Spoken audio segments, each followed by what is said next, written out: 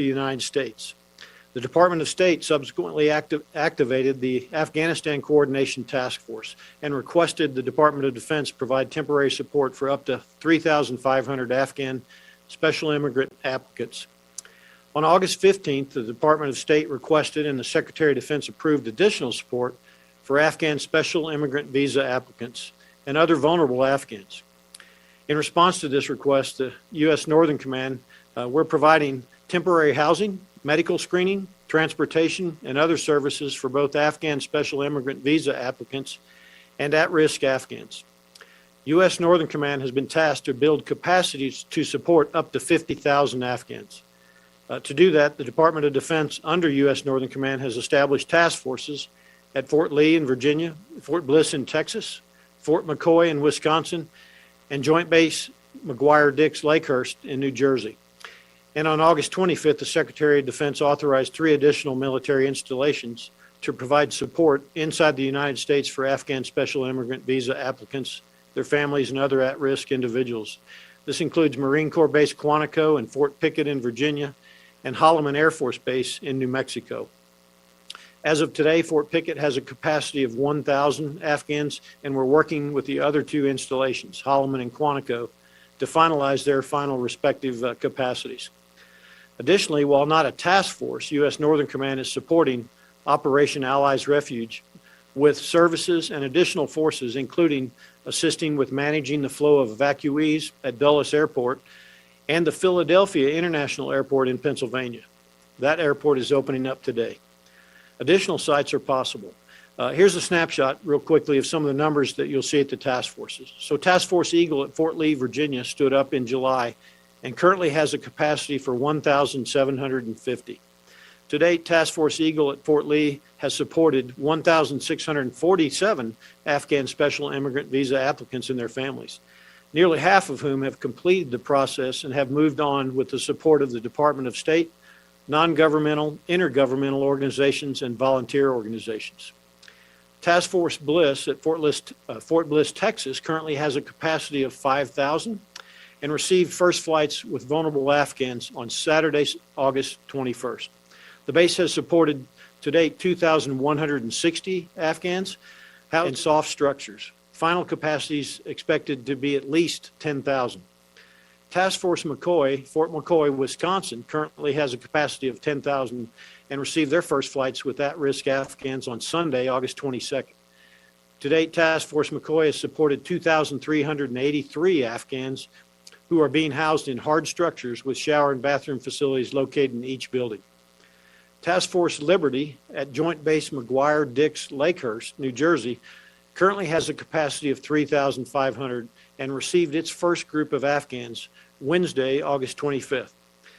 To date, Task Force Liberty has supported 1,192 Afghans who are being housed in a mix of hard and soft-sided structures. Final capacity at Task Force Liberty is expected to be at least 10,000.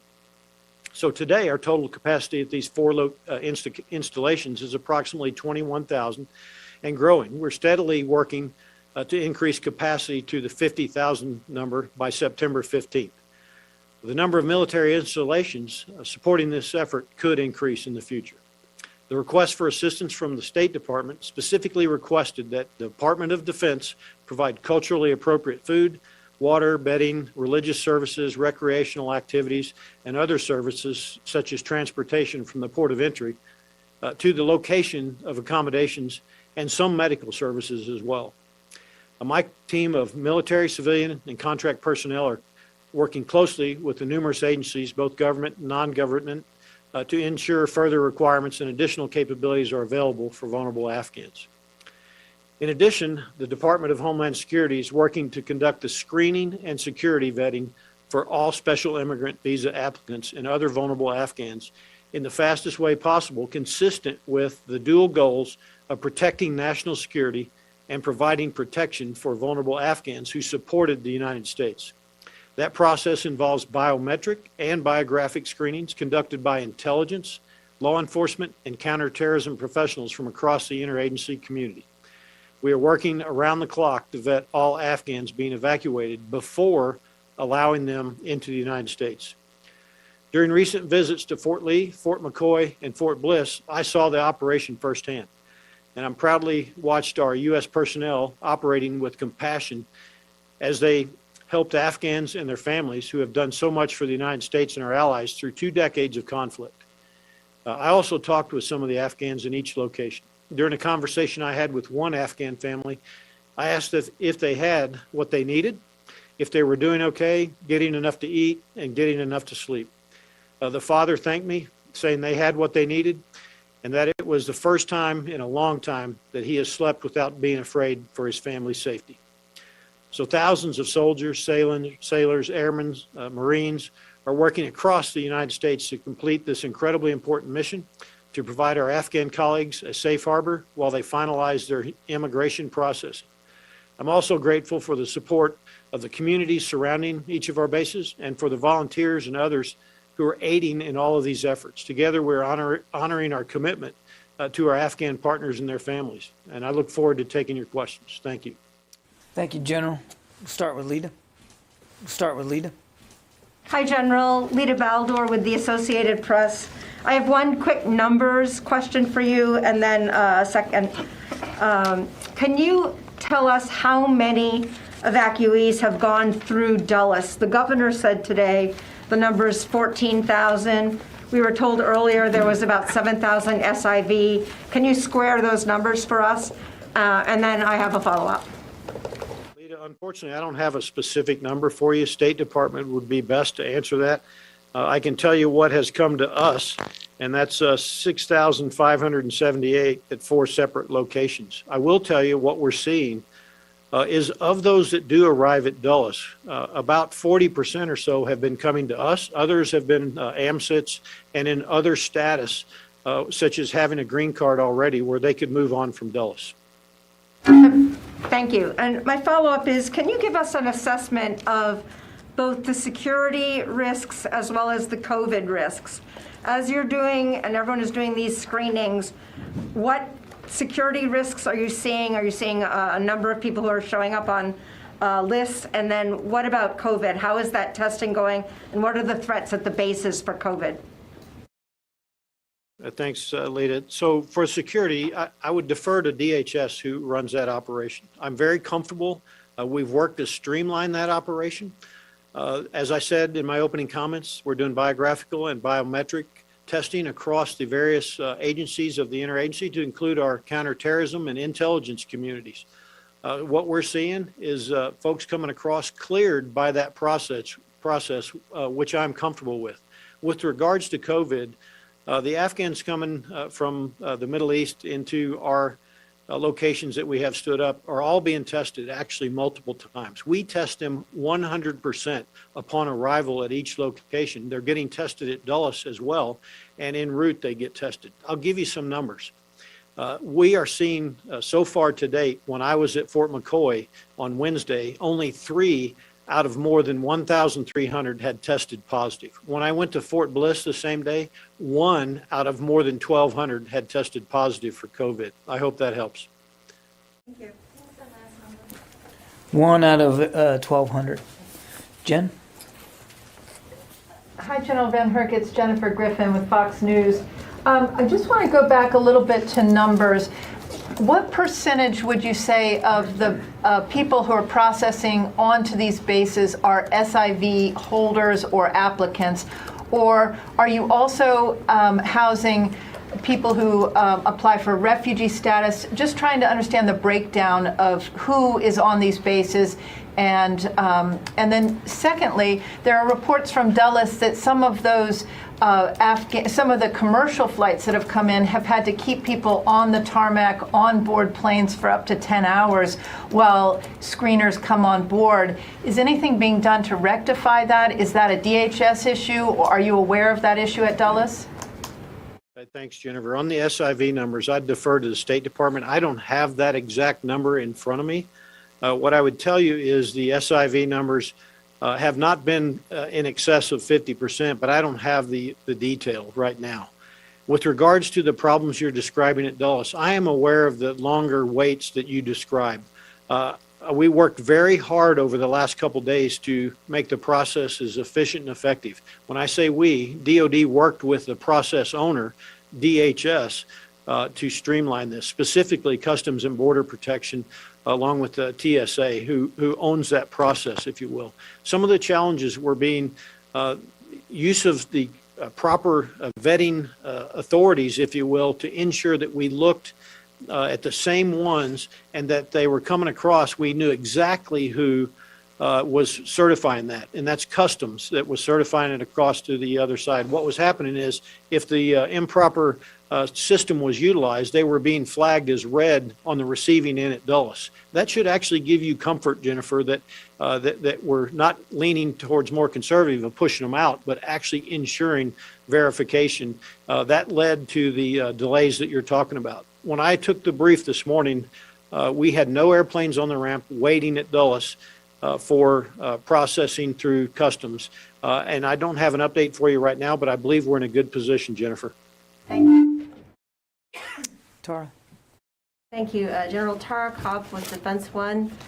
Following up on Jen's question, can you talk about the challenges that you've had with the DoD and DHS systems, the biometric systems, actually being able to pass that information in a timely manner, and explain a little bit more about how all of the different flagging red that you've seen because names were passed through different systems? I really can't answer that question. That's a question for DHS, and I apologize. I just don't have that information. And to follow up a little bit more humanitarian, with all of the thousands of Afghans that are going onto these bases, many of them left their country with very little and probably have different levels of means to start life over here. How long is DoD prepared to house and feed these refugees? We're prepared to house them and feed them as long as it takes to get them through the process and as long as the Secretary approves that. I agree with you. They're coming here starting over with what they bring with them. We've been incredibly well supported by the local communities, the non-governmental organizations, et cetera, that have jumped in to help these families with things of need, such as diapers, formula, clothing, you name it. You see the gamut when you're talking these large numbers, and we've been tremendously blessed to have great support. Are they willing to host as they go through the process? What do you mean by the process? If they don't have a place to go, how long can they stay on base? Well, they'll stay on base till they complete the special immigrant visa processing process, which is owned by the State Department with support. We provide medical support. We provide contract medical support as part of that. So each of the applicants will go through a screening process, such as screening for, diseases, vaccinations, if they need vaccinated. We'll have the International Migration Organization come in towards the end of the process and work with them on where they need to be relocated. Many of them have family already here in the United States, or they'll be relocated to places where there's already Afghan populations, et cetera. What we saw at Fort Lee with those a special immigrant visa processing is that was taken about 5 to 7 days. We won't know exactly how long that's going to take until the State Department and everybody is on the ground full up and we're ready to begin processing. Remember, we've only been at this for a few days. And so at each location, we're going to spin up rather quickly here and begin the application and the process for a special immigrant status. Or Oren Lieberman from CNN. The SIV application process, the screening process, is a long process. What happens if at some point while somebody is on a military base they fail that screening? Are they going back to Afghanistan or what's the plan there? And then, John, are you also taking questions? later. I would defer you to the Department of the State for that. That's really their area of expertise. We're prepared to continue this support until we get through this process in support of the State Department. There must be a plan here. If somebody fails a screening process and is already on a U.S. military facility. So let me go back, Oren. So they have gone through the screening process. before putting feet in the continental United States from a security perspective. When they are through customs, they are paroled into the United States of America. And if they have relatives, theoretically, they can go with those relatives. What we're doing is helping them get through the screening process. And so we provide all of the governmental organizations to support that, the medical process, et cetera. And so we are not doing security screening in support of State Department. This is part of the application for special immigrant status. I hope that clarifies it. Tony? Hi, so Tony Capaccio with Bloomberg News. Do you have a breakdown by gender, roughly, of how many women, girls, boys, and men have been processed by DOD? It begs a lot of questions in terms of separate facilities. And then I had a second question about culturally appropriate food. Are we talking MREs or humanitarian MREs or local kitchens being hired to cook? Thanks, Tony. So we're seeing about 50-50 male, female. That can change back and forth. We're seeing about 15% with children. We're seeing a lot of the females who are pregnant. So I don't have a specific detail for what you asked about for the total number with children, male, female, et cetera. But that gives you an idea. We're seeing right now 513 children at one location for a total of about 30% of that, the location. With regards to your second question, we contract to provide support, meals, multiple meals for large windows. So, for example, we'll provide a breakfast meal for a halal for their culturally appropriate for a 3-hour window. We'll shut down for a second, and when I say we, it's the contract support at each location. Then we'll spin up for a lunch meal, and we'll do the same for the dinner. Most locations, I believe, will have or do have a 24-hour grab and go culturally for the Afghans as well. I hope that answers your food question. Let me go to the phone here. And that Laura Seligman, Politico.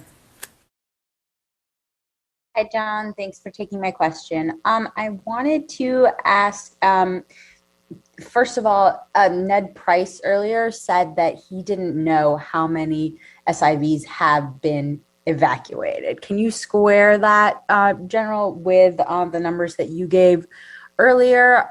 Is there a discrepancy between the ones that have been evacuated and the total number of people that have come to the United States? What is the difference there, and what is it that we're missing? Hey, Laura, you need to ask the State Department. I don't have that data for you. That's a question for them. And are there, as a follow-up, how many SIVs and other Afghans do you estimate are still at the Kabul airport awaiting a flight out? I'll defer to General McKenzie and the forces forward. I don't know that answer. The State Department or CENTCOM may have that answer for you, Laura. Today it was about between 3,000 and 5,000 earlier today, but as we have talked about before, this is a snapshot in time, and it literally changes by the hour. But the last thing that I saw was somewhere between 3,000 and 5,000, but again, changes hour to hour. Courtney? Hey, General Van Herk, it's Courtney Kuby from NBC News. I just have a couple of clarifications. So when you talk about how these individuals have already gone through the screening process before they even set foot here in the United States, does that mean that their names have already been run through the National Counterterror Database? Courtney, thanks. It is my understanding that each one of them and their names and their biographical data and their biometric data has been run through the established databases. Second, you also mentioned some of the medical support that the military is providing, including vaccinations. Does that include COVID vaccines at the bases? Are those mandatory or optional? The vaccines are offered to them. They're offered at Dulles. We offer them as well as the task force locations. They are not mandatory. We see many of them are taking the vaccine if they've not already had it. One, on the paperwork that they're getting assistance for their SIV paperwork, is there any U.S. military component? Like, do you have any military members who are assisting with that paperwork? So the paperwork on our end for accountability purposes, where they arrive at the task forces, we absolutely are part of that paperwork process to ensure accountability, to to provide security, et cetera, for them at each of those locations. Prior to arriving at our task force locations, we are not directly involved with the paperwork process.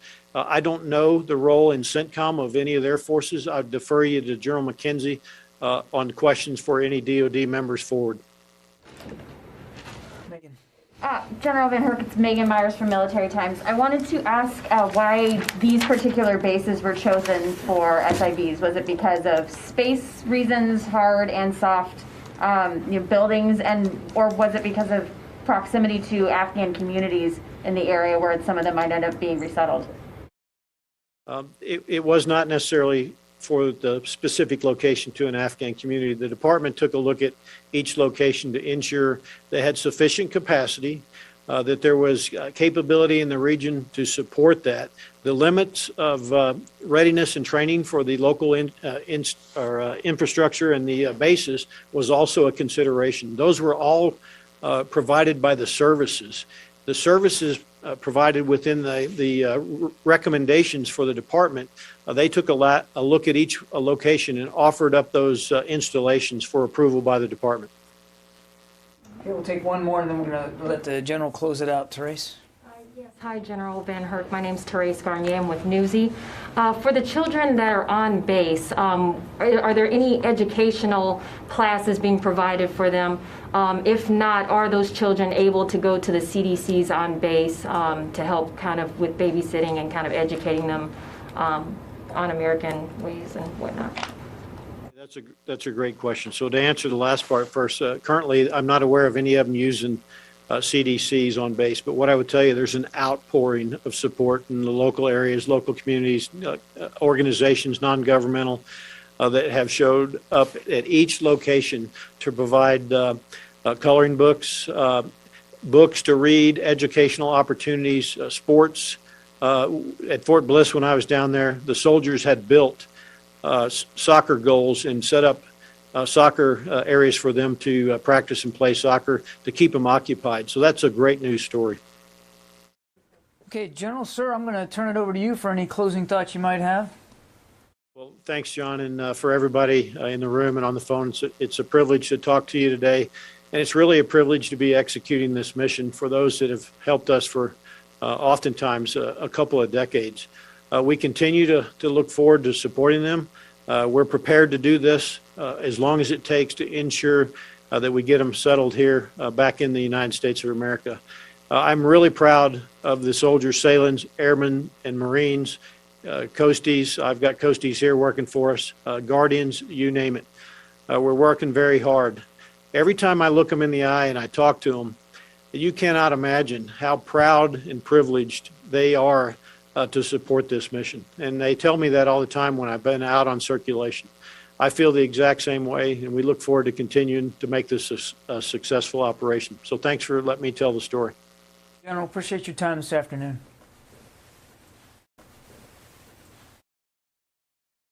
Okay, I got time to take a few on my own. Just two quick things that I think popped up on social media in the past hour or so.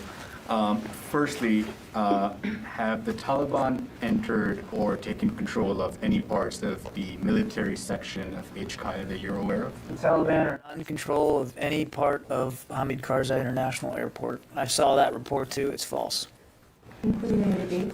They are not in charge of any of the gates, are not in charge of any of the airport operations. That is still under U.S. military control. Lita. John, can you give us any further details on the attack at this point? Anything about whether the Marines noticed the attacker coming? Anything about the firing of the shots? Has any of that been kind of cleared up at this point? I don't have any additional details from what General McKenzie laid out yesterday. Again, we're going to do the forensics on this and try to learn as much as we can. And when we have some verifiable context to be able to talk to you about that, we'll do it. But we're still digging into it right now. And one other thing, do you have any timing on when you believe the aircraft with the remains will arrive at Dover? I don't. And as you might imagine, we're in the services are in contact with the families, and they'll notify the families through the casualty assistance case officers, and I think I want to respect that process. As you know, sadly, from covering this for so long, Lita, I mean, it doesn't, usually the process doesn't take that long.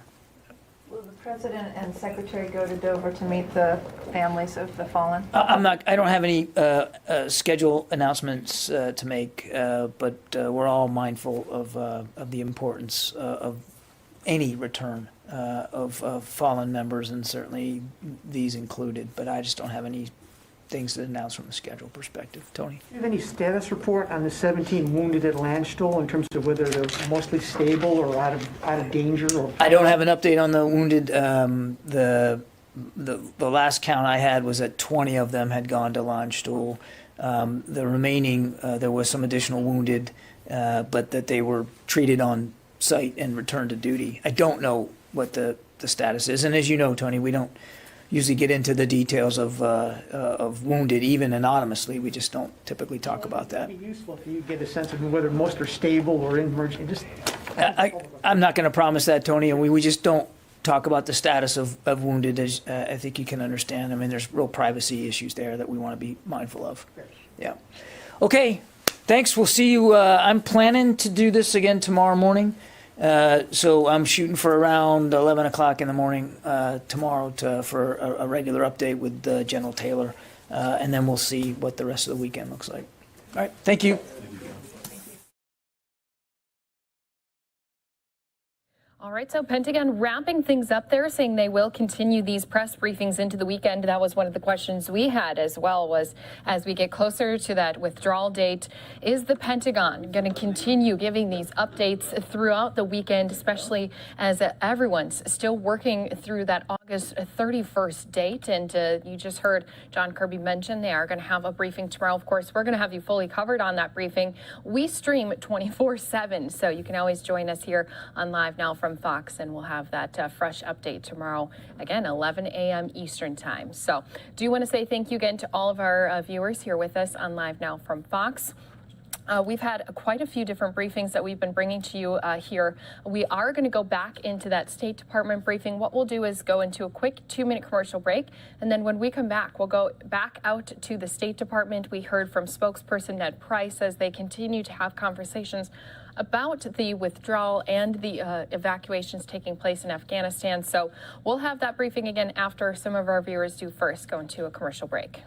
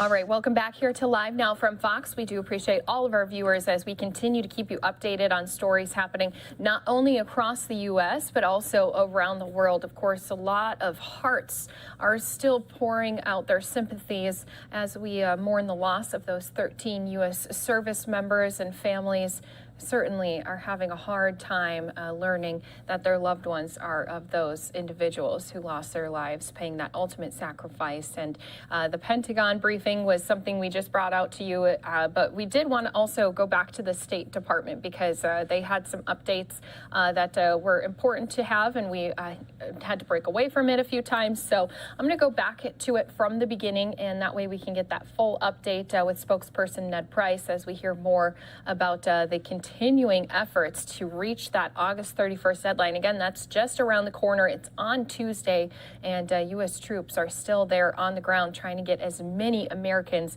as many of those IV applicants and refugees out of the country as possible. So let's go out to the State Department briefing, and then, of course, we'll be bringing you more news across the country after we listen in with Ned Price.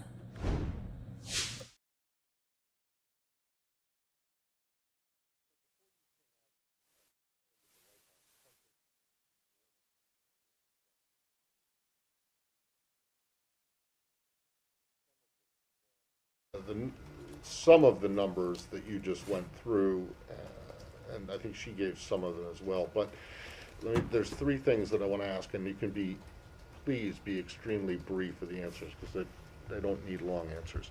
Do you have numbers, after you've just given us the AMSIT numbers, do you have numbers, or do those include LPRs? Also, do you have numbers for remaining SIVs? Do you have numbers for P1, P2, remaining P1, P2 applicants? And in terms of the broader universe of at-risk Afghans, do you have numbers for those? Secondly, she punted on the idea of a diplomatic presence post-August 30, post-Tuesday.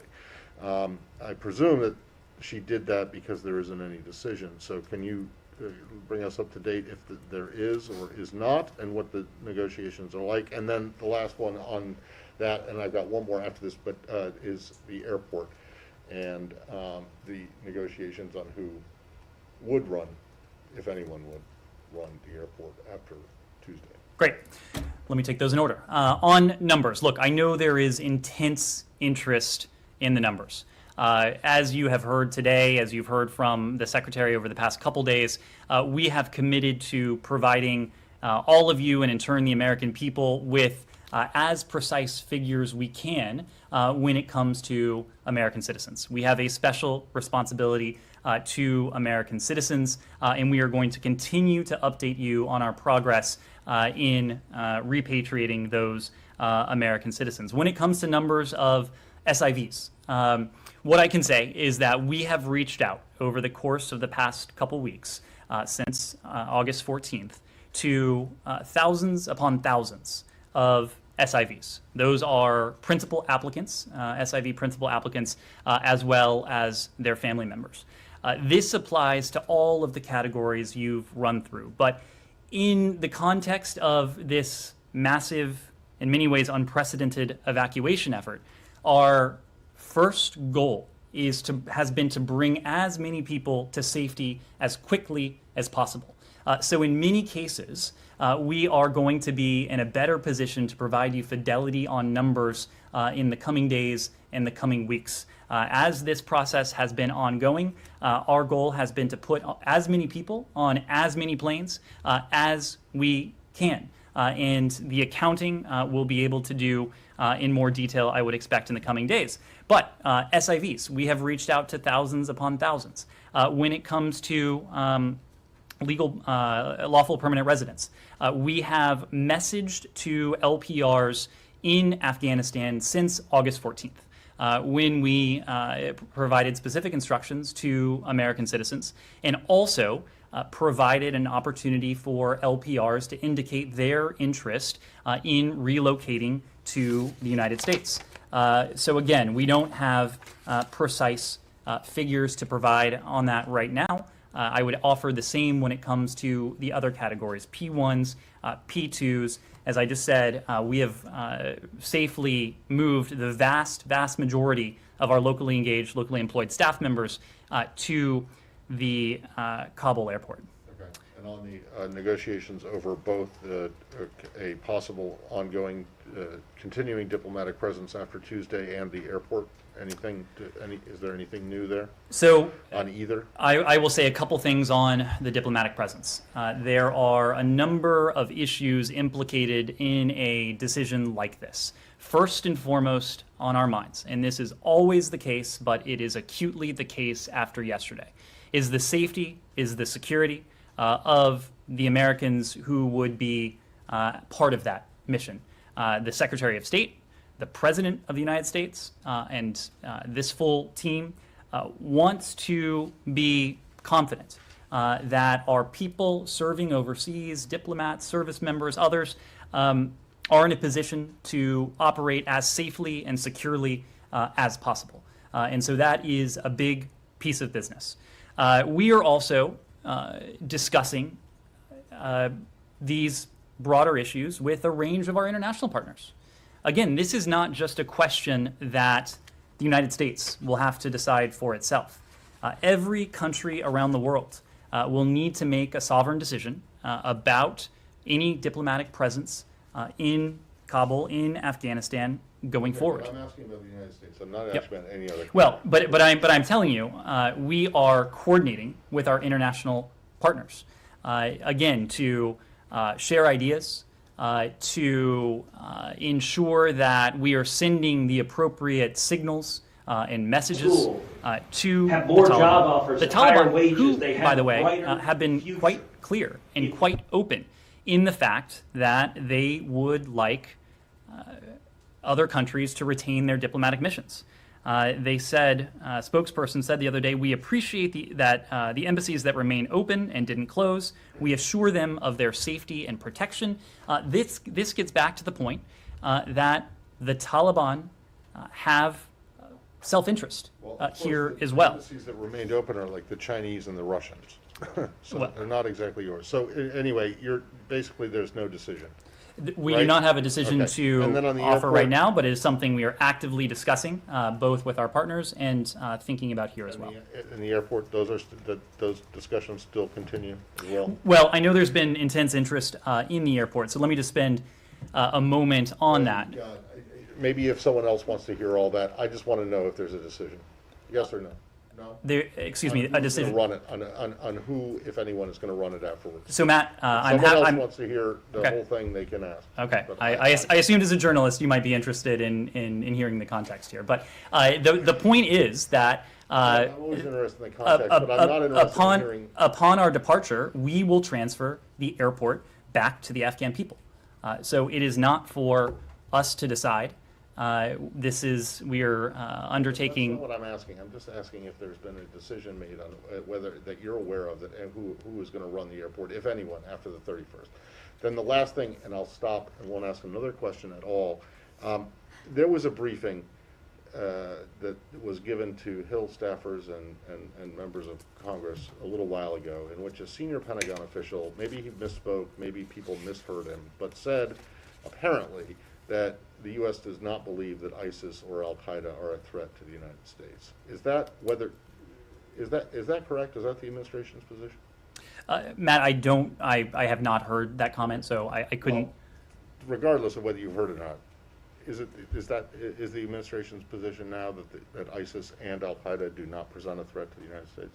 I would need to know more about the context of that specific quote, but let me be clear that this president has made certain, and he has made clear in no ambiguous terms, that we will continue to confront, using every appropriate tool, groups like Al Qaeda, groups like ISIS, any group around the world, wherever it is, that would potentially pose a threat to the United States and our people. Yes, Humira. On the airport, I don't know if you've seen, but just now there are a number of pictures and reports on Twitter from various accounts that Taliban units are moving into the Kabul airport. Have you seen that? Have the people, has the United States military seen that? Anything you can say? So my colleague at the White House was just asked about this as well. Yes. What DoD has spoken to is their retrograde planning, the fact that we certainly intend to complete our mission by August 31st. When DoD spoke, these pictures were not, this is just happening like the past half an hour. Yep. I don't have any response to that, but if there is any change in DoD retrograde operations or timing, they would need to be the ones to speak to that. Is there any reason to think that U.S. forces would not be at the airport through the end of the day on August 31st? Again, any timing operation when it comes to retrograde operations, the Department of Defense would need to speak to that. Our people, those under Chief of Mission Authority on the ground, will leave the country as part of those retrograde operations, but ultimately DoD will need to speak to the timing in those operations. Wouldn't that affect the remaining evacuations of any remaining U.S. citizens or Afghans who have permission to leave under the U.S.'s auspices? What I will say generally, and this is the point that DoD has made, is that retrograde is not like turning a light switch. It is not off at 1 minute and on the next. This is a transition from a full-scale evacuation ultimately to a full-scale retrograde and departure. But as to the mechanics of that, I would need to refer to DoD. Just want to continue a little bit on recognition and aid. So we're seeing that the reality is sinking in Europe about Taliban, and they're accepting that they'll have to deal with the group. Where is the United States? Where is the United States on that? And I know that your focus is on the evacuation, but the urgent element of that is providing humanitarian aid. And since there is quite a bit of uncertainty about the airport as well, but you have expressed your commitment to provide the aid, so how exactly are you going to do it? And has the United States come to that decision that they will have to deal with the Taliban, not least because of humanitarian aid reasons? So first, on the issue of recognition, it is not unlike the question of any diplomatic presence going forward, in that it is something that we are in regular, constant contact with our allies and partners around the world to discuss. You referenced some statements from unnamed European countries. There have been actual formal communiques from including some of our closest allies in the world in the context of the G7, in the context of NATO, in the context of other fora and groupings that speak to a unified position on this. Does that mean you're aligned with their means their position? Because Merkel, for example, said it's a reality, we will have to deal with them. Is that where the United States is also? What you were referring to is a separate question from recognition, a separate question from conferring legitimacy. But what I will say is that these are questions that we are actively discussing with our European partners and well beyond. As I believe you've heard, our Deputy Secretary every other day convenes a group of nearly 30 countries, including NATO allies, but also including countries in the Indo-Pacific region, to discuss issues that are tactical and operational, but also strategic in terms of what any relationship with the future government of Afghanistan will look like. Let me try super specifically, Ned. Should the Taliban get the Afghanistan seat at UN? These are not questions that we're prepared to answer today. And we are not prepared to answer them today precisely because we have heard a range of statements from the Taliban. Some of them have been positive, some of them have been constructive, but ultimately what we will be looking for, what our international partners will be looking for, are deeds, not words. What we are going to be focused on and questions of any future diplomatic presence, any questions of recognition, any questions of assistance is follow through. Again, deeds, not words. Now, humanitarian assistance is a separate issue. And we have proven in contexts that are varied and really encompass the world, the globe, that we can maintain a humanitarian commitment to, in this case, the Afghan people, in ways that does not have any funding or assistance pass through the coffers of a central government. So that commitment will remain. I expect the United States will continue to be a very generous donor to the Afghan people. Over the course of the past 20 years, it's nearly $4 billion. It is $250,000. $250 million we allocated just this summer, and the president just a few days ago allocated another $500 million to support internally displaced persons inside Afghanistan, Afghan refugees, and Afghans around the world who may be in need of assistance. Yes. Yes, if you follow up on the diplomatic presence, has the Taliban directly, explicitly asked the U.S. in your conversations to keep a diplomatic presence? And if yes, what assurances have they provided for the security, etc.? And also on the locally employed staff, you spoke about vast majority out or about to be out. Can you put any figure about that, and how many are still not out or about to be out? In terms of diplomatic recognition and what we've heard from the Taliban, look, we have heard the same. Presence, not really. Excuse me, presence. We have heard the same thing from the Taliban privately that they have been saying publicly. I referred a moment ago to a public Taliban statement that they want embassies to remain open. They have made very clear to us in our communication they would like to see an American diplomatic presence remain. Ultimately, of course, it's not up to the Taliban. It's a determination that we will need to make consistent with the overriding prerogative, and that is the safety and security of American officials. It is a decision we plan to discuss and to confer about with our allies and partners as well. Look, the Taliban have pledged publicly. They said, we assure them of their safety and protection. Those are the same kinds of assurances we've received in private. But I can tell you, we don't put all that great a value on again, words. What we are going to be looking for is an indication that there is substance, that there is merit to those statements, an indication that there will be follow-through before we make any such decisions. Remind me of your second question? On the number of the locally employed on the number of locally engaged staff, there have been hundreds who have been moved to safety in recent days. That is the vast majority of our locally engaged staff and their family members, Laura. You don't have numbers of how many are still there? The vast majority are now safely out of Afghanistan or at the airport compound, Laura. Thanks. I have two evacuation-related questions. First off, there are reports that private planes are trying to fly into HKIA to evacuate some Afghans, but have been turned away and specifically told by the United States to not land. Do you know if those reports are true? I would need to refer to the U.S. military to speak to those reports. What I can say is that this has been a highly effective operation when it comes to the evacuation, and you need look no further than, again, the metric that matters, and that is 110,600 people through U.S. military and coalition flights since August 14th. This is an operation that requires a great deal of coordination. It is an operation that requires a great deal of choreography. Any airport around the world, especially one as busy as this. Look, Hamid Karzai International Airport, for those of you who have been there, no, it is not Chicago O'Hare. It is the size of an airport of a fairly small town.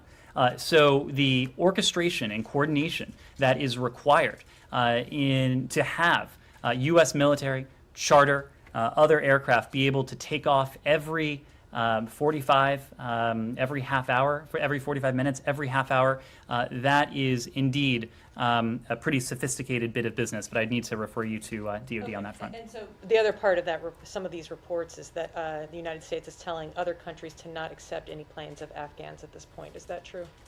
That we are telling other countries not to accept yeah. planes?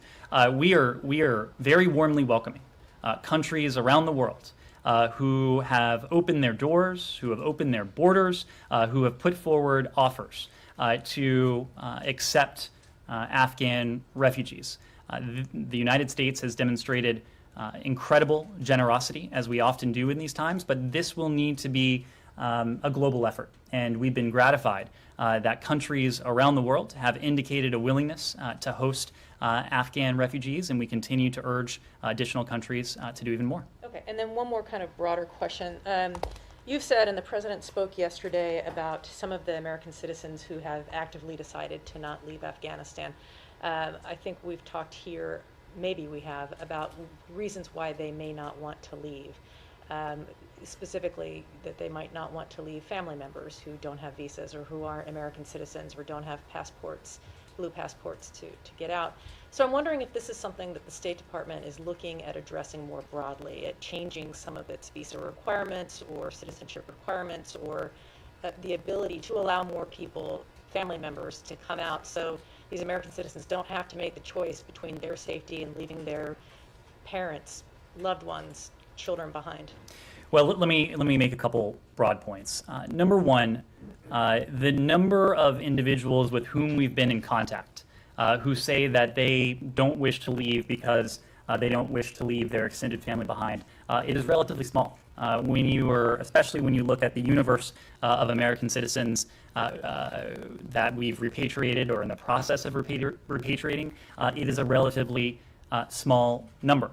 But number two, when we talk about this, and I think this is important to understand the context around these numbers, the people we're in touch with, the individuals we believe to be American citizens we're in touch with, that number will fluctuate. It will be dynamic, precisely because, especially as we get to a smaller and smaller universe of American citizens, they are making these decisions and sometimes reversing these decisions multiple times a day. And so when we say that we are in regular contact, we mean regular contact, multiple times a day, sometimes hearing one answer, other times hearing another, as the remaining Americans make these decisions.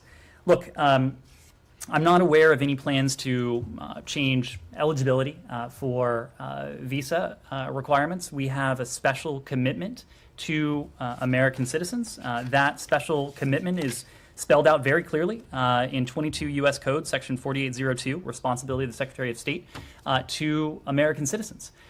What I will say, and the point that I think is relevant to this, is that our military operation will come to an end by August 31st. What does not have an expiration date is our commitment to any American who, for whatever reason, decides not to take us up on the offer of repatriation now, but who may come to us in days, weeks, months, or years to say, I want help, I want assistance leaving. Now, the tactics that may be available to us, depending on where we are, given all the questions you've asked about, they may be different. In fact, they almost certainly will be different, at least in the near term. But our commitment to American citizens will not change. An American citizen who has extended family, those extended family members may be eligible to travel to the United States under other forms of eligibility. And we've talked about some of those forms of eligibility.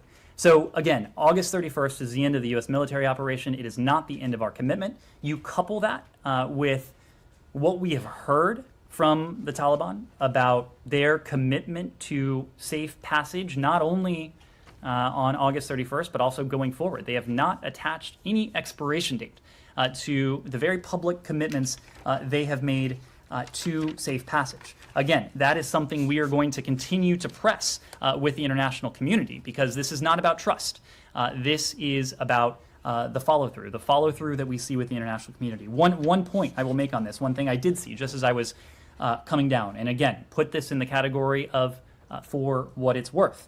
But on live national television this afternoon, a senior Taliban official said that the Afghan borders will be open.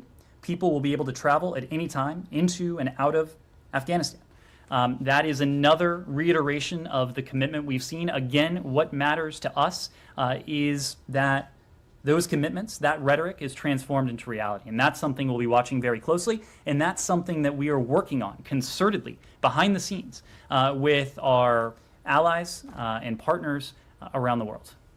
Yes, Jen. Are you aware of any U.S. citizens who were killed in yesterday's attacks who weren't military or any, civilians? We conducted accountability for all individuals who fall under Chief of Mission Authority. That accountability was complete shortly after we received word of the attacks. We are unaware that any Americans were, either private or Americans under Chief of Mission Authority were killed or injured or harmed in the attacks. And then what is the State Department's position on some of these opposition forces that have cropped up across Afghanistan? Are you supportive of these movements? So our position is the same position that we had yesterday, before August 14th, before August 1st, going back. There needs to be a political settlement to this.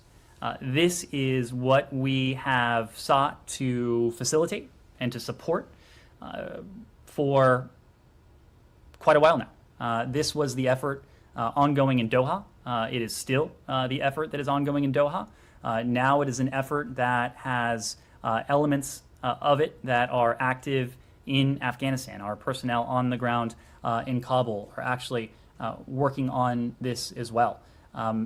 There needs to be a political settlement. It needs to be, if we are, to get back to these questions of recognition, if any future Afghan government is to be one that we can work with, it needs to be inclusive.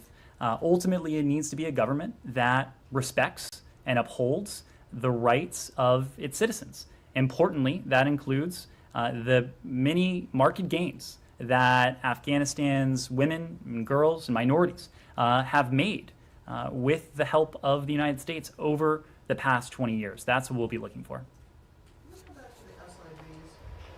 You've said multiple times in the past few days that as many people as possible will be evacuated before August 31st. That implies that some people aren't going to be on a plane leaving the country. What is the U.S. government's best estimate of how many people will still need help leaving Afghanistan after August 31st? Ross, it's a difficult question because, look, we have evacuated more than 110,000 people so far.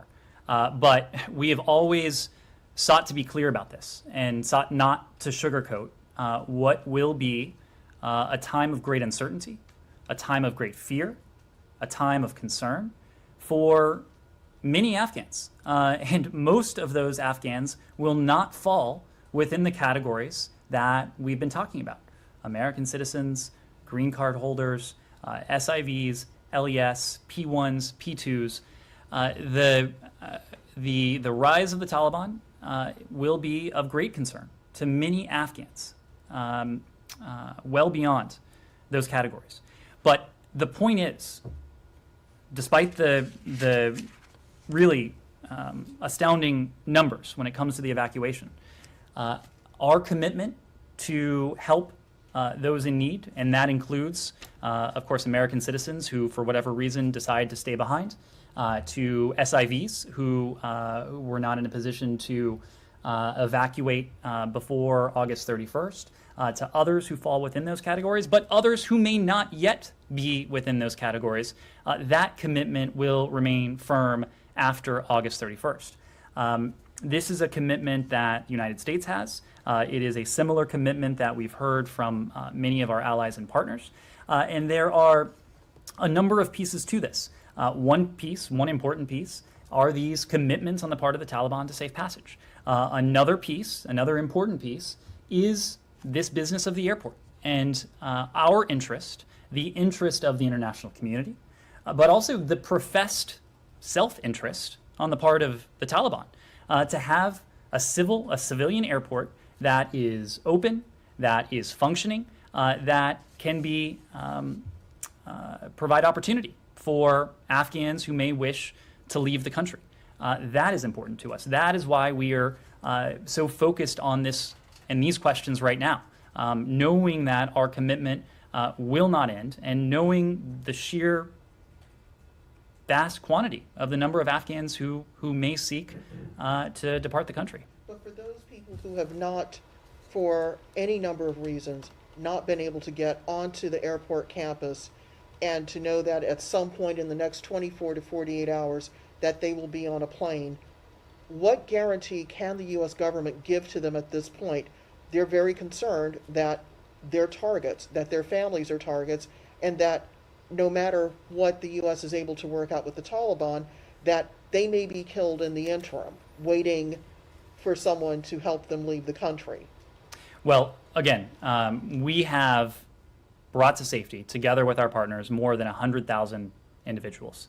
Many of these individuals were precisely in that position, fearing that were they to have stayed behind, they could be subject to intimidation, to violence, or worse, for what they've done, for the causes that they've espoused, the places that they've worked, or even, frankly, their gender. And so that is why we have worked so assiduously together with our partners, to effect this evacuation, the results of which speak for themselves. But look, you were right, and there will be many more Afghans who may wish to leave. Again, we have a special responsibility to a subset of those individuals, to American citizens who or dual nationals who opt to stay behind, to SIVs who, for whatever reason, are unable to come to the airport at this time, to potential P1, P2 referrals. We will, again, consistent with everything we've said about these commitments to safe passage, which we are very much in the process of seeking to buttress and to reinforce with our partners in the context of civilian airport, that we are doing everything we can to see to it that, again, with our partners, it remains open and a source, an avenue of refuge for those who seek to leave. But it is not just about beyond those categories. It is not just about doing all we can to affect the safe departure of Afghans from Afghanistan.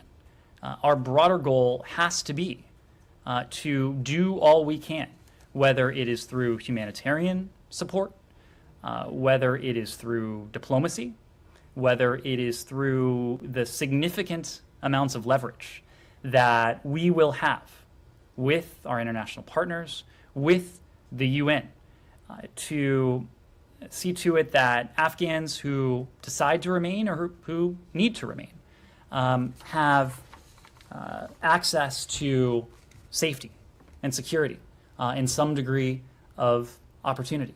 That will be the goal of our approach going forward. Yes, we will continue to have a commitment to those we've worked with, to our citizens, for those who opt not or cannot leave now.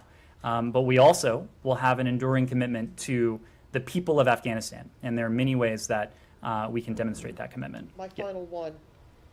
So what are you telling people who may find themselves in Afghanistan on September 1st? What should they do? Well, again, it's hard to be categorical because we will have different messaging for people in different categories. Again, we have a special commitment to American citizens.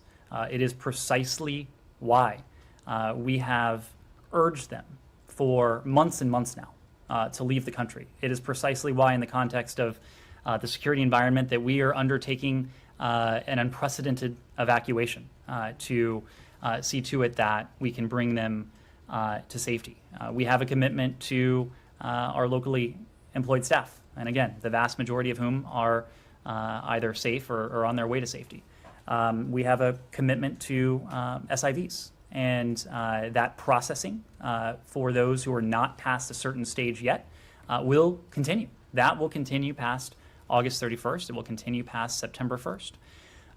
But again, when it comes to the broader set of Afghans, many of whom will have some of the same concerns, will have some of the same fears that you've expressed.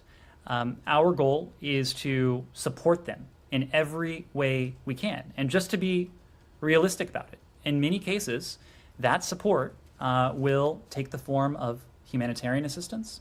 It will take the form of what we are doing politically and diplomatically vis-a-vis any future Afghan government to impress upon them and use every lever that we have, every appropriate lever we have available to us to see to it that the government upholds the basic rights of the Afghan people.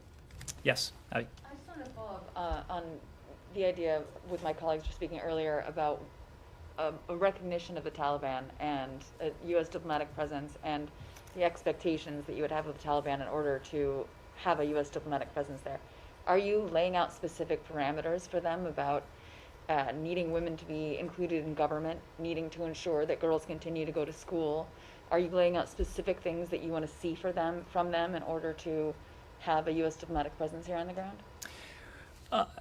We have made clear to the Taliban well before August 14th that the United States has a set of criteria. And we have given them specific criteria that we would look to for any future government. The Secretary has spoken to this to some degree. He's made the point that any future Afghan government that respects the rights of its people, that is inclusive in its approach, that follows through on its counterterrorism commitments, and that follows the norms set out by the international community, the basic norms spelled out by our allies and partners. That may well be a government we could work with. Conversely, a government that does not do those things is almost certainly a government that we cannot work with. So again, we can have these conversations with the Taliban at this moment in time while government formation is taking place. But what really matters, the only thing that matters, is what any future government looks like and how any future government behaves. And how any future government behaves vis-a-vis the rights of its people, its counterterrorism commitments, and yes, our ability and the confidence we would have, to be able to operate any sort of diplomatic facility safely and securely. Because, again, there is going to be nothing more important to us when we think about these questions of a diplomatic presence than that singular question, whether we're comfortable in the conditions, whether we are confident that our people can operate safely and securely on the ground. Yeah, let me move around a little bit. Yes. Thank you, Ned. I have two questions, please. First, we've spoken to several Afghan refugees who've recently arrived in the United States, and they said among the chaos they had to leave family members behind, and that they were separated essentially. Is the U.S. State Department working with any of these refugees who have arrived in the U.S. and said they've been separated? Are you helping them locate family in Kabul and doing anything to get them together to bring them to the United States? Again, these are questions that will have to be adjudicated on a case-by-case basis. Many of the refugees and vulnerable at-risk Afghans who have already made it to this country, whether they were SIVs who were resettled, whether they are at-risk Afghans who have more recently arrived, are working with refugee resettlement agencies. And so it is true that our Bureau of Population, Refugee and Migration is working very closely with these refugee resettlement agencies. There may be cases where there are individuals in Afghanistan, including American citizens, that where we have will be able to assist, and there will be other categories of eligibility going forward for individuals who are related, who are family to those who have been relocated. That may provide an opportunity for them to come to the United States, but it's really not something we can speak about in such broad terms. Do you have a channel for them to communicate? This department is in regular communication with the refugee resettlement agencies. We have personnel on the ground. When at-risk Afghans arrive here in the United States, we are in regular contact with the resettlement agencies thereafter. My second question has to do with security around the airport. Yesterday, General McKenzie said that the Defense Department is sharing versions of information with the Taliban. and there's some coordination on security. Does that coordination extend to members of the Haqqani network who are also providing security? No, it does not. The Taliban and the Haqqani network are separate entities. Yes. I wanted to ask about the reports that have come out about the U.S. sharing information from about Americans' names who are trying to get to the airport, other information, and their coordination with the Taliban. Can you speak to those reports? Are U.S. diplomats providing that level of detail to the Taliban? What I can say is that the idea that we are providing names or personally identifiable information to the Taliban in a way that exposes anyone to additional risk, that is simply wrong. Simply wrong.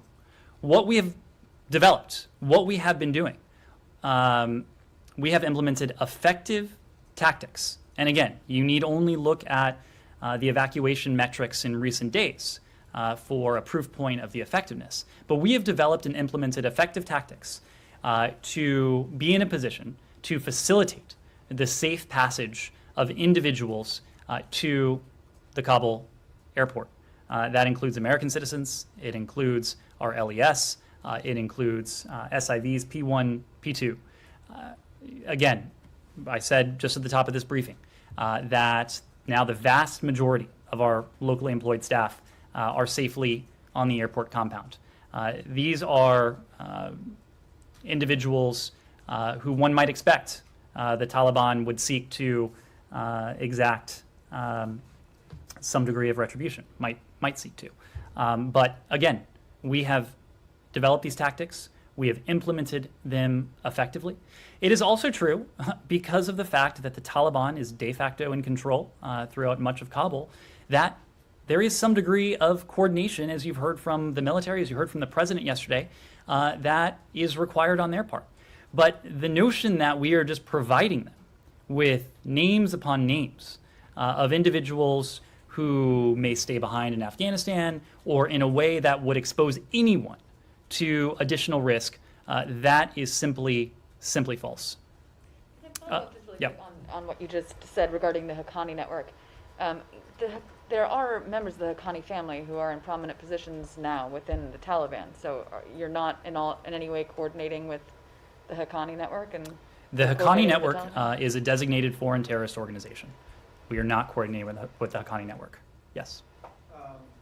So after the 31st, U.S. military forces will leave. How is the U.S. going to facilitate evacuation of Americans and SIVs after that? What kind of diplomatic measures are being considered? So we are considering, and part of this goes to the questions of any sort of diplomatic presence, the types of consular assistance that we may be able to provide after August 31st. So I don't want to get ahead of where we are. But we are thinking about this, knowing our commitment to the American people, to American citizens who, for whatever reason, decide to stay behind or who aren't able to reach the airport safely. So in our planning, we are absolutely prioritizing that. When it comes to other categories, people who are not American citizens, again, this gets back to the issue we've been discussing. We have a commitment to special immigrant visa holders or special immigrant visa applicants. We have a commitment to our locally engaged staff. We have a commitment to other at-risk Afghans that doesn't expire on August 31st or any other date. Again, the Taliban have provided commitments to safe passage that don't expire on August 31st or any other date. Our commitment, we are firm. We know that will remain. The Taliban's commitments, again, we will have to see what that looks like after August 31st. But here's what we do know. We will use, again, every appropriate tool available to us, every appropriate tool available to the international community to see to it that the Taliban upholds that commitment. It's another reason why we're focused on the airport, doing everything we can to get the airport up and running. I know Matt said he didn't want to hear it, but No, it's not that I don't want to hear it, Ned. It's just that when you give a 10-minute answer that doesn't give Well, let me volunteer. Let me volunteer one thing that you didn't ask about that I think may be of interest to some of you. Teams of U.S. and allied air traffic experts have assessed Karzai International Airport for capabilities that would support the resumption of commercial operations once we depart. Again, we are departing by August 31st. Upon that date, we are essentially giving the airport back to the Afghan people, but we are working with all concerned parties to facilitate a smooth transfer of both the airport and the airfield, knowing how important it is to us, how important it is to the international community, and again, how important it is to the Taliban's own self-interest in much of what they would want to see happen. So can you explain then what the assessment was? I mean, is this an airport that can be run without... Now you perk up. Look. Well, this is kind of what I was trying to ask in the first place. It was the answer I was trying to give in the first place. All right. I apologize for not letting you... So anyway, so you've done this assessment. What does that assessment tell you? Are you able to assume that the airport can continue to operate without interruption, or will there have to be some kind of a pause? So that assessment was only recently completed, and so I don't want to get ahead of it. Some of this will also involve diplomatic talks. There's a technical piece. There's also the diplomatic piece with other countries in the region who may be involved, in addition to the Taliban, of course. So I can't get ahead of that. But what I will say generally is that running an airport is not an uncomplicated piece of business. With the U.S. military set to depart by August 31st, I think that it is probably unreasonable to expect that there will be normal airport operations on September 1st. But what we are trying to do right now is to lay the groundwork to see to it that resumption of civil aviation consistent with international civil aviation standards can resume as quickly as possible. Yeah. Does this involve ICAO? The ICAO standards are the standards that are being that the assessors are measuring it against. Is there any indication of how long it might take after? Like you say, it's probably unlikely that they could go to normal service on the 1st, but what, a week? Maybe? You'll be surprised to hear I'm not an airport engineer, well, I know, but is that part of the assessment that was? That's very much part of the assessment. The condition of the airport, what it might take. I don't know what the conclusion of the assessment was for. No, nor would I be in a position to read it out. But again, it is a complex undertaking to run an airport anywhere, especially an airport in a place like Kabul. When you say it's unreasonable to expect there will be normal airport operations, do you expect the airport to shut down or its operations significantly reduced? So again, the U.S. military is leaving by August 31st. At that point, we are handing the airport back to the Afghan people. What we are doing is trying to lay the diplomatic groundwork and the technical groundwork. What exactly is that, though? Like, what are you bringing? Are you suggesting something to Taliban? Are you proposing something? There have been discussions. This is something we are discussing with the Taliban. It is something that other countries in the region are discussing with the Taliban. It is something that these assessors have in turn discussed with the stakeholders. So it is, again, just to reiterate, it is not up to us what happens to the airport after August 31st. But you have visibility into those talks. So do those talks with the Turks, private enterprises, Qataris look like there's going to be a decision before September the 1st? Again, there are a number of stakeholders involved in this. The Taliban, the technical assessors, regional countries as well. We are facilitating this dialogue. We are facilitating these discussions with one goal, and that is to do everything we can before August 31st to see to it that a civilian airport in Kabul can be up and running as soon as possible. But ultimately, the disposition of the airport and what form and functionality it has after August 31st, it's not up to us. Yes? You're saying you're handing the airport back to the Afghan people. Are you not just handing it back over to the Taliban on August 31st and who's taking control? Are you shutting it down? Are you welcoming?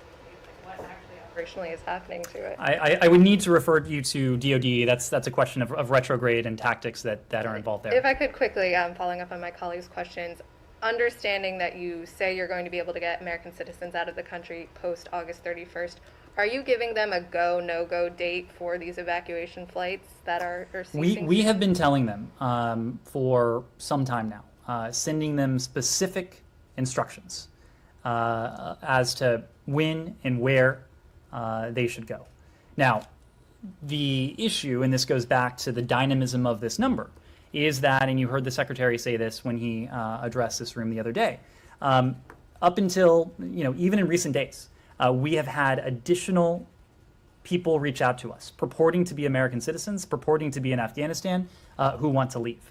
And so it is an ongoing process to determine which of these new entries are in fact American citizens, which of them are in fact in Afghanistan, and which of them do in fact wish to leave. So for individuals with whom we've only recently been in contact, they may be getting information that is new to them. But when it comes to Americans we have who have been in our system for some time now, we have been communicating with them directly for a number of days, providing them precise and specific instructions as to when and how to reach the airport. Yes?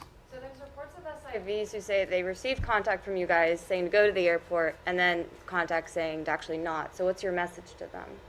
Our message to them has been the same message that we are delivering to everyone. Do not go to the airport. You saw this sternly delivered by the U.S. Embassy the other night, just hours before the ISIS-K attack, instructing Americans who were at the airport to leave immediately. So our instructions to the SIVs, those SIVs who are eligible at this stage for relocation, has been consistent with the messages that we provided to American citizens, to locally engaged staff as well. We are providing them with specific instructions about when and how they can get to the airport. I'm not in a position to go beyond that. And what are the comments on the Taliban communicating with Turkey to potentially take charge of the airport with them? I'm sorry, I didn't hear that. With the Taliban discussing with Turkey about taking charge of the airport with them. What is the Taliban discussing with Turkey? What are your comments on that if Turkey starts taking over the airport? The Turks have been playing a constructive role in the airport for some time now. This was a topic of discussion between President Biden and President Erdogan when they met a couple months ago now. We appreciate the role that the Turks have played with Hamid Karzai International Airport. I know that President Erdogan addressed this in some public comments over the past day or so, and I would leave it at that. Thank you all very much. I appreciate it. All right, so once again, a devastating end here as we continue this withdrawal on this 20-year war in Afghanistan. Evacuation still taking place. We heard from multiple officials in D.C., so White House, Pentagon, and State Department all saying that they're going to be doing these evacuation flights up until the very last minute. But as we heard from Ned Price just moments ago, he did also say there's no expiration on helping Americans who do stay in Afghanistan if they ever do choose to leave or need extra help past that August 31st date. So we continue to follow the latest happening out in Afghanistan, but also right back here in the U.S. because we do have refugees who have been making their way to the United States. As again, we do have 3 different locations that are housing the refugees. We're going to be going into a story on that as Wisconsin leaders are getting more information on the refugees at Fort McCoy. We'll be getting into that after a quick 2-minute commercial break right here on Live Now from Fox.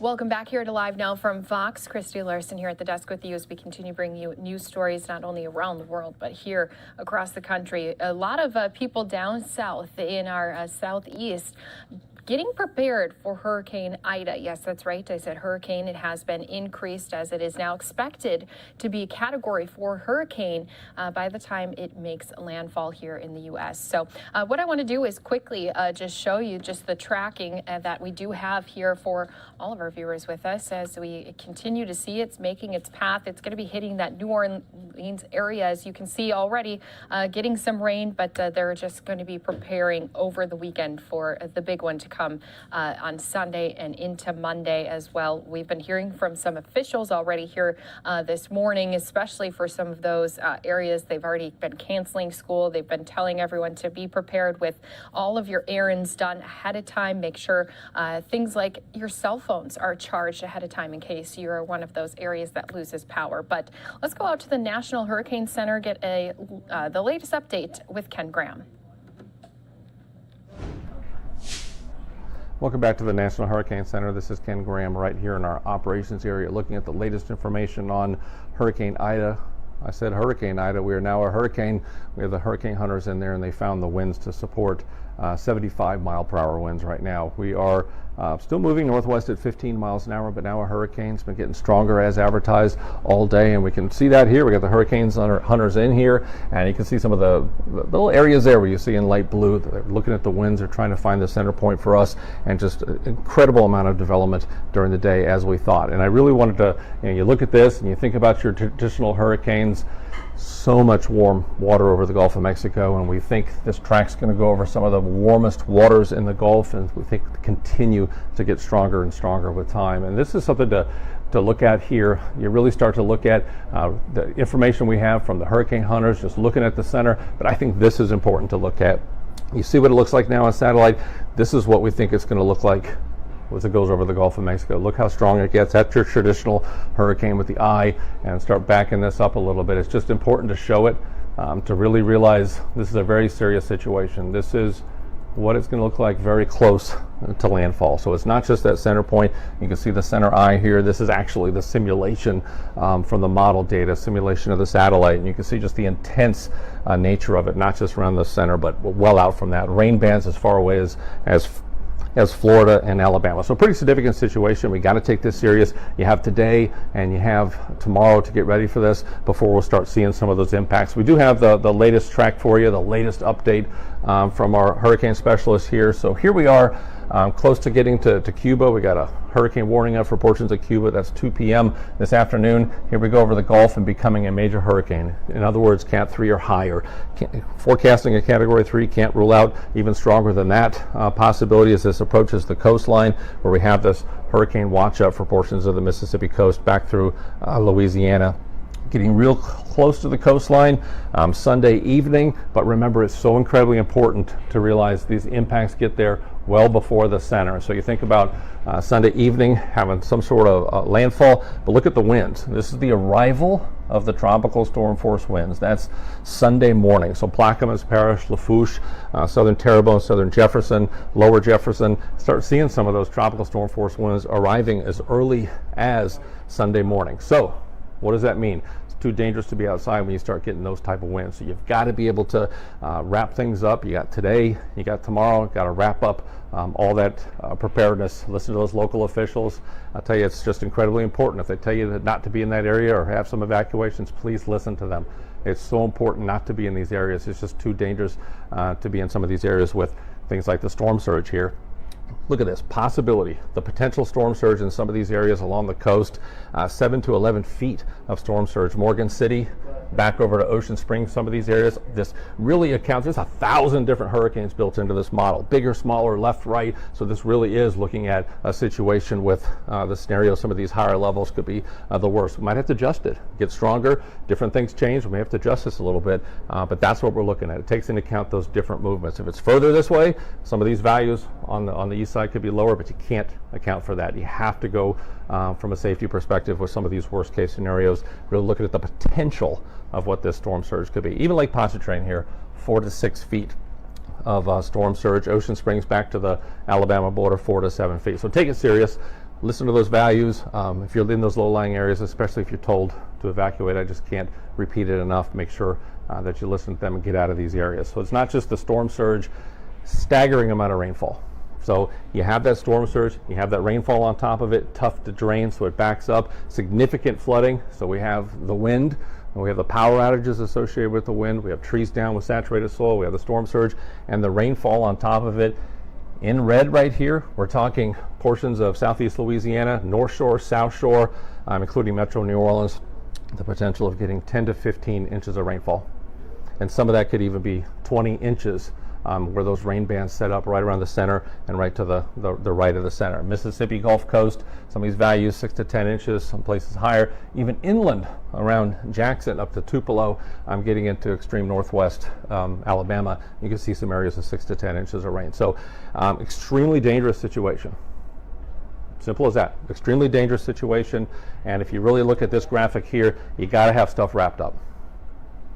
You got the rainfall, you got the storm surge, and hurricane force winds to Category 3, Category 4 in some areas. Listen to those local officials. Got to have stuff wrapped up. You got today, you got tomorrow, and you're going to get the winds start arriving on Sunday morning, and really got to do everything you can to protect your life at this stage. So this has been Ken Graham here in the National Hurricane Center in Miami, Florida. Latest information on Hurricane Ida. We will continue to update you as we get the latest information, but you're going to continue to see this storm get stronger and stronger with time before it makes landfall. Once again, that was the latest update with National Hurricane Center. We are going to be staying on top and tracking Ida over the weekend. So don't forget, you can tune in right here with Live Now from Fox as we, again, are going to be trying to keep everyone as prepared as possible. You heard him say it's going to be an extremely dangerous situation to be out in some of these areas, even by late Saturday evening and especially into Sunday. So that's what it means is tomorrow you're going to need to go out, get all of those food items, get your car gassed up, make sure that you have all of your emergency equipment ready to go. And if you do have the capability to leave some of those areas, they have even been, we've been hearing from some officials who've been saying that might even be the smartest thing to do too. So it's not just the rain that's coming in, it's the winds, and then of course the amount of rain that's going to be falling. So they said some areas could see up to 20 inches. That means there's that high potential of a lot of flooding also for some of those areas that are going to be impacted directly. And of course, that flooding means some people are going to be having some damage across their homes, across many of our structures as well. And of course, if you're going to be out driving at any point during these storms, they say make sure to not drive through any bodies of water, any puddles. Just stop and turn around and make sure that it's that way you know it's safe, because as soon as you try to drive through something, it could be all of a sudden an increase of water flow, or it could be a stronger current than what you thought, or it's deeper than what you thought it might be, and that's when people really get themselves into trouble. And then once people get into harm's way, then the rescue teams who have to go out and respond to these are also then put in harm's way as well. So we're trying to prepare people in going into the weekend. And then, of course, as I mentioned, this weekend, we're going to be staying on top of tracking Ida, as again, it is set to be Category 4 hurricane by the time it makes landfall with that Louisiana, Mississippi area. So portions of the southeast there are definitely going to be impacted strongly with these storm systems, with this hurricane making its way in. Of course, this all also could change. It's just every single minute this hurricane decides to move its track or possibly increase its wind speeds. That could really potentially put some other danger in the path of these folks who are in the hurricane's path. So we do have to be extra careful, and just wanted to make sure everyone knew that this is on the way. We're going to be tracking it into the evening, into the weekend, and of course also on Monday as well. So what we're going to do is send some of our viewers off into a quick 2-minute commercial break. And when we come back, I had mentioned before that we're going to be going out to Fort McCoy, because we do have Afghan refugees who've already been put at Fort McCoy. We did have Wisconsin leaders today speaking after they were touring some of the facility, learning a little bit more about the process of these Afghan refugees. So we'll get into that. Plus, we're going to be getting a live report from down in North Carolina, one of our reporters doing a story on the Veterans Crisis Line has seen an increase in calls as well. So a lot more to come here on Live Now from Fox. We'll be getting to all of it here in just 2 minutes.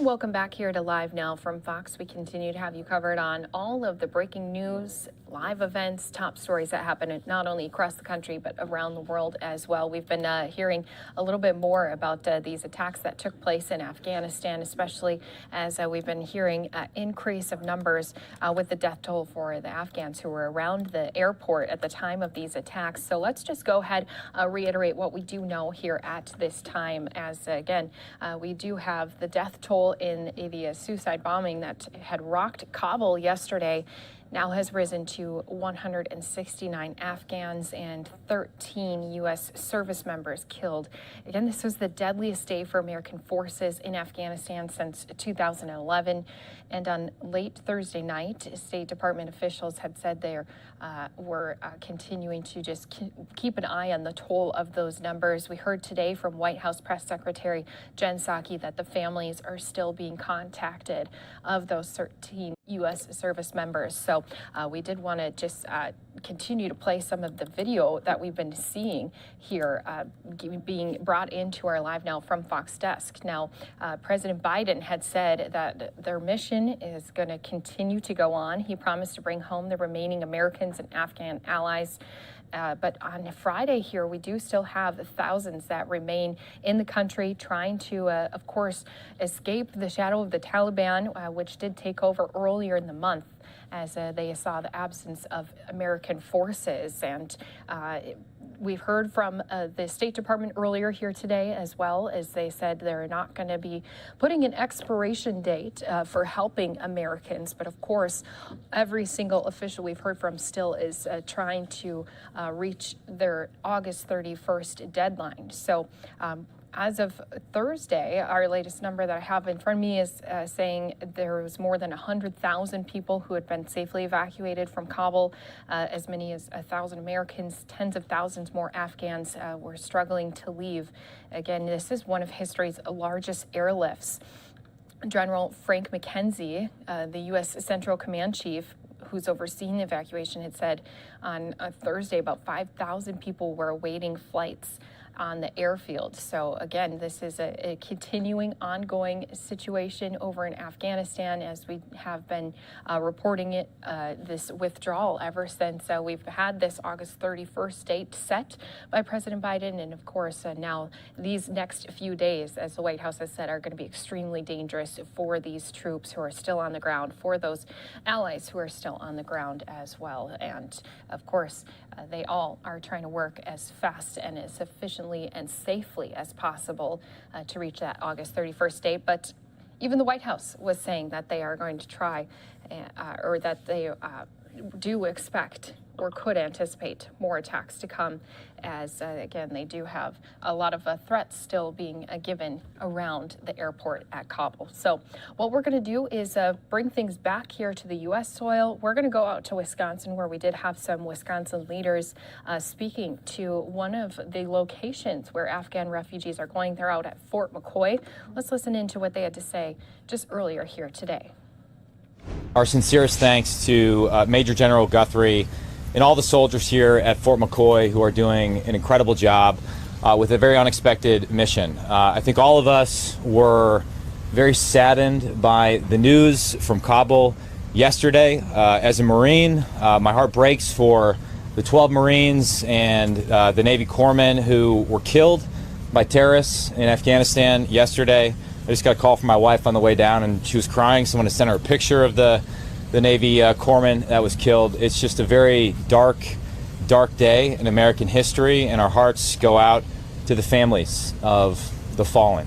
But I think it makes us even more grateful for the work that our service members are doing here. We were very glad to have a candid exchange and discussion and be able to ask questions about vetting procedures, logistical procedures here. And it was very heartening as we toured the base to see the soldiers doing their best to make the Afghans that are here comfortable. We saw some soldiers playing bags with Afghan children, and it reminds us just how lucky we are to be Americans, in part because we have such wonderful young men and women that are willing to serve this country. And so our profound thanks go out to them. And with that, I will turn it over to Glenn Grothman. Well, I'd like to thank Congressman Gallagher for arranging this tour. Like he said, I think the people in this facility are doing a great job. Their goal is to kind of, I guess, for lack of another word, Americanize people, or familiarize the new immigrants as to what their new country is like, and make sure that they adapt very well, and I'm sure they'll do that very well. We have already 2,000 people here, and that could rise to 3,000 in the relatively near future. I think the one thing that if I would look at if I were you guys, and obviously the people in this facility are just doing their job, but I'd like to know in the long run how many people are coming to America from Afghanistan, and what type of relationship with Americans in Afghanistan does it take to be here. And I hope that if the press corps does a good job, we'll eventually know the answers to those questions. Now we'll turn it over to Brian. You're next. Jump in. Brian. Yep. Very good. Thanks, Glenn. It's a very difficult week for our whole country. In particular, what we saw play out in Afghanistan. On my drive up here to Fort McCoy, I was on the phone with the father of a Marine who was stationed at Abbey Gate when the blast went off. It's a Marine from southeast Wisconsin in the 1st Congressional District. He fell on the ground. His head was wrung. He was safe. But speaking to his father, they sat up last night waiting to determine, would they receive a phone call that their son was safe, or would they see someone come up the driveway with the worst news a parent could have. I think all of our thoughts are with our troops who are in Kabul carrying out a very dangerous and difficult mission, and our thoughts are with the Americans still trapped in Afghanistan. I appreciate General Guthrie providing the information he did here. I think we saw what makes our country so great. We saw our troops here providing comfort and aid to individuals who escaped from Afghanistan. I still have some very significant questions that I'll be following up with the Biden administration on regarding the vetting process of individuals who've exited Kabul. come through the lily pads, vetted through Dulles, and ultimately arriving here at Camp McCoy. As Congressman Gallagher said and others in our briefing, we were informed that roughly 2,000 individuals are here currently. Could be as high as 3,000 by the end of today, with a capacity of 10,000 individuals here. And so this is going to be an ongoing situation, very informative visit today, and really appreciate the work that the men and women of our armed forces are doing here at Fort McCoy. I'll pass it to Mr. Tiffany. Thank you.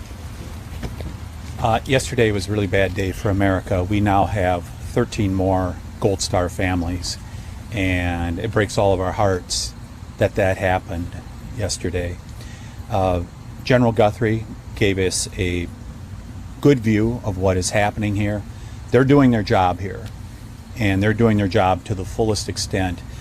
We can all be proud of the work that they're doing here at Fort McCoy. But I got to tell you, today brought as many questions as it did answers. People are not coming in here on special immigrant visas. They may be in the process, but they're not coming in here on SIVs at this point. They are coming in as parolees, and that is an administrative function that allows people in here. We're seeing stories from around the globe of, I think there was just a story that there were 100 Afghans that were on the terror watch list that came into, I can't remember which country. We're hearing some stories from Europe that some of their countries are saying, we cannot accept more migrants. And they're very concerned about what is happening in Afghanistan at this point. It is the hotbed for terrorism. And I'm very concerned with the Biden administration. I mean, think about what President Biden has told us. Over 6 weeks ago, he said, no, the Afghans can handle this. Their government and their army is strong. We found out that that is not the case. He said Al-Qaeda is not in Afghanistan. The administration had to reverse course and say that's not the case. Al-Qaeda is in Afghanistan. So I am reluctant with the current makeup of this administration and with Department of Homeland Security Director Mayorkas in charge of DHS, as well as what the State Department is doing. Are they doing a thorough vetting? Because we cannot have terror imported into the United States here. We have to be very careful at this point to make sure that those who legitimately belong here, and we want them to be here. I have talked to soldiers who served that are from the 7th Congressional District that said we want to see those Afghans come here who have helped us when we were in Afghanistan for 20 years. But we have to make sure that the bad guys like ISIS, Al-Qaeda, and the Taliban do not embed people into the refugees and send them here to America. So I hope a thorough vetting process is being done by this administration, and we're going to have a lot of questions about that as we go forward. Thank you, Representative Fitzgerald. Yeah, I'm here today because I was curious, spending a lot of time at Fort McCoy over the years in the 27 years that I was in the reserves, just to get kind of a lay of the land, and we got that today. You know, this is a wonderful facility that has the capability of completing this mission. It looks like they are on track, but like the other members said, when you dig a little bit deeper into the visas and the legalities, we still have a lot of questions, I think, and we'll see if we can get the answers kind of over the next couple of weeks. The Pentagon announced today that there's 3 more sites that they're standing up on other Army posts throughout continental United States. And so that raises the question about how many refugees eventually will be, for the most part, moved to, you know, what I would classify as more of a reception station, which is what Fort McCoy is operating as right now, compared to a facility that's actually doing the vetting. So I'm glad we're here. I think it was very productive, and look forward to getting more answers. who are going to take some Happy questions. to open it up to a handful of questions. Congressman Tiffany, can I start with you? I'm curious, who told you here that there are people inside the gates right now that don't have special immigration visas? And do you have a number on that? Yeah. Go ahead. You want to go ahead? Well, without identifying exactly who told us, our understanding is nobody that's come through the gates has an SIV. Nobody here. Nobody. We may have people that are SIV eligible. Right. It's a multi-stage process to get the SIV, and maybe because they went through the first referral, someone who had worked with them, an American citizen, an American soldier, American Marine, vouched for them. They were midway through that process, and that got them on the bird out of Afghanistan. But our understanding is that nobody has come through the gates here at Fort McCoy that is an SIV holder. Right? That's what we were told. Yep. Yeah. We did. And let me, I would urge you to confirm that with the State Department or Department of Homeland Security. But that's what we heard, is that they may have been in the pipeline for an SIV, that they had their application in, but they had not completed the process, is my understanding, and they came in under the parole authority that the federal agencies have. I pulled. The general confirmed that, because 2 days ago, Senator Johnson said that the general could not confirm that they don't know how many people have ID. So I went down into my notes off of our meeting that there were no SIV holders. There's people inside the pipeline to gain SIV access. There's obviously a large number of families that are at this unit where one individual in that family unit may be in the application process but does not hold a special immigration visa at this time. So that's separate than IDs. Process? What's that? So what did you guys learn about the vetting process in today's briefing? I think the thing to take away. If you step over, you can. I think the thing to take away, because you have nobody with a special immigration visa. You've got P1 and P2s, which is a lower level, and there's some people who don't even have that. Now, maybe the people who don't have it are 2-year-old kids. That I don't know. But I guess I was a little surprised, and it's not these people's goal to determine who they get, right? They're doing a great job and they get what they get. But somewhere higher up, we've got to find out who's being let in this country and who isn't, and what standards we have. And I guess that's what I'll be looking into, and I hope you're all looking into it too, because you would think that you are just limiting this to people who have, close ties to either the American government in some fashion, or the American military, or American companies of some fashion over there, and it may be broader than that. So we'll have to wait and see. So what do you know about the standards that exist right now? Well, okay, my biggest takeaway from the vetting process today, and jump in, is that most of the vetting is actually not happening here at Fort McCoy. There's at least 2 stages that people go through where most of the vetting is happening. One is, as Congressman Stile mentioned, at these lily pads where we get people out of Afghanistan, they're in another country, and we're processing, and that's where we're doing the initial check against the terror watch list. There's an interagency process in place to make sure we're not letting bad guys come into the United States. But then they go through a port of entry at Dulles, and that's where the second stage of vetting happens. And by the time they get here, they've already been granted a parolee status. So they are doing some vetting here, biometrics, following up, trying to piece together whatever identification these people have, seeing if they're eligible for work permits, things like that. But most of the national security vetting is happening prior to people arriving at Fort McCoy. Okay, so how would suspected Taliban members skirt those standards and those vetting processes? Those are a lot of the questions I think that we walked out of here still asking. Yeah. What is the process from here? These people that are here, you said there's 2,000 already, could be up to 3,000 by the end of the day, and potentially a total of 10,000. I mean, how long will they be here? What are we looking at? What's the? They are guessing 2 to 4 weeks, and because it's a new thing, the first people just arrived a week ago, less than a week ago. They still don't know themselves, but they told us that they felt it would take 2 to 4 weeks to educate these people, the degree to which they have to, before they send them on to some charitable agency. Where is that? Are they just taking them to the gate, or there's places that they're being sponsored that they're going to? They will be sponsored and taken around the country.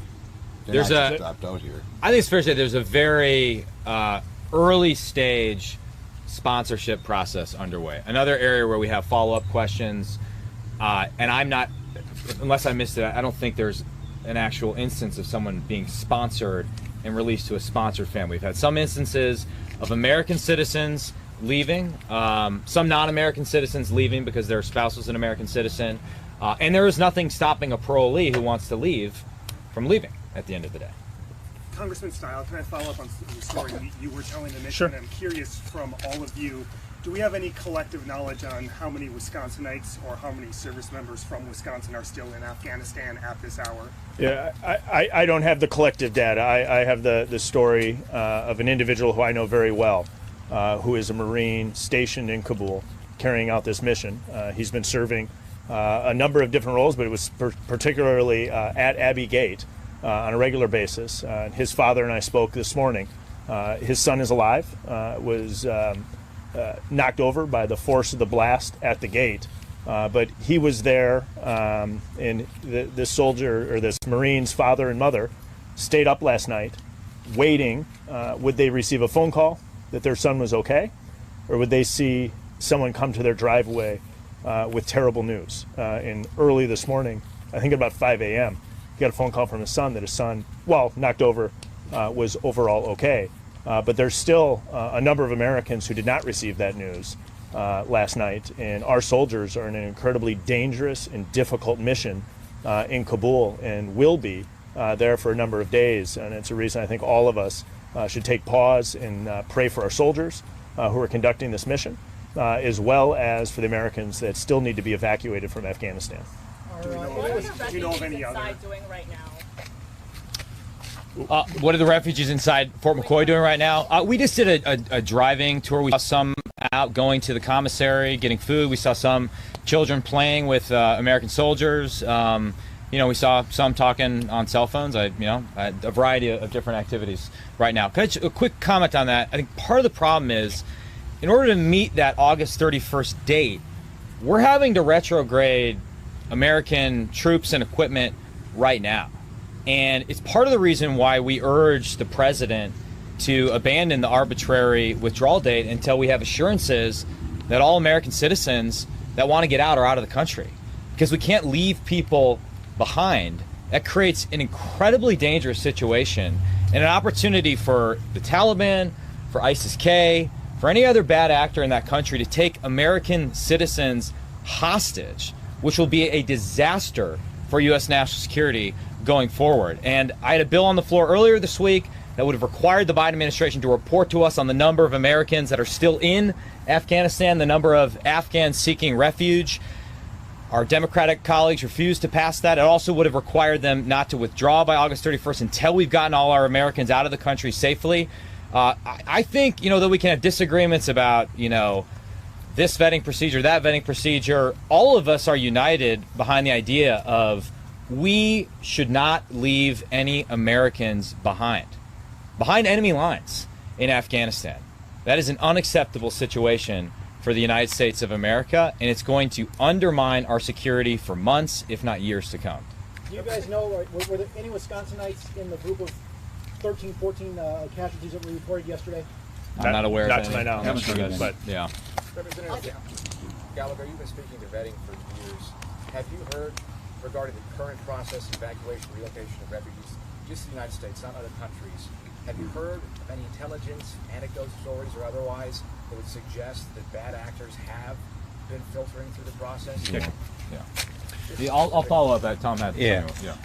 So we're seeing stories that are coming from the press overseas. The French interdicted someone who had terror ties that they are dealing with. There was a story out today, I can't remember which international outlet, where they said there is as many as 100 that have been interdicted, I believe, in Qatar, that hit the terror watch list. And that's really the great concern. So, talk about the SIVs just a little bit more. In the first quarter of this year, 84% of the SIV applications coming out of Afghanistan were rejected. 84%. And when I see the executive agencies that they're using this parole authority that they have, are they trying to sidestep or accelerate people through this process. That's not what should be happening here. It should be a very rigorous process that people are that they have to go through. And the other thing that is so important with this is that it really should be done in a third country. It should be done in a third country that is near Afghanistan, like Qatar. I mean, they're doing some of it there, because once you bring a person in on parole, for example, here to Fort McCoy, they're here for 2 years, at least. They're here for at least 2 years legally. And what if you have someone that has been embedded by ISIS or the Taliban or somebody like that? We have to be very careful, because remember, that person that put off the bomb yesterday at the gate, at the Kabul airport, he was portraying himself as a refugee. We have to be very diligent here to make sure that we're getting the good people out of Afghanistan and that we don't import terror here into the United States. There's also the risk of, and I think with the balance you're seeing us try to strike here is, we have enormous sympathy for those who have worked with us, who fought with us, those SIV eligible applicants and their families. How do we come up with a more coherent process to deal with them and expedite them as they go through the process without compromising any security standards, while also tackling some of the issues that Tom suggests? The other issue is, if you just allow terrorism to fester within Afghanistan, or if you indulge in this fantasy that somehow the Taliban is going to be a credible security partner and fight ISIS-Khorasan and we don't have to worry about it, you're going to see a version of what happened in Iraq and Syria, right? Which is just total chaos, warring terrorist factions that then produces a siren song for domestically radicalized Salafi jihadists all around the world. And so the more we allow that problem to fester, even in Central Asia, the more we're going to have a problem here at home. This is why just the incompetence of the withdrawal is such a national security concern right now. Thank you, everybody, for your time today. Yeah, thank you. Any of the refugees left the base yet? I know you said 2 to 4 weeks, but I think someone said that it could leave at the end of the day. Do we know of any of them actually left and are... A U.S. citizen left, as well as a non-U.S. citizen who departed with their citizen spouse. But there is nothing preventing an individual who's obtained parolee status, which is the vast majority of the individuals here at Fort McCoy, from departing the base. It's one of the questions I think we have as a collective group is about this vetting process. And as we look at the collapse of Kabul, the mistakes made by the Biden administration, it shifted an ability to have a thoughtful vetting process, as was going on with the SIVs, into a very haphazard and rushed process. And some of the concerns that I have and I think are shared by my colleagues are we making sure all the steps are being taken that we can to vet these individuals? There's a collective need to make sure those individuals who truly help the United States of America, and there's countless stories of Afghans who stepped up and assisted United States forces to make sure that they have access and are taken care of, but to also make sure we're vetting through any individual that would have nefarious intent. So the family could literally walk to the gate and walk out today. That was the information we were given. They felt that they're treating him pretty well, and that they would make a mistake to leave. That it was a lot stronger carrot than stick. But they had a good, strong carrot to keep people here. What kind of accommodations are they in? Are they in barracks? Are they in tents? Or how are They're in being barracks. fed? Yeah. Is there And they're. I mean, Scott, you can speak. You've actually lived in these barracks. Yeah. I think I stayed in a few of them over the years. That's right. Yeah. Is there enough capacity if we hit the 10,000 number? Well, that is what sets the 10,000 number. We asked the general that specifically. We said, what is the cap? And he said 10,000 based on the resources, based on the billeting, based on the mess, what they could provide for meals for everyone that's here. So that's where the limitation lies. So, I was thinking, World War II barracks, were they retrofitted? Were they... And, there's obviously been a lot of improvements, and there doesn't seem to be a question as to whether or not that any of the facilities they're utilizing are very in good condition. And this has handicap facilities. Yeah, and I didn't have any concerns based on what I saw was available to any of the refugees at all. Do you know how many planes are coming in a day? Or that you could have up to another 1,000? I don't think they really have kind of that. Do they just show up? Do they know that they're coming? Well, that's not part of the mission here, is to necessarily anticipate how many refugees are here. I mean, they need that knowledge on short order to be able to deal with them, but that's not part of what the mission is here. Fort McCoy's mission, like I said earlier, my earlier comments, is to provide a reception station, and that's basically what's going on here right now. So again, all this information is from the general. It's from a mix of people that were in the room. We had State Department officials, we had immigration officials, and then we had the general and his staff there. So it was a mix of people. A briefing the general led. Yeah. And I just, the soldiers have gone above and beyond in terms of providing, food that's sensitive to the culture in Afghanistan, really providing a safe and nurturing environment for the people here. So I don't think we have any concerns at all about the billeting and the lodging and the support that people being brought here are getting from our soldiers at Fort McCoy. No, none of these facilities were like mothballed and now they reopened them. As a matter of fact, there were Army reservists and guardsmen that were just here that probably completed their regular annual training. And, so it was kind of, on the timing front, it worked very good that they could simply move the refugees into kind of the billeting that already existed and was being utilized. Is part of the reception site to sort of educate them on the culture a little bit and work with them? I mean, yeah, they did talk. Training, they did talk about that. Like what? Yeah, they talked about that. Some of the staff, I had concerns too. I mean, once the population swells, internally you could have other issues. But I think they're anticipating that. They're trying to work through that right now. So. But are they working on kind of finding placements or things for them to do? I guess there isn't job training, I'm sure. But no. Are there counselors? No, I think they're just hanging out. You're in such early stages of this entire operation that it's going to take a while, I think, to kind of work through some of that stuff. Yeah. Well, real quick, what services are being provided and who's providing them? Is it just the fort, or are there any nonprofit organizations that are stepping in? There was reference to some nonprofits that were helping with some of the, I guess you'd call them care packages upon arrival. But beyond that, no. I mean, right now it's being run by the Army.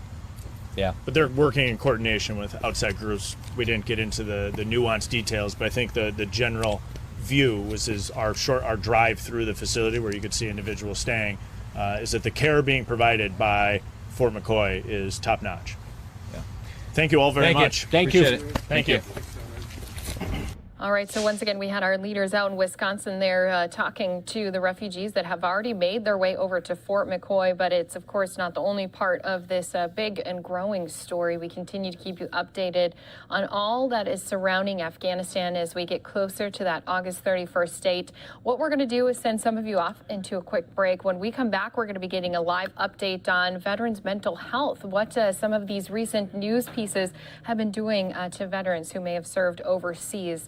Let's go ahead, get into a quick 2-minute break. We'll be right back here with more on Live Now from Fox.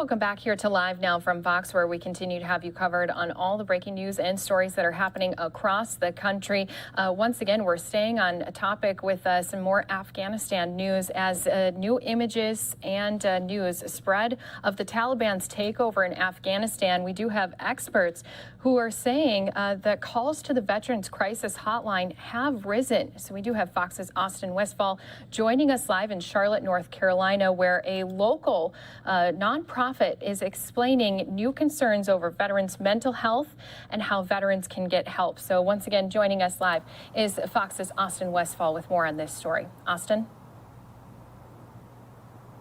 Yeah, Christy, over 800,000 Americans have served in Afghanistan since 2001. And with the fall of the country, many of them are asking questions. I can see, how people would struggle with, what was it all for? Right now, Stephen Cole works for Veterans Bridge Home, a nonprofit that connects veterans to opportunities in Charlotte.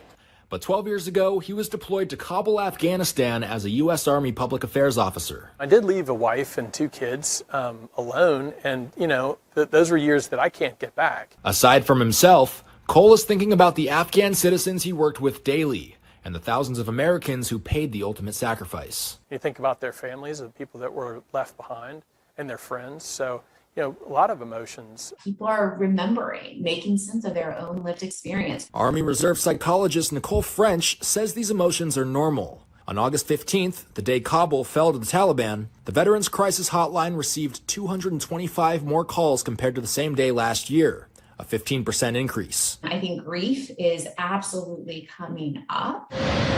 If veterans are upset about what's happening in Afghanistan, or for any other reason, French says the best thing to do is to reach out and talk to somebody. Spouse, friend, whether they served or not, I think it's healthy to talk things through with somebody that you trust. Now, in reaction to American service members being killed outside of the Kabul airport on Thursday, Cole told me that he was feeling emotions of frustration and of sadness. Veterans Crisis Line can be called at 1-800-273-8255 and press 1. Back to you. All right, an important topic and discussion to be having, especially at a time when tensions continue to be high. Once again, Fox's Austin Westfall joining us live from North Carolina. We appreciate your time today. Thank you. And of course, we're going to be continuing to stay on top of all the latest Afghanistan news for all of our viewers here with us.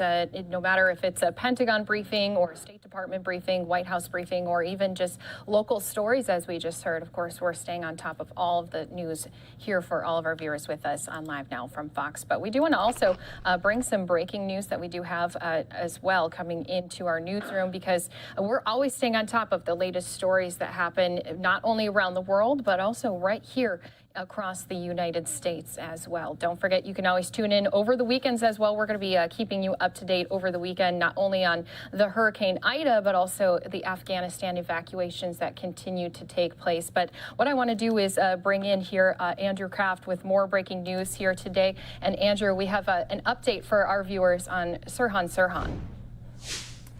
Yeah, hey Christy, some breaking news that just came down out of California at the moment, and the person who assassinated Robert F. Kennedy Jr. back in 1968 when he was running for the Democratic primary for president has been granted parole. His name is Sirhan. He was 24 years old at the time when he shot Robert F. Kennedy at the Ambassador Hotel in Los Angeles, throwing the country into turmoil. Yet another Kennedy brother gunned down. He was a vehement anti-Zionist. He was a Palestinian Arab. He said in later interviews that he assassinated Robert F. Kennedy for the sole fact that he supported Israel. And so right now this will go to the California governor's office for review. He's been up for parole 16 times. This is the first time it has been granted. Interesting to note, Christy, that 2 of RFK Jr.'s sons spoke in favor of this decision today. And so right now, just to give a little historical context, Robert F. Kennedy Jr., he was 42 years old at the time. He was running to be president. He was running to be the Democratic candidate for president in the 1968 elections. And so it really threw the country into turmoil. His wife at the time, Ethel Kennedy, she was 3 months pregnant with their last child. But now Sirhan, he's 77 years old. He's served in prison for over 50 years. And so we'll be trying to get more response from members of the family to see if they put out a statement, from former federal prosecutors to see exactly how this decision was reached today in the state of California. And as you mentioned, I was a little surprised to hear that certain family members in favor of him actually being released and out on parole. Yeah, I think that was quite a stunning part of this story. As you know, RFK Jr. and Ethel Kennedy had many children, I think about 8 or 9 children, most of which are still surviving today. And so prominent one, Robert F. Kennedy Jr., he's the oldest child. We don't know which children were advocating on behalf of this and said they were in favor. But just to go into kind of the details of this, the parole board has granted this decision. The district attorney said that he will not oppose this decision. It still has to go, though, to the California governor's office to kind of get signed off on, if you will. And so, you know, there you're looking at him right now. He was 24 at the time of this assassination. He's now 77 years old. We're about 53 years since this assassination. You remember it was just 2 months, Christy, after the assassination of Martin Luther King Jr. And this was the year 1968. The country was in turmoil. Vietnam was raging. The civil rights movement was raging. President John F. Kennedy had just been assassinated 5 years previous. And so right now, we're going to be getting reaction as well from historians and the like who have recounted the incredible life of Robert F. Kennedy Jr. in light of this decision today. Once again, we did have Andrew Kraft here joining us. Thanks, Andrew, for insight on this breaking news that happened here today. Thanks, Christy. All right, and what we're going to do is go ahead, take us into a quick 2-minute commercial break. We'll have more news stories across the country when we return.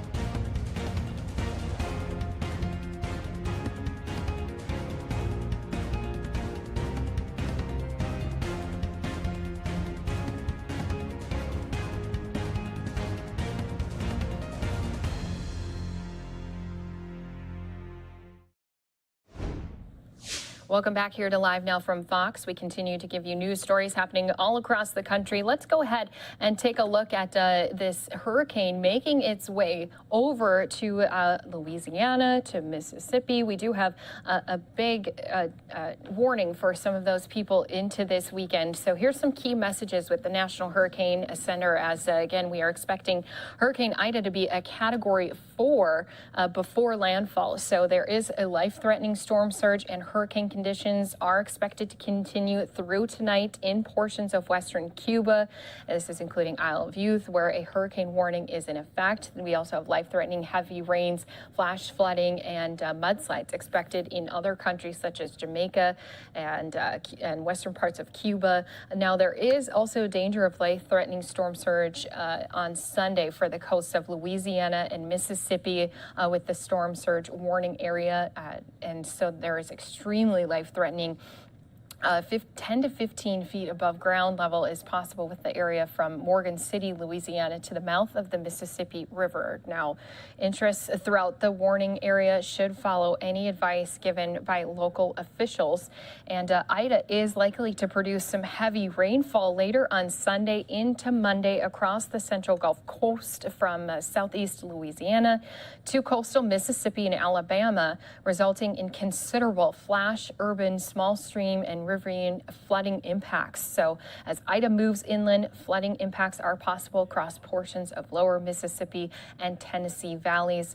And of course, Ida is going to be something we're going to keep an eye on here for all of our viewers with us on Live Now from Fox, especially as we head further into the weekend. We did hear from the National Hurricane Center that you really need to go out, get those errands done ahead of Sunday, because Saturday night is when you're really going to start to see an increase of those wind speeds, and also then followed by some rain. Some areas expected to get even up to 20 inches of rain. So metropolitan New Orleans area really getting prepared.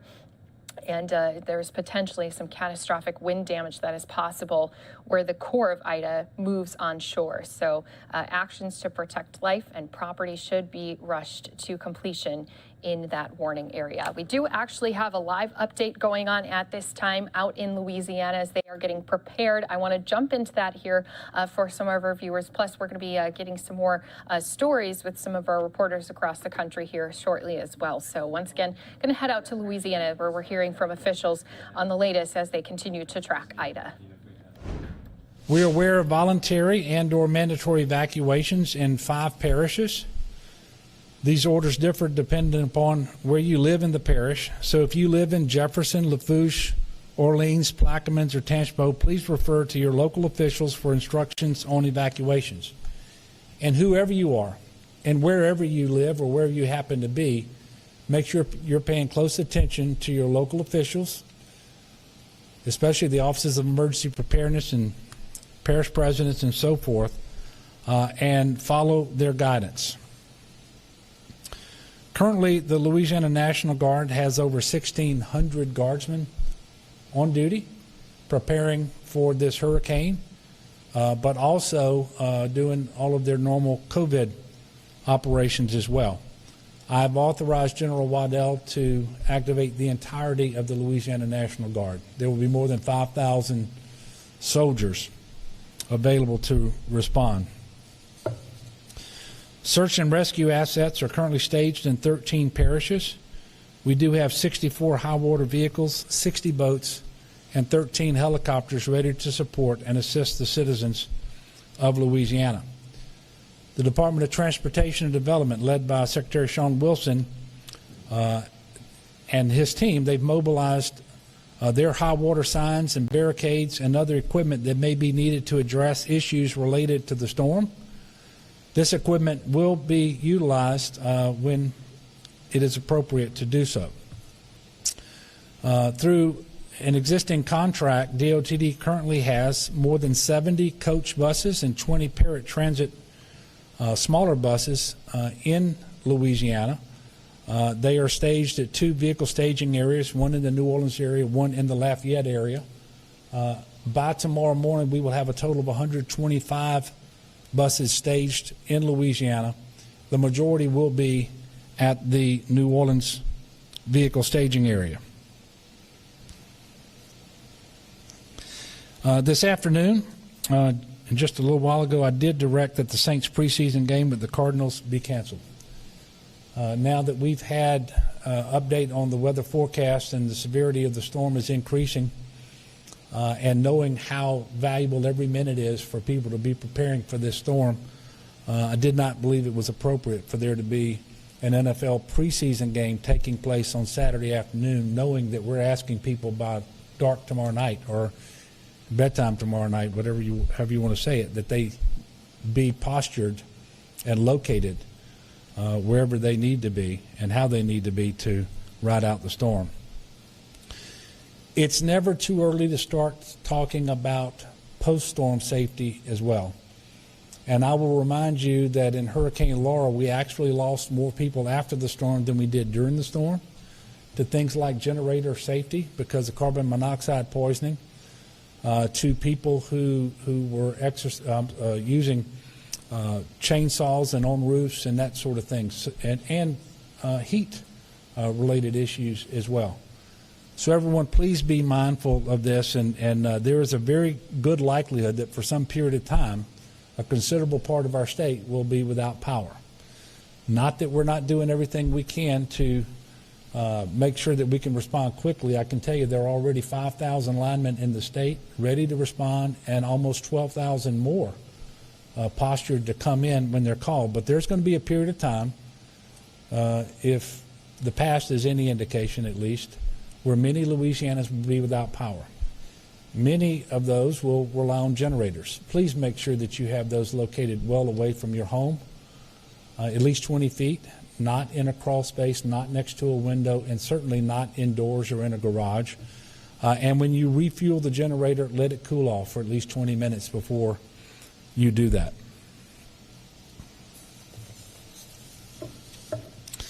Finally, I know that the fact that we're still in a pandemic makes this much more difficult for everyone as we prepare for and respond to this hurricane, but the pandemic isn't going to leave just because it's more inconvenient. And so we just have to deal with it. And I'm going to ask Dr. Cantor to come up. He will briefly go over today's numbers as well as some other safety tips, because as we have, one of the concerns that I have is we're going to have tens or hundreds of thousands of people moving around Louisiana at a time when our percent positivity, although it's improved, it's still well above 10%. There's an awful lot of COVID out there, and transmission remains too high, cases and hospitalizations. And if anybody has been paying attention to the death reports this week, you'll see that we've had some of the highest numbers at any point in the pandemic. And so I'm going to ask him to come up and go through some of the COVID-related information. I will then come back up, make a few additional comments, and then we'll all take your questions.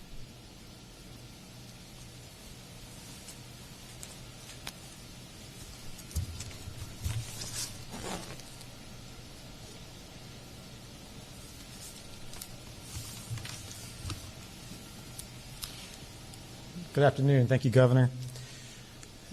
As you heard from Ben from the Weather Service, this is a powerful and dangerous storm.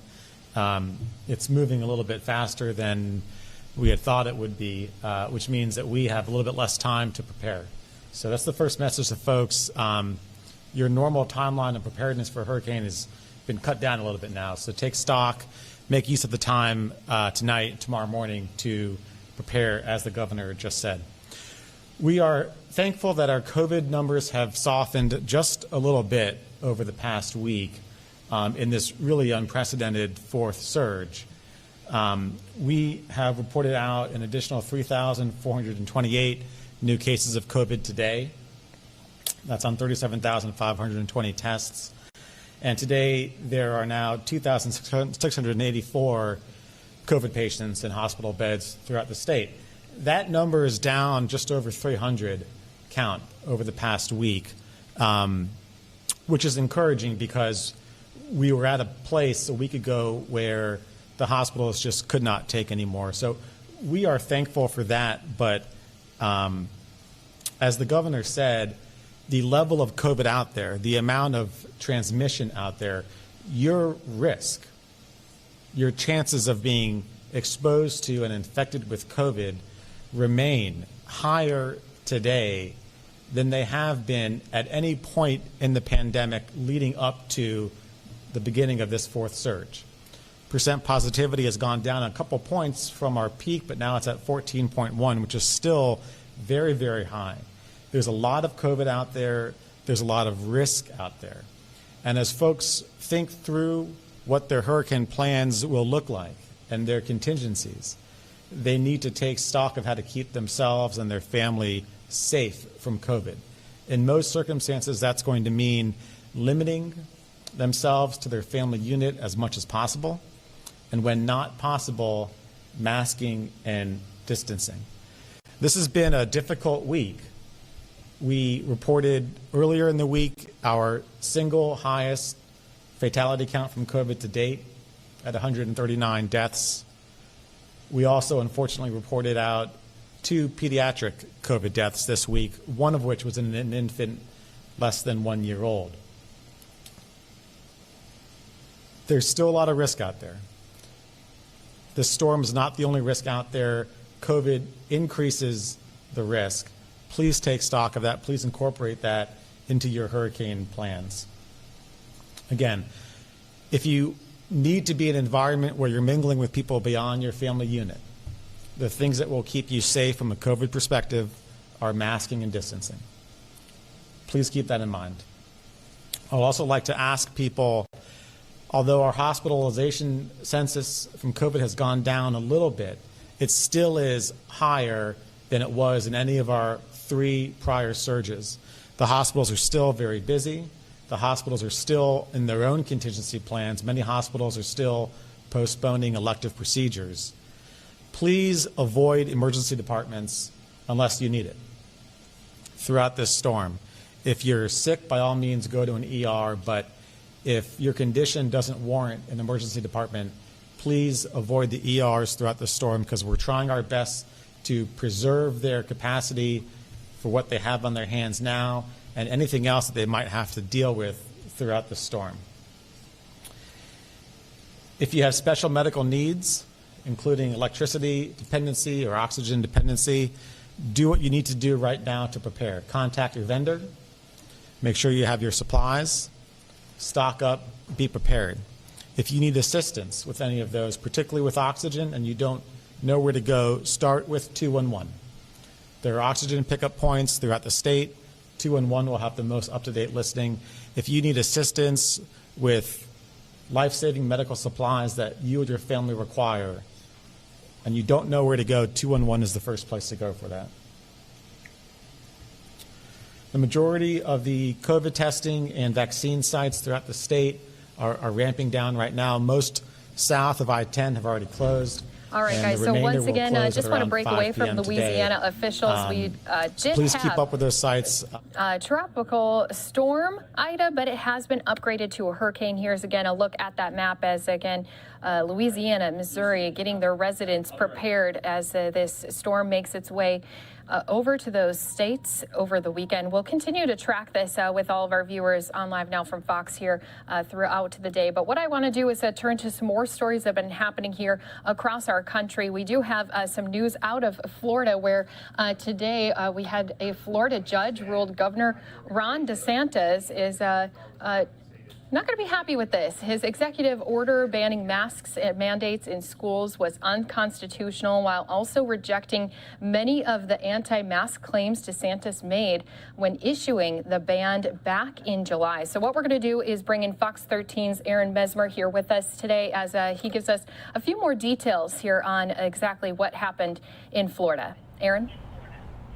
Yeah, let's start with, first of all, what this means here. And it means that school districts can now move forward with mask mandates if they want to, because for the time being, they will be allowed. And that's big news for the 12 districts in Florida that have already passed mask mandates, including where we are here in Hillsborough County. That's where Tampa is. And it's also a major development for these parents who sued the state of Florida.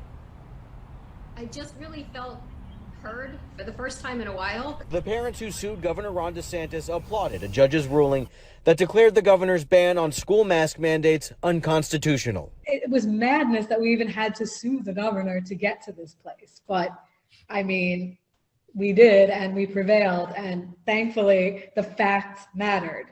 The actions of the defendants do not pass constitutional muster. The judgment came as a major blow to Governor DeSantis. The governor has claimed that district mask mandates violate the Parents' Bill of Rights, a Florida law passed this year that aimed to consolidate what districts can and can't do to fight COVID-19. But Leon County Judge John Cooper says the governor's order actually violates that very law. The Parents' Bill of Rights does not ban school board face mask mandates. The law expressly permits school boards to adopt policies regarding the health care of students, such as a face mask mandate. The judge said while we all have personal rights, exercising those rights cannot infringe on the safety of others, and likened this ruling to another landmark decision about freedom. We don't have a right to go into a crowded theater and yell fire because we decided it's our right to do that. We don't have that right because exercising the right in that way is harmful. The judge noted that the CDC and most other experts are recommending universal indoor mask use for all students regardless of vaccination status, and he cast doubt on testimony from state experts who countered CDC guidance. The governor was told that use of masks is child abuse and bringing harm to every child in the country. I've seen no scientific evidence of that to support that statement in this case. The state plans to appeal the ruling, and Governor DeSantis fired back at the judge questioning his understanding of the Parents' Bill of Rights. If your individual right as a parent is violated, then you have the ability then to go in and seek vindication. They're obviously doing the opposite there in Tallahassee. They're trying to basically nullify the Parents' Bill of Rights. And the Florida Department of Education released a statement late in the day. They say this decision discards the rule of law. A spokesperson says, quote, this conflicts with the basic and established rights of parents to make private health care and education decisions for their children. Again, though, the state is planning to appeal this ruling, so we have to wait to see what happens going forward. But for now, Christy, districts in Florida can mandate masks for at least the time being, at least until we see what happens with this appeal. Yeah, and you know, we've been watching a lot of these school board meetings coming out of Florida. We've also heard some spicy comments made by Governor Ron DeSantis. So I know this is kind of a little bit more of your opinion, but what are your thoughts moving forward? What are these school districts going to be doing, and what will Ron DeSantis have to say about all of this? I think we've seen what a lot of these school districts plan to do. It's actually come up in several different districts, and the 12 that have done it, that have decided to mandate masks with a medical opt-out, those are probably going to be the ones that move forward. We'll see. We'll have to see if there are some that bring it up later on. But there are several, including Pinellas County, where St. Pete is. That's just an example. They have brought up potentially doing a mask mandate with a medical opt-out, but have chosen not to. They've chosen to continue with the parental choice, as Governor DeSantis has wanted. Now, what we've seen in different cases previously, particularly last summer when the Florida Education Association sued Governor DeSantis for a similar situation, he's asked for a stay, meaning what he would want is to allow his executive order to continue forward and then until the appeals process goes through. So I think that's going to be what his attorneys want in this case, to see if another judge, if an appeals court judge, will allow his executive order to remain while this continues to work its way through the court. So I think that's going to be what happens going forward. At least that's going to be what the governor wants to have happen going forward. Right, and of course it always continues to develop further, so we do appreciate you joining us here, giving us this update. Again, Fox 13's Aaron Mesmer joining us here on Live Now from Fox. And whenever it's COVID or Hurricane Ida, no matter what the news is, we do have you covered here on Live Now. Don't forget, we're going to be streaming well into the weekend as we continue to track Hurricane Ida. Again, we do have officials across the country warning residents of the potential threats Ida is bringing to their coast. Louisiana still giving an update and heeding some warnings to all of their residents as they head into this weekend. So let's go back out to the officials who are speaking. Again, the governor, along with the other officials, giving us some updates here as, again, we get prepared for Hurricane Ida. Now and the arrival of the hurricane to make sure you and your family can withstand 72 hours. If you are in a difficult spot and we can possibly get to you sooner than that, you know that we will. But you won't be the only one in difficulty. And so you can't count on that response being there as fast as you might like. So remember, the first 72 hours is on you. And do what you can now and in the immediate aftermath of the hurricane to control as best as possible the spread of COVID-19. That means wear your mask. It means distance where possible, wash your hands, and so forth. So we have some time to prepare, not as much as we would like, but preparation is key. Panicking is the exact opposite of what we should be doing right now. If you haven't done so, it is not too late to visit getagameplan.org, and you will get a list of the things that you should be focused on between now and tomorrow night. Closely monitor your local weather and your local officials. Please do as you are directed. Keep your phones charged. And if you want to sign up for updates from my office, you can text IDA. You can text IDA to 67283. And I know we've been through this many times before. That doesn't make it easier. And nobody should assume that this storm is going to be just like any other storm. They're all different. They all have their personalities. But this one has the potential, the likelihood to be very serious and very strong, potentially catastrophic for some. So let's prepare. Let's pray for what comes our way. Let's be good neighbors to one another. So check on that elderly couple next door or across the street. Call your mom and your dad or your grandparents. See if there's something you can do to help them tomorrow to get in a better position to withstand the hurricane. And with that, we will take a few questions, and you can direct questions to myself, to Ben Schott, to Joe Cantor, or to any of these public officials over here to my right. Yes, sir.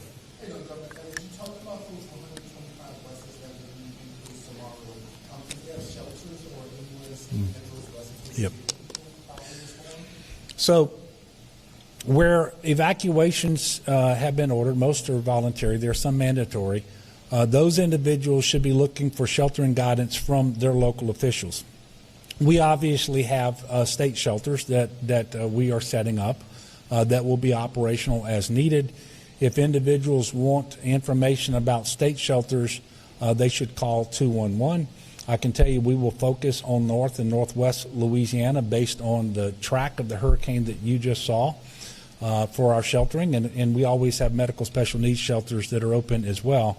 But the first thing people should do if they need shelters is to contact their Office of Emergency Preparedness in the parish where they live and take instruction from them. But if they do need sheltering that their parish isn't providing, you can call 211 and get that information. Yes, ma'am.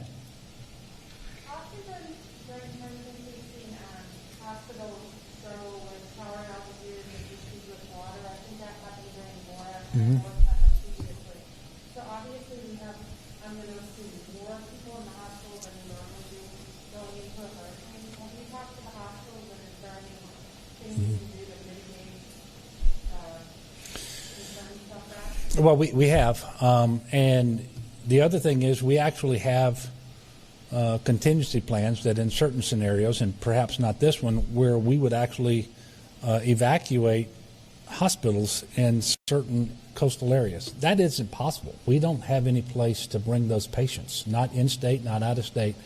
So we have been talking to individual hospitals and to the Louisiana Hospital Association about them making all the preparations possible, and of course we provide resources upon request to make sure that their generators are working, that they have way more water on hand than normal, that PPE be on hand in the amounts that they might need, and then to look at things that aren't necessarily things that we would typically experience. So, you know, what is it that's necessary in order to make sure that your efforts with respect to COVID can continue uninterrupted? And then you start looking at things like oxygen supplies and so forth. And so we're working with them on a full range of issues, and we're encouraging them, just like we're encouraging individuals, to make use of every single minute to be prepared for this norm.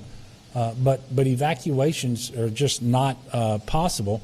And so, you know, we're having to work, for example, with the Nursing Home Association too, so that they can implement their point-to-point evacuations, those that are evacuating, because there have been times in the past where the more acute patients in nursing homes might end up in a hospital if something like this happens, where the hospitals don't have room for them either. So the implications of having a Category 4 storm with a southeast strike while our hospitals are full are beyond what most people normally contemplate, and quite frankly beyond what our normal plans are, which is why we've been working so hard today to fully coordinate. And I was on the phone earlier today with the president, and he had the FEMA administrator in the office with him, and I just told her, I said, be prepared to receive emergency requests for supplies that you wouldn't normally get. And we went through what some of those might be, because this situation really, and we use this word a lot, unprecedented, unique, but this one really is. And so we were able to have that conversation, and certainly I expect that they will work as hard as they can to provide whatever those needs might turn out to be. Yeah. Yeah. Well, we have plans to with certain strikes to evacuate hospitals. That is not something that we would do in this situation anyway. At least not those within the hurricane risk reduction system. If you had one or two small hospitals that are much further south, you know, potentially, but it's not something that we would do for this storm. But we always have those contingencies in place.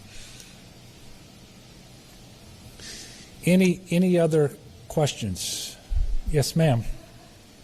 Last year during Laura, the people who were evacuated or displaced stayed in hotels. There was an effort to avoid congregate studies. Is there any sort of similar plan this time? And is that even possible? It's possible. There are plans, and we expect that if we have to shelter enough individuals, that's what we would do. It's another part of the conversation I had with the president today would be on the need to quickly shift to non-congregant sheltering, which means hotels. Now, we're already in contact with hotels all across Louisiana to figure out where there's vacancy, and we are modifying our shelter capacity to reflect the realities of COVID. And so our shelter capacities are not what they would normally be, although we can still shelter many thousands of people. But even if we were to do that, we would as quickly as possible transition away from that mass sheltering to non-congregant shelters as we are able. So it absolutely is part of our planning, and it's something that we would want to execute if it becomes necessary. Again, it's just one of the realities of doing this in a pandemic, such as the one that we're currently experiencing. The good news is we have experience doing it, and at the height last year, we actually had 20,000 individuals who were in non-congregant shelters, actually spread across 2 states. So we know how to do this. I hope and pray we don't have to do it anywhere near that extent, but if we do, we will. It won't be as easy simply because last year when Laura hit, there were many hotels that were practically empty. There are far fewer hotels in that situation today, and so cobbling together the room space could be a little more difficult, and that makes it logistically harder if you have to spread your shelter population across more hotels than would be necessary otherwise. Yes, sir. You mentioned that in the conversation with the president, you said be prepared to receive emergency requests that are out of the norm. What would be requested that's difficult? Well, you know, so for example, we've actually had over the last couple of weeks some disruptions, and they were primarily related to certain vendors with respect to oxygen. And so the number of patients who need oxygen, both in the hospital and at home right now, is greatly increased over what it would have been before the pandemic. And what we don't want to do is to create a situation where people start running low on their oxygen, start going to hospitals that are already full and extremely busy. And so making sure that we have a number of oxygen canisters on hand, which, by the way, we're already working on for ourselves, but you never know how long this event could last. We might need additional help bringing some oxygen canisters into the state, getting those positioned so that individuals don't have to unnecessarily go to the hospital, as Dr. Canner was saying. That's something that we really need to avoid. So that's just one example. But the truth is, we can't sit here today and know exactly how all of this is going to play out. So look, thank you very much. We will let you all know tomorrow when we will have another press event. I can tell you we will have a Unified Command Group meeting in the morning. We're going to take a hard look at the 10 o'clock forecast. Everybody out there should be doing the same thing tonight and tomorrow. And please make use of all the time that you have between now and tomorrow night to prepare for this storm, for yourself and for your family. Take it seriously. This is going to be a very serious storm. You saw the Category 4 winds that we are anticipated, the storm surge that in areas could get up to 15 feet and so forth.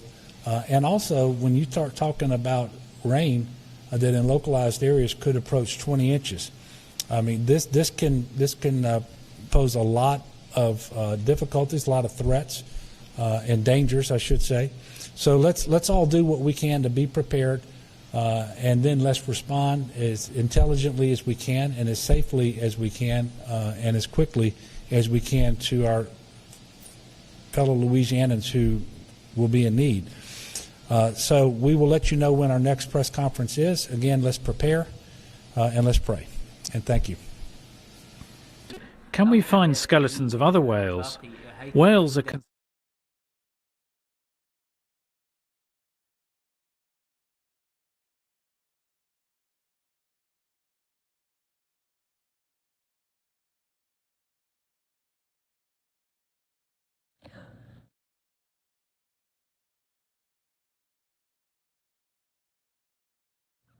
All right, guys, so once again, here is a look at the path Ida is forecasted to make. Again, New Orleans going to be hit hard, already seeing some rain in that area, and officials across the states are warning everyone of these potential threats to their residents, especially as they do say they have not only the storm surge, they got the strong winds, which have increased Hurricane Ida to a hurricane. It was originally called Tropical Storm Ida, now has been increased to a hurricane and is expected to be a Category 4 by the time it makes landfall.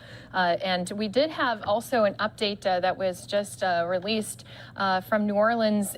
The Arizona Cardinals, New Orleans Saints preseason game set for Saturday has been canceled because of Hurricane Ida. So a lot of people have been preparing ahead of time, as again, they do know that they're going to be getting this storm coming to them over the weekend, and especially on Sunday. That's when officials have been saying they're really going to see the worst part of this hurricane as it makes landfall over Saturday night into Sunday.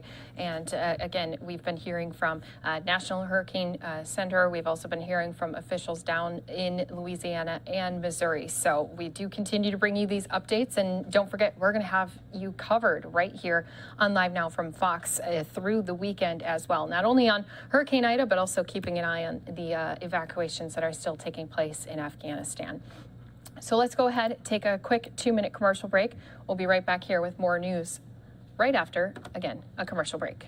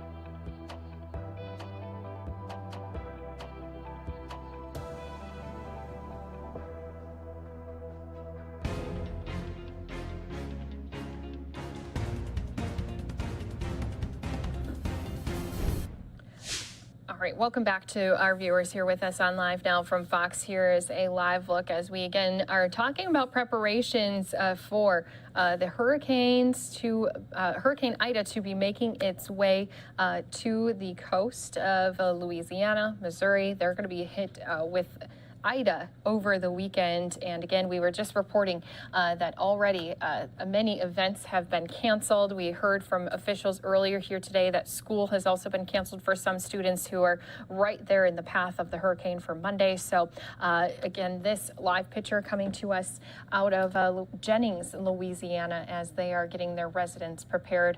As I mentioned before, the Arizona Cardinals, New Orleans Saints preseason game that was set for Saturday has been canceled because of the hurricane. And we did hear from some officials down in Louisiana moments ago from the governor, but let's go out to Jefferson Parish as we're hearing more. But did want to let everyone know we're also keeping an eye out for New Orleans officials. They're going to be giving another update here on this late Friday evening as they are trying to get everyone prepared ahead of time, have everyone get their emergency plans in place ahead of the storm coming their way over the weekend. We'll also have you fully covered right here on Live Now from Fox with all the officials' latest updates. So as soon as we do see New Orleans, we'll jump into that live. But until that time, let's go out to Louisiana officials in Jefferson Parish, where they were giving an update just earlier here today. And making these decisions about what you're going to do for this storm if you're under a voluntary evacuation, okay? Obviously, you have to weigh the direct risks of the storm and where you're located with hurricane force winds, with the storm surge, heavy rainfall, widespread flooding. You also have to consider the secondary effects of a hurricane that happen that are not directly weather related, right? So electrical outages, if water is not available to you, if the stores are closed, the grocery stores, the drugstores are closed. All of those modern day amenities are not going to be available to you if you're somebody that vulnerable and needs to get out early. These are the considerations that you and your family should be weighing right now. If you are very vulnerable physically and you might need a doctor or medical community. Remember, our first responders are an incredible group of people, but they stop when the winds get to a certain level. They cannot go out and provide those services until after the storm passes. Just be aware, and these are, of course, the considerations that you need to be. How vulnerable are you? If these services are not available to you, you have to weigh that into your decision making today, and you need to do it quickly. I'm going to give you an update on our public works, but we have our drainage and our Mitch and Mark here. But the good news for Jefferson Parish, we have 194 out of 195 pumps available. We are working very, very long shifts in our public works department, in our streets department, in our drainage department, catching, cleaning our basins, picking up debris, monitoring those canal levels, ensuring all the tanks are topped off, the vehicles, the pump stations. We're pre-positioned pumps already in our lower lying areas and ensuring obviously that all of our construction sites are secured. I have to give you a reminder that we are still very high with COVID. That is another layer that's on top of all of these preparations for this storm. Our hospitals at our high capacity. I've been to hospitals after a storm, and it's flooded with people that fell off of ladders, have a tree branch in their eye, all of these kind of other injuries that come after a storm. That is not the position we need to be right now. That is not the position that our medical community can handle right now. We have all got to be in a position of trying to help our medical community. They have their hands full dealing with COVID patients. We do not need to be able to give them any more, and we don't need any unnecessary injuries because of this storm. So please, I know if you decide to stay and after the storm people want their house back together immediately, please consider that. Be very, very careful. I would not want to be going to a hospital right now, and I don't think you do either. So let's just be very, very mindful of that, okay?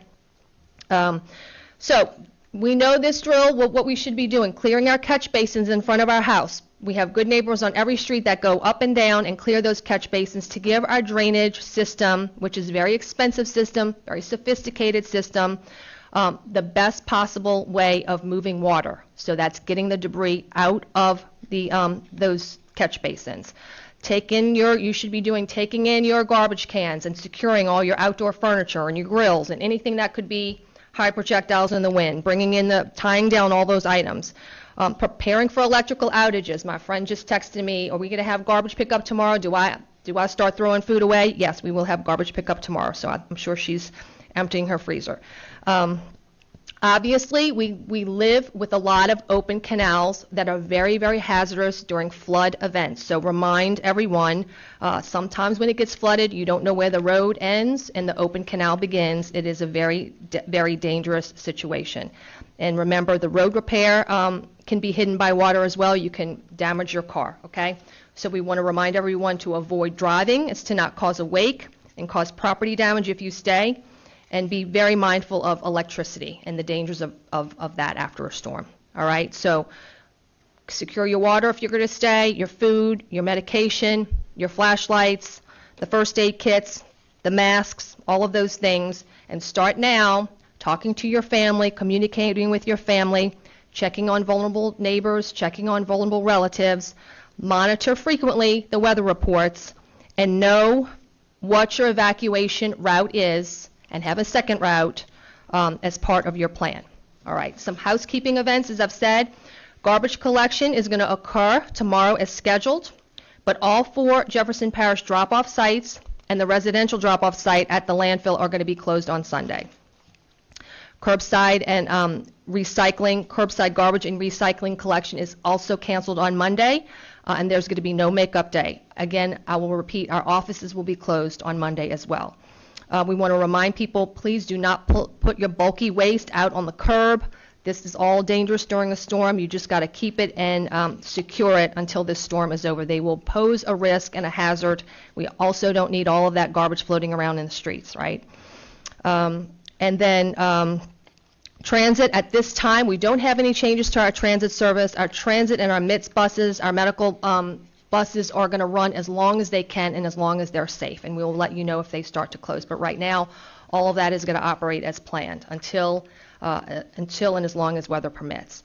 And we want to encourage everybody to stay updated. You can get our text alerts, JP Alert, to 888-777. For our Spanish-speaking citizens, JP Noticias to 888-777. We want everyone to be safe and be mindful and be prepared. And as I said, pay attention frequently to your news and to all of your elected officials. So with that, the next speaker I want to introduce up is our Sheriff of Jefferson Parish, Sheriff Joseph Lapinto.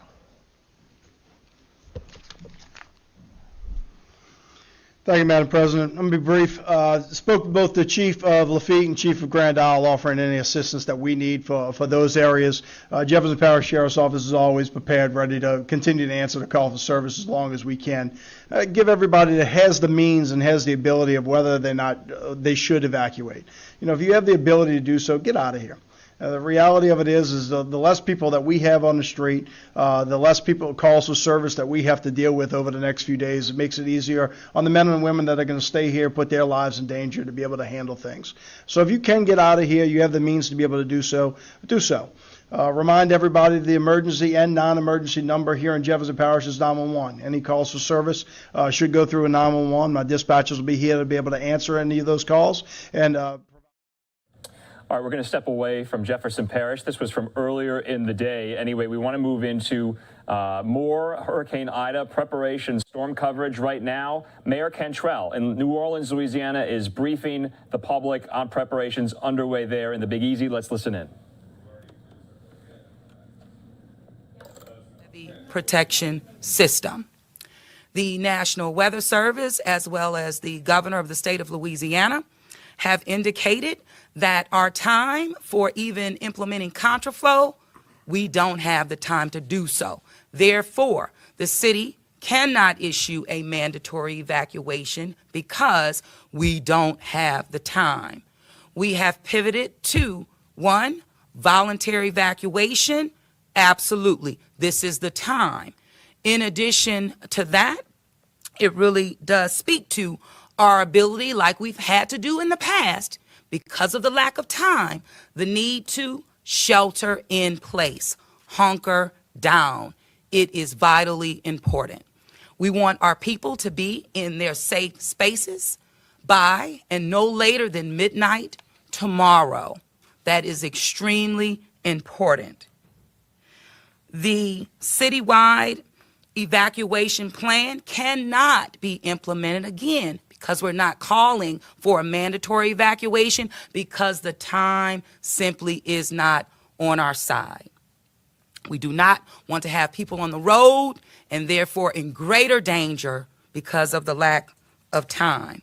I have with me, of course, Colin Arnold, our Director of Homeland Security, in addition to Heath Jones, who is standing in for Colonel Bailey with the U.S. Corps of Engineers.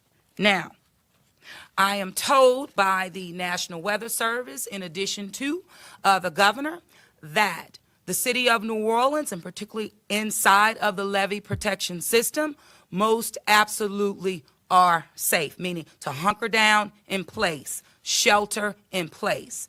Now, that 4 p.m. update has brought a little bit more information as it relates to the West Bank areas and potential overtopping of the levees there, as it was structured to do. We'll hear more on that from Heath. That's why he's here, to speak directly in regards to our levee system. So at this time, I am going to turn it over to Colin. Of course, I'm going to be back. You'll hear from Heath. Then I'll come back and I'll speak to Monday morning, meaning the city of New Orleans, because I'm speaking about it now. The city of New Orleans will close on Monday. This, therefore, gives our employees, those, an opportunity to voluntarily evacuate as well, those who are eligible to do so. So right now, let's hear from Colin, then we'll hear from Heath, and then I'll come on back and, of course, go into Q&A as we always do. So with that, Colin. Yes, ma'am. Thank you, Madam Mayor. Good evening, everyone. As the mayor said, since we spoke from this podium this morning, there have been some significant changes to Ida. Now likely to be a Category 4 hurricane when it makes landfall to the west of our city on Sunday. So to be clear, we're facing a more dangerous storm than even this morning and, of course, yesterday. So it's a combination of 3 impacts. You have damaging winds up to 110 miles an hour that could cause downed trees, structure damage, and really our concern is just prolonged power outages, which we've all experienced before. Heavy rain in excess of potentially 16 to 20 inches over 2 days that could cause significant flooding, and this what is developing as a storm surge outside of the levee system up to about 11 feet, and in some areas around to the west of the river higher. So a hurricane warning, I'm sure all your phones went off, are in effect for all of Orleans Parish. A storm surge warning is in effect for those areas outside levee protection, and a flash flood watch is also in effect for our area.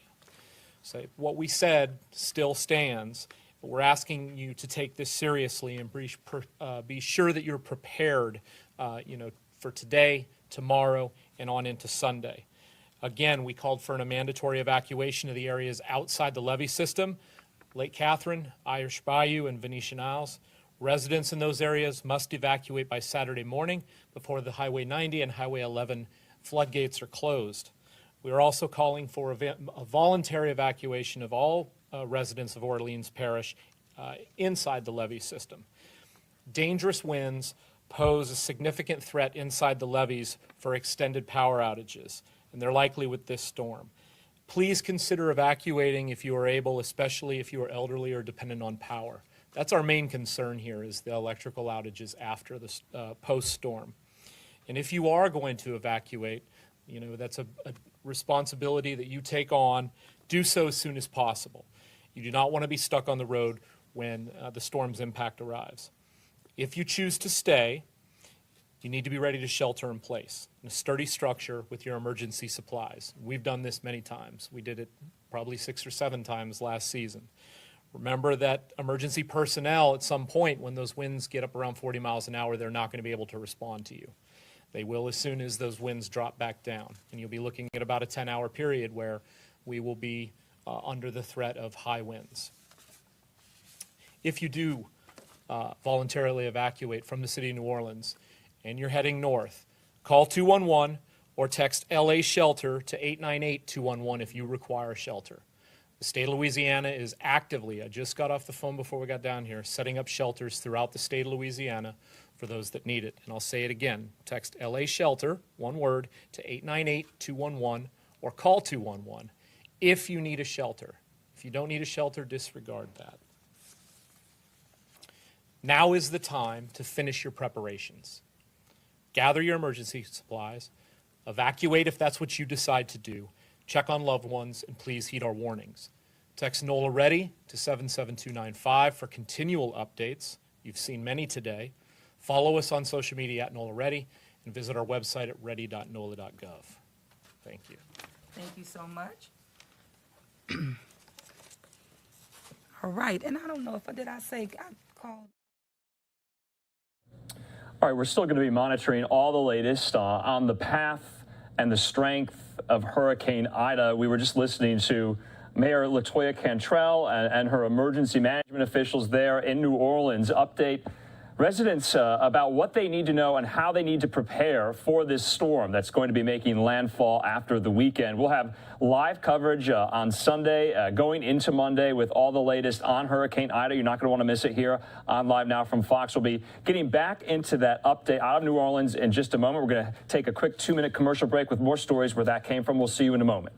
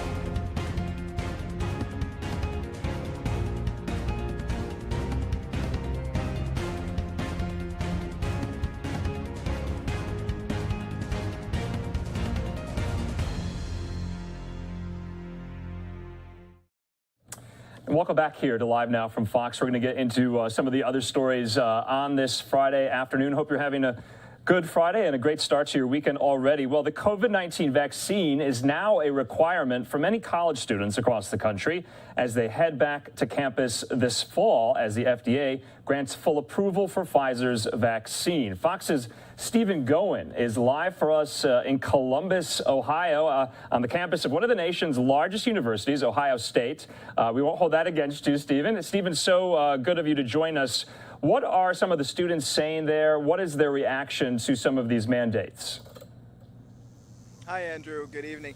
There are a lot of differing opinions about the COVID-19 vaccine on this campus, but you have to remember that students already need a lot of different vaccinations to come back to school. So the COVID vaccine is sort of just the latest requirement on that list in some places. Colleges are using some pretty strict enforcement to make sure students get the shot. so excited for a more normal year, but it won't be completely normal. And of course, we're still attempting to navigate the pandemic. This fall, as college campuses welcome back students in person, now I'm having the college experience. Honestly, it feels like this is my freshman year because I'm here now. some students will find that college experience could require a COVID-19 vaccine. More than 800 colleges out of thousands in the U.S. are now mandating vaccination. The Ohio State University is one of them. I think is a very good idea. The reason that we're allowed to be in person is because we have the vaccine. While some students support the requirement, others want it to be a choice. I know some people are kind of like bothered because it's like being pushed upon us, but I mean, I don't know. Like I was kind of in between. Across the country, students have even filed lawsuits over vaccine mandates. The Supreme Court has already rejected one such case out of Indiana.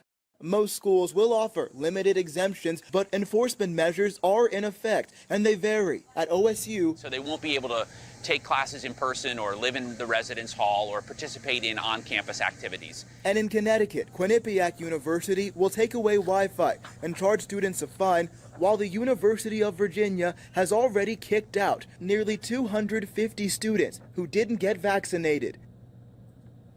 Now back here at OSU, 73% of students, faculty, and staff have already been vaccinated. So they are pretty close to their goal of getting everyone at least one shot by October 15th.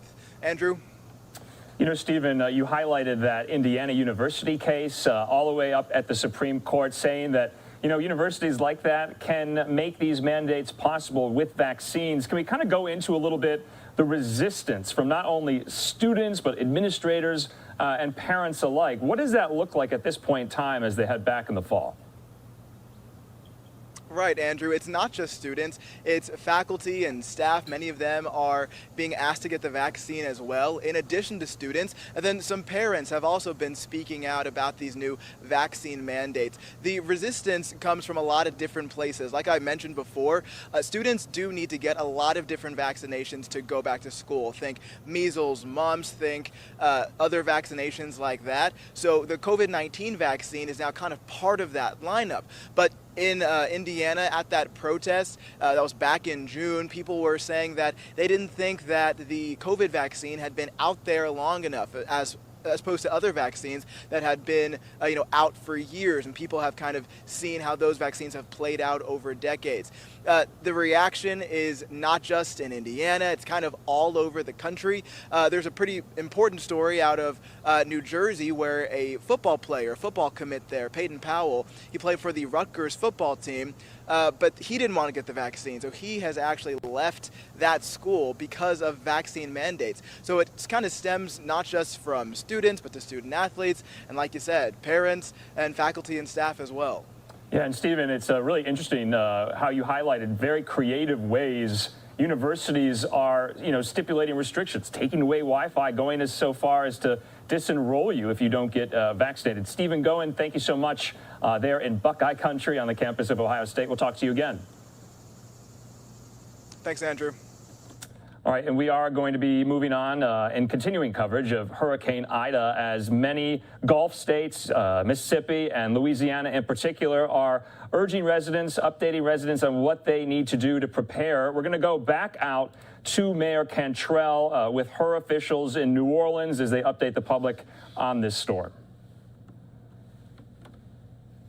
I don't know if did I say I called. I don't know if I said Colonel Bailey or Colonel Murphy. It's Colonel Murphy, but it's Colonel Murphy, yeah.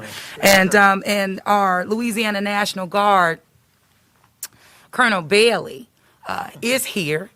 He did not come out because he came straight from the airport and he's not in uniform. That's the only reason why you do not see him now.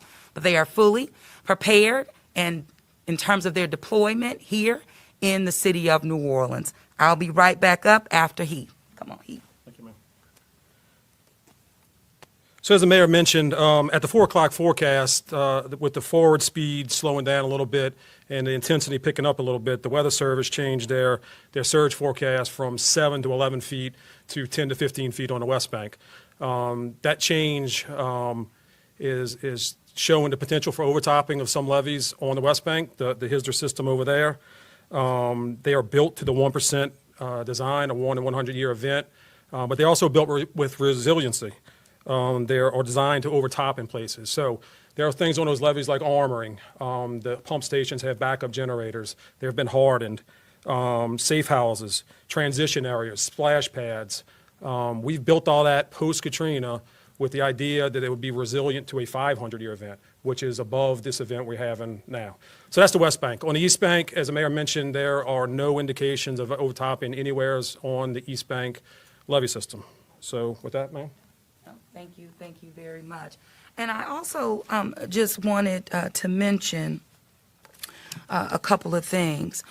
Because we are sheltering in place, and those who decide to do so, they should know that I have already asked, and the governor has complied with executing the contracts associated with having adequate bus transportation should a post-evacuation be needed. And those buses will be staged appropriately. So no waiting for them to arrive. These conversations not only have been made, but the requests and the contracts have been executed to ensure that the city of New Orleans will have access to bus transportation for our people should we need a post-evacuation.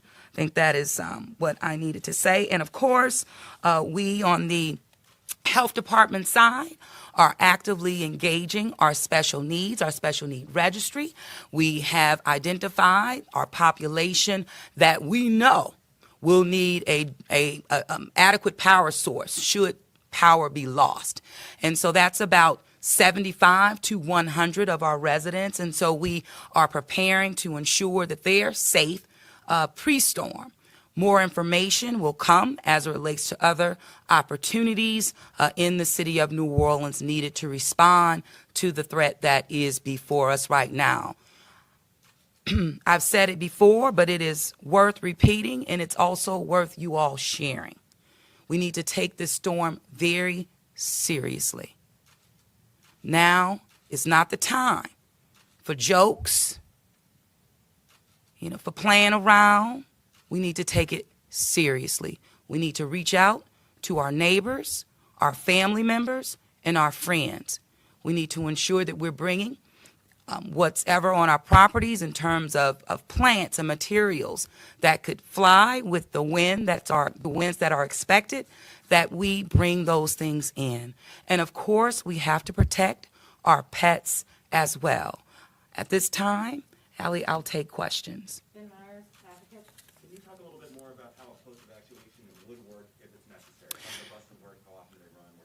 Sure. So, and I'll let Colin follow, but the bottom line is that there are 125 coaches, coach buses, not school buses, but coach buses that are attached to that state contract that the governor has clarified and committed has been signed, but also those buses will be staged appropriately so that post-storm, they can get in and they can also get out. In terms of the rapid pace, it's going to be, how we get people on and get them out. But I'll have Colin come on up and give you a little bit more information. Happy to explain. So post-storm evacuation is really, started coming about after Hurricane Michael, when we really started looking at, and I say we as in the state, our federal partners, started looking at the timelines on these storms and what we do for our assisted evacuations. So it works essentially the same way. If post-storm we need to move a lot of people out, we will identify a parish pickup point. We will bring in motor coach buses. We'll utilize our public transit to the greatest of our ability as well, just like we would for the city assisted evacuation. We'll move people to that parish pickup point, and we'll move people to further sheltering, just as we would before the storm.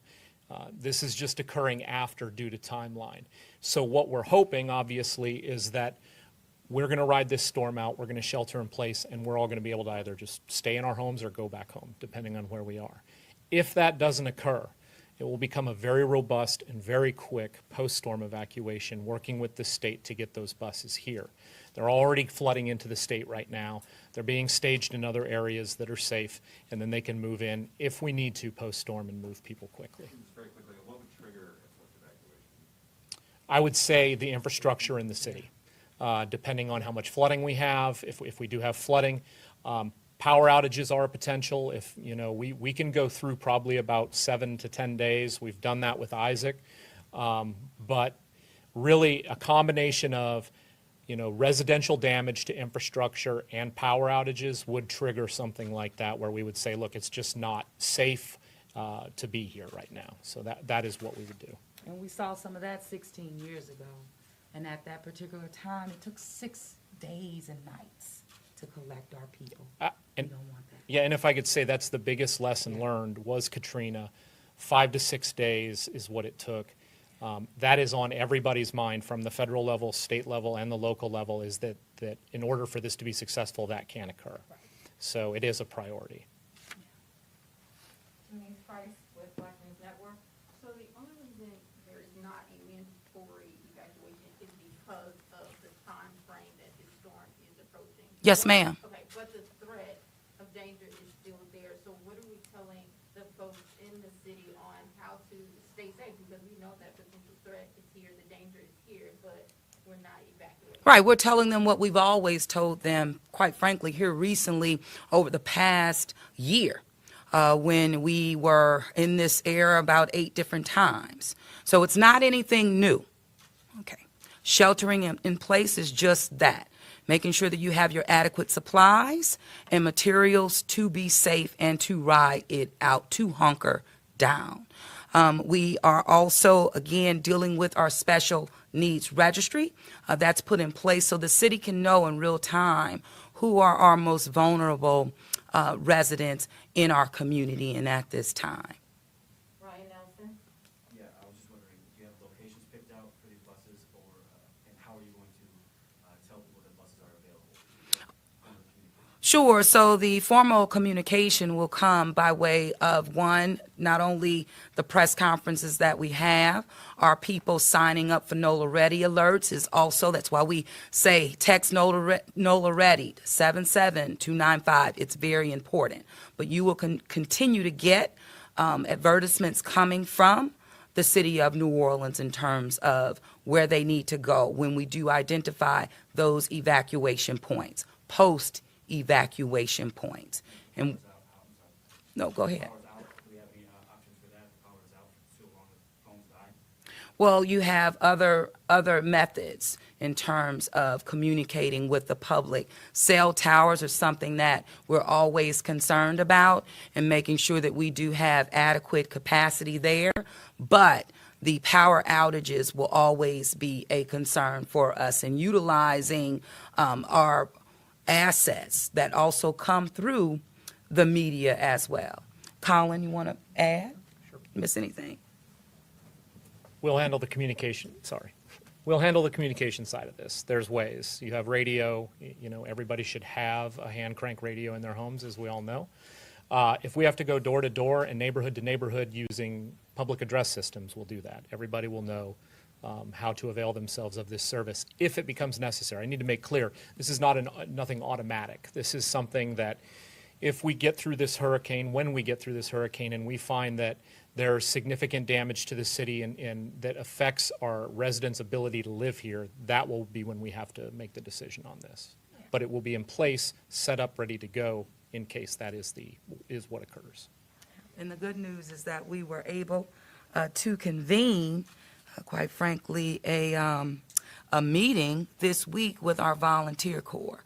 So prior to Ida coming our way was already planned, because that's just a part of how we prepare and, of course, provide our volunteers who have been trained adequately to help respond and be those first responders on the ground should we need them. Last question, Chris Balti, WGNO.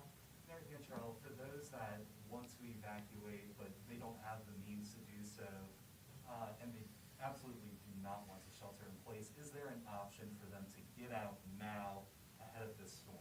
So the option for those residents who will need to go to an alternative place than their home, we are prepping a location now. I do not want to share that location right now because I do not want people to show up there and it's not adequately prepared for them. But please know, it is absolutely being addressed, working in collaboration with the Governor's Office of Homeland Security, in addition to the Louisiana National Guard. So those activations are happening, but we will share that information at a more timely manner and be able to roll out opportunities for transit should that be needed.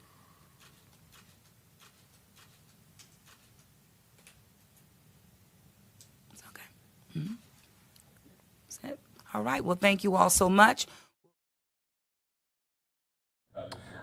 All right, we've been listening to New Orleans Mayor LaToya Cantrell as she's updating residents there in the Big Easy about Hurricane Ida. I just want to throw up our XRAD system of the satellite and radar imagery of the storm's path at the moment. I'm being joined right now by Fox 5 DC's meteorologist, Matthew Capucci. Matthew, so good to see you. What are you looking for in this storm? Particularly, it's gaining strength. We know it's going to be making landfall possibly Sunday or Monday. What will you be watching for? I think the biggest thing right now is the rapid intensification. We see on all models, pretty much everything is pointing towards rapid intensification at this point. It's a category 1 right now, has eclipsed Western Cuba, but already satellite kind of has that look that we in the business refer to as kind of that look that precedes rapid intensification. It has a couple of what we call hut towers right near the middle of the storm, right near the eye wall, and that's feeding into the storm, helping it to grow. Now it's moving over water temperatures upper 80s to near 90 degrees. That favors explosive development. Weak winds in the upper atmosphere, so no real shear to pull the storm apart. And you have clockwise winds in the upper atmosphere. That will help evacuate already spent air at the upper levels and allow it to suck in more humid air near the surface. So everything's pointing towards a high-end event with the category 4 plus landfall likely. You know, Matthew, a lot of people, especially when they hear a hurricane and when they hear it's heading toward New Orleans, they think of Hurricane Katrina, and it's somewhat coincidental that it will almost make landfall on the very anniversary back in 2005, 16 years ago. And so, you know, let's compare those two storms because that's on the minds still of many people when they're following this story. But also, let's compare this season with last season. We know last season was one of the busiest seasons we've ever seen. Yeah, great question. Let's start with Katrina. Katrina was about a category 5, 20 hours before landfall. Came ashore as a strong category 3. What the issue wasn't necessarily just the wind, which of course was problematic with Katrina, but the sheer size of the storm. It was very wide, pushed ashore a lot of water, up to about 27 feet of storm surge, actually setting the U.S. record. And its size was why it was able to do something like that. This time around, we're forecasting about 10 to 15 feet of surge. So it will be bad. I mean, if you live near the coast, you have to head inland, you have to head to higher ground. But it's not looking like a Katrina-like surge, even though it will come ashore wind-wise at a similar strength. So that's one small piece of good news there. Now, so far, we're on the eyes. We're about 10, 11 storms in this season. Last season, we had a record of 30 named storms, beating out the 2005 hurricane season, which was a record. Now, Louisiana was hard hit many times last year. Laura really ravaged Lake Charles, Louisiana, in the western part of the state near the I forget the name of the parish down there, but really had significant impact there with 135 mile per hour winds near Calpericio Parish. That was late August. Then we had another storm that hit, a Delta hit and Zeta hit as well in similar areas. So you had that beleaguered area hit 2 or 3 times. And I don't think we'll have that again this year, but you never really know. I mean, that was August and October last year. We're just at the end of August, barely 1 year after Hurricane Laura. We could do it again later on this season, but it really comes down to rolling the dice too many times. But the Gulf of Mexico is very hot, and when we see that, it's a pretty big red flag. You know, Matthew, we've been airing updates from officials in Louisiana all day, basically, and they're telling residents to, you know, prepare. They're no stranger to these type of storms. But what can they expect, you know, as far as winds, storm surge, possibly, amount of rainfall with a storm that could be quite strong? With things like this, I always tell people to run from the water, hide from the wind. Wind you can kind of hide from. We're forecasting gusts to about 140 miles per hour near the immediate coastline. New Orleans proper might see 90 to 100 mile per hour gusts the way the eye is currently projected to come ashore. But remember, a little wiggle of even 40, 50 miles could spell huge differences for downtown New Orleans. So the Big Easy is something we have to watch wind-wise. That said, I think surge will be an issue pretty much along the entire coastline. We're talking a 10 to 15-foot surge at worst. The good news, though, levees hopefully should hold this time around. They invested a lot of money, roughly $20 billion, in protecting the city after Hurricane Katrina in 2005. I think this time we're really going to put that to the test. Can we do it? And did it work? And really, this is going to be kind of the monumental storm that is going to test that. Now, inland flooding will be an issue, too. It's not just along the coastline. 15 to 20 inches of rain near and just to the left of the storm center as it tracks farther northwards into the deep south. That will be enough to cause a widespread flash flooding, significant urban and small stream flooding too, and even into parts of the Ohio Valley in the Mid-Atlantic. As the storm starts to decline in the next couple of days, we'll still see a significant dose of rainfall. Not quite as bad, but in many areas, even the Mid-Atlantic next week could see half a foot. All right, Fox 5's Matthew Capucci. All eyes are on Ida at this moment, and we'll be tracking all the developments out of this storm. Matt, we thank you so much. Thank you. All right, we'll be monitoring a lot of these developments, like I said, throughout tonight and into the weekend. We'll have special live coverage of Hurricane Ida going into the weekend. You're not going to want to miss it. Live Now from Fox will be monitoring all of those updates and developments from this storm. We're going to take just a quick 2-minute commercial break. When we come back, we'll be talking about some of the other stories on this Friday.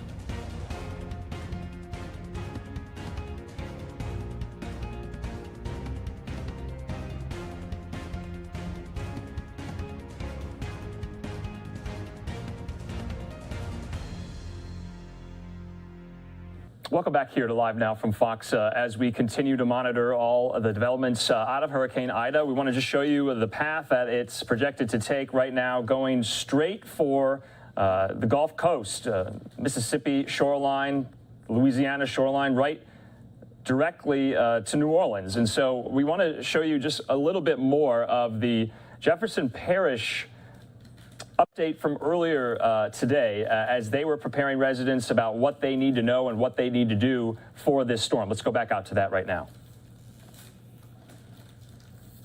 Asked to evacuate, you need to consider that before you consider the other ramifications of COVID.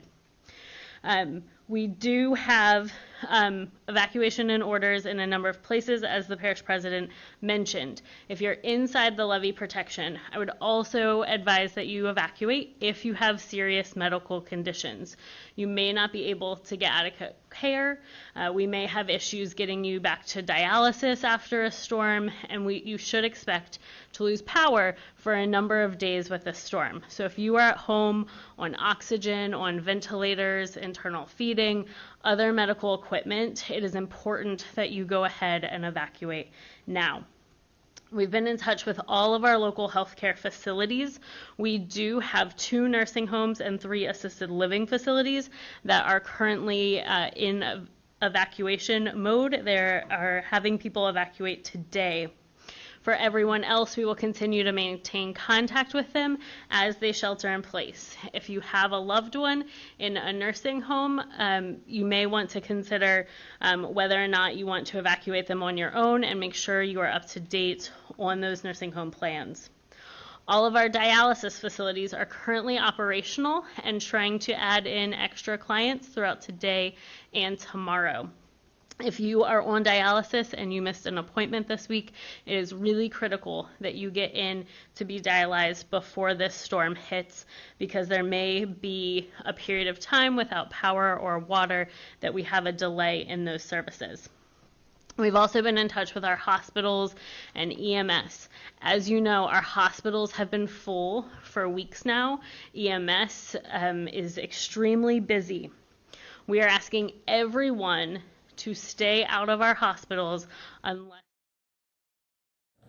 All right, as we do follow all the latest, as officials make preparations for Hurricane Ida for this weekend, we're going to be moving on to some of these other stories we have yet to get to. We broke in a little bit earlier for, quite frankly, the stunning news that Sirhan Sirhan granted parole today in the state of California. He's been in prison for over 50 years in the assassination of Robert F. Kennedy Jr. I'm being joined right now by former federal prosecutor Doug Burns to go into exactly, how someone like this could get parole and, the historical context of this. Doug, so good to see you. What were your initial reactions today to this news? My reaction was the way you put it. It seemed very stunning, and I was surprised, obviously. But remember, 2 Kennedy family members, apparently weighed in positively, did not oppose it. And the district attorney in Los Angeles, Gascon, did not oppose it. So I think that had a lot to do with it.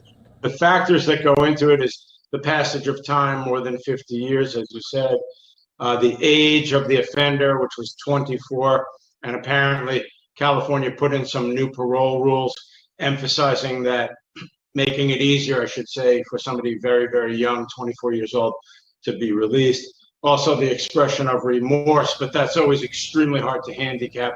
Remember, this is his 16th 1/6 parole hearing, so this has gone on for a long, long time. So to answer your original question, I was pretty stunned myself. I did not see that coming. I didn't anticipate it. But I want to also explain, and this is interesting, that 2 parole board members recommended this. Now it's going to be reviewed by the entire parole board's staff. And then, and only then, it's up to the governor to accept it, modify it, or reject it. So it's not a done deal yet. There's still a few steps to go forward. Yeah, Doug, I was going to highlight that as well. This is not a done deal. A final sign-off would be for Governor Gavin Newsom. But, Having looked at Yes. very high-profile cases, especially in California, as people apply for parole, many of which have been denied, and this denied so many more times previously. This was the 16th time. What do you think it says to kind of the leniency of the system when, you know, the parolee is very, very, you know, up there in age? You know, does good behavior go into it? I'm sure he has a cadre of lawyers working on his behalf. So kind of develop that a little further for us, because this is not a done deal.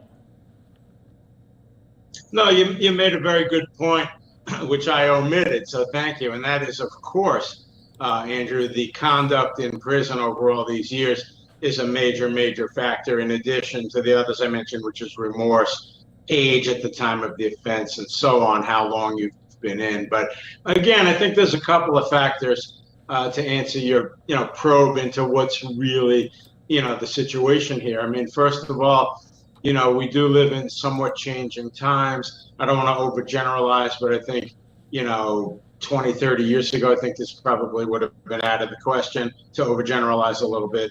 And I think, again, if I may be a bit of a broken record, having been through many, many, many of these rodeos myself in 36 years, you know, with regulatory agencies, government agencies, when a victim's kin, family, indicates that they're not opposed to it, I think that's a big factor. So let me just flip it into a different semantic formulation. Had all of the candidates been against this, I don't think this would have happened, Andrew. You know, and Doug, that is probably the most stunning aspect of this story. Two of RFK Jr.'s children, we don't know which ones, you know, they didn't, basically they didn't oppose this. They said they would be in favor. Also, the DA, like you mentioned, George Gaston, did not oppose this either. Have you ever seen that with members of the victim's family, one of the most high-profile political figures of the 20th century, you know, basically giving their green light for this, saying that, you know, much time has passed? Well, first, they're saying in the media articles that Gascon's office has developed a generic across-the-board policy of not opposing. You know, that starts getting into politics and the political weeds, let's face it. There's been a lot of criticism of some of the stances from a, you know, criminal law and law enforcement standpoint of that office. But putting that to the side, yes, the fact that he didn't. Now, to your main question, which is the key, seriously, in my opinion, which is, you know, wait a minute, isn't it beyond stunning that relatives of Robert F. Kennedy, RFK, would step forward and basically show forgiveness? Now, that gets beyond, you know, my role as a lawyer. I mean, look, I'm in favor of, you know, forgiveness and all of that, but I really am stunned only because this was one of the, you know, most notable and, you know, horrific political assassinations in our lifetimes, obviously. Yeah, and, you know, Doug, I just want us to put on our American history hats for just a minute, because please, I love history. Too, but you were part of that generation. You most likely followed this in your career as a federal prosecutor. The Kennedys have been such a part of the American consciousness for so long. What did this mean for the country when this happened back in 1968? Well, it's interesting because I've read a ton of books about the Kennedys, and the two assassinations of John F. Kennedy and then his brother, you know, follow a whole fascinating storyline, which we don't have time to get into. Some of the potential connections other than just the lone killers, and I'm not talking wild conspiracies, but what it meant, to answer your very good question, was that, you know, remember something, when JFK was assassinated, Lyndon Johnson and RFK did not get along at all. That's right. And that spelled sort of the demise for RFK, and he was fairly shortly thereafter out of the Justice Department, okay? And that's what, if you go into some of these other theories about other entities wanting him out of office, they achieved by assassinating JFK. Now, all of a sudden, in 1968, Robert F. Kennedy not only emerges as a candidate, he wins the California primary, well on his way to getting the nomination, and then boom, he's assassinated. So the point is that, you know, many scholars and authors, and there are many, many books out there, you know, that talk about the fact that his reemergence in '68 as a potential president when many folks wanted him out of the way back in '63. You know, it's a fascinating story, and there's tons of books about it, and they're all very, very interesting. But to answer your question again, it was a situation where, you know, they took him out because they didn't want him to be president, basically, to put it simply. You're very right. I mean, that's the point of all this. Robert F. Kennedy Jr. could very well have likely been elected president in '68. And, you know, this story is not, you know, as old as many people might think. It is still quite prescient. You know, Ethel Kennedy is in her 90s now. You know, most of her children are living. You know, she was pregnant with her last child when this all happened. Not to mention the fact that, you know, this was all basically captured in photographs and on television at the time, the assassination at the Ambassador Hotel. And so it was really seared in the collective mind of many Americans. It was 2 months after the assassination of MLK. And so I bet a lot of people hearing this news today probably are scratching their heads. Oh, absolutely. I mean, it's interesting because you're really highlighting it, and that is, how is this news going to really hit people? I think they're going to be stunned, to use your word that you used right out of the gate. You know, correctly, in my view, there's going to be a lot of people very surprised at this news. But I think human beings being wired the way we are, they're going to turn around and say, oh, well, two Kennedy family members supported it. Oh, okay, now I see why it happened. I think that's sort of the simple crystallization of the way this will hit people. All right, former federal prosecutor Doug Burns joining us on this Friday night to break this all down for us. We appreciate your time. We'll talk to you again. Thank you. My pleasure. All right, we are going to be moving on to some of these other stories. We're going to take just a quick 2-minute commercial break, though. When we come back, we'll be talking about the coronavirus, and especially when it comes to the Delta variant. As you know, many music festivals, concerts have resumed. But with the Delta variant, what does that future look like? We'll have that and more in 2 minutes.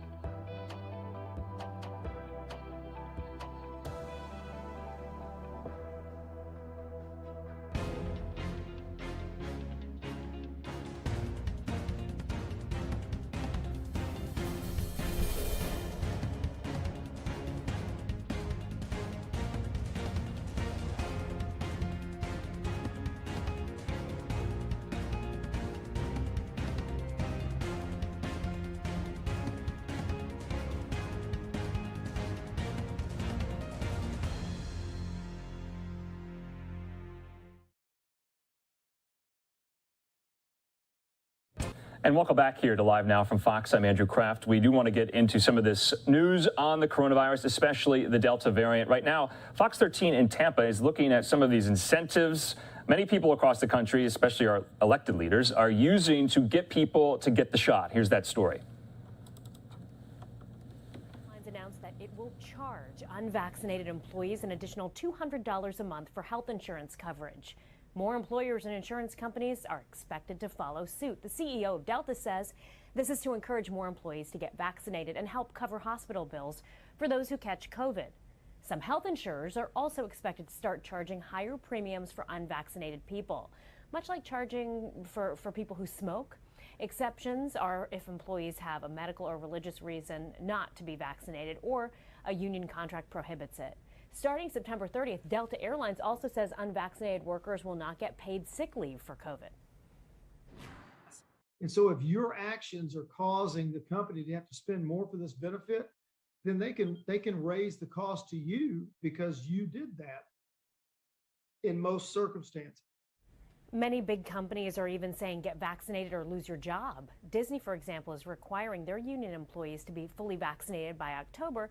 And it's not just these companies cracking down, but as we mentioned, health insurance providers themselves. There's nothing really stopping a health insurance company from saying, hey, if you're not going to get vaccinated, and we now know how much it's going to cost for you to go to the hospital, we are going to charge you more. Likewise, on the flip side, insurers and employers can also reduce premiums for vaccinated employees, kind of like how they use wellness programs for losing weight, for example. So they're rewarding what they consider a behavior that will save them money. Colleges are also offering incentives. At Florida State University, students who get fully vaccinated can be in line to get $3,500 off of tuition and fee assistance, as well as some gift cards, an iPad. And one student will even get the use of a luxury suite valued at more than $1,700 during a future ceremony at the Tucker Civic Center. These sort of incentives are actually being offered all across the country by different universities. Florida A&M University announced last month that it's using $1 million in federal COVID funding to provide cash incentives, laptops, iPads, and other gifts students can receive if they are fully vaccinated. So really what we're looking at here, incentives versus mandates. Some companies and organizations are encouraging their patrons, like how we saw even with Krispy Kreme this week. They marked the Food and Drug Administration's approval of the Pfizer vaccine with 2 free donuts to anyone who brings in a valid vaccination card. Others are focused on their own employees. We told you this morning about Tyson Foods offering a lottery. For those who get vaccinated, they could win $10,000 by entering a weekly lottery being offered over the next 5 weeks. That company says workers at 50 facilities who've been given at least 1 dose of the vaccine are eligible for the prizes. Even United Airlines, they estimate that 90% of their pilots and close to 80% of flight attendants are vaccinated because they get incentives to do so. So a little mix and match here. Incentives, mandates could be what we see be adopted more widely. I'm Sorbani Banerjee for Fox 13 News. All right, we thank Fox 13 Tampa for highlighting lots of creative ways that incentives are going out about getting people to get the vaccine. Anyway, we're going to stick with the coronavirus at the moment. As the Delta variant surges, concerts and music festivals are trying to decide whether to move forward with their shows. Fox's Hunter Davis joining us live from Austin, Texas. Hunter, so good to see you. Austin, home to one of the biggest festivals in the country, Austin City Limits. I'm sure we'll talk about it. Hunter, though, in some cases, people are canceling shows, but in others, they're using music to get people vaccinated. So a lot to this story. We want to thank you for joining us on this Friday. What do you have for us?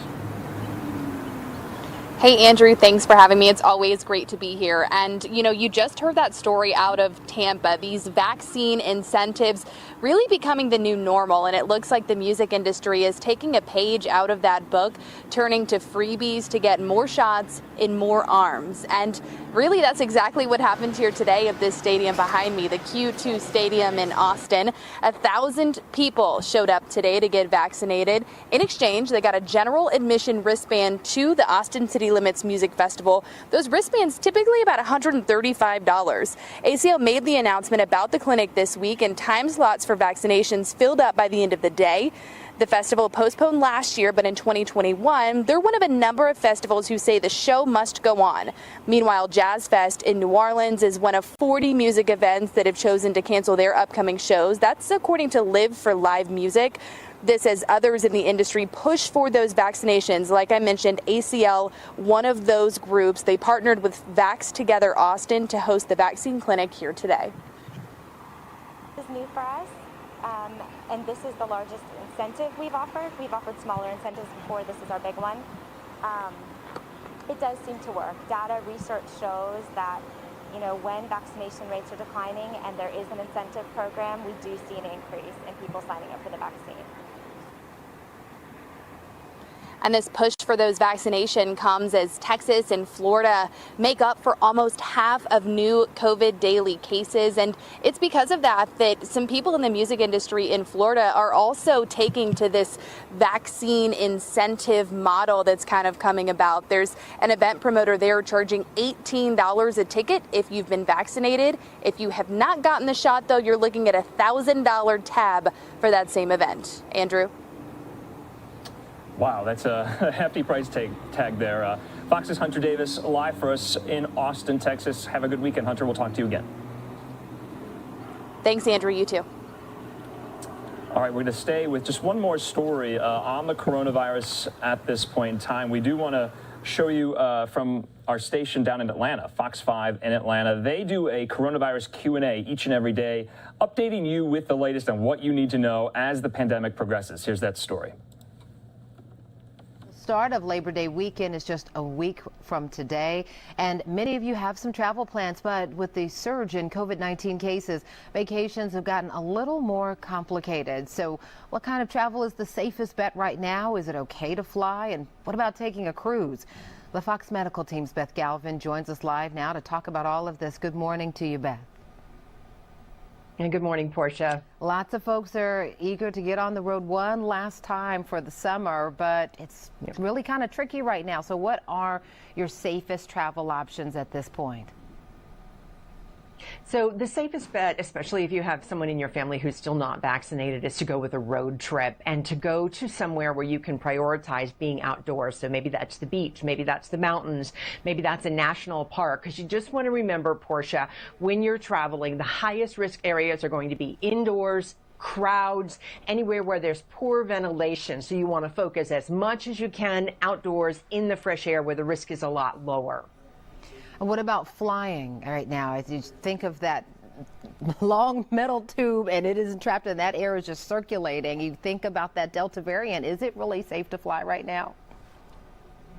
So it depends on your situation, Portia, and the airlines do have great filtration systems on board their aircraft that are constantly filtering that air. So it's not really the aircraft itself unless you're on a long haul flight. But what the CDC is saying is if you are not fully vaccinated, wait until you're fully vaccinated before you fly. If you are fully vaccinated, wear a mask and just be really careful in the terminals and things like that. If you're flying with kids who can't be vaccinated, make sure everybody's wearing their mask, and also try to do the most direct flight possible. The fewer stops at other airports, the lower your risk of coming into contact with crowds, waiting for, to get through TSA, waiting to get, into the terminal, that kind of thing. That's where your real danger is, when you're mixing and mingling with a lot of other people from outside your household. Right, like on buses and trains and forms of transportation like that. Now, what about cruises, though? Is that safe? So the CDC is no longer warning Americans who are healthy against going on cruises like they were doing for a long time. But what they are saying is that if you're immunocompromised, meaning you have an underlying health condition that raises your risk of complications from COVID-19, that you stay off cruise ships for right now. So it's really about figuring out your own risk level and deciding whether, that's going to be a good fit for you. But if you're a healthy person, you enjoy going on cruises, you're wearing a mask, you're taking precautions, I would say it is fine as long as you're just being extra careful. Beth, as always, giving us a lot to think about and the facts to support it. We surely appreciate you. Thank you so much. Thank you. All right, we want to thank our Fox affiliates who provide us with that great content, great information that you need to know about the coronavirus and the pandemic with the Delta variant surging still.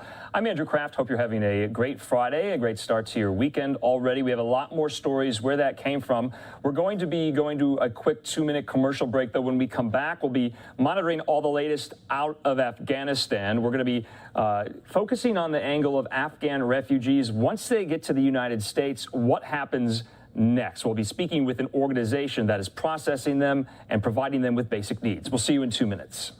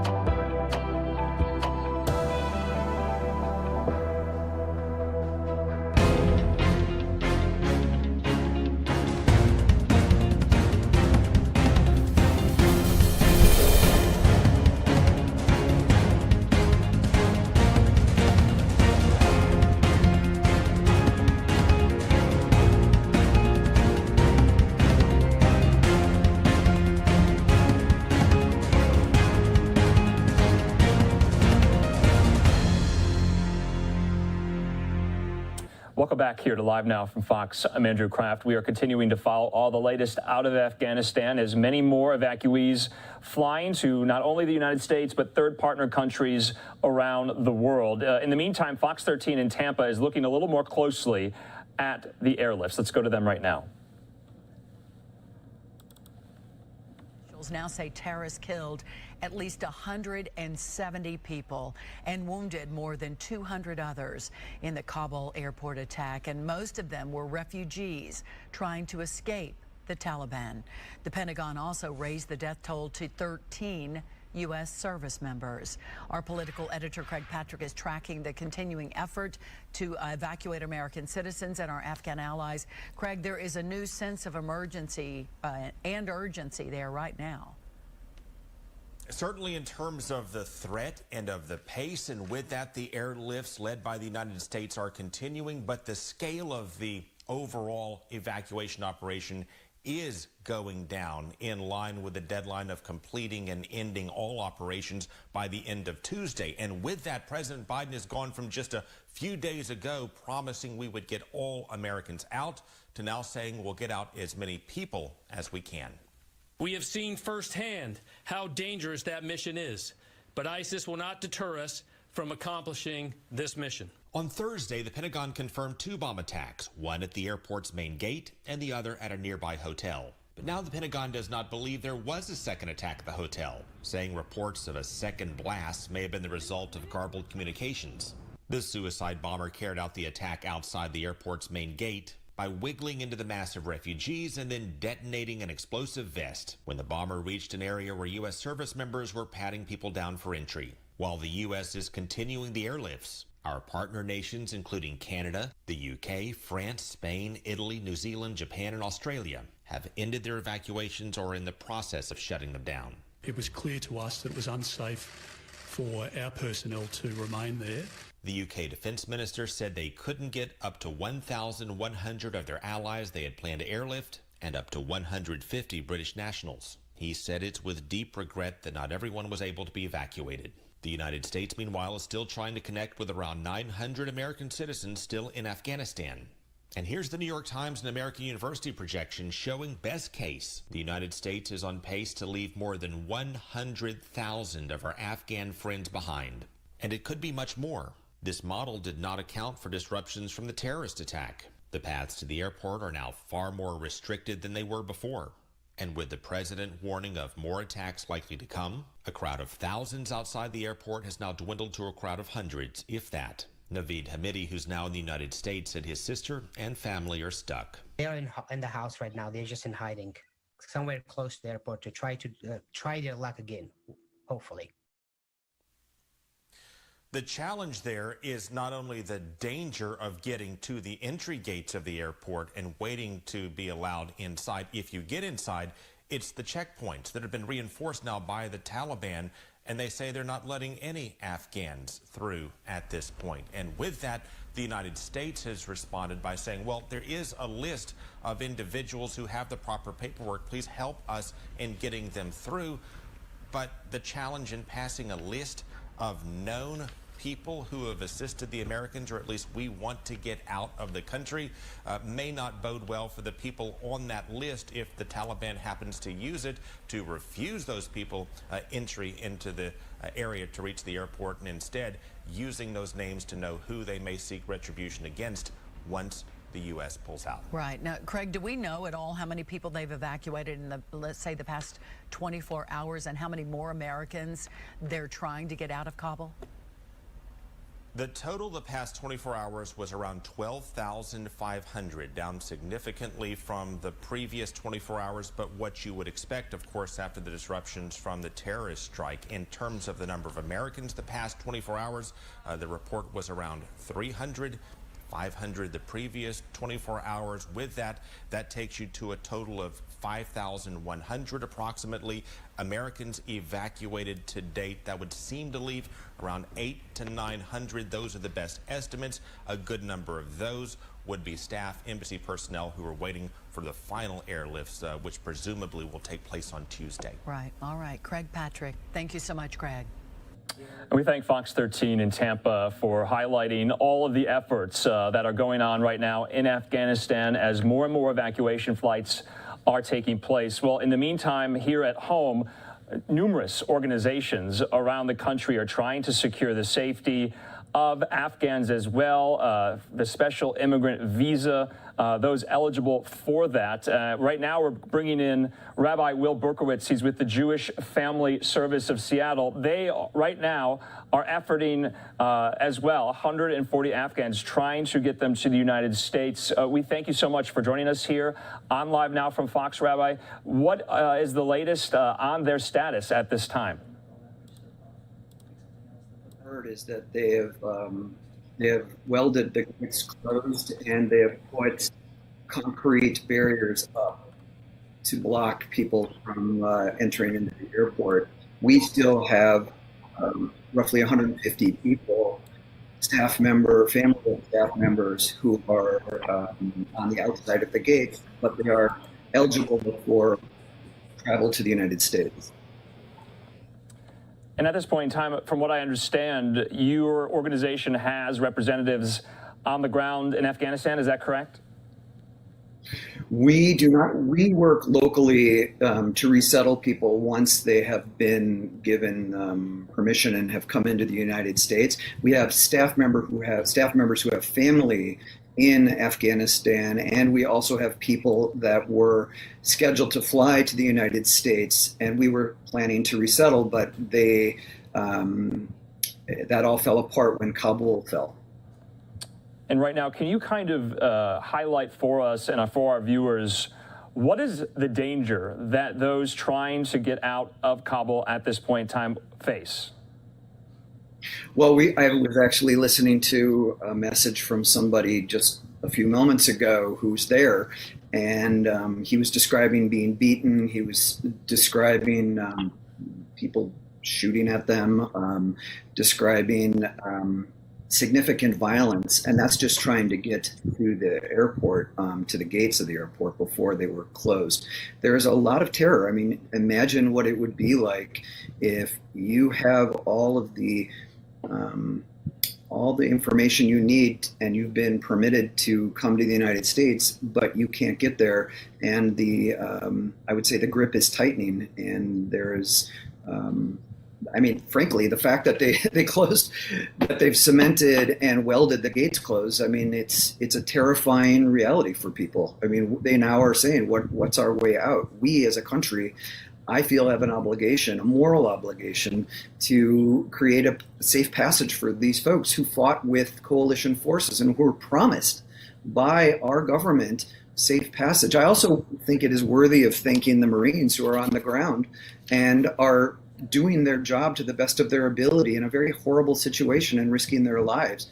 They see these people as their colleagues. I mean, in some cases, they themselves saved their lives to make it possible for them to come home and see their families.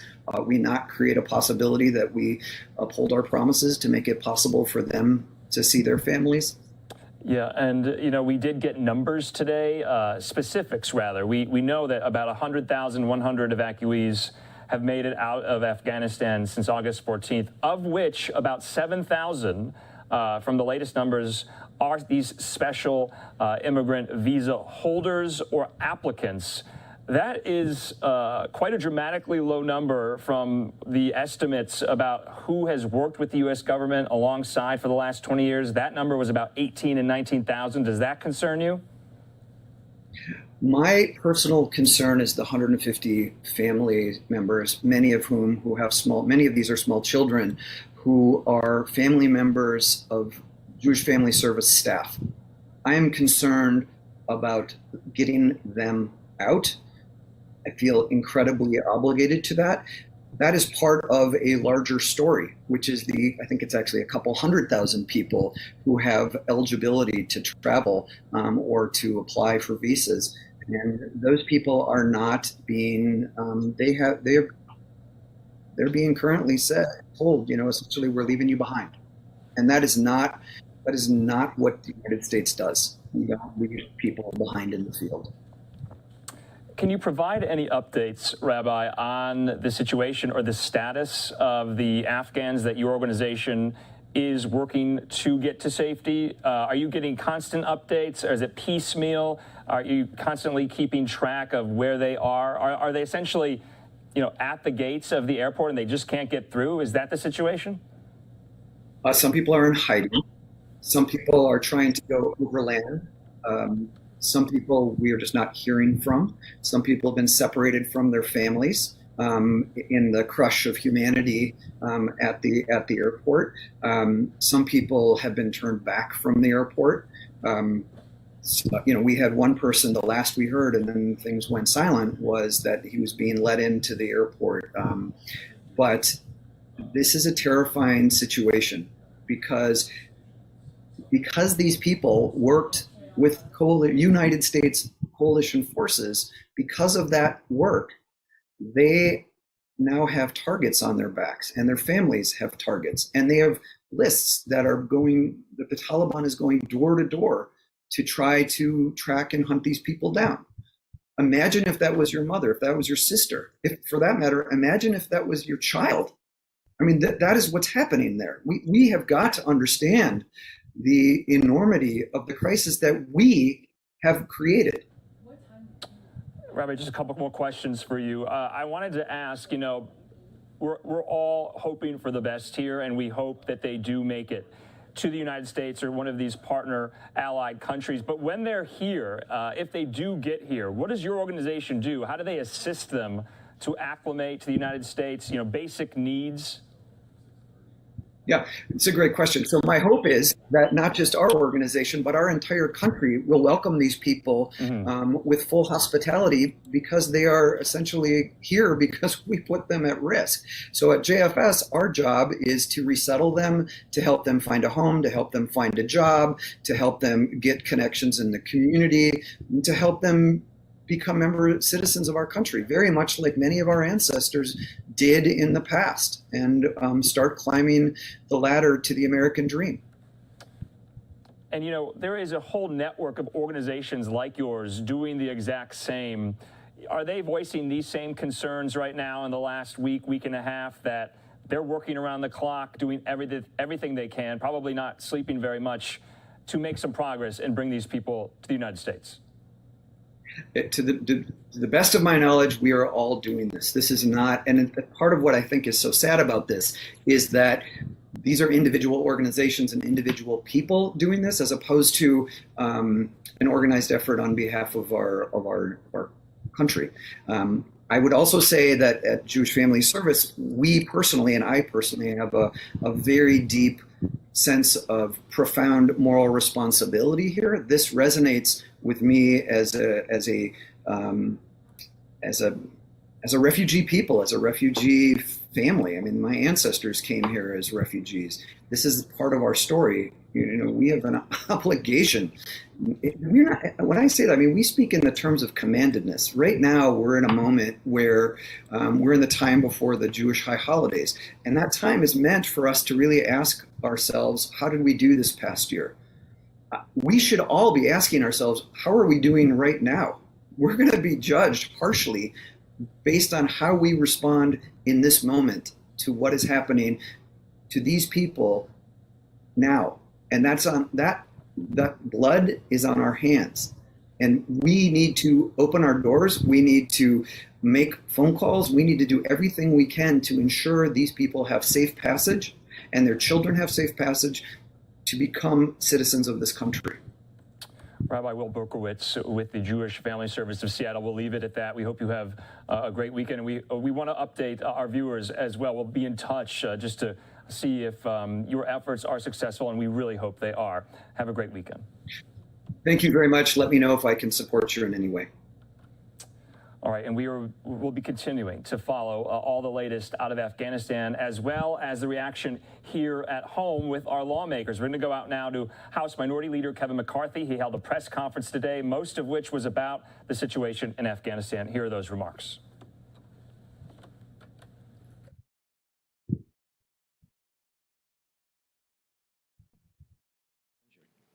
It was the deadliest day for our military in more than a decade.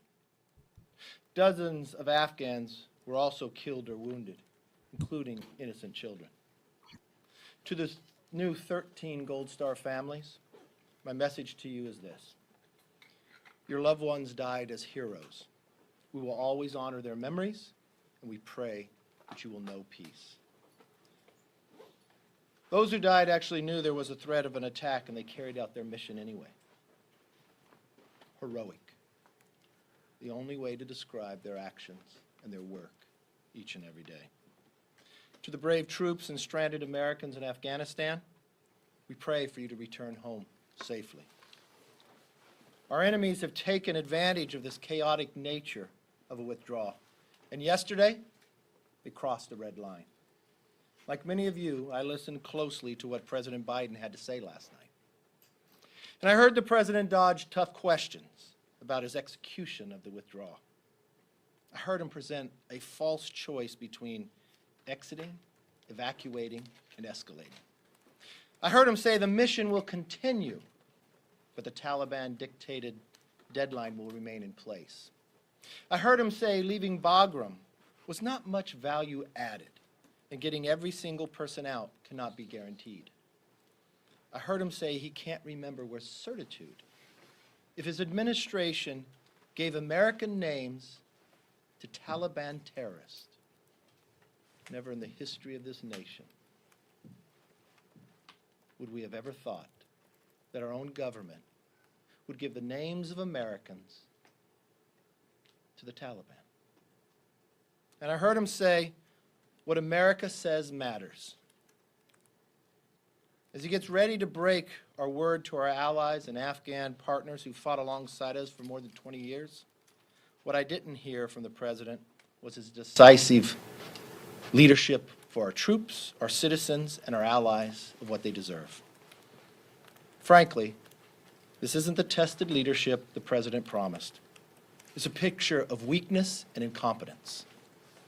To be commander-in-chief, you need the faith, the trust, and the confidence of the American public. President Biden lost all three of those yesterday. Congress can't sit idle as a separate branch of government while troops are targeted and Americans remain stranded. It's time for us to act quickly to save lives. Speaker Pelosi needs to call Congress back in session and do it now. Get a comprehensive classified briefing from the Biden administration and to pass Representative Gallagher's bill to prohibit the President from withdrawing our troops until every single American is out of Afghanistan. This isn't the time for Taliban-dictated deadlines. This isn't the time for doing nothing. This is the time for decisive leadership. It is not difficult to call Congress back. In a Pelosi Congress, you can vote by proxy. And I'll promise you this, having sat through a hearing last week that they would only give us a short time frame, I heard veterans from Republicans and Democrats alike disgusted by the administration and the State Department's actions. We all know overwhelmingly Gallagher's bill will pass. The only thing stopping it is Pelosi from us being back in session. You know, partisan political decisions designed to get you photo ops lead to fatal national security consequences on the battlefield. It was a partisan political decision to act in haste days prior to a tragic anniversary. And our men in uniform died as a result. The only question we have now is, how do we prevent this in the days that follow? How do we learn from the mistakes of the past 7 days so we don't make them over the next 30? I have a simple principle that our brave men and women in uniform all know too well. Leave no one behind. You would not think you would have to explain that to a President of the United States. Let's act now before this tragic situation gets worse. I want to thank the troops, to the families that have lost the loved ones, to those who have served before, and to all the Gold Star families. You will not be forgotten. You did the job you were asked, and you do not deserve the withdrawal of this Biden administration and the lack of action from Nancy Pelosi in your time of need. With that, let's take questions. Leader McCarthy. Yes. Thank you. Good morning. Explain in concrete terms what you would expect from a briefing here. I understand it's hard to brief members on sensitive matters when Congress is out of session, but when you talk about bringing Congress back to have a briefing, I have talked to a lot of members who were disappointed in what they heard in the briefing, so to what end, what would that achieve? And number two, what would you want Congress to do? Is there some piece of legislation? Lay out, besides the Gallagher bill, lay out something in concrete terms of calling Congress back. Counting today, you have 5 days before the president lets Taliban dictate that we leave Americans in Afghanistan. 5 days counting today. So what can we do? We've watched the last briefings that we had. The first briefing we had over a phone where they cut people off after a few questions. They did it twice because after the first one, we had the State Department do it again, the exact same thing, leaving members in the queue with not being able to get their questions asked. When you know member after member has constituents, friends sitting in Afghanistan trying to get out. We had an in-person one where we were called back into session for a special session. After an hour and a half went, while lines were still lying down the aisle of Republicans and Democrats alike, the Democrats banged the gavel down and said we had to get back to the floor to work on $5 trillion of spending. As they worked the night before, late into the night, not one action was taken about Afghanistan. As they called the president, it wasn't about changing the deadline, it was about twisting arms to vote for almost $5 trillion, to deem it where you don't even debate it. So what would we do? We'd go back and get an update. Why would we get an update? Because what took place yesterday hasn't had that type of loss to our troops in more than a decade. In more than a decade, we have not lost that many troops in a single day. For the last 18 months prior to this administration, not one casualty in Afghanistan. But this president's action has put it in harm's way. We are a co-equal branch of government. We are elected by our constituents. We have a voice and we should use it. We should bring the administration in and have them answer every single question by every single member, which they would not allow us to do between now.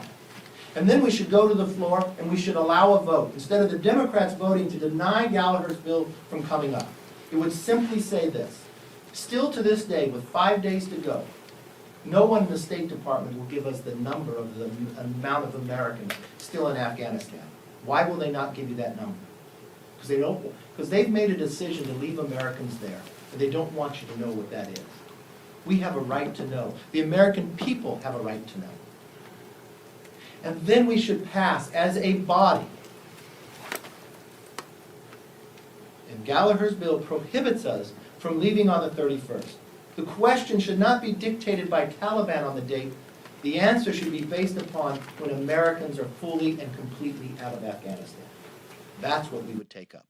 It's simple, it's straightforward, and I believe if the president says what America says matters, let America speak and let America tell them. Do you think you get better information in a briefing now than what you got last week and the other 2 or 3 briefings you expressed at this point? I've never had such poor briefing at any given time. I've never had people hide from it. I will tell you, inside that briefing, I had Republicans and Democrats criticizing the State Department. Based upon the information they were given in the past, I had questions by Democrats I heard wanting an answer. They said they would not give it.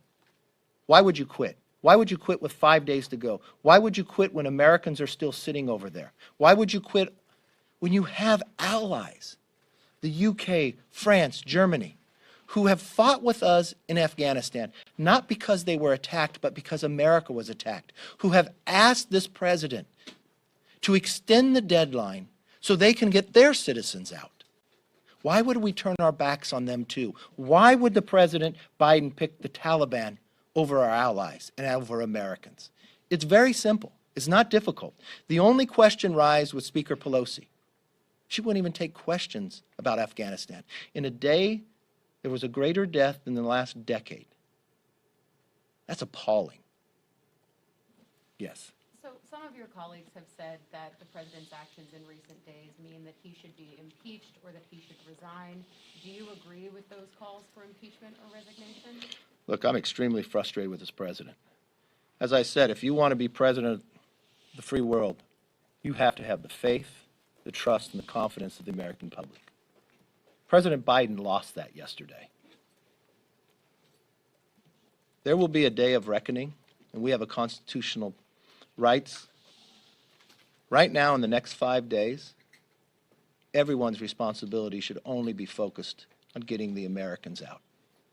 That is what we should focus on.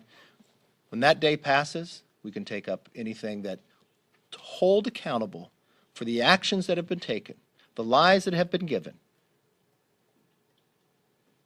the missed decisions that have put Americans in harm's way, and a decision to leave Americans behind. That choice and that answer should never be given as a President of the United States. Yes, ma'am. Yes. McCarthy, thank you. You and others this morning have been criticizing these reports and the President confirming last night that the U.S. gave the Taliban information.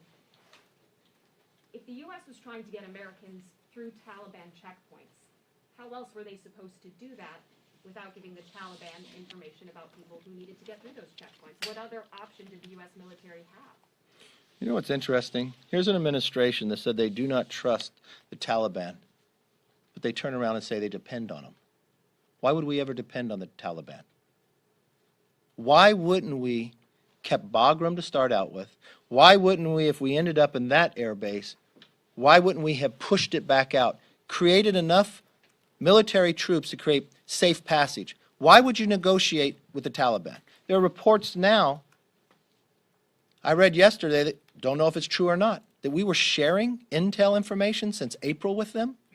These are all questions that need to be answered. That's why on a call last night, we have 3 committees: Foreign Affairs, HASC, and Intel. What Adam Schiff has done for the last 3.5 years has failed as a chairman, has failed this nation of what he should have been looking at.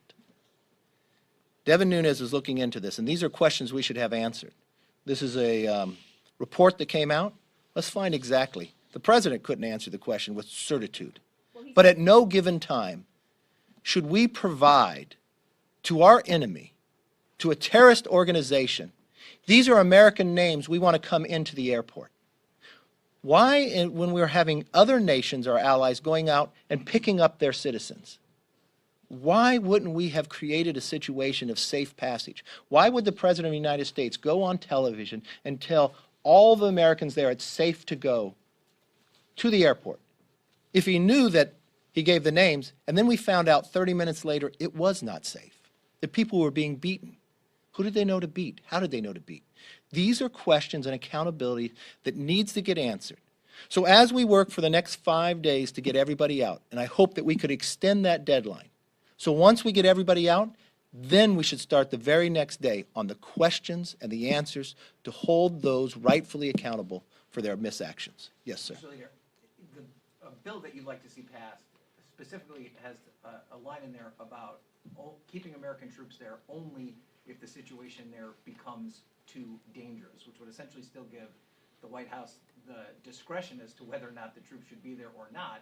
And couldn't you make the argument that the situation there is already too dangerous? So does that bill effectively achieve the goal that you want of keeping troops there beyond No. the 31st deadline? Look, the only way we want troops to be there is to make sure Americans get back safely and that the troops are safe. The number of troops that you bring to bring safety, prior to the Biden administration, you only had 2,500 troops there. You had Bagram Air Force Base. You had 18 months of not one casualty. He actually has more troops on the ground today, and he has the most casualties that's happened in the last decade. Instead of allowing the State Department to run this, I'd allow the military to run it. What does it take to get them out safely, and what does it take to do it with American men and women and not the Taliban? There's no other answer that could be. Yes, Jay. Yes. Just to clear this up, because on whatever day you did your press conference this week, you said you believed the U.S. should have a permanent force in Afghanistan. When I asked that, I would have checked and maintained the Bagram Air Force Base. Why? Because the proximity to the region it is in, from Russia, from China, from Pakistan, the ability when the president tells me to look over the horizon.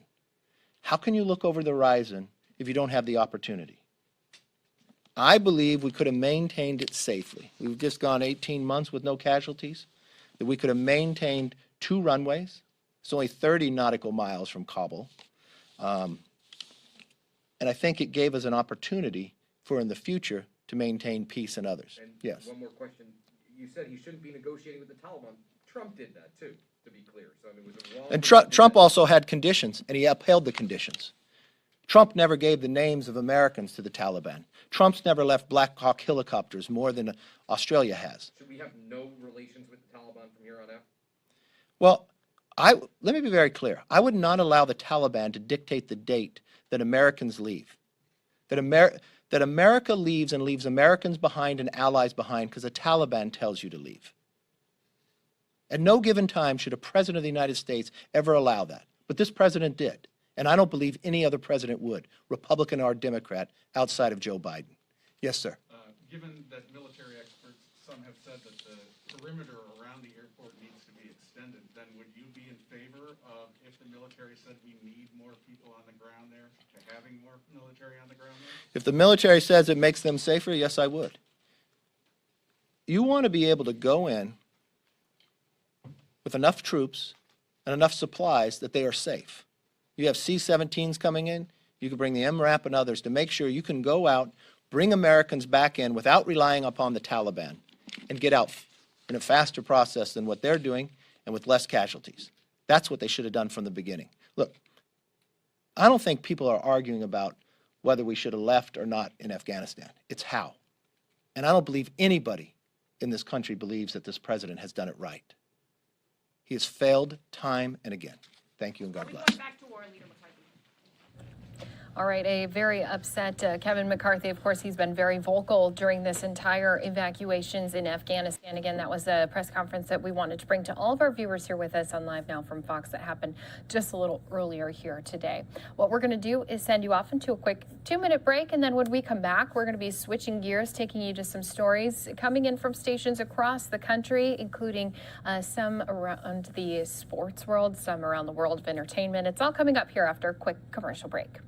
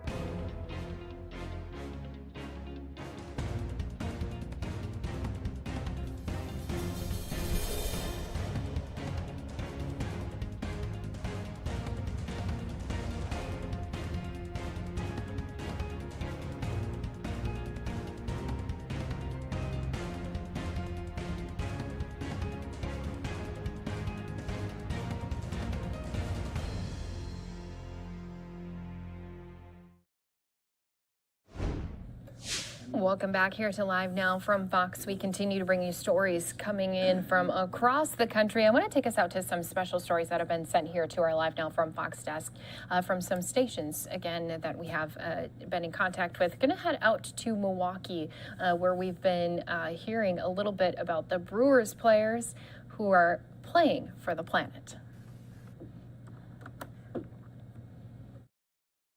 And also this week, they were passionate about a cause that's much bigger than baseball. Tonight, Lily Zhao takes us beyond the game to see why the Brewers are doing their part to help Mother Earth. Brent Suter, Daniel Norris, and Willie Adames are committed to excellence on the field. And now they're trying to win away from the diamond by hitting on a big cause. I'd say the Brewers are one of the top, if not the top, for environmental consciousness in the league. The trio are part of a group of 7 brewers who are Players for Planet ambassadors. Teaming up with SC Johnson, they took part in a panel discussion at American Family Field for faculty and collegiate students from local universities to talk about protecting the environment, what role they can play in helping the planet, and how they can reduce their plastic footprint. We know we have to do something to change, our culture, because we know we have to be better at it. And, for me to see that 2 years ago and to see how difficult and, how much plastic and all those things we throw into like the ocean everywhere, and I know if I can help, I'm willing to do that. Brent Suter believes it's up to the players to lead the way in creating change. If we can have one of those annoying guys on every team, and maybe it creates a couple other annoying guys and then builds that momentum, that's what we're trying to do eventually. So the fact that I got another annoying guy with me on this team is incredible. It's just about perseverance. It's what this movement's going to take. And that guy is fellow pitcher Daniel Norris, who came to Milwaukee from the Detroit Tigers. And he's been impressed with what the Brewers are doing. Coming over here to the Brewers and seeing, the foot that Brent's put down has been massive. I don't feel like I have to be the annoying guy because he's the one that's always on people. So it's great. In fact, Norris has always been sustainable. He's been living in a van every offseason for the last decade. By doing so, it's opened his eyes to a lot. Being in a van for, 2, 3, 4 months a year, you really have to kind of consolidate everything you have, and whether that's the clothes you wear, what you use to cook your food, how you get your food, whatever it might be, it just kind of comes natural with that, as far as like just being comfortable in a van, because it's not very big. So as the years went on of me doing that, I really started learning, like, okay, I need this, I don't need this. That mindset has trickled into their clubhouse, and the Brewers are doing their part. Some of us have reusable to-go containers for our food. We had Gatorade bottles passed out to everybody for the refillable water bottles last year, and some guys are still using it. And they're hoping to educate the younger generations to be sustainable as well. We are blessed to be part of the planet, and we have to take care of it. And I feel like this is a great way to do it, and just to be part of the group. I know we can do a better job, and teach the kids that are growing up, how to be better at it. In Milwaukee, Lily Zhao, Fox 6 Sports. And how about this for added incentive? For every save made by a Brewers pitcher this season, SC Johnson and the Brewers will be donating money to the Players for the Planet. That's an organization that helps support the reduction of ocean plastic waste. What a great way to see these players getting involved outside of the baseball diamond. So let's continue things along. Let's go to a couple stories from our Fox 5 Atlanta team as they get us into the world of entertainment, from the big screen to the screens you watch at home. Well, you can scream, you can cover your eyes, but whatever you do, don't say his name 5 times in the mirror. Don't do it. The iconic villain Candyman back in theaters this weekend in a new horror film produced and co-written by Oscar winner Jordan Peele. Good Day Atlanta's resident horror expert Paul Milliken has a preview with the movie's Emmy-winning star. And the legend is, if you say his name 5 times while looking in the mirror, he appears in the reflection and kills you. You know who he's talking about, Candyman. And while we're not brave enough to say it 5 times, is Emmy-winning actor Yahya Abdul-Mateen II. I'm not going to do it, but if I held up a mirror right now, would you say it 5 times? No.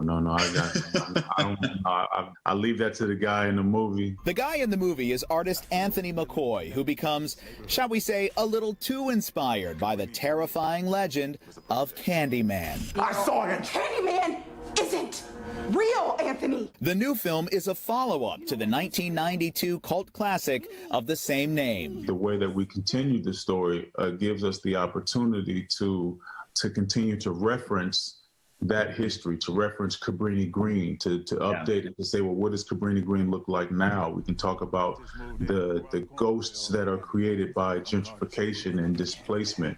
It gives us so much more context to sit our story down in, and then to eventually present a version of Candyman where the audience don't see him just as just a villain, but we can also lend, an empathetic heart, to the Candyman figure. No! Candyman!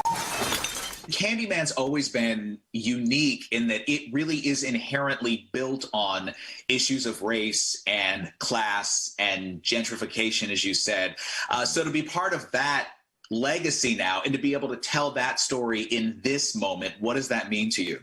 It means everything as an artist. I try to, more and more, I'm trying to use my art, to speak to issues that I care about, for positive change, for sure, positive discourse, to put out more positivity in the world. Lord knows we need that.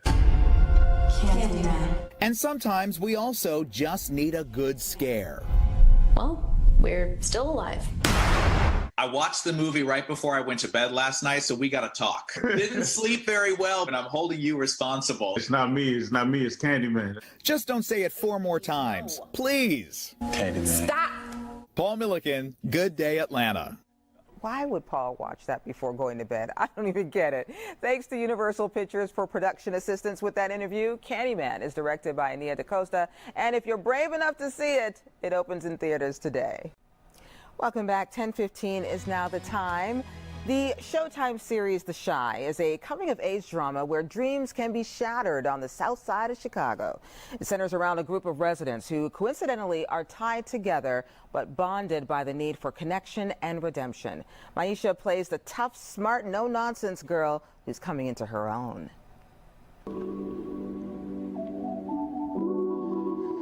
Look, I grew up in that city where being pretty was the last thing that was crossing a kid's mind. I was too busy focusing on raising them siblings that mama left but wasn't mine. I had been thrown every single discrimination possible, so I thought I wasn't much for the eyes. I guess I had to just wait for the one that was gonna love me for the real me this time. Woo-wee! Joining us right now from The Chi, Genesis Denise Hale. Good morning to you, Genesis. I think we're having some issues with your audio. I'm going to ask you your first question. Are you on? Maybe you have to unmute yourself. There you go. There you go. It's okay, Genesis. It's such a pleasure having you on the show right now. Let's just talk about your talent right now. And I believe, too, that you it's in your blood, this acting and music. Talk a little bit about that. My mother is an actress and my father is an MC. So everything that I do is technically kind of a variation of them. It does definitely run in my family, yes. Well, they must be so proud of you. And congrats on the show making it into season 5. That is a wonderful thing. Why do you think it resonates so much with the fans out there? I think it resonates simply because it is real. Lena Waithe did a really good job, and so did Justin Hillian, of taking Chicago's daily life and portraying it in a way and staying true to the little things in Chicago that most people really don't get to see. I think that's beautiful, and I think that's really why they are so successful in making it to season 5. Very true. And we love your character, too, Maisha. Tell us a little bit more about what she brings to the table in The Chi. Well, at first, Maisha started off as a bully, and so it kind of stood for the kids who were kind of misunderstood a little bit, and I guess hardened over time because of their exterior and the opinions they get on that. And what she shows as the seasons go on is as soon as she gets a little bit of love, she turns into who she really is, which is a multi-talented, witty, smart, beautiful young lady. That's wonderful, too. And as a young actress, because you're 16 years old, how do you go about preparing for your role? A lot of it deals with, because I watch a lot of movies, or I grew up watching a lot of movies, I try my best to be like, how would I want to see this on the screen? Or how would I want to make people feel if they saw me saying these lines? So I use that, and I pull from scenes that I watch, and I try to make them my own. That's usually my preparing regimen. Ooh, and it's successful. And successful indeed. Tell us now about the highly anticipated horror film, The Candyman, because you're in it and your character is Sabrina. Tell us a little bit more about that. So Sabrina is a very protective big sister over her little brother, Billy. And really, it's just portraying, her living in the life of Cabrini Green throughout the time of the Candyman legend. She is just, like I said, explaining to the world just through actions how to care for a little brother in a world where it is very, very hard for people to do so. Yeah. I am terrified just looking at the trailer itself. Are you a big fan of horrors? I am. I'm starting to be. Yes, I love horrors now. I'm loving them more and more every day. I have to gauge myself because some of them will be a little scary, but overall, I'm really starting to enjoy watching them. All right. Well, just don't say Candyman 5 times in the mirror. Please don't do that. I will not. I will not. No, ma'am. Genesis, congratulations. Continued success to you. I'm pretty sure we're going to be seeing you in so many different things and so many projects. Thank you so much. You're welcome, my dear. Take care. And don't forget to watch Genesis in The Chi. It has just been renewed, as we said, for a 5th season, as well as her role in the film Candyman. Really like that.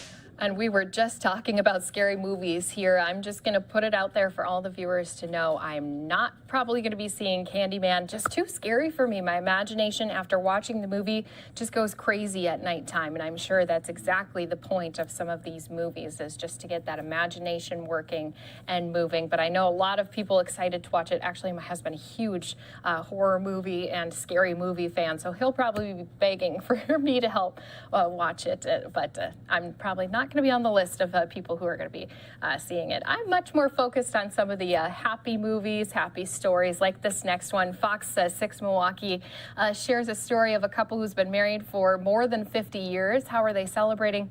By renewing their vows. Well, Mazel Tov. It was a wedding 54 years in the making today in Fox Point. Fox 6's Brett Vickery shares with us the moment a couple said, "I do," again. Do you, Anne, take Amos once again to be your husband? I certainly do. Anne and Amos Seltzer have been married for 54 years, and today they got to renew their love for each other. We got married by a traffic judge in Madison when we were both going to school over there. Amos is now a resident at an Azura assisted living and memory care facility in Fox Point.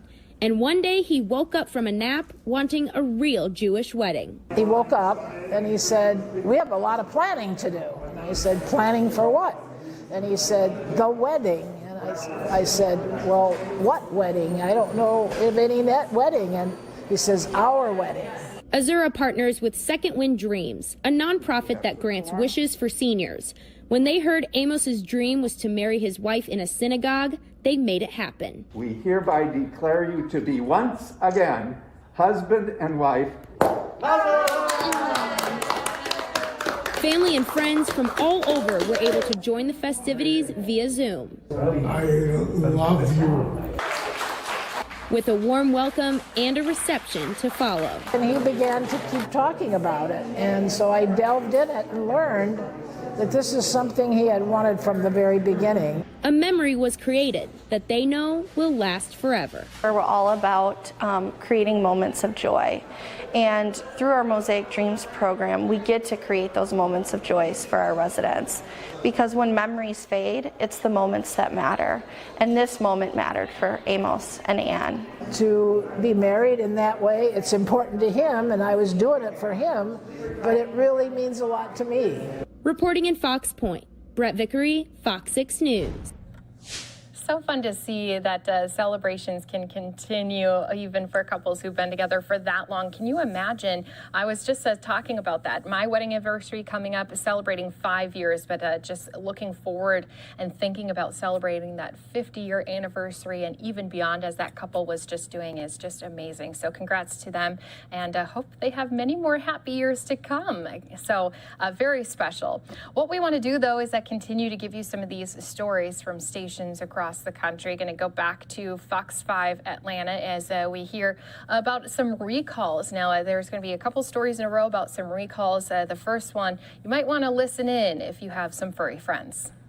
Well, it's 9:47. We know how much you love your pets, and we saw your pictures on social media yesterday for National Dog Day, so it's really important to pass along the latest pet food recalls. The Fox 5 team's Dana Fowl joins us now with the details of this latest recall. Good morning, Dana. Good morning, everybody. First, thank you for posting all of your pet pics. I really love going through those things. So I'm going to show you mine real quickly to get started. These are my dogs through the years. That's Hoot. Regal passed away in the pandemic. There's Gentle Daisy, and we miss her all the time. Here's Honey. You've met her, though, on my morning live shots. Might be the best dog ever. And, of course, Fred and Lamont. We call them our little assassins. There's something else. And like you, I care what my pets eat. So let's take a look at a big pet food recall. And this comes from the FDA. Midwestern Pet Food, the FDA reports, has been associated with illness or death of hundreds of pets. The dog food maker voluntarily recalled nearly 24 products. This was last December. A month later, it was expanded. The food, says the FDA, contained potentially fatal levels of aflatoxins. I'm going to have a link to all these products. It's a long list, and you can see that, go through it, and throw it out if you have it. Here are symptoms to be on the lookout for, though, for your pet: sluggishness, loss of appetite, vomiting, diarrhea, and jaundice, which would be the yellowing of the eyes and the gums. That's from liver damage. Now, it's not just dog food. It's cat food, fish food, too. It's all of their pet food lines, and it's being pulled from the Oklahoma facility. That is the processing facility that they're looking at. In case your dog, pet, cat has eaten any of this and shows no signs of trouble, you should still check in with your vet anyway because of potential liver damage that you cannot see. Dan, I know you noted that the FDA talked about illnesses and even a number of deaths. How many pets are we talking about here? Yeah. This is the lowest level. They said they haven't completely finished counting, but right now they're looking at more than 130 deaths, 220 illnesses. This is per the FDA, and it's on its website if you want to read up on it. All right, Dana, important information. Thank you so much for joining us. We start this week's recall roundup with one affecting more than 17,000 children's utensils. The cute Spoovel, sold by Ryan and Rose, is being recalled due to a choking hazard. The silicone and plastic spoon shovel hybrid is prone to breaking when kids bite on it. The company has received 3 reports. Fortunately, no injuries or choking incidents have been reported yet, but anybody who purchased the product is asked to dispose of it immediately and contact the company for a refund.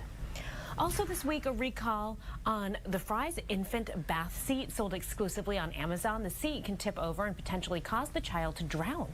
The recall says the seat fails to meet the federal safety standards for infant bath seats, including requirements for stability and leg opening. So anyone with this bath seat, stop using it and contact the company to get your money back. Okay, on to some other recalls here. Overheating batteries are causing some problems in some cars and some popular toys. First up, the scooters in question, sold from September 2016 through 2018. Once again, hover tracks. The Consumer Product Safety Commission says the battery packs can potentially overheat or even catch on fire, explode. There are 20 reports of the batteries overheating, but no injuries have been reported. Owners of this product are urged to contact Razor for a prepaid shipping package to return the faulty battery packs for replacement. Also on to GM here. They're recalling all their Chevy Bolt electric vehicles sold worldwide because the batteries could catch on fire. The car maker is notifying owners and will replace the battery free of charge. Some 140,000 Bolts are affected. GM says until that battery is replaced, if you have this car, limit charging it to 90% and park your vehicle outside. Also, check your fridge. About 52,000 pounds of chicken salad and dip products are being recalled because they might be contaminated with plastic. The recall involves ready-to-eat products made by Willow Tree Poultry Farm. It only affects products with sell-by dates from September 3rd to the 10th. So far, nobody's reported getting sick, but if you do have that product, you should throw it out or return it for a refund. Back. All right, a lot of great updates on some recent recalls that we should all be paying close attention to. We're going to go down over to Wisconsin now. Fox 6 Milwaukee giving us an update on a death of a child cold case.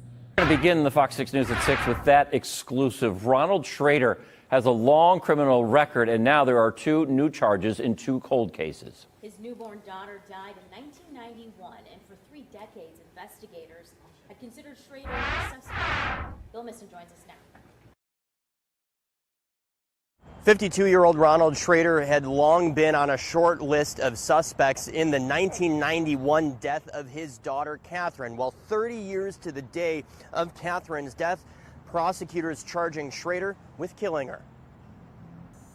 A lot of things can change over 30 years, but the Briarwick Apartments near 92nd and Howard in Greenfield haven't much. It was shortly after midnight on August 25th, 1991, Ronald Schrader, then 22, called 911. His 7-week-old daughter, Catherine, wasn't breathing. 17 hours later, Catherine was pronounced dead at the hospital. The cause? Shaken baby syndrome. Court filings say the events of that night fit a pattern of abuse at the hands of Schrader with several different women and infants. In June, the Milwaukee County Medical Examiner reviewed Catherine's autopsy and found she died of blunt force trauma to the head and ruled her death a homicide. They are older allegations, but what I read in this complaint is that it took some time to piece together a story. Schrader charged 30 years to the day of his daughter Catherine's death with first-degree reckless homicide and physical abuse of a child. He was convicted in 2008 of second-degree sexual assault, 26 counts of secretly photographing an ex-girlfriend, and battery out of Waukesha County, ordered to register as a sex offender for life and sent to prison. Released on extended supervision in March of last year, Schrader was also charged Wednesday with physical abuse of a 5-week-old child dating back to a 2005 incident in Waukesha County. This is not a case in which involved DNA resurfacing at a later time. This was a situation, I think, that all of the evidence that they needed to charge Mr. Schrader with was there. A Milwaukee County Court Commissioner Thursday finding probable cause in the homicide case and setting Schrader's bond at $350,000. Schrader remains jailed. He's due back in Milwaukee County Court next week on Thursday for a preliminary hearing. Reporting in Milwaukee tonight, Bill Miston, Fox 6 News. Bill, thank you. And thank you again to Fox 6 Milwaukee for that story. We do want to go to another press conference that happened earlier here today with Chicago Police Department as they give an update to a 70-year-old woman who was killed during a suspected carjacking. Let's listen into this press conference that happened earlier today. Towards their cars, they're armed with handguns. Stepson tells her, drive away, drive away. They both try to drive away. As the victim drives away, one of the offenders shoots into her car. At that point, she crashes. The offenders get back into their car, and then they actually drive up and shoot into the car several more times. And some of this was actually captured on some pod video, and we pushed that out with the help of the news media and social media. And once again, that definitely helped in this case. So overall, detectives got to the scene that day, and they realized that they started tracking the vehicle that was used in the murder. They backtracked that vehicle and realized that that car was carjacked, which once again led to a different crime scene. They realized throughout the course of the night, this group had carjacked or attempted to carjack several vehicles, which led us to several different crime scenes. We recovered a total of 4 vehicles during this investigation. Some of those vehicles, as I mentioned, led us across state lines into Indiana. And while we tracked these stolen cars, we obviously contacted the victims of those carjacking incidents to see if they could identify somebody. And then using technology, we kind of tracked these guys where they went in the city to see if they in fact went into any sort of gas station or a better place where we could get pictures of them. As I mentioned, we pushed the photos and the video we had out through the news media. And then as we were recovering the vehicles, we were fortunate enough to get a couple of witnesses to come in and cooperate, look at the video. They knew the suspects. They helped us identify those individuals. And then working with our fugitive apprehension team, we were able to arrest one of these offenders in Chicago. And this offender is a juvenile, so I won't be releasing the name. But this juvenile has been charged with first-degree murder, and that case will be transferred, to adult court by the state's attorney's office. I know that was a lot of information, but I want to thank everybody involved, and then really just the thoughts should go out to the family here for the victim. Once again, a 70-year-old victim, still working, going to work at 4:30 in the morning, and life tragically ended, just for trying to get a piece of property, a car. Can I take any questions?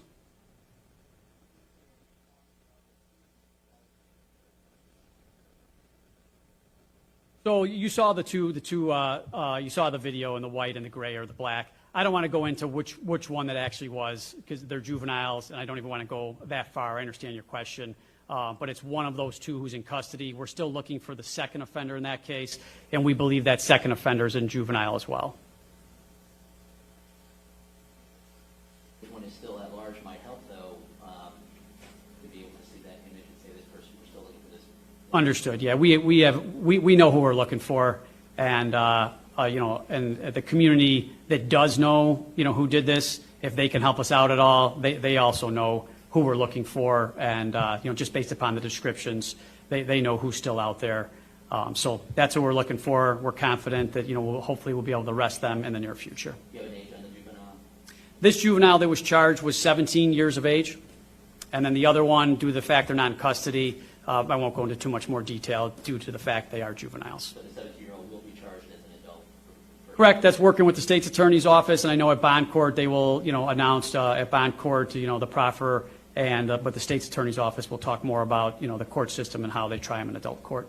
When are they due in bond court? They should be due in bond court most likely tomorrow. Due to the fact that this is a juvenile involved, we'll get back to you with the correct information. There may be some, different mechanics that have to happen with the juvenile. Juveniles from Chicago or from Indiana? The juveniles are from Chicago. Why did they shoot Ms. Ruzich? Why would they shoot a 70-year-old woman on her way into work? So the juvenile that we had taken into custody did not speak, so only they can answer that question. I mean, it's senseless. I mean, you guys saw the video, so there's no reason to shoot someone besides the fact that she wouldn't give up her car in that quick of a manner. I mean, yeah, that was, it seemed like they opened fire rather quickly. There wasn't much of an interaction there. Are you able to explain what took place just in that moment right before the shots were fired? No, I mean, I think you guys saw the video, and as you mentioned, it happened that quickly. So it's, what's going through their mind that they're walking up and they want to, take this car, and then that she drives away, and that quickly they decide to fire. So that's how quick it happened.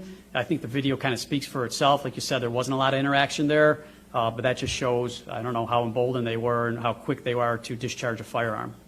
When you took the juvenile into custody, did he resist? Was he surprised to see you? Can you share any information about when you arrested him?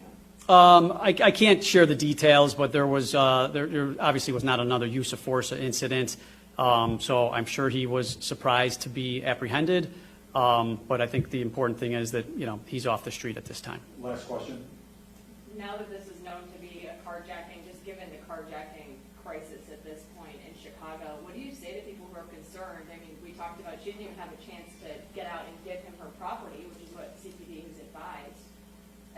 It's scary. What do you say? Yeah, it is scary, and obviously, the victim didn't do anything, wrong in this case. So right now we are having a carjacking crisis, and, to the people out there, I would say just do your best to be aware of your surroundings, the normal things that we talk about, and obviously they were in this case, and this still happened. So I think, the offenders have to take responsibility for those actions because the victims didn't do anything wrong in here. So be aware of your surroundings. Definitely, you don't want to lose your life over property. And unfortunately, we have some extremely violent people who are doing this. So we just, cautious the community to please be, do your best to be safe and be aware of your surroundings and react accordingly. Was anybody hurt in the other carjackings? What's that? Was anyone harmed in the other carjackings? I don't want to go over the details of all those incidents because we're investigating them, and nobody was injured. But they're all those carjackings have their own specific facts, and nobody was injured. We believe in one of them there was a firearm discharged, but nobody was injured in those cases, and we're still working those cases at this time. Thanks for coming on such short notice. Just one thing about the offender, did the offender have a past, any kind of history? I won't go into it because he's a juvenile. Thanks, guys. So once again, police saying that they've had to do a bit of work backtracking from these stolen vehicles, but they do believe they know who they're looking for at this time. And again, condolences for the families who've been involved with this as well. I'm going to send some of us off into a quick commercial break, and when we return, going to be talking about Afghanistan, how it's been affecting veterans' mental health. Also, we've talked with a professor about not only the attacks, but what's it going to be looking like in Kabul moving forward. It's all coming up here in just a few minutes on Live Now from Fox.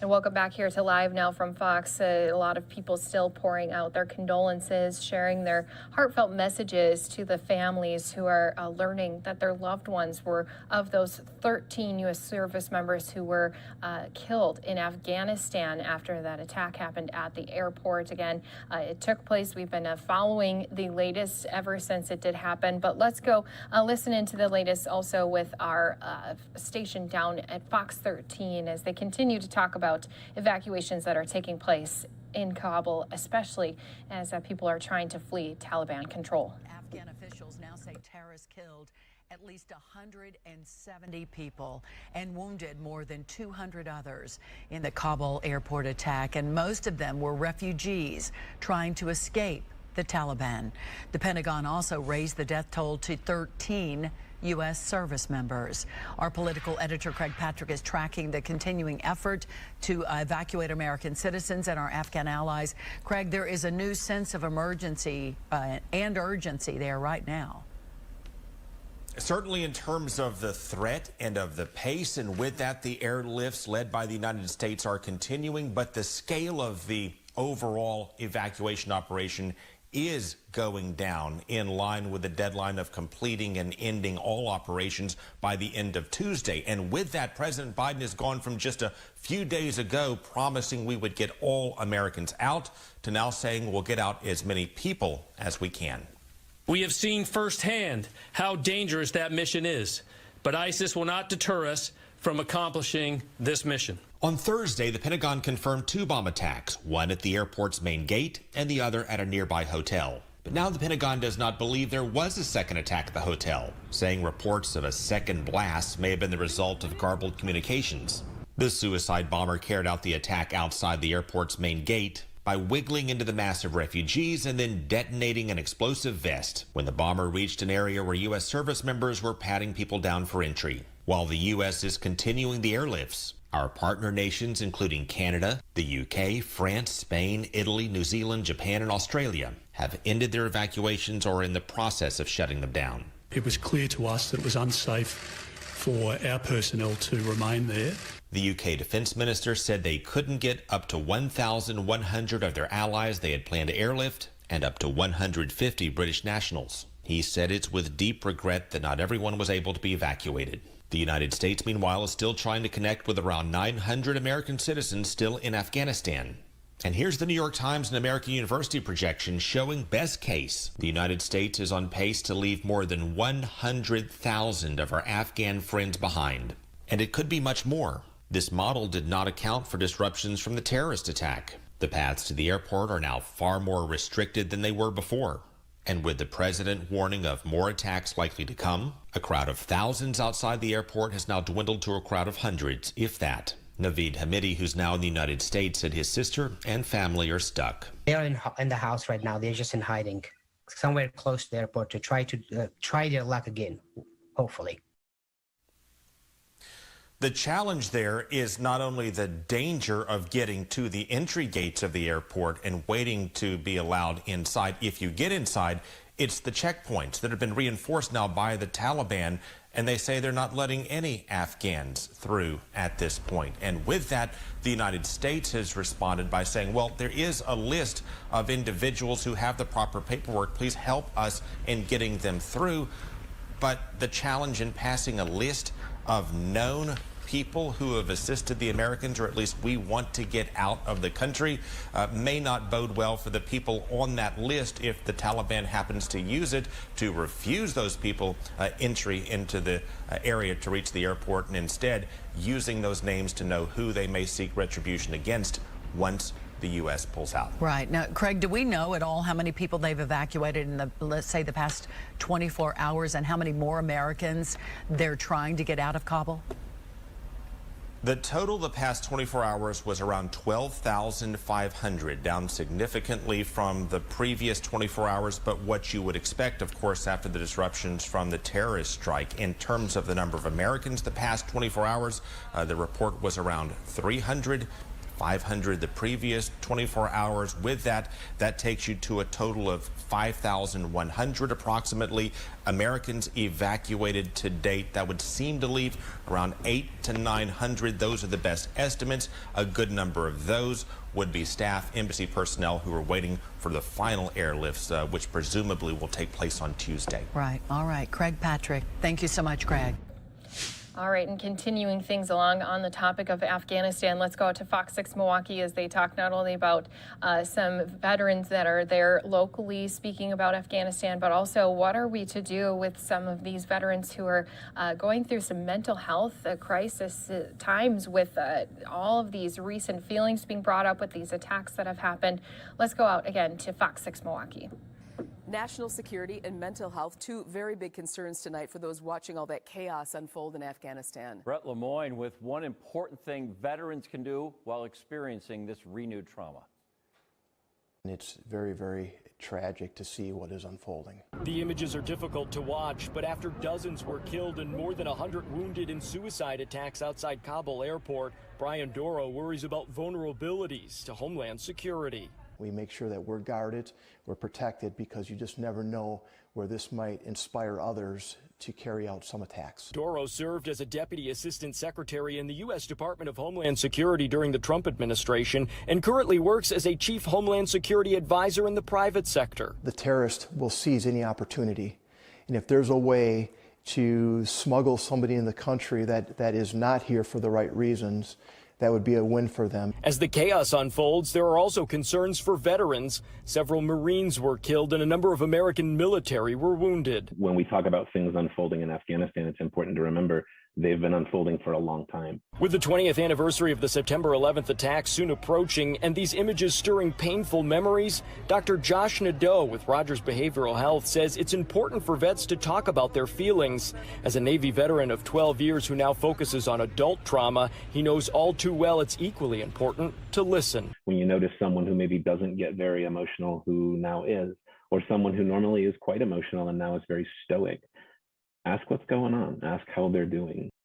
And Nadeau says it's important for families to recognize changes in behavior and also when to ask for help. Reporting in West Dallas, Brett Lemoyne, Fox 6 News. Tragic images bringing up so many painful memories for those who did serve in Afghanistan. Veterans now working to help each other process through what's going on there. Cassidy Williams is live with more on where veterans in need can turn to for help. Cassidy.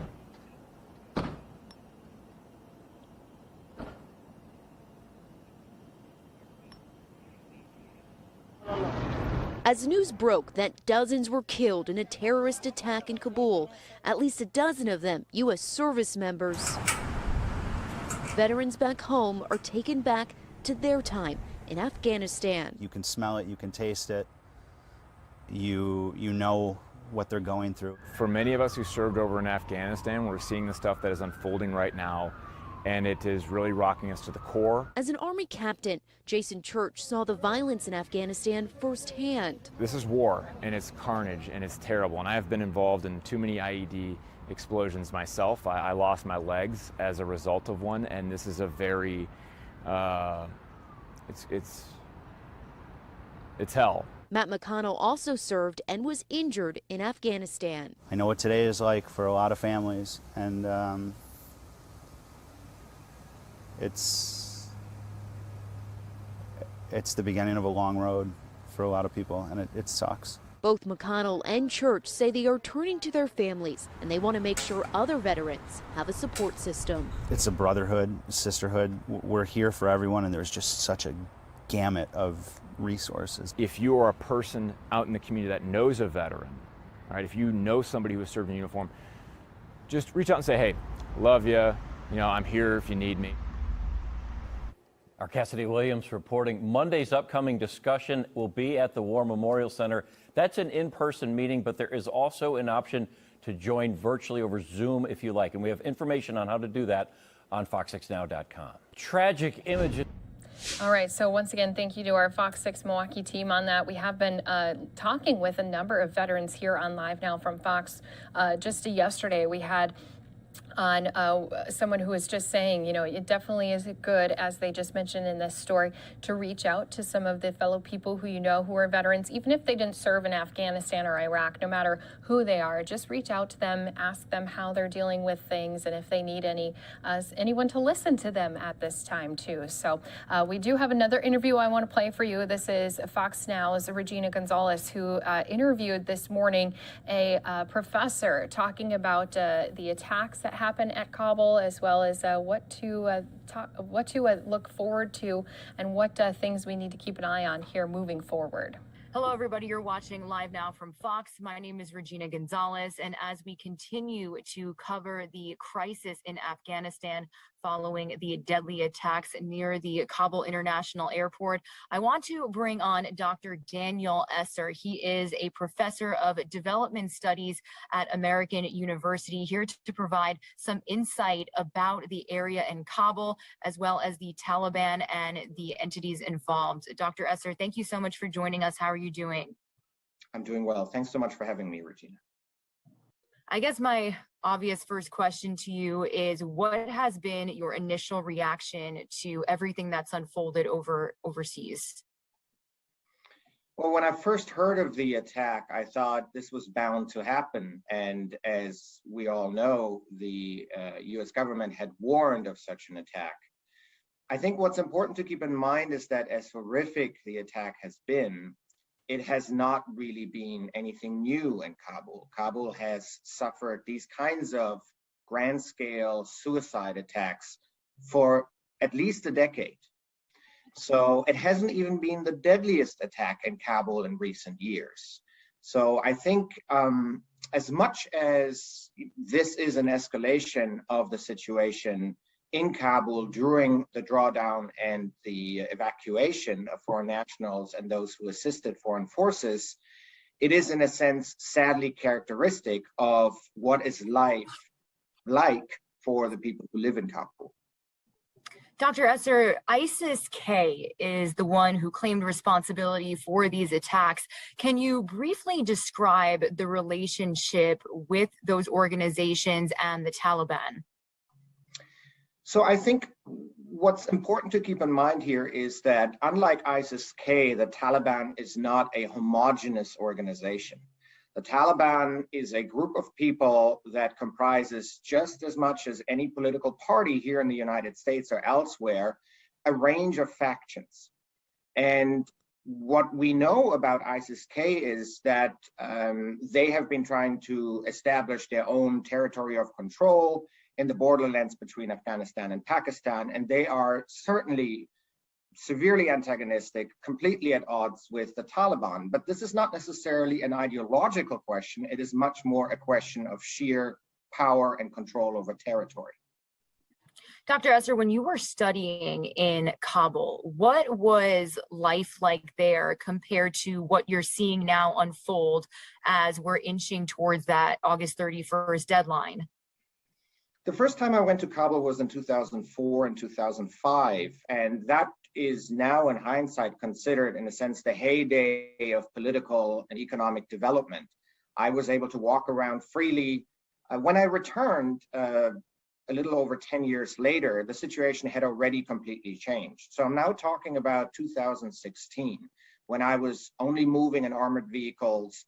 And it's been crystal clear to everyone who has ever set foot in Afghanistan, and that of course crucially includes American service members, that the situation in Afghanistan during the past 10 years has been such that what we've seen happening in Kabul yesterday was bound to happen whenever the United and Allied forces would pull out. So this is not a question of why did this happen, but it was really a question of when would be the drawdown, because we knew that the drawdown would be ugly. Now, a big question looming, and we had spoken about this a little bit earlier before this interview, why only Kabul International Airport right now? Once we pass that August 31st deadline and there are, in a sense, people stranded that didn't make it out, do they have other options to leave the country? Afghanistan has few airports and certainly very few airports with international flights. So Kabul Airport as a hub for air transport, first choice to get out of the country at this point, and probably also in the foreseeable future. Now, as far as Kabul as a city is concerned, we need to understand that it is really the center of Afghanistan for everyone who was invested in the vision for Afghanistan of the past 20 years. So as much as Kabul is completely irrelevant to at least 80% of the Afghan population, the 10 or 20% who have aligned themselves with the agenda of the United States and its allies for the past 20 years, for them, Kabul really is the epicenter of development, and now, sadly, one needs to say, the last epicenter of hope. And we actually did hear from President Biden a little later following the attacks. Now, he is basically vowing revenge. So you know the area, you're familiar with the entities involved. What were to happen if the U.S. were to retaliate? I am not an expert on military retaliation. I would assume that it will involve drone strikes, as it has in American foreign policy for decades now. I personally think that the message that President Biden sent during his speech yesterday was a message for the American people. It wasn't a message for ISIS-K. ISIS-K knows exactly what's going to happen. And in fact, I don't think from their perspective, anything new is going to happen. They've been hunted by the CIA. They've been hunted by other Secret Service agencies. So really, this was an assurance for the American people that presumably these 13 service members have not died in vain. And I think that is really where the domestic political discourse is at the moment.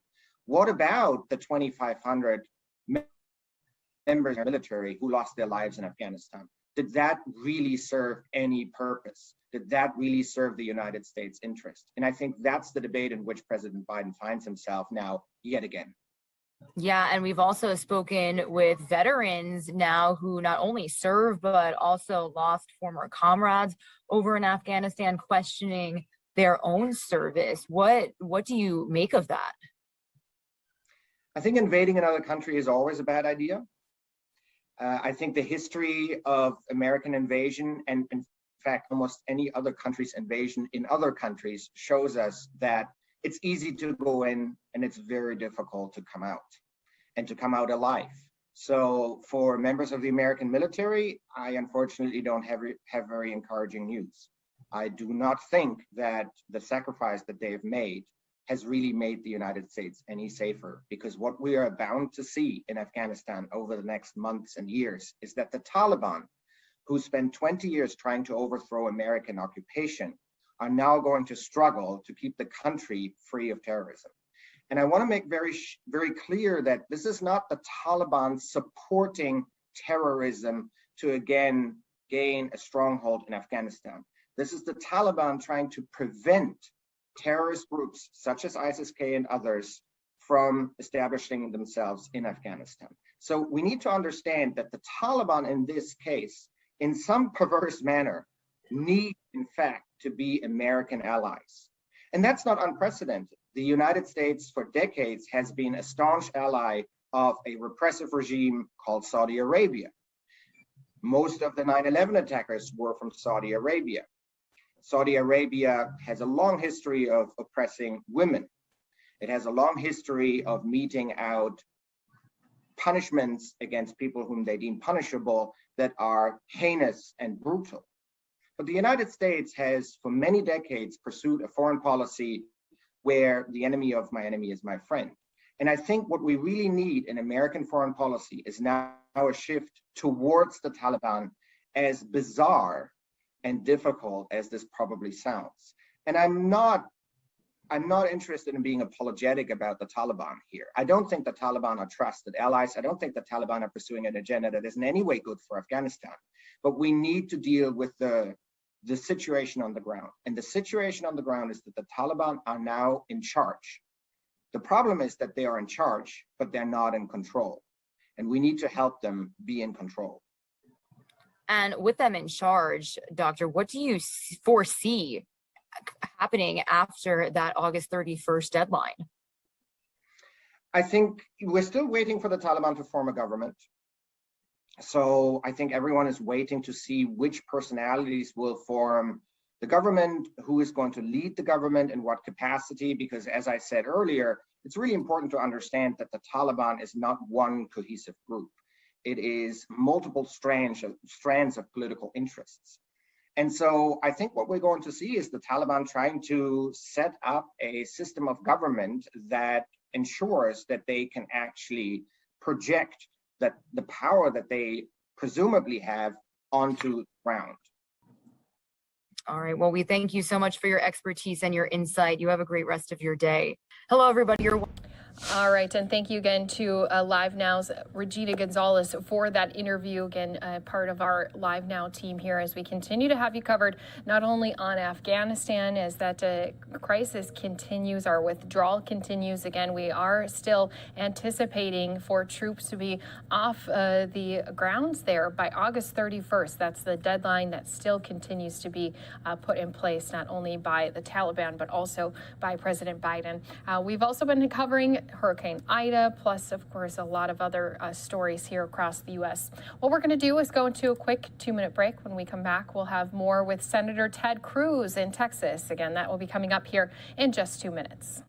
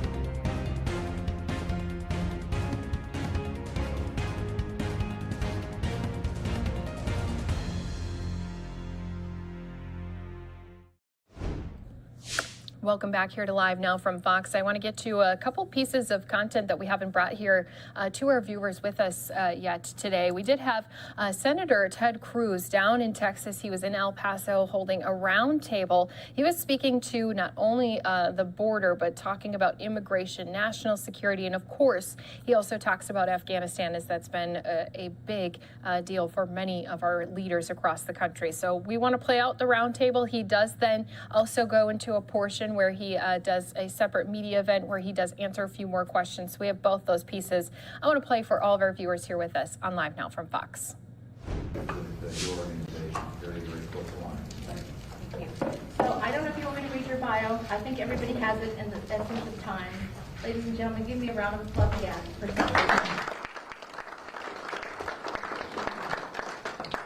Well, Cindy, John, thank you very much. I'm not a board member, but perhaps I might be.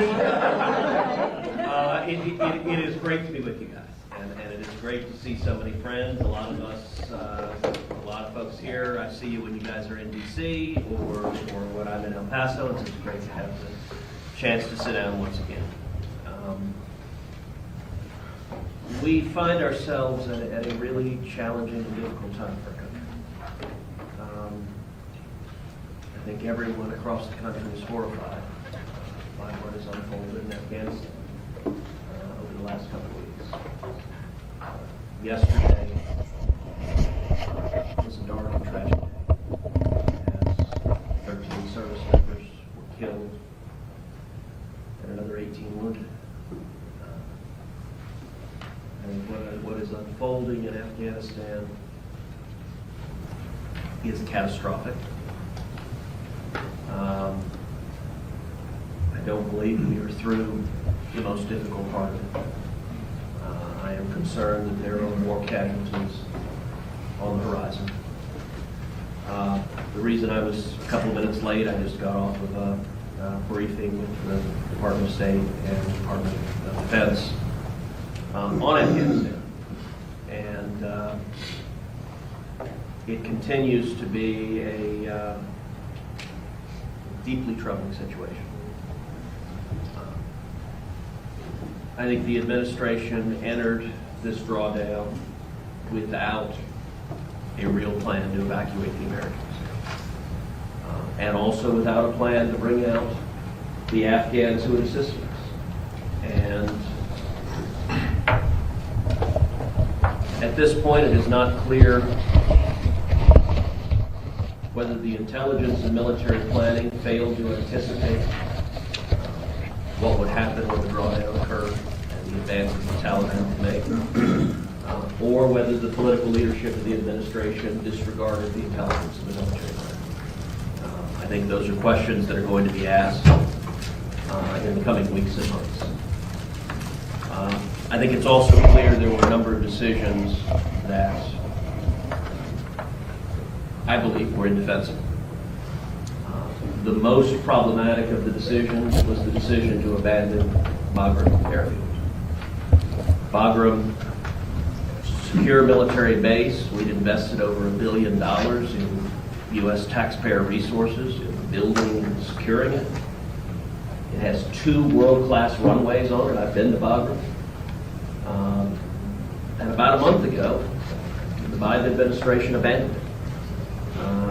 Literally at the dead of night. The Afghans went to sleep, they woke up, looked around, said, where are the Americans? Nobody had any idea we were leaving. We abandoned the field. Now the Taliban has control. It is the evacuations that we have seen. It is not complicated. Those evacuations could have proceeded far more safely and securely had we maintained a military base with a secure perimeter with 2 runways, rather than forcing all of the evacuations to go to the Kabul airport in a downtown, dense urban environment that is now controlled by the Taliban.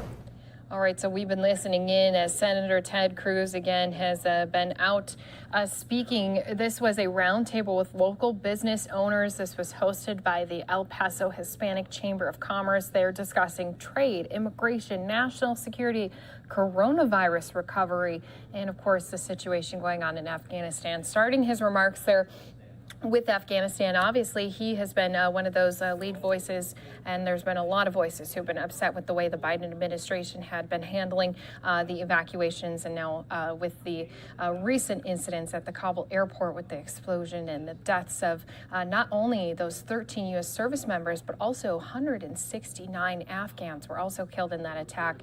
A lot of lawmakers have been speaking out. What I want to do is, since that audio was hard to hear, you could tell that we had our microphone far away from him. I want to go into the portion where he then stands up at a podium, speaks, and answers some media questions on all of those topics that he was just sitting down with the business leaders about. Likelihood of the communist Chinese government attacking and invading Taiwan has risen dramatically in the last 2 weeks, because I think as Xi watches the Biden administration complete collapse, the Chinese government is making the assessment that this administration will not stand forcefully against a military assault on Taiwan. All of this has made the world a much more dangerous place. We have time for one more. So essentially, are you saying you don't agree with you don't have faith in the Department of Defense? Because my first question, going back to that was the commander of the U.S. Northern Command saying he's very comfortable with the screening process, the vetting process that is happening for the refugees that are currently here at Fort Bliss and at the other locations as well. Do you not have faith in the Department of Defense right now? Well, military leaders follow orders, and I think we need to have congressional hearings in the coming weeks and months. And there are two and only two possibilities. Number one, there was a massive intelligence failure and a failure of military planning. Because what Joe Biden told the American people, he said, the Taliban will not take over Afghanistan. Kabul will not fall. None of this will happen. And everything Joe Biden told the American people was flat out false. So one possibility is the intelligence and military planning had a catastrophic failure. If that happened, we need to know that it happened and why. The second possibility is that our intelligence and military planning laid out precisely these risks, and the political leadership at the White House overrode them, didn't care about the risks, and went forward anyway. Listen, I understand Joe Biden wanted to give a speech on September 11th and say, see, we've left. This morning, we had a conference call with leadership from state and the White House and defense. And the question was asked, why did you pull out of the Bagram airfield? And the answer that DOD gave is, we were ordered to reduce the number of soldiers in country. We were ordered to take it below 2,500. To do that, we had to leave Bagram. If that's the case, DOD did not answer the question, who gave the order to shut down Bagram? We need to know who's responsible for that decision, because that decision was a disastrous decision. We need to know who gave the order. Was it Joe Biden personally? Did he direct that? Who was it? And we need to know why that was made. Was it just politics? Because what is indisputable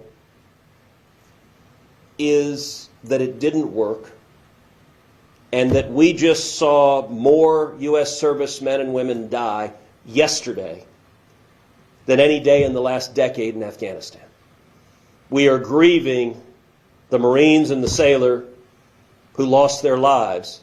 They didn't have to lose their lives. This was a failure of political leadership to support our servicemen and women. And let me say something in particular to the veterans in El Paso and across the country. To the many veterans who served in Afghanistan are having a really hard time right now.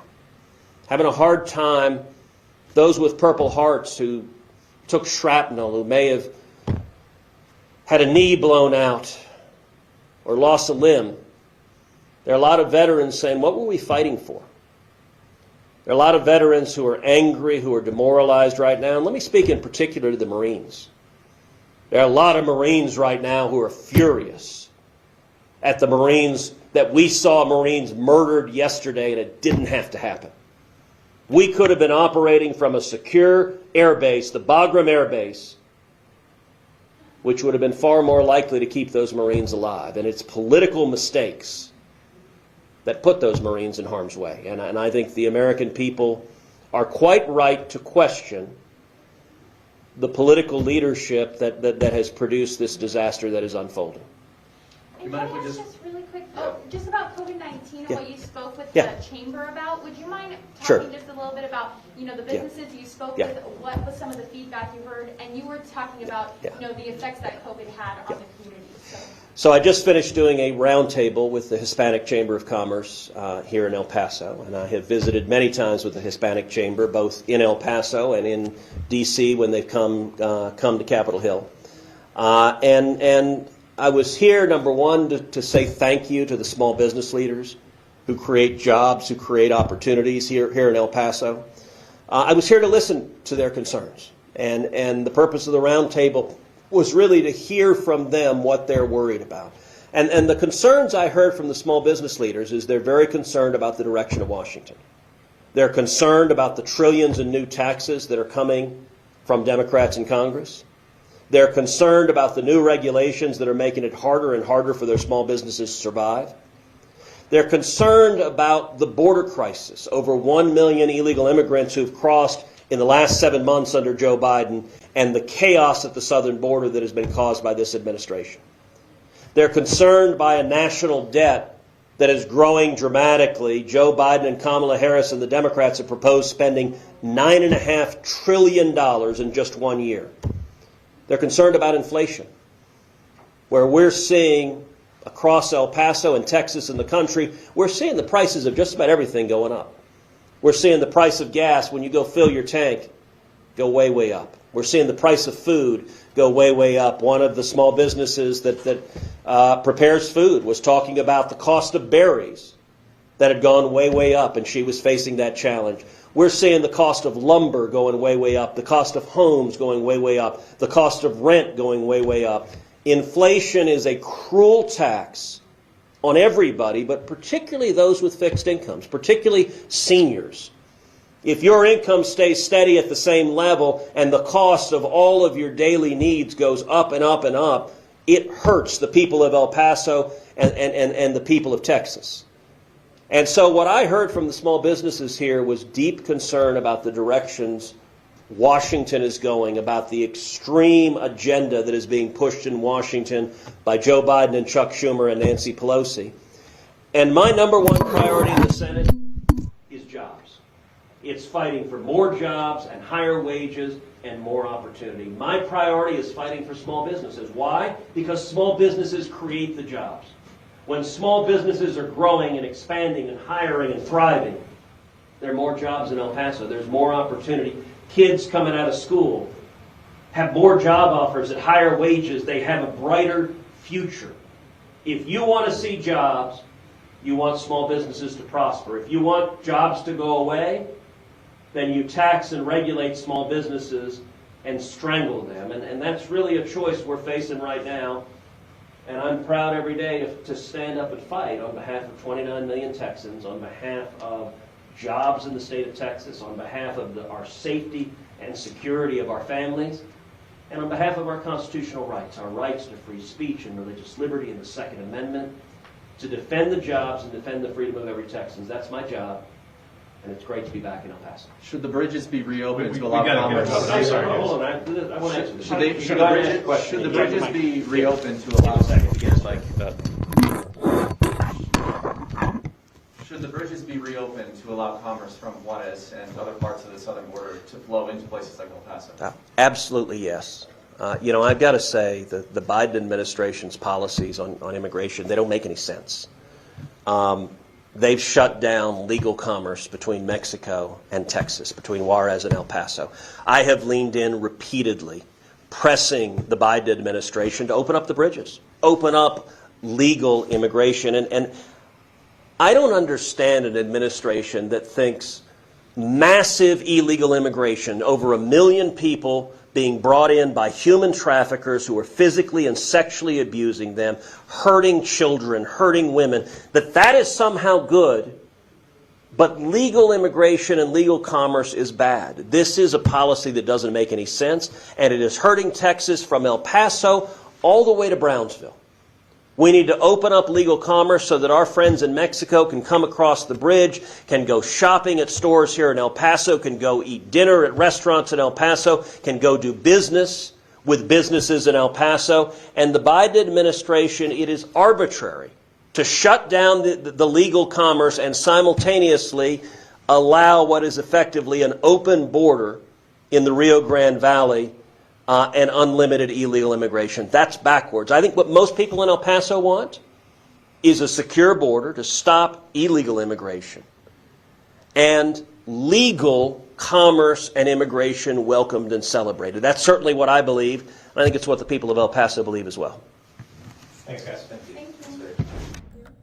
All right, thanks again for being here with us on Live Now from Fox. So we were just listening into some comments from Senator Cruz, and again, he's been one of those people who've been speaking out after this crisis happened in Afghanistan. Again, evacuations still taking place, and earlier here today, we had the Pentagon give not only one, but two briefings saying that they are going to be doing evacuation flights up until the very last minute. Again, that deadline date is August 31st. They still have that in mind as the date that U.S. troops will have their boots off the grounds in Afghanistan. So let's go into that briefing once again for our viewers here with us on Live Now from Fox. Again, this is their second briefing, so their most recent one that happened today. And just a reminder as well, they did say they will be giving an update tomorrow on Saturday at 11 a.m. Eastern Time. Of course, that's going to be something we'll have right here on Live Now from Fox for all of our viewers. So you can look forward to that tomorrow, as well as some Hurricane Ida coverage. But as I mentioned, we're going to go into the Pentagon briefing that happened earlier this afternoon. Homeland Security and the U.S. Customs and Border Protection by conducting detection and monitoring and transportation support for the Southwest Border Mission. We're also ready to conduct hurricane relief efforts if required. And of course, U.S. Northern Command is providing support within the continental United States for Operation Allies Refuge. On July 14th, the White House announced Operation Allies Refuge, which provides eligible Afghan nationals and their immediate families with support of the U.S. government the opportunity to relocate to the United States. The Department of State subsequently activated the Afghanistan Coordination Task Force and requested the Department of Defense provide temporary support for up to 3,500 Afghan special immigrant applicants. On August 15th, the Department of State requested and the Secretary of Defense approved additional support for Afghan special immigrant visa applicants and other vulnerable Afghans. In response to this request, the U.S. Northern Command, we're providing temporary housing, medical screening, transportation, and other services for both Afghan special immigrant visa applicants and at-risk Afghans. U.S. Northern Command has been tasked to build capacities to support up to 50,000 Afghans. To do that, the Department of Defense under U.S. Northern Command has established task forces at Fort Lee in Virginia, Fort Bliss in Texas, Fort McCoy in Wisconsin, and Joint Base McGuire-Dix Lakehurst in New Jersey. And on August 25th, the Secretary of Defense authorized 3 additional military installations to provide support inside the United States for Afghan special immigrant visa applicants, their families, and other at-risk individuals.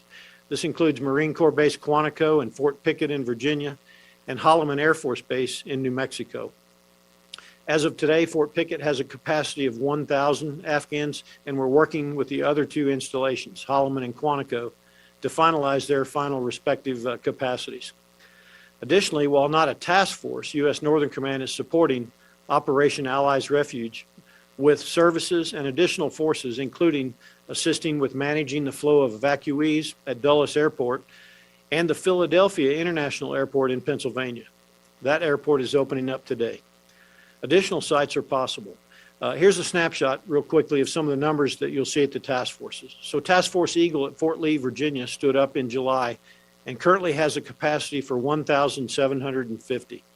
To date, Task Force Eagle at Fort Lee has supported 1,647 Afghan special immigrant visa applicants and their families, nearly half of whom have completed the process and have moved on with the support of the Department of State, non-governmental, intergovernmental organizations, and volunteer organizations. Task Force Bliss at Fort Bliss, Texas currently has a capacity of 5,000 and received first flights with vulnerable Afghans on Saturday, August 21st. The base has supported to date 2,160 Afghans housed in a mix of hard and soft structures. Final capacity is expected to be at least 10,000. Task Force McCoy, Fort McCoy, Wisconsin, currently has a capacity of 10,000 and received their first flights with at-risk Afghans on Sunday, August 22nd. To date, Task Force McCoy has supported 2,383 Afghans who are being housed in hard structures with shower and bathroom facilities located in each building. Task Force Liberty at Joint Base McGuire-Dix Lakehurst, New Jersey, currently has a capacity of 3,500 and received its first group of Afghans Wednesday, August 25th. To date, Task Force Liberty has supported 1,192 Afghans who are being housed in a mix of hard and soft-sided structures. Final capacity at Task Force Liberty is expected to be at least 10,000. So today, our total capacity at these four installations is approximately 21,000 and growing. We're steadily working to increase capacity to the 50,000 number by September 15th. The number of military installations supporting this effort could increase in the future. The request for assistance from the State Department specifically requested that the Department of Defense provide culturally appropriate food, water, bedding, religious services, recreational activities, and other services such as transportation from the port of entry to the location of accommodations and some medical services as well. My team of military, civilian, and contract personnel are working closely with the numerous agencies, both government and non-government, to ensure further requirements and additional capabilities are available for vulnerable Afghans. In addition, the Department of Homeland Security is working to conduct the screening and security vetting for all special immigrant visa applicants and other vulnerable Afghans in the fastest way possible, consistent with the dual goals of protecting national security and providing protection for vulnerable Afghans who supported the United States. That process involves biometric and biographic screenings conducted by intelligence, law enforcement, and counterterrorism professionals from across the interagency community. We are working around the clock to vet all Afghans being evacuated before allowing them into the United States. During recent visits to Fort Lee, Fort McCoy, and Fort Bliss, I saw the operation firsthand, and I'm proudly watched our U.S. personnel operating with compassion as they helped Afghans and their families who have done so much for the United States and our allies through 2 decades of conflict. I also talked with some of the Afghans in each location. During a conversation I had with one Afghan family, I asked if they had what they needed, if they were doing okay, getting enough to eat, and getting enough to sleep.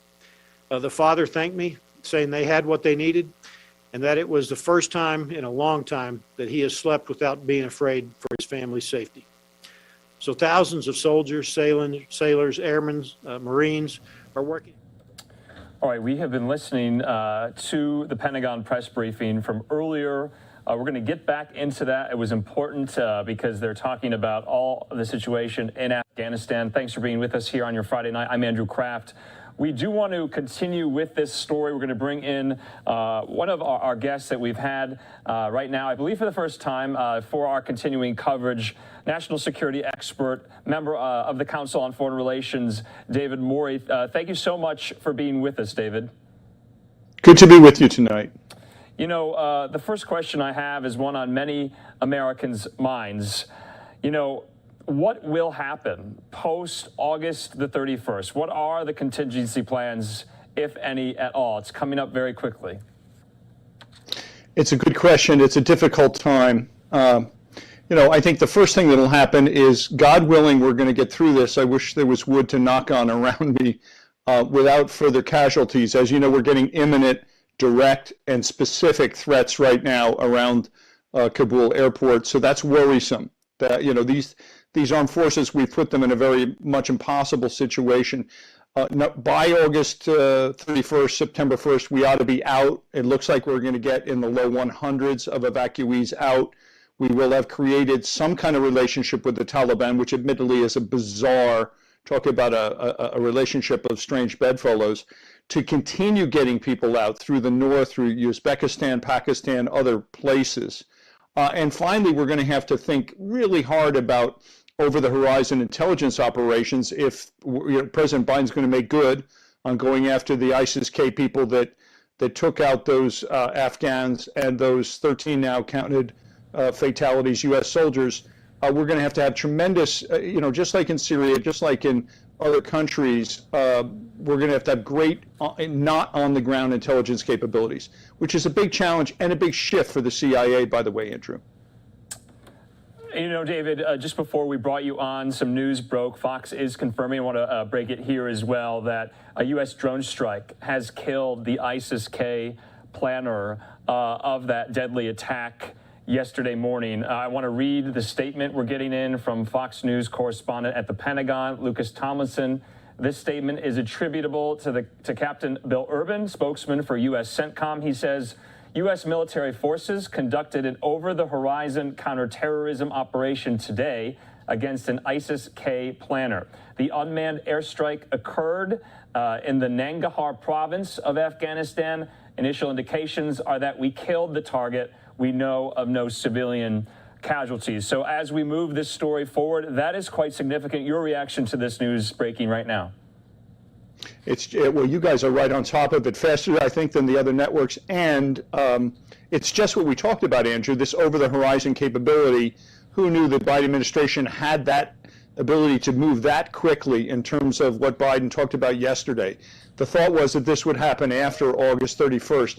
That's a good sign, in fact, and maybe that'll stabilize the situation. Maybe that will impress the Taliban. We have this bizarre relationship where they're, in some ways, our former enemy is helping us guard the palace. That's a strange dynamic. That's a step forward, I think, and maybe that'll deter further ISIS-K attacks against these innocents and U.S. soldiers on the ground now who are very vulnerable.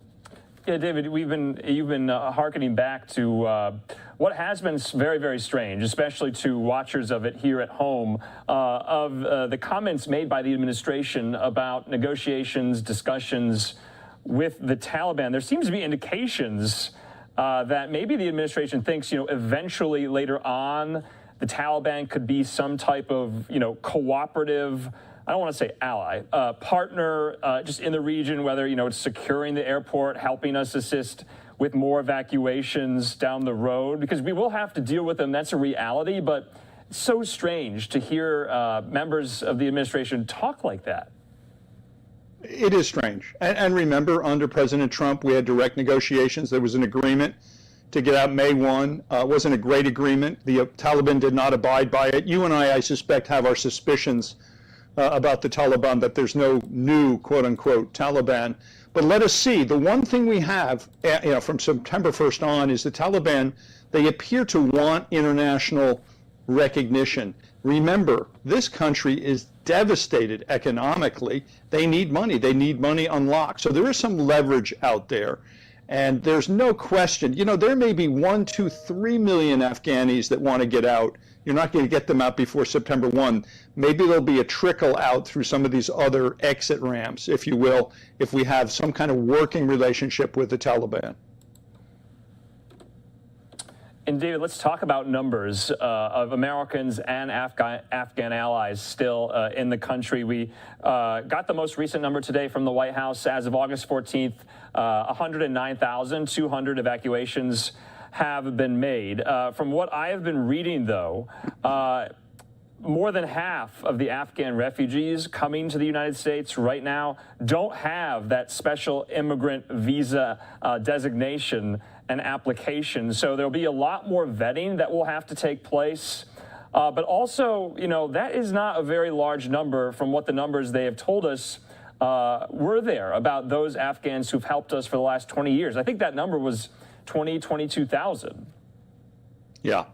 Well, look, on the one hand, it's better than every other exit from a war. There's no good way to lose a war, the longest war in America's history, and there's certainly no good way to retreat. It's always the most dangerous maneuver in any military situation. Retreat gives you maximum danger, and withdrawal is even worse. So on the one hand, there's more people than this is an unprecedented airlift, but taking, again, that other hand, to your point, Andrew, there's so many more people that want to get out.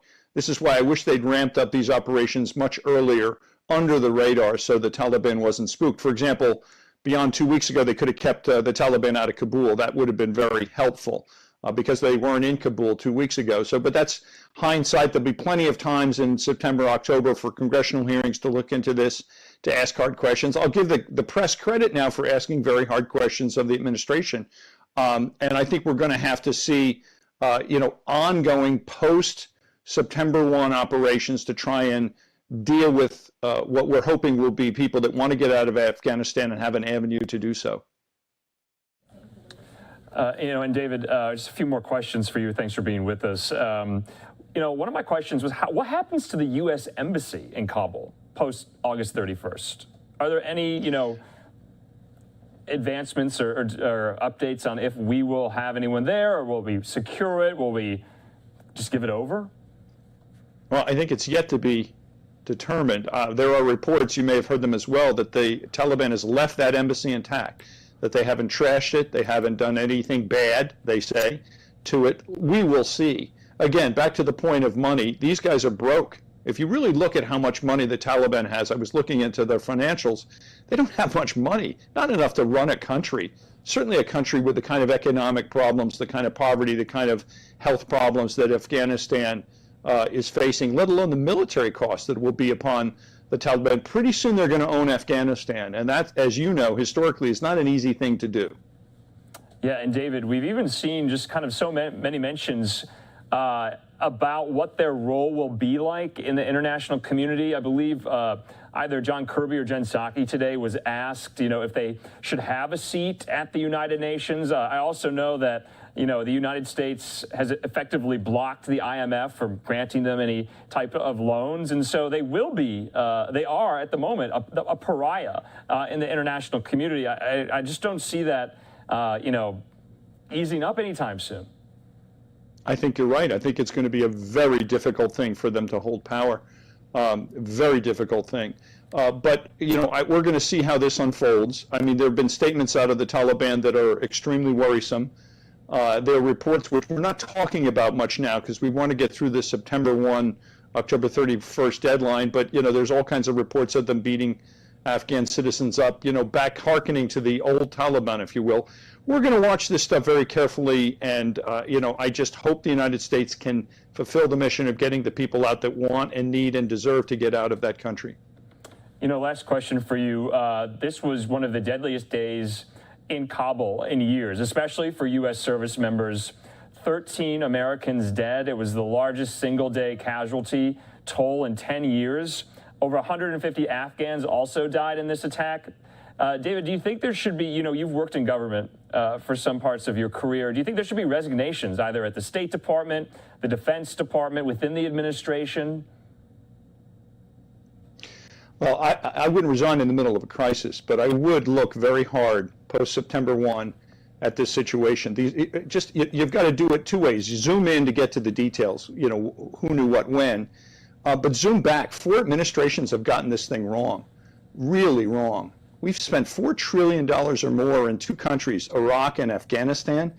Couldn't we use that money somewhere else in better suit for the American people?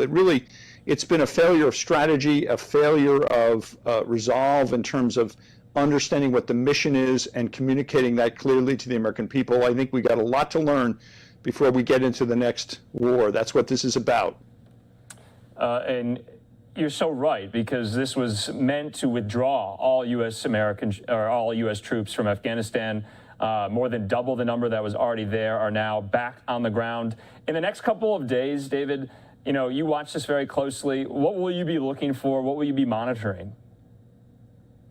I'm going to be looking for, number one, how many Americans are left? How many did we get out? How many are left? We're down to supposedly 500 who say they want to leave, and we're getting them out through across avenues that I don't want to talk about publicly. You probably know what I'm referring to. Do we get those people out? And then how many do we get out beyond that, the Afghanis that have some kind of special recognition papers, as you referenced? And can we get through this thing over 4 days with stability without another attack? If we do that, that's something. I will give this administration credit for pivoting and reacting well to that situation. Then we have time to dive. This is what Congress should do a good job on. Dive into this thing. I wish it was more bipartisan than political, and look at what happened. across 4 administrations, across 20 years. What do we learn, and how do we apply that to the next war? All right, David Morey, we'll leave it at that on this Friday evening. We thank you for joining us here on Live Now from Fox. We'll speak to you again. Thank you. Good to be with you.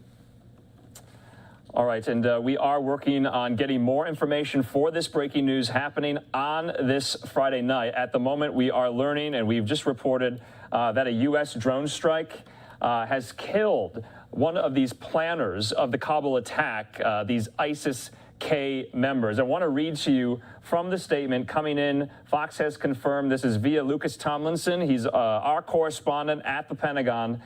This is attributable to Captain Bill Urban, spokesman for U.S. CENTCOM.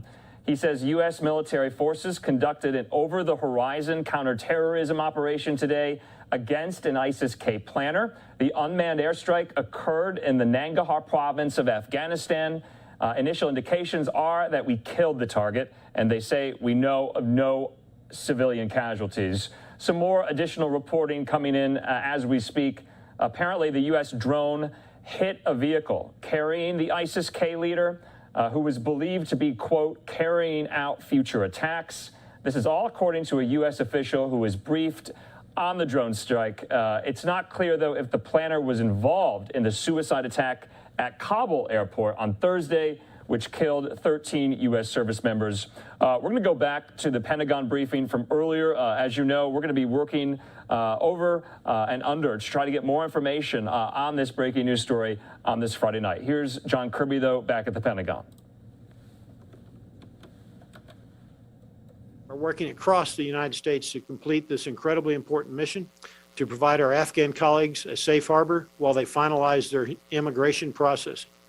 I'm also grateful for the support of the communities surrounding each of our bases and for the volunteers and others who are aiding in all of these efforts. Together, we're honoring our commitment to our Afghan partners and their families. And I look forward to taking your questions. Thank you. Thank you, General. We'll start with Lita. Hi, General. Lita Baldor with the Associated Press. I have one quick numbers question for you and then a second. Can you tell us how many evacuees have gone through Dulles? The governor said today the number is 14,000. We were told earlier there was about 7,000 SIV. Can you square those numbers for us? And then I have a follow-up. Lita, unfortunately, I don't have a specific number for you. State Department would be best to answer that. I can tell you what has come to us, and that's 6,578 at 4 separate locations. I will tell you what we're seeing is of those that do arrive at Dulles, about 40% or so have been coming to us. Others have been AMSITs and in other status, such as having a green card already where they could move on from Dulles. Thank you. And my follow-up is, can you give us an assessment of both the security risks as well as the COVID risks? As you're doing, and everyone is doing these screenings, what security risks are you seeing? Are you seeing a number of people who are showing up on lists? And then what about COVID? How is that testing going? And what are the threats at the bases for COVID? Thanks, Lita. So for security, I would defer to DHS, who runs that operation. I'm very comfortable. We've worked to streamline that operation. As I said in my opening comments, we're doing biographical and biometric testing across the various agencies of the interagency to include our counterterrorism and intelligence communities. What we're seeing is folks coming across cleared by that process, which I'm comfortable with. With regards to COVID, the Afghans coming from the Middle East into our locations that we have stood up are all being tested actually multiple times. We test them 100% upon arrival at each location. They're getting tested at Dulles as well, and en route they get tested. I'll give you some numbers. We are seeing so far to date, when I was at Fort McCoy on Wednesday, only 3 out of more than 1,300 had tested positive. When I went to Fort Bliss the same day, 1 out of more than 1,200 had tested positive for COVID. I hope that helps. Thank you. 1 out of 1,200. Jen? Hi, General Van Herk. It's Jennifer Griffin with Fox News. I just want to go back a little bit to numbers. What percentage would you say of the people who are processing onto these bases are SIV holders or applicants? Or are you also housing people who apply for refugee status? Just trying to understand the breakdown of who is on these bases.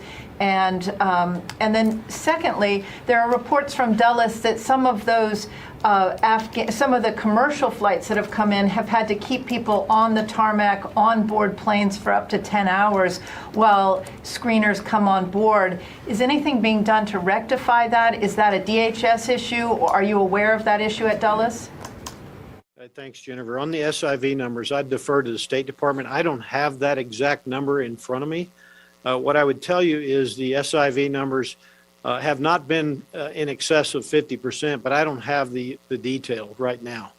With regards to the problems you're describing at Dulles, I am aware of the longer waits that you describe. We worked very hard over the last couple days to make the process as efficient and effective. When I say we, DOD worked with the process owner, DHS, to streamline this, specifically Customs and Border Protection, along with the TSA, who owns that process, if you will. Some of the challenges were being use of the proper vetting authorities, if you will, to ensure that we looked at the same ones and that they were coming across. We knew exactly who was certifying that, and that's Customs that was certifying it across to the other side. What was happening is if the improper system was utilized, they were being flagged as red on the receiving end at Dulles. That should actually give you comfort, Jennifer, that that we're not leaning towards more conservative and pushing them out, but actually ensuring verification. That led to the delays that you're talking about. When I took the brief this morning, we had no airplanes on the ramp waiting at Dulles for processing through Customs. And I don't have an update for you right now, but I believe we're in a good position, Jennifer. Thank you. Tara. Thank you. General Tara Kopp with Defense One. Following up on Jen's question, can you talk about the challenges that you've had with the DoD and DHS systems, the biometric systems, actually being able to pass that information in a timely manner, and explain a little bit more about how all of the different flagging red that you've seen because names were passed through different systems? I really can't answer that question. That's a question for DHS, and I apologize. I just don't have that information. And to follow up a little bit more humanitarian, with all of the thousands of Afghans that are going onto these bases, you know, many of them left their country with very little and probably have different levels of means to start life over here. How long is DoD prepared to house and feed these refugees? So we're prepared to house them and feed them as long as it takes to get them through the process and as long as the Secretary approves that. I agree with you. They're coming here starting over with what they bring with them. We've been incredibly well supported by the local communities, the non-governmental organizations, et cetera, that have jumped in to help these families with things of need, such as diapers, formula, clothing, you name it. You see the gamut when you're talking these large numbers, and we've been tremendously blessed to have great support. Are willing to host as they go through the process? What do you mean by the process? If they don't have a place to go, how long can they stay on base? Well, they'll stay on base till they complete the special immigrant visa processing process, which is owned by the State Department with support. We provide medical support. We provide contract medical support as part of that. So each of the applicants will go through a screening process, such as screening for, diseases, vaccinations, if they need vaccinated. We'll have the International Migration Organization come in towards the end of the process and work with them on where they need to be relocated. Many of them have family already here in the United States, or they'll be relocated to places where there's already Afghan populations, et cetera. What we saw at Fort Lee with those that already had some type of a special immigrant visa processing is that was taken about 5 to 7 days. We won't know exactly how long that's going to take until the State Department and everybody is on the ground full up and we're ready to begin processing. Remember, we've only been at this for a few days. And so at each location, we're going to spin up rather quickly here and begin the application and the process for a special immigrant status. Or Oren Lieberman from CNN. The SIV application process, the screening process, is a long process. What happens if at some point while somebody is on a military base, they fail that screening? Are they going back to Afghanistan or what's the plan there? And then, John, are you also taking questions? Later.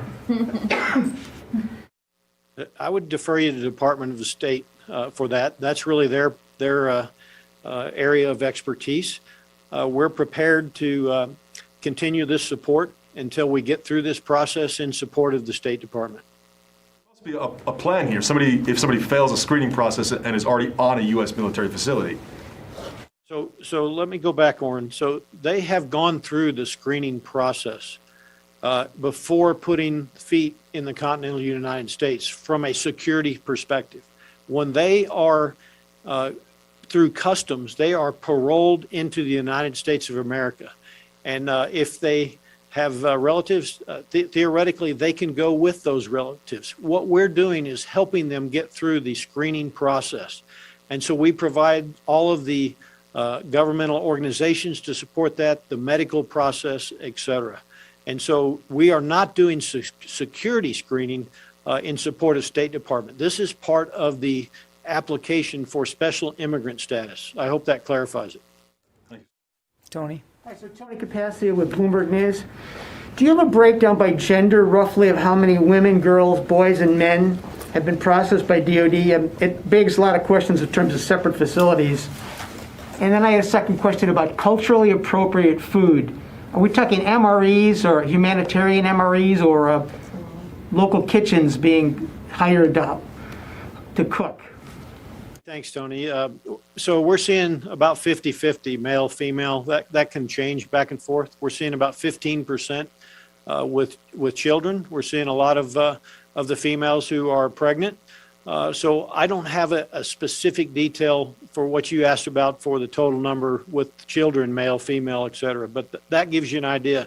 We're seeing right now 513 children at one location for a total of about 30% of that, the location.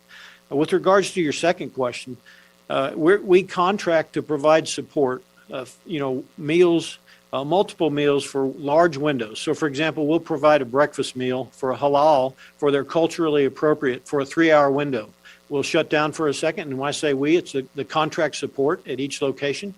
Then we'll spin up for a lunch meal, and we'll do the same for the dinner. Most locations, I believe, will have or do have a 24-hour grab and go culturally for the Afghans as well. I hope that answers your food question. Let me go to the phone here. Laura Seligman, Politico. Hi, John. Thanks for taking my question. I wanted to ask, first of all, Ned Price earlier said that he didn't know how many SIVs have been evacuated. Can you square that, General, with the numbers that you gave earlier? Is there a discrepancy between the ones that have been evacuated and the total number of people that have come to the United States? What is the difference there, and what is it that we're missing? Hey, Laura, you need to ask the State Department. I don't have that data for you. That's a question for them.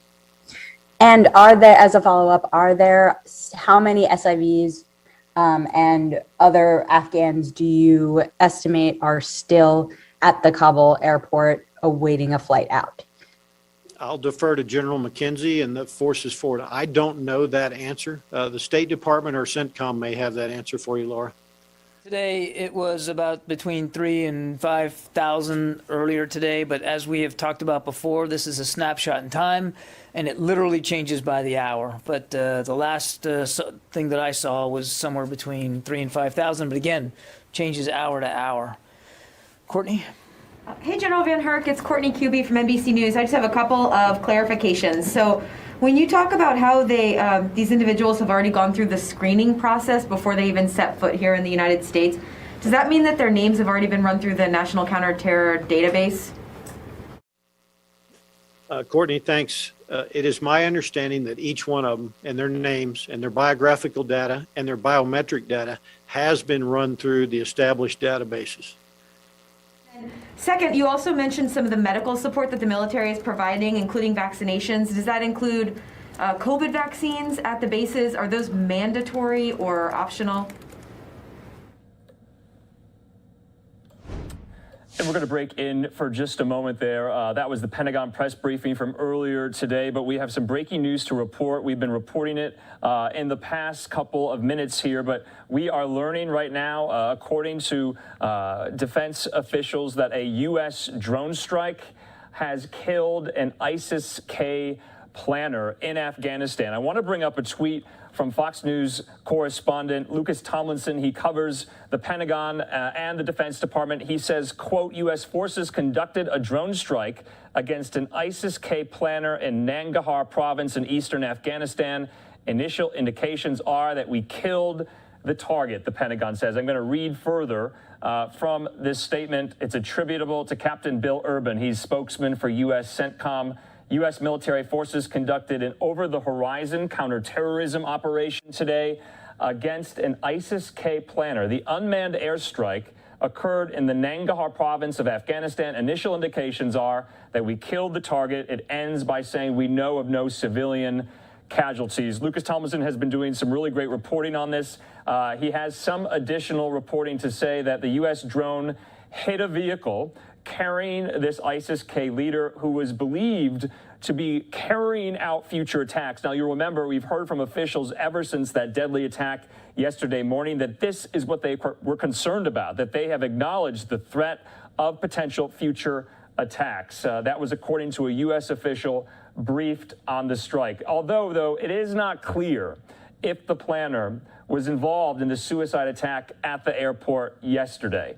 As you know, that tragic attack took the lives of 13 U.S. service members, of which we are now finding out their identities today and most likely in the next couple of days. According to Fox News, the ISIS-K planner was also traveling with an associate. The drone strike, according to Fox and defense officials, took place just a few hours ago near the border with Pakistan. And so this, if you were watching just yesterday, President Biden's remarks at the White House, he said that this was on the table, coordinated airstrikes to go and get members of ISIS-K. It's an offshoot, a branch of the Islamic State Caliphate that has been holed up in Afghanistan for some time. And so this is significant tonight. Just want to end here. We are confirming that a U.S. drone strike has killed one of these ISIS-K planners. If we have more video, images, elements to bring you throughout the night here on this Friday, we will do that. I'm Andrew Kraft. We'll be back in just a moment.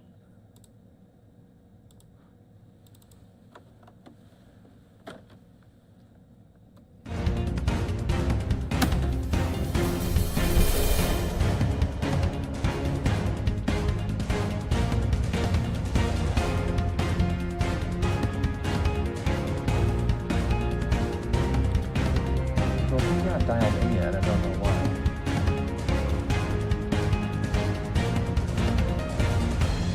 Is it 7:05?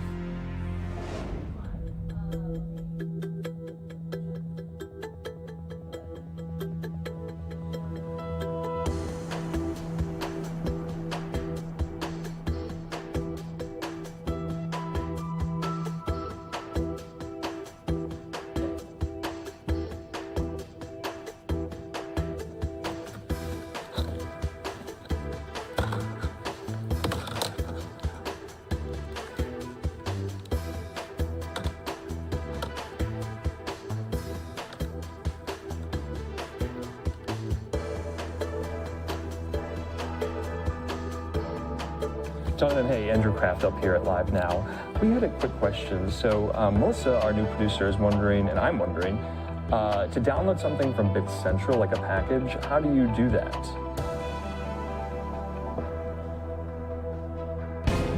A package that we're going to air in just a matter of minutes from another station. Okay.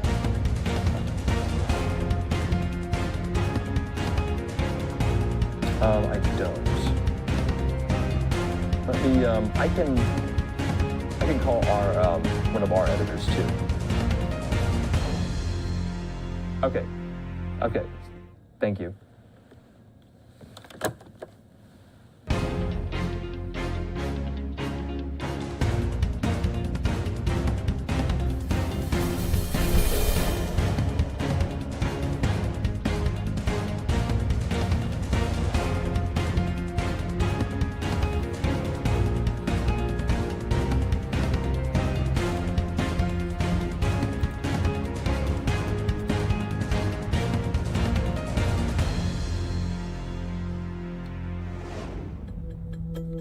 Welcome back here to Live Now from Fox. I'm Andrew Kraft. We do want to keep playing the Pentagon press briefing as we continue to cover the fallout in Afghanistan. We just reported that the U.S. has conducted a drone strike that has killed one of the ISIS-K planners of the Islamic State Caliphate offshoot in Afghanistan. If we get any more information on that, we'll bring that to you here on this Friday night. But back out to the Pentagon, Admiral John Kirby, the press secretary out there, taking questions from reporters.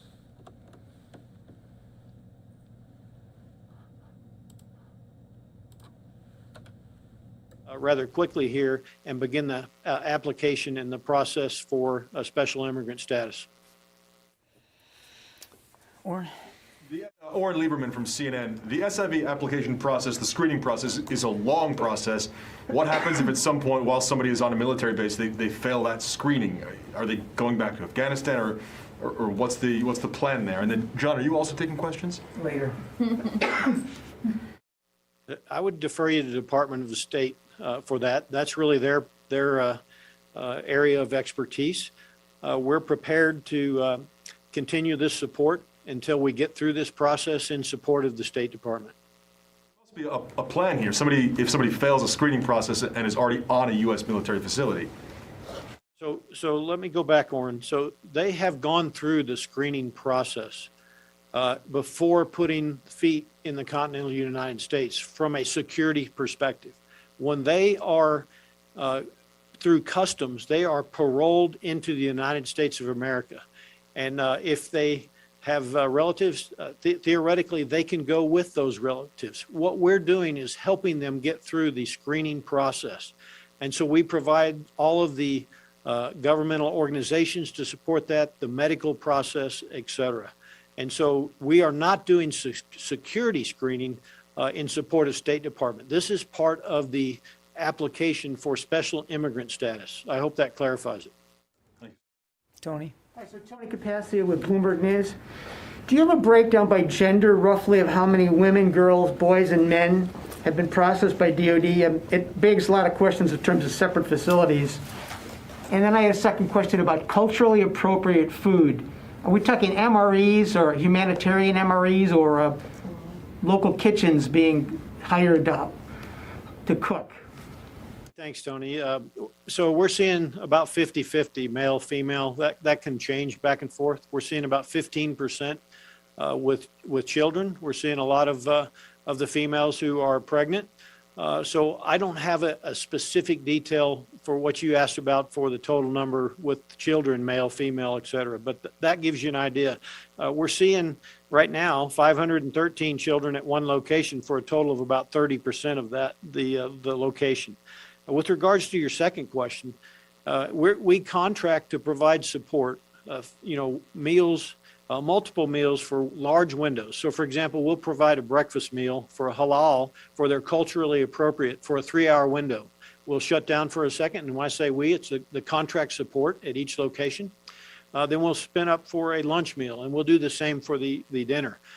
Most locations, I believe, will have or do have a 24-hour grab and go culturally for the Afghans as well. I hope that answers your food question. Can we go to the phone and that Laura Seligman, Politico? Hi, John. Thanks for taking my question. I wanted to ask, first of all, Ned Price earlier said that he didn't know how many SIVs have been evacuated. Can you square that, General, with the numbers that you gave earlier?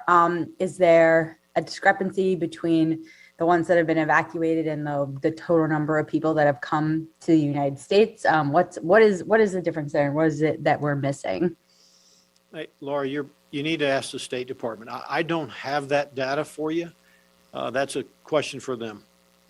And are there, as a follow-up, how many SIVs and other Afghans do you estimate are still at the Kabul airport awaiting a flight out? I'll defer to General McKenzie and the forces forward. I don't know that answer. The State Department or CENTCOM may have that answer for you, Laura. Today, it was about between 3,000 and 5,000 earlier today, but as we have talked about before, this is a snapshot in time, and it literally changes by the hour. But the last thing that I saw was somewhere between 3,000 and 5,000, but again, changes hour to hour. Courtney? Hey, General Van Herk, it's Courtney Kuby from NBC News. I just have a couple of clarifications. So when you talk about how these individuals have already gone through the screening process before they even set foot here in the United States, does that mean that their names have already been run through the National Counterterror Database? Courtney, thanks. It is my understanding that each one of them and their names and their biographical data and their biometric data has been run through the established databases. Second, you also mentioned some of the medical support that the military is providing, including vaccinations. Does that include COVID vaccines at the bases? Are those mandatory or optional? The vaccines are offered to them. They're offered at Dulles.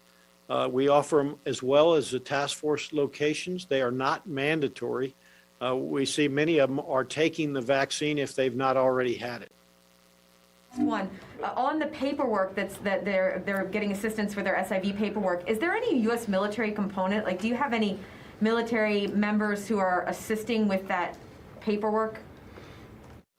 So the paperwork on our end for accountability purposes, where they arrive at the task forces, we absolutely are part of that paperwork process to ensure accountability, to provide security, et cetera, for them. At each of those locations. Prior to arriving at our task force locations, we are not directly involved with the paperwork process. I don't know the role in CENTCOM of any of their forces. I'd defer you to General McKenzie on questions for any DoD members forward. General Van Herk, it's Megan Myers from Military Times. I wanted to ask why these particular bases were chosen for SIVs. Was it because of space reasons, hard and soft buildings, or was it because of proximity to Afghan communities in the area where some of them might end up being resettled? It was not necessarily for the specific location to an Afghan community. The department took a look at each location to ensure they had sufficient capacity, that there was capability in the region to support that.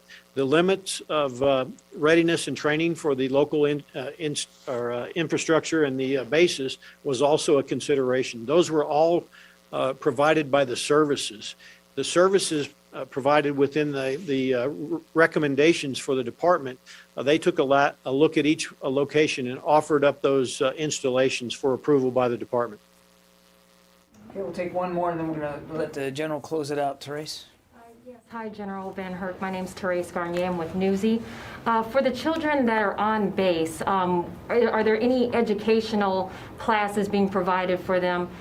If not, are those children able to go to the CDCs on base to help kind of with babysitting and kind of educating them on American ways and whatnot?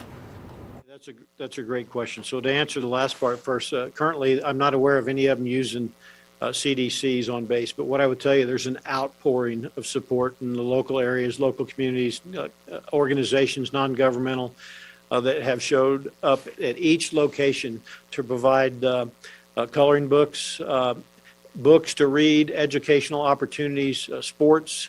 At Fort Bliss, when I was down there, the soldiers had built soccer goals and set up soccer areas for them to practice and play soccer to keep them occupied. So that's a great news story.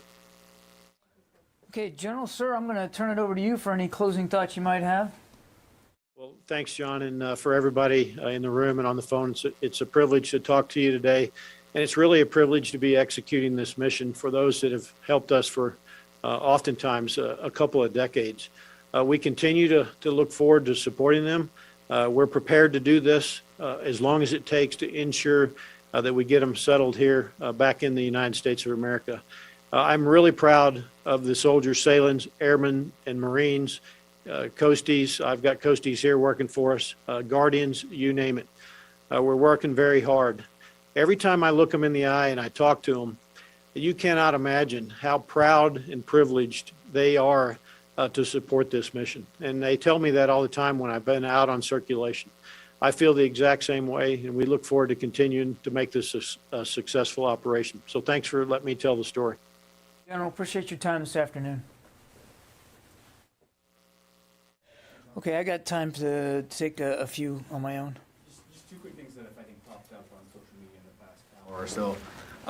Firstly, have the Taliban entered or taken control of any parts of the military section of HKIA that you're aware of? The Taliban are not in control of any part of Hamid Karzai International Airport. I saw that report too. It's false. Including any of the gates? They are not in charge of any of the gates, are not in charge of any of the airport operations. That is still under U.S. military control. Lita. John, can you give us any further details on the attack at this point? Anything about whether the Marines noticed the attacker coming? Anything about the firing of the shots? Has any of that been kind of cleared up at this point? I don't have any additional details from what General McKenzie laid out yesterday. Again, we're going to do the forensics on this and try to learn as much as we can. And when we have some verifiable context to be able to talk to you about that, we'll do it. But we're still digging into it right now. And one other thing, do you have any timing on when you believe the aircraft with the remains will arrive at Dover? I don't. And as you might imagine, we're in the services are in contact with the families, and they'll notify the families through the casualty assistance case officers. And I think I want to respect that process. As you know, sadly, from covering this for so long, Lita, I mean, it doesn't. Usually the process doesn't take that long. Will the President and Secretary go to Dover to meet the families of the fallen? I don't have any schedule announcements to make, but we're all mindful of the importance of any return of fallen members, and certainly these included. But I just don't have any things to announce from a schedule perspective. Tony? Do you have any status report on the 17 wounded at Landstuhl in terms of whether they're mostly stable or out of danger? Or I don't have an update on the wounded. The last count I had was that 20 of them had gone to Landstuhl. The remaining, there was some additional wounded, but that they were treated on site and returned to duty. I don't know what the status is, and as you know, Tony, we don't usually get into the details of wounded, even anonymously. We just don't typically talk about that. It'd be useful if you get a sense of whether most are stable or in emergency. I'm not going to promise that, Tony, and we just don't talk about the status of wounded, as I think you can understand. I mean, there's real privacy issues there that we want to be mindful of. Yeah. Okay, thanks. We'll see you. I'm planning to do this again tomorrow morning. So I'm shooting for around 11 o'clock in the morning tomorrow for a regular update with General Taylor, and then we'll see what the rest of the weekend looks like. All right, thank you.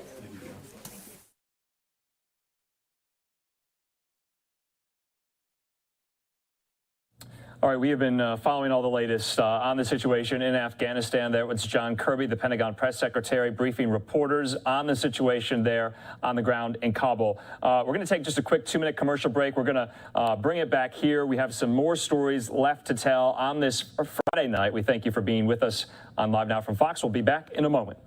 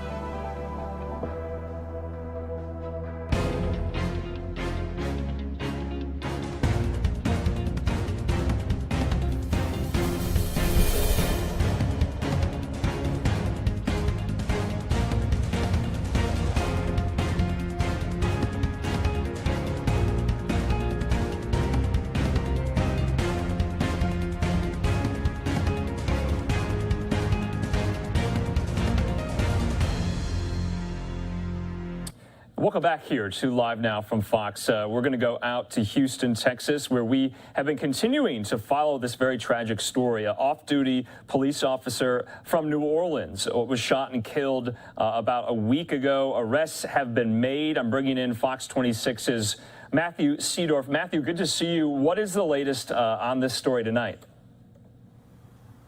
Well, Andrew, those two suspects were arrested today, and they're young, just 19 and 21 years old, and we're learning that they're accused of working together for crime before.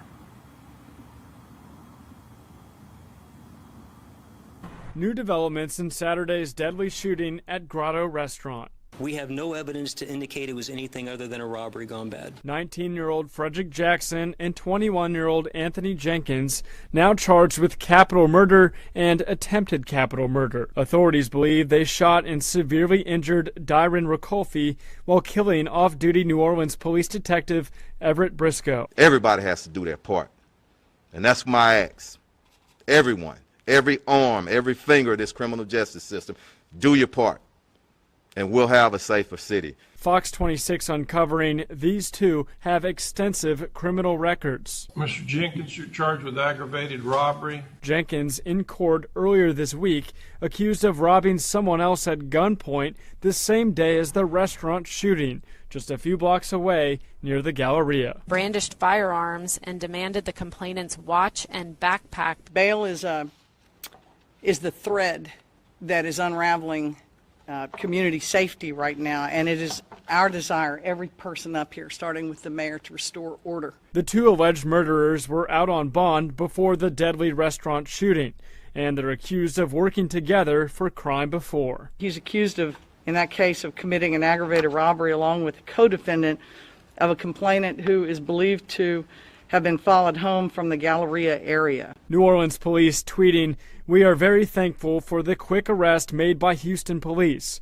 Everett Briscoe will hopefully rest easier knowing individuals involved in his death will face theirs." Andrew, all of this happened in broad daylight about a week ago in a pretty nice restaurant in the Galleria area. We're told that a third suspect is possibly involved, but so far no additional arrests have been made. Live in Houston, Matthew Seedorf, Fox 26 News. You know, Matt, and you're no stranger to this, you've been following it too. It has been a violent summer in Houston, a number of incidents like this. So tragic. We heard there, and we're going to play it in its entirety when we're done talking to you, the press conference from today. But they cited bail and bail reform as one of possibly one of these causes of why these people with a long criminal rap sheet are out on bond. That's exactly right, and that was actually our district attorney you heard say that. And she also mentioned that one of these suspects that was arrested had actually cut off his ankle monitor, so there was no way for him to be tracked on GPS. And she mentioned that there's roughly 4,000 people scattered across the Houston area that we're relying on, as citizens, on these monitors to track them, and apparently he just cut it off right before the shooting. And Matthew, last question, you know, what is the family and friends of Officer Briscoe saying at this point in time? You know, their grief must be unspeakable, but can they be rest assured now that these arrests have been made? Yeah, you know, we've heard from them throughout the week, and they're devastated. We haven't heard from them since the arrests were made today, but you can only imagine what they're going through in New Orleans, as now there's Hurricane Ida going their way as well. Just a whole lot going on right now in their lives, and we're thinking about them. All right, Fox 26's Matthew Seedorf there live for us in Houston, updating us on this story. We'll talk to you again if there are any more updates. Thank you. All right, and Matthew did say, obviously, Hurricane Ida is strengthening as it moves upwards in the Gulf Coast. We're going to have live coverage of all the latest on that storm starting Sunday, special coverage going into Monday, as it is intended to strengthen, possibly to a Category 3 or Category 4 hurricane. We have the satellite imagery and radar of its projected path here. You can see it is moving to make a direct hit on New Orleans and the Gulf Coast, parts of southern Mississippi there as well. And so you can see it's just off the coast of Cuba at the moment, and so it is Going to be quite a dangerous storm. We'll have all the latest on that as well. Anyway, we're going to stay in Houston because we did, like I said, want to play out some of that press conference today from officials there. Mayor Sylvester Turner, Houston Police, the DA announcing these arrests today.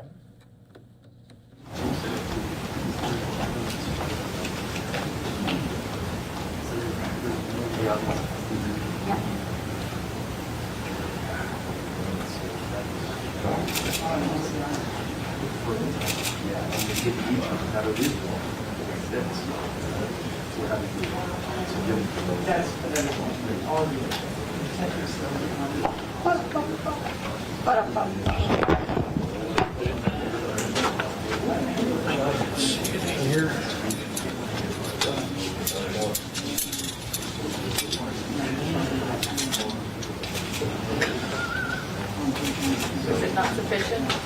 Just so they can look at it. Good morning. Good morning. How y'all doing? Good morning, Maria. Sit there. Let me get started. I want to say good morning to everyone. I want to thank everyone for being here. And this morning I'm joined with Chief Troy Fenner, Chief Satterwhite, various homicide investigators, and Harris County District Attorney Kim Ogg, Chief Pena. And I just want to start off by just thanking this entire group and so many, many others for working tirelessly over the last I just want to say 4 days, but even longer than that, in addressing the crime situation within our city. This morning, we are announcing the arrest of 2 individuals in connection with the murder of New Orleans Police Detective Everett Briscoe and critically wounding Darren Ricoffey, who remains hospitalized in critical condition. These suspects are charged with capital murder and attempted capital murder, and Chief Fenner, as well as Harris County District Attorney Kim Ogg, will speak more specifically to these charges. 4 days ago, we stood here and said we would find and arrest the individuals responsible for the shooting that happened at the restaurant at Grotto's on Saturday, August 21st, and that is exactly what happened. We said we would find them, and I want to thank all of law enforcement and all of the people in the community that assisted in helping to find them. I want to thank Chief Fenner and the HPD homicide detectives and other law enforcement officers on the ground who have worked diligently to locate and arrest these dangerous criminals. I am grateful to members of the community who called in tips, including one to Crime Stoppers Houston, that led to an arrest in this case. I want to thank Houston businessman Tillman Fertitta, owner of the restaurant where the shooting happened, for his generous financial contribution. I also want to thank ATF Houston and Crime Stoppers New Orleans for adding to the reward fund. Let me just say, before this press conference started, I had a conversation with Mayor Cantrell out of New Orleans, and number one, to tell her of what was unfolding today and that these suspects had been arrested, and also let her know that we are continuing to pray and offer our support to the people in New Orleans. I am proud of this community and how the city stepped up to do the right thing by calling in to provide detailed information that led to these arrests. This is a heartbreaking time for the victims' families and in many ways for the entire city of Houston and New Orleans. And I do want to continue to extend my prayers to Officer Briscoe's wife and his family and his friends and the fellow police officers in New Orleans. And then I want to continue to lift up Mr. Ricoffey and his wife and his children, family members, and friends. The break in this tragic case won't bring back Detective Everett Briscoe. It won't undo what Mr. Ricoffey is dealing with at this point in time. But I pray this development provides some amount of relief for the family as they prepare to to lay Mr. Officer Briscoe to rest in New Orleans Saturday. I have asked Mayor Pro Tem David Martin and his wife to represent the city of Houston at that funeral tomorrow. My heart goes out to his wife, his children, extended family, friends, and fellow officers. And to the Rickoffy family, I want them to know that we continue to pray for him and continue to lift them up as well. The city of Houston is sending representatives, and I just simply ask that we continue to do our best as we move forward. The work on this case is far from over, and let me now yield to Chief Fenner to provide additional details. Thank you, Mayor, and thank you, everybody, for being here. I just want to thank our community. And this is what happens, and this is what we talk about when community and police officers come together. And not only this homicide, but all homicides in our city. I'm fortunate and glad to stand with our district attorney, our fire chief, Sam Pena. Thank you for being here. But I don't want to repeat everything that the mayor said. I want to thank Tillman Fertitta, our Crime Stoppers, both here in Houston and in New Orleans, our ATF partners, all of our partners that assisted us. But I also want to thank our team, our homicide team under Commander Deese, Lieutenant McGowan, and all the other investigators. Great work, but we cannot do it alone. But I want to speak shortly to the human element, that sometimes things that go on behind the scenes with families who are suffering because of senseless violence. They're people. I'm proud that I'm going to go down and stand with my colleague and my friend,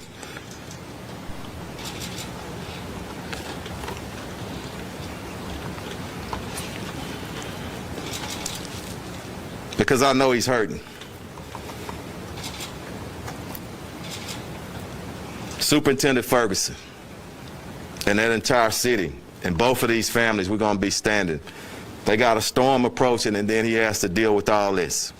And we're going to stand with them as a city, as a department. And I'm proud. When this is over with, we're heading down. But look, let me say a special thanks to all of our units out there, our SWAT team, our crime suppression, our gang units, our patrol officers. When we stood, we said that we were going to leave no stones unturned, and we were going after these suspects, and we did. So Wednesday afternoon, we arrested one suspect, Anthony Richard Jenkins. His picture is over here. A 21-year-old male. He was arrested on an apartment complex on the southwest side of Houston. Also seized in that arrest was a vehicle, a Nissan Altima, which matched the description of the vehicle that left the homicide scene. Also, Frederick Dwayne Jackson was arrested Thursday, and he was taken into custody by our SWAT team. And before I turn this over to our district attorney, I want to let you know, please continue to pray for both of these families. Miss Rickoffy, I meant to say, and Miss Briscoe, I spoke to both of them this morning. I spoke to Miss Rickoffy last night at the hotel. She's hurting, her family is hurting. Pray for her husband. He's still fighting. But more importantly, pray for everybody involved. And we got even other victims out here that's lost loved ones to senseless violence in our city and other cities. Communities, everybody stand up. Good police officers, good people coming together, solving senseless murders. And we're going to make all our cities in this nation, including Houston, safer. So thank you, and I'm going to turn it over to our district attorney.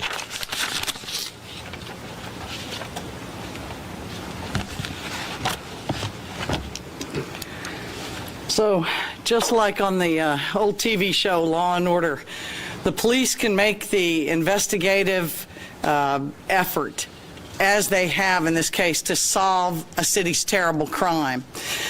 It does take prosecutors, however, to take that charge to court. And with that, I want to thank our prosecutor, Cameron Callaghan, works under Ruben Perez in our Gangs and Organized Crime Unit. Cameron worked right alongside Detective Adam Brock, who I want to thank, he and his partner, for all the work that you've put in since this terrible murder and attempted capital murder.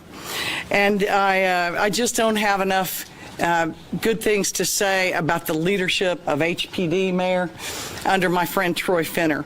I knew when he was at the scene this weekend that they would find the killers, and with the aid of his investigators and our prosecutors, they have. So thank you to police, to prosecutors for getting these violent criminals off the street before they could hurt someone else.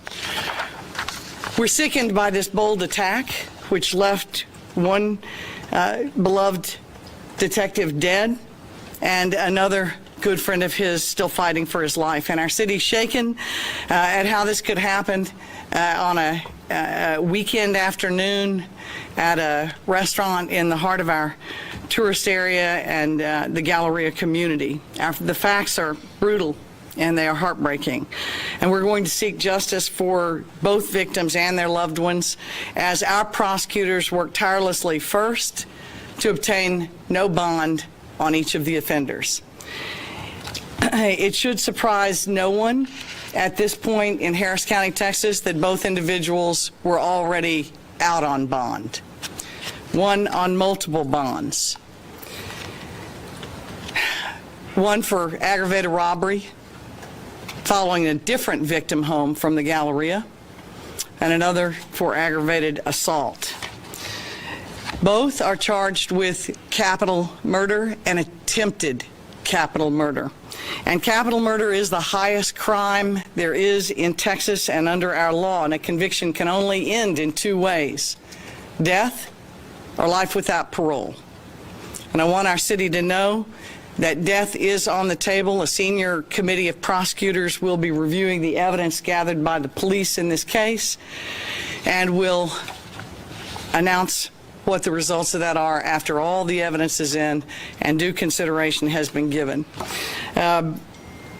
As I keep saying, I am opposed, along with the mayor, the police chief, to the repeated release of people on multiple bonds. There is no doubt that that is in part driving the crime rate that all of these members of law enforcement are working so hard to prevent. So in spite of the frustration that everyone feels, I think today is a moment that we should be proud of because you have caught the offenders. There is a third suspect who is a person of interest. No further information will be disclosed about that person at this time. And I just want to thank Chief Finner. He called it right from the beginning. At least one of these individuals, Jenkins, is a known and documented gang member with YSB, the Young Scott Block gang that has been responsible for so many other crimes in the South Lawn and Southwest area of our city. And I applaud everyone who has been up day and night for doing their job. And I want to thank in advance the prosecutors who will be carrying the ball forward on no bond requests before the magistrates and the judges in the trial courts. And we look forward to receipt of all the evidence, the identification and capture of the third suspect, and moving forward before a Harris County jury. Our juries are comprised of regular people. I think regular people in this county are really suffering under the crime wave that we've been seeing. And so thank you to all of our partners who are working so hard to end that crime wave. We'll bring up Lieutenant.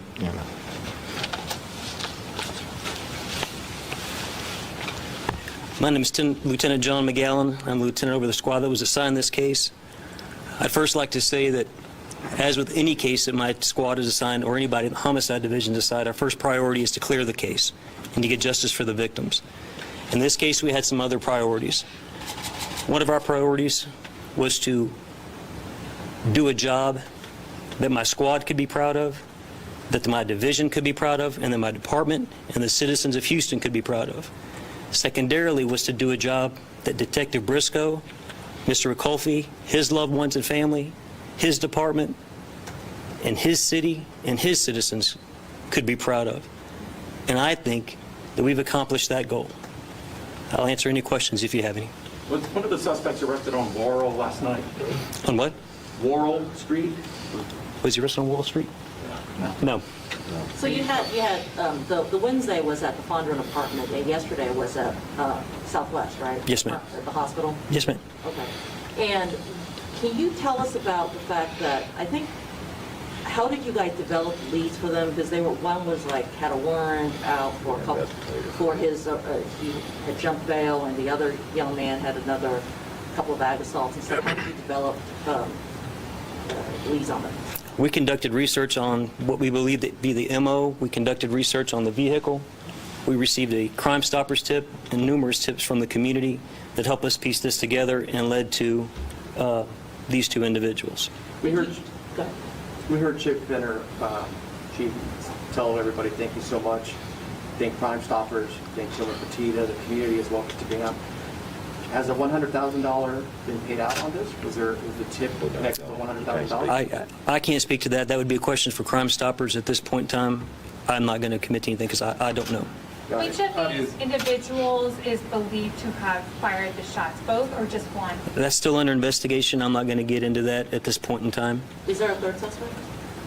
There is a third person of interest that we're not going to discuss today because he is not charged. The result of a robbery. We have no evidence to indicate it was anything other than a robbery gone bad. And can you Jackson talk also about... a documented gang member of the YSP? Pardon me? Is Jackson also a documented gang member of the YSP? He's a gang member, but different gang. Can you tell us what they were doing beforehand? Court records suggest that they were robbing people in the Galleria area. We have them in the area on surveillance video, doing robberies and engaging in activities that would be indicative of stalking people to do robberies. We're talking in the high-end area by State 48, IPIX, that area along Westheimer? We have them at several locations, those being some of the locations. And would it be accurate to say that what how they conducted this robbery is similar to perhaps some of the other crimes they're already charged with, relating some of the cases they're already dealing with? Well, like I stated before, when you start looking at the MO, there's a striking similarity which led us to these individuals. And what was that MO? Can you describe what their intention, what they would tend to do? In my opinion, and the evidence tends to show that they were targeting people for basically for high-end jewelry. Did you recover the firearms used in the crime? We have not yet. Okay. DA Ogg, you indicated that there were multiple bonds that these gentlemen have been out for. How many total bonds, or which courts are they out of? Thank you. Right.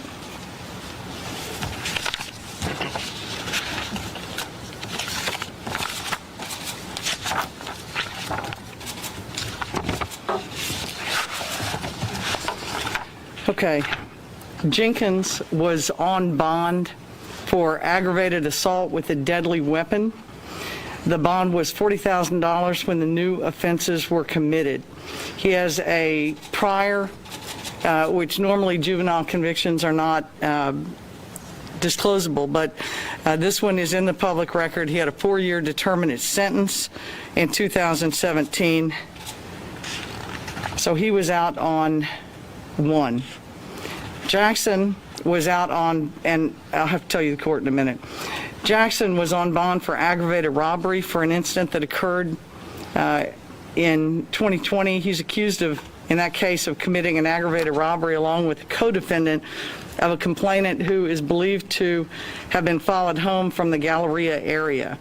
That victim was robbed at gunpoint of items in excess of $40,000 in value, and he's had to post 2 bonds in this case because he was forfeited once in January of 2021, and he forfeited again on August the 11th when he failed to show up for docket as a result of cutting his ankle monitor off.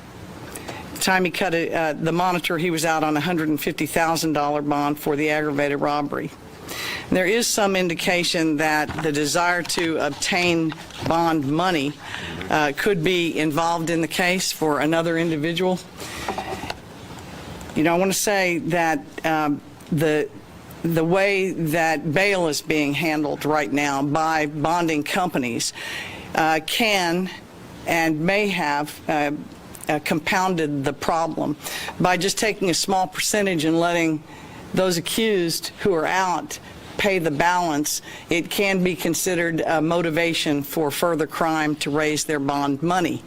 Additionally, for other gang members or friends or family who are in jail, sometimes criminals can be motivated to try and rob to raise more money for their bail. So bail is the thread that is unraveling community safety right now, and it is our desire, every person up here, starting with the mayor, to restore order right now to the city. In explaining, they were not eligible for no bond, right? Because people tend to, just before this happened, if they were not eligible, or? I'm not prepared to tell you right now. Bail is a judicial responsibility, and we presented evidence in these cases, and all I can tell you. Because we listened to one of the PC court document cases, I believe, for Jenkins, and I believe the prosecutor, the DA at the PC had mentioned that he was not eligible for a no bond situation prior to this charge. I'm not sure.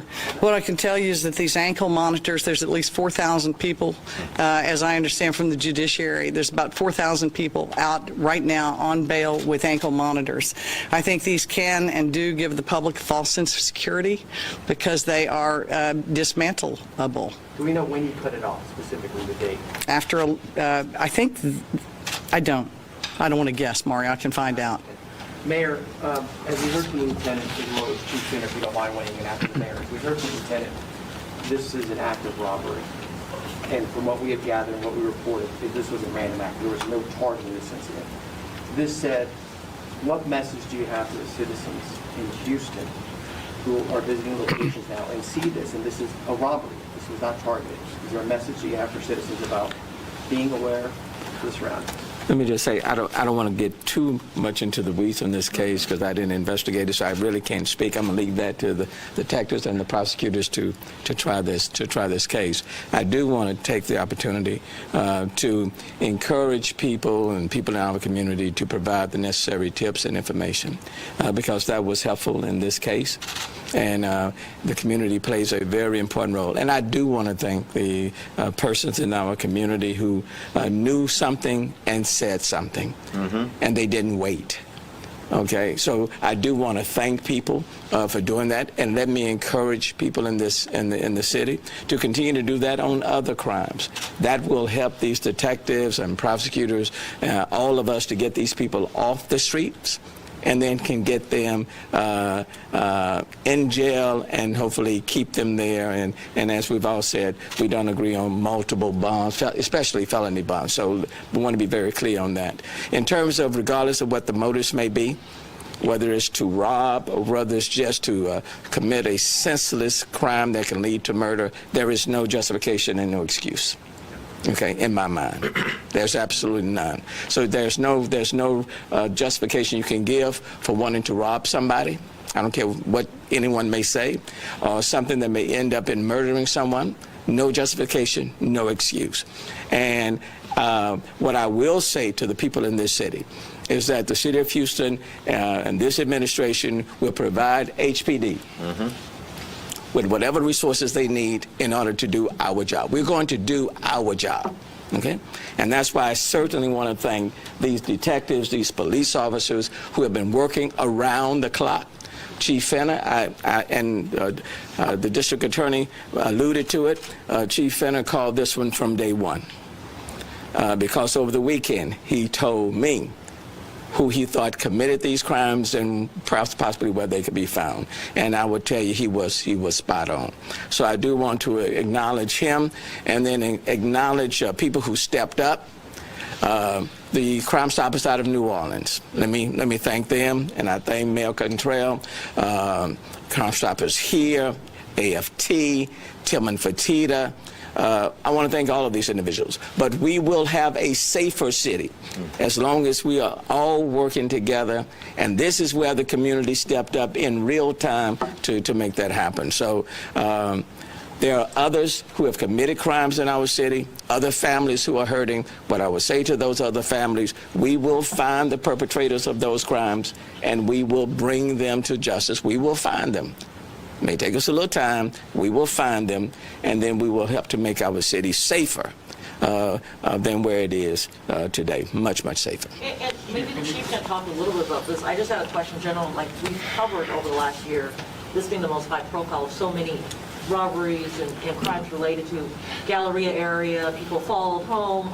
Is there anything business groups in that region, like the Uptown Park and some of the larger business owners, is there anything they can do? They are, and let me commend them for working with us. A lot of those businesses, you see, they have hired extra security, off-duty officers. But let me cut through a few things, and because I told y'all we have a suspect that we're still looking for in this one, and we have some other ones. So these are our top-notch investigators. I want to get them back to work, but not so much of what other people are doing. You know what the message should be to these violent crooks out here, okay?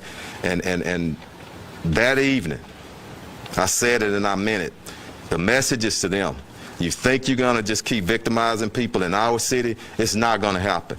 Our citizens and our entire team, we're going to stand up, we're going to work together, and we're going to put people in jail. And everybody in our criminal justice system, and y'all know I'm not political, everybody has to do their part. And that's my ask. Everyone, every arm, every finger of this criminal justice system, do your part, and we'll have a safer city. Now, we're going to break it. I got to get them back. Thank y'all for showing up. Go ahead, one more. Off that response, I need some Two clarity. questions, you and him. Go ahead. That response that you just had just now, I need some clarity here, because you just indicated that we got to break them because we're looking for another suspect and some others that are out there. So No, let me clarify. Let me clarify. What I'm saying is one suspect pertaining to this, but these are not the only families that suffering. I want them out searching for anybody who victimized somebody in our city. Thank you. Chief, can you tell us, Last question. Can you tell us any of the details of the takedown in the parking lot of Memorial Furman yesterday? On the southwest side? Go ahead, and that's the last one. Thank you. All right. He was taken down by our SWAT team in a motor vehicle. We pulled him over on traffic, and he was taken into custody without incident by our SWAT team. And that car was not. All right, so we're going to move on from this story out of Houston there. We had an update live from our reporter from Fox 26, Matt Seedorf, about all the latest on that very, very tragic story, that shooting with that off-duty New Orleans police officer. Anyway, we are still following all of the latest out of the news that the U.S. has conducted a drone strike that has killed one of these ISIS-K planners. I want to put up the tweet from Lucas Tomlinson once again. You can see there U.S. forces conducting a drone strike against an ISIS-K planner in Nangarhar province in eastern Afghanistan. And so right now, we're going to bring in our friend of the program, retired Lieutenant Marine Colonel Hal Kempfer. He's on the line. Hal, do we have you? I'm here, Andrew. Hal, thanks so good. Thank you so much for being with us here on this Friday night. I know it's late, but this is significant. What did you make of the news when you heard it? You know, President Biden, in all indications yesterday in his remarks, said this was very likely. Yeah, you know, when I saw this, it was interesting. First off, it kind of indicates the amount of drone coverage that we have, that we could put do a drone strike like this. Nangarhar province is interesting because that's the far eastern part of the country, pretty close to Pakistan, which kind of makes me wonder how we got the intelligence on this particular. You know, they're referring to him as a planner. That could mean a lot of different things. You know, one of the interesting dynamics of the ISIS-K is that there's a lot of different organizations would like to take him out. Obviously, we want to take them out, but also the Taliban would like to eliminate them. And the primary backer of the Taliban is Pakistan, and particularly its ISI service. And so when I look at this, when I look at where the strike took place, I'm kind of wondering in my mind if maybe we may have got a tip from the ISI intelligence service that may have been tracking this cell or this larger network, and gave us that intelligence and did that strike.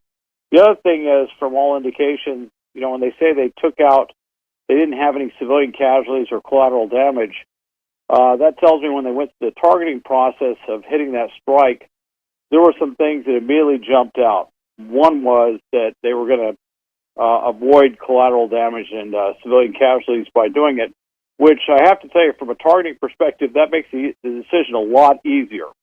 If it was a target that was, say, in urban Kabul, that would be a much, much more difficult decision certainly on using something like a drone strike or an airstrike, because the chance of collateral damage and causing a lot of civilian casualties, which politically and otherwise can cause as many times more problems than it solves, if you know what I mean, would jump right out. So it's an interesting strike. There's just a lot of profiles of this particular target, and the fact it jumped out as quickly as it did, which maybe they were tracking this guy or tracking this particular target for a long time. We came out and said, we need to hit something, and right now we need to hit something quick. And this was something that may have literally been sitting on the shelf. So that's what kind of jumps out from it. Yeah, Hal, we are getting just some more reporting in from Fox News Pentagon correspondent Lucas Tomlinson. He is reporting that a U.S. Reaper drone flew to Afghanistan from a base somewhere in the Middle East a few hours ago to kill the ISIS-K planner who was plotting future attacks on U.S. forces in Kabul. That is according to a U.S. official who said that to Fox News. Both human and signals intelligence were used. What exactly does that distinction in intelligence mean, particularly? Well, first off, I think I have a pretty good idea where that drone came from. But that's and a Reaper would sound right. That would be my guess. I hadn't seen it was a Reaper drone, but if I was to pick a drone out of the air, so to speak, I would have probably picked a Reaper as the most likely drone. Certainly there's other options, but yeah, that would make sense.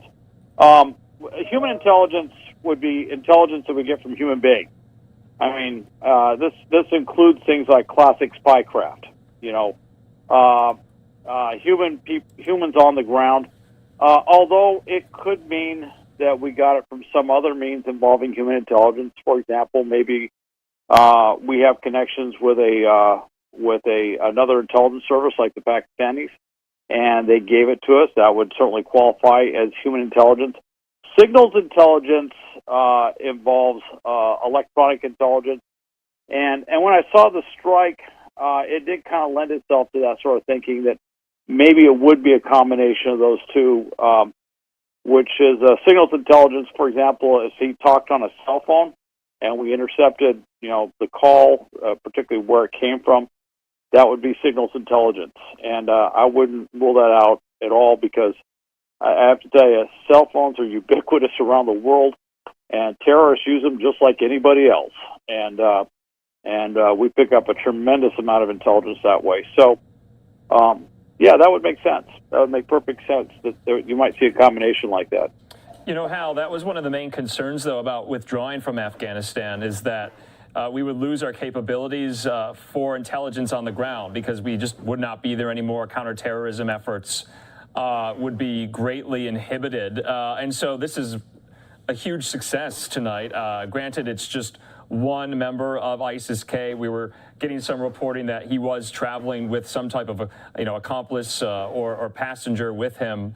What does this say about the intelligence capabilities still in Afghanistan at this point in time, though? Well, I wouldn't start counting our chickens or getting too excited. This is one strike. There's a lot of different things that could have gone into making this happen. I think that's part of the reason why we struck so fast, was to send a message, obviously to ISIS-K, but also to send it to the region around the world that we are going to strike back. With that said, the fact that we pulled our forces out of there and our intelligence assets out of there the way we have, we have vastly degraded our capability to monitor what's going on in the country. We do have resources. I mean, don't think we just turned off the lights and left and we went completely dark. But, you can't replace the fact that we had a presence all around the country with these various bases and stuff. And it's location, particularly when you're looking at things like signals intelligence, but also being able to easily stay in contact with human sources and other types of intelligence as well. So it's a challenge. I think it's on the one hand, I'm hopeful that we have more capabilities than I fear that we may have lost. On the other hand, I'm also a little reticent to jump up and down right now and say, oh, we really do have a lot more capability than I thought, because I just don't know.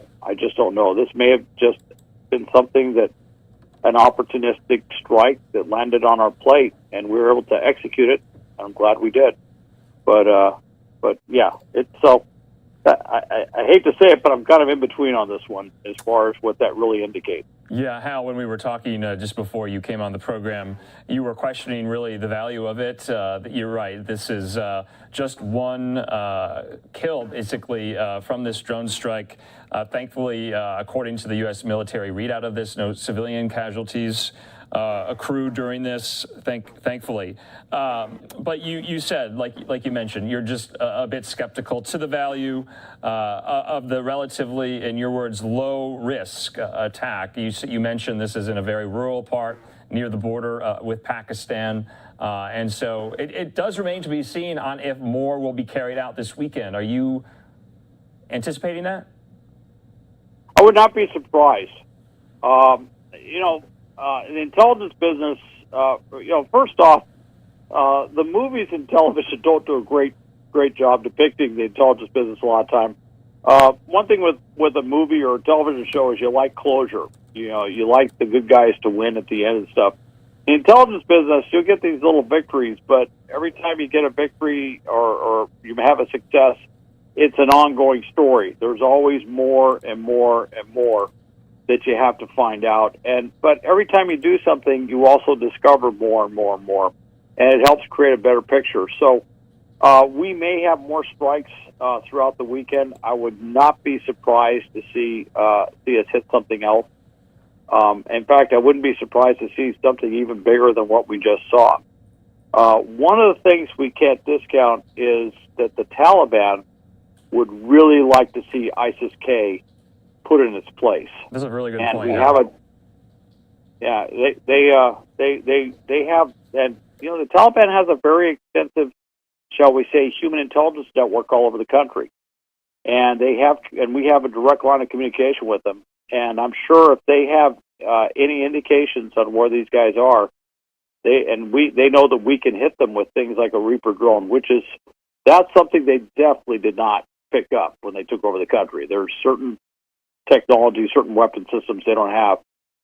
They might hand that over to us, and certainly if the Taliban are saying, go hit them, that certainly reduces the number of concerns that we would have going after a target. Yeah, Hal, that is such a good point, because that's somewhat lost in a lot of these conversations we've been having, is the rivalries amongst the Taliban in the country of Afghanistan. They're numerous, and they are always competing for power. They don't like to share power, and so that's just another facet of this. And another facet of this, too, is when we spoke before the fall of Kabul weeks ago, there was this deadline of August 31st where, if airstrikes were to be authorized, they would have to go through Congress. And now we're seeing this many days later, an authorized airstrike by the president happening as the situation still is unfolding. The story is not going away. Well, what you're seeing too is, one thing that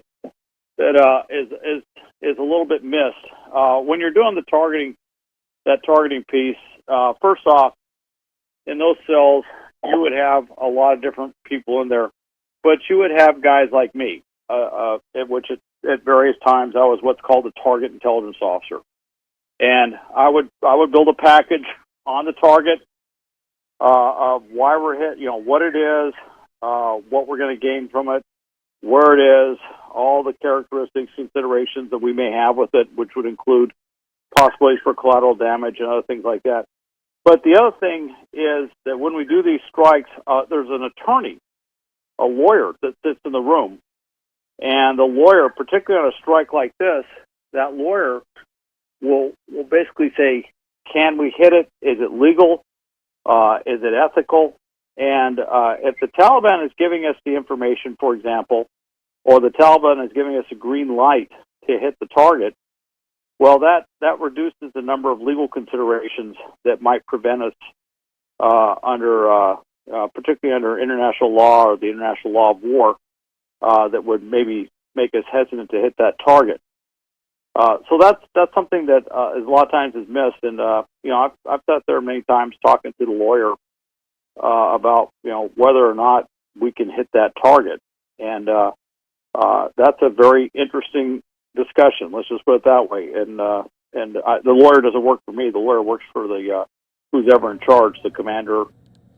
In this case, I'm sure that there are legal counsel to the commander-in-chief on whether we can hit these targets. And Hal, thank you so much for being with us tonight for this breaking news. Just want to update our viewers if they're coming in right now and they did not know what has just happened. The United States has conducted a drone strike in Afghanistan, killing a member of ISIS-K in what they are calling a planner. Now, they've not confirmed at all if this individual was involved in plotting the Kabul terror attacks, if he was directly responsible yesterday, but they did have credible intelligence saying for potential future attacks. Hal, what did you make of that designation of planner, in quotes? Well, that would tell me, planner can kind of cover a number of things, but what it tells me is it's one of the people that we thought that may have been involved in designing, developing the strike. So it could be an upper level person within ISIS-K. Someone involved from a command and control standpoint, and we kind of just slapped the label planner on them because that's probably the best label we can put on them. Which could mean, and I'm not saying it does, but it could mean that this is someone who is being tracked for quite some time. That kind of that sort of phrase, a target sitting on the shelf, if you will, and that could be why this was a fairly quick strike in proximity to when the attack took place. So that's what it could mean.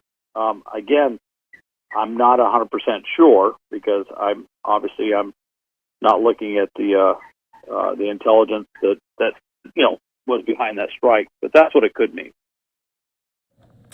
All right, Hal Kemper joining us here live on Live Now from Fox on this Friday night. We thank you for your analysis, your expertise. We're going to ask you just to hang on the line for just a few more moments while we go to a quick 2-minute commercial break in continuing coverage of the fallout from Afghanistan and the Kabul attacks yesterday. We'll be right back in a matter of moments.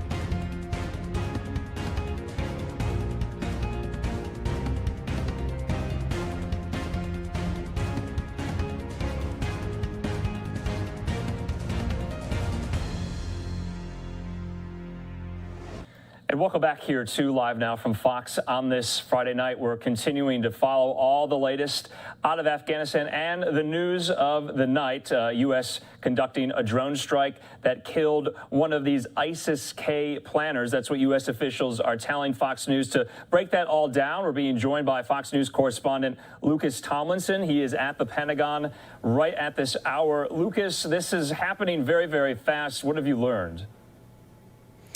Well, good evening, Andrew. Less than 2 days after that deadly suicide attack killed 13 U.S. service members and injured 20, the U.S. military struck back. Just a few hours ago, a U.S. Reaper drone flying from the Middle East flew to Afghanistan to conduct a drone strike, killing an ISIS planner in eastern Afghanistan near the border with Pakistan in Nangarhar province. A known ISIS-K, that's ISIS's branch in Afghanistan, a known ISIS-K planner. That's a known ISIS hotbed there in Nangarhar.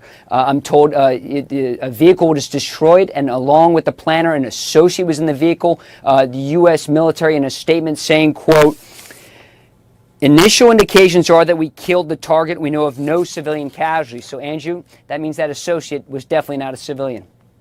Andrew?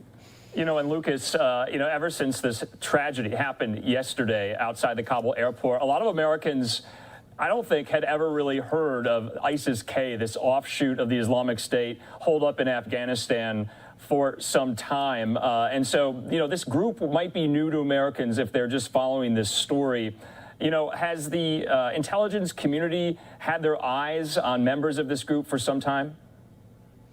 The group was actually quite diminished. To recall, about 3 months after taking office, then President Trump dropped what was called the mother of all bombs in eastern Afghanistan on this group, ISIS-K. Destroyed a whole cave complex. For years, during the Trump administration, Joint Special Operations Command, the Ranger Regiment carried out daring raids, killing and decimating ISIS leadership. The group was way back on their heels. In fact, most of their leaders were picked off one by one and killed. Today, the group is largely underground in rural, in urban areas, and not here in the countryside, in the mountains of the Hindu Kush.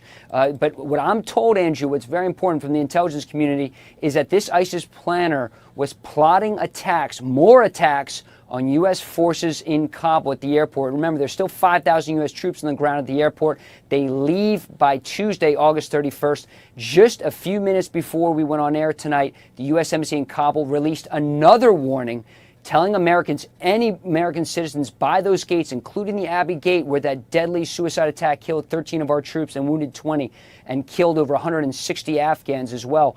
The U.S. Embassy warning Americans to get out of there. So the intelligence community had been looking at ISIS-K for a long time. That's who they blamed for this attack, this deadly attack. And of course, the Taliban is keeping the security outside the airport, which raises many eyebrows for Americans, Andrew. Yeah, Lucas, the situation is just increasingly volatile there outside the airport, especially for our service members on the ground. But do you anticipate more strikes going into the weekend? I mean, this was, somewhat of just a one-off, really, killing, one member of ISIS-K. Our intelligence agencies and the president and the administration, which we haven't heard from yet, are they anticipating more? Well, I'm told that President Biden approved the strike tonight.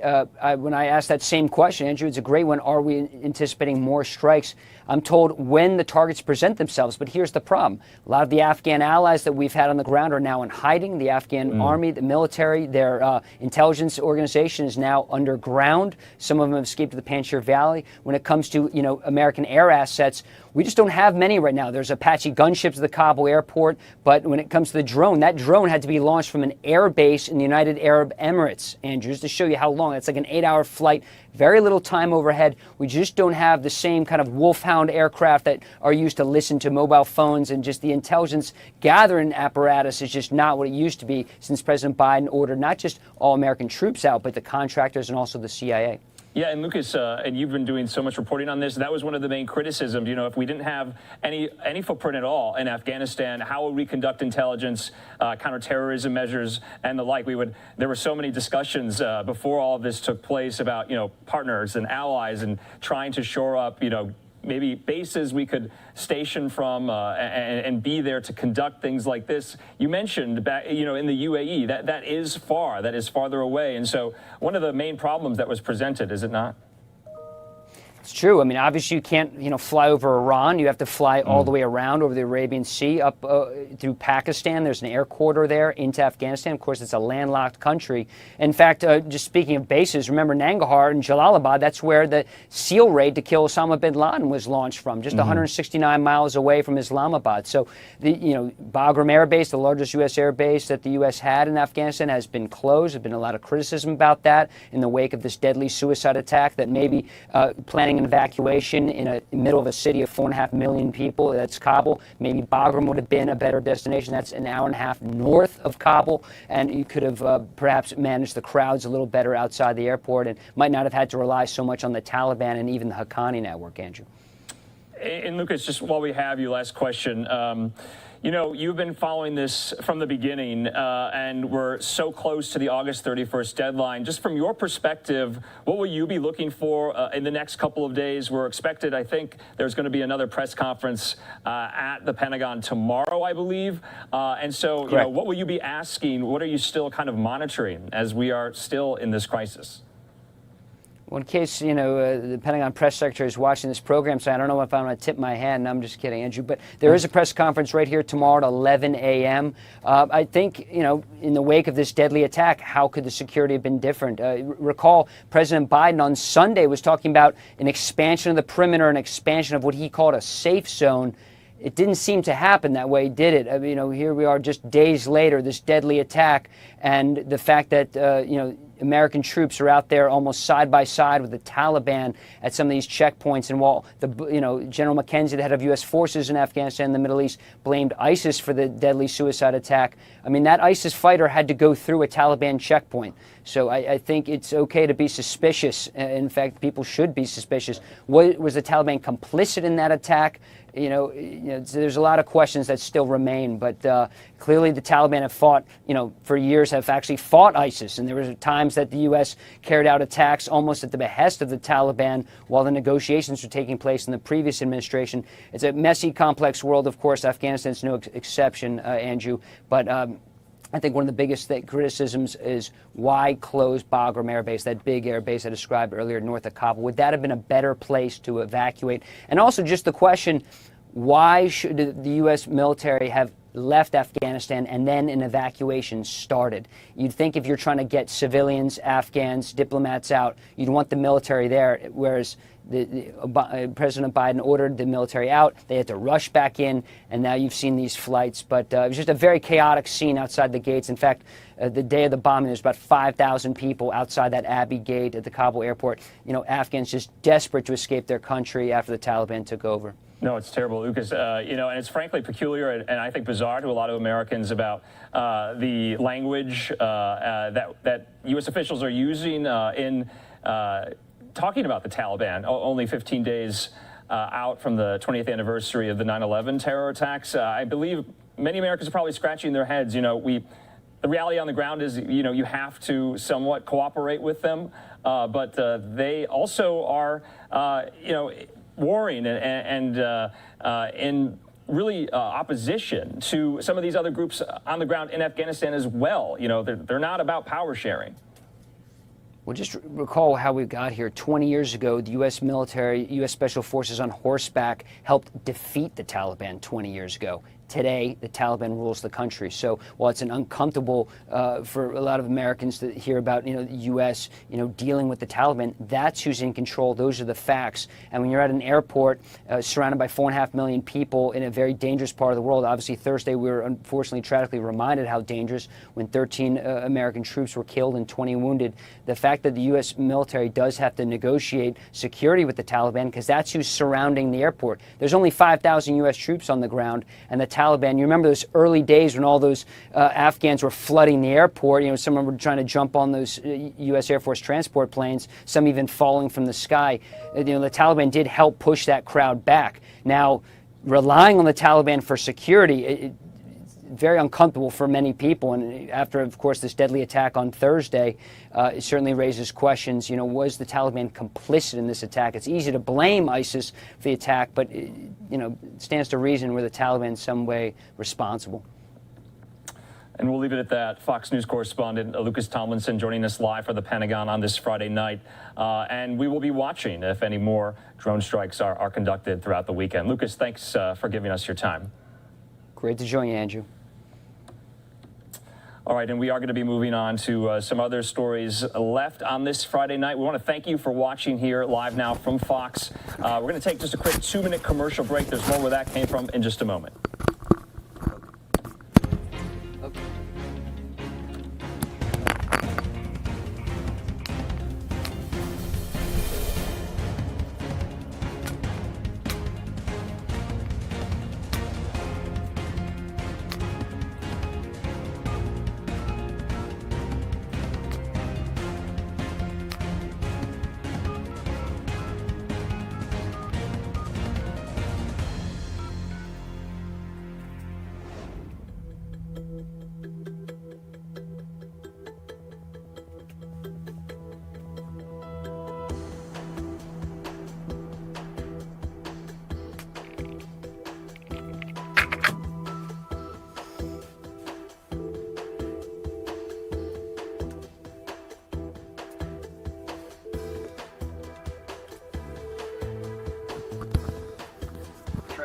Hey, this is Lucas. I just,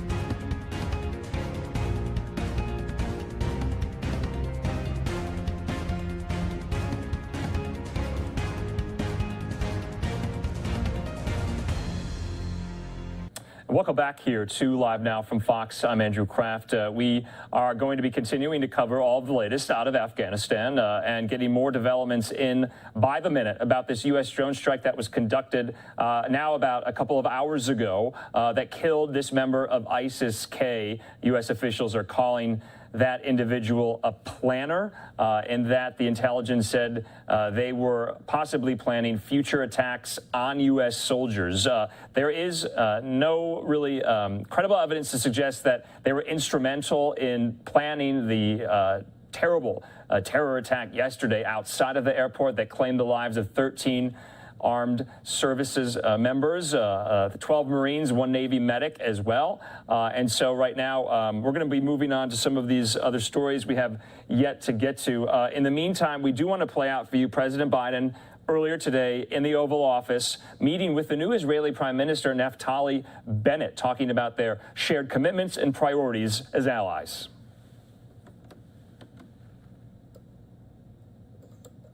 You don't think there's any way out.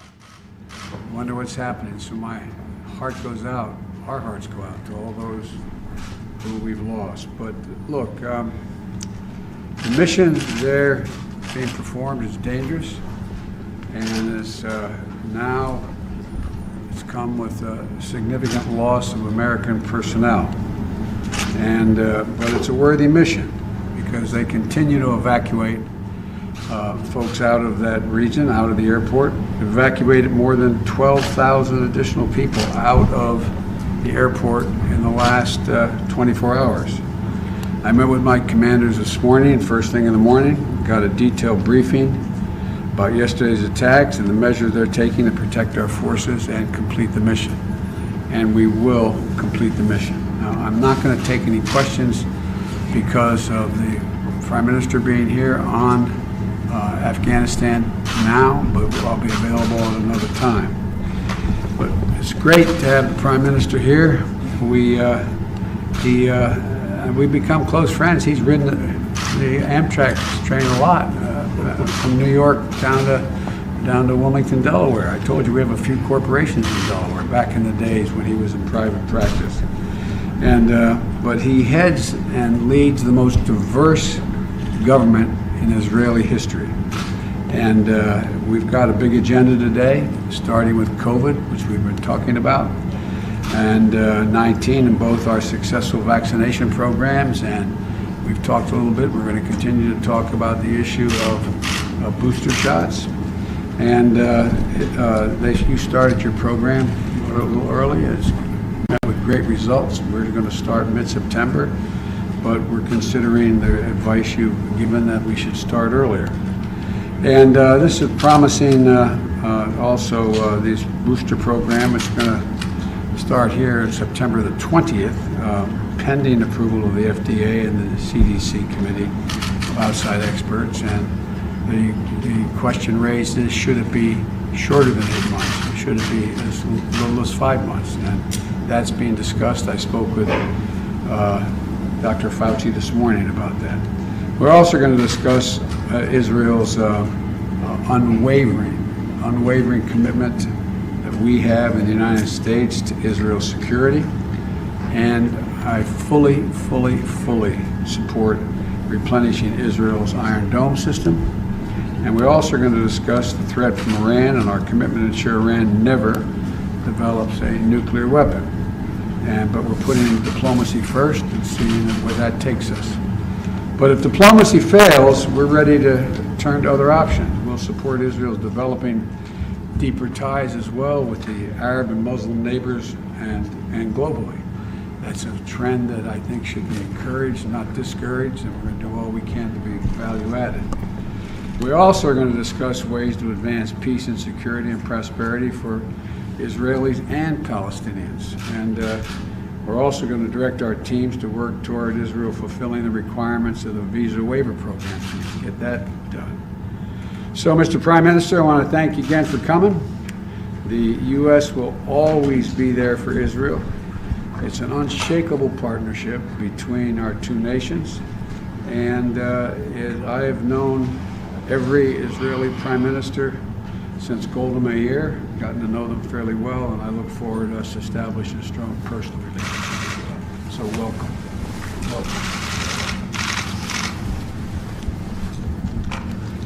Thank you, Mr. President.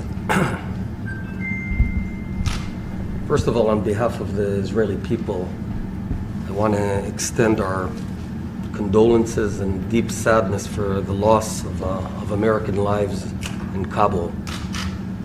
The American service members lost their lives while on a mission to save other people's lives. And that's the very definition of courage and sacrifice.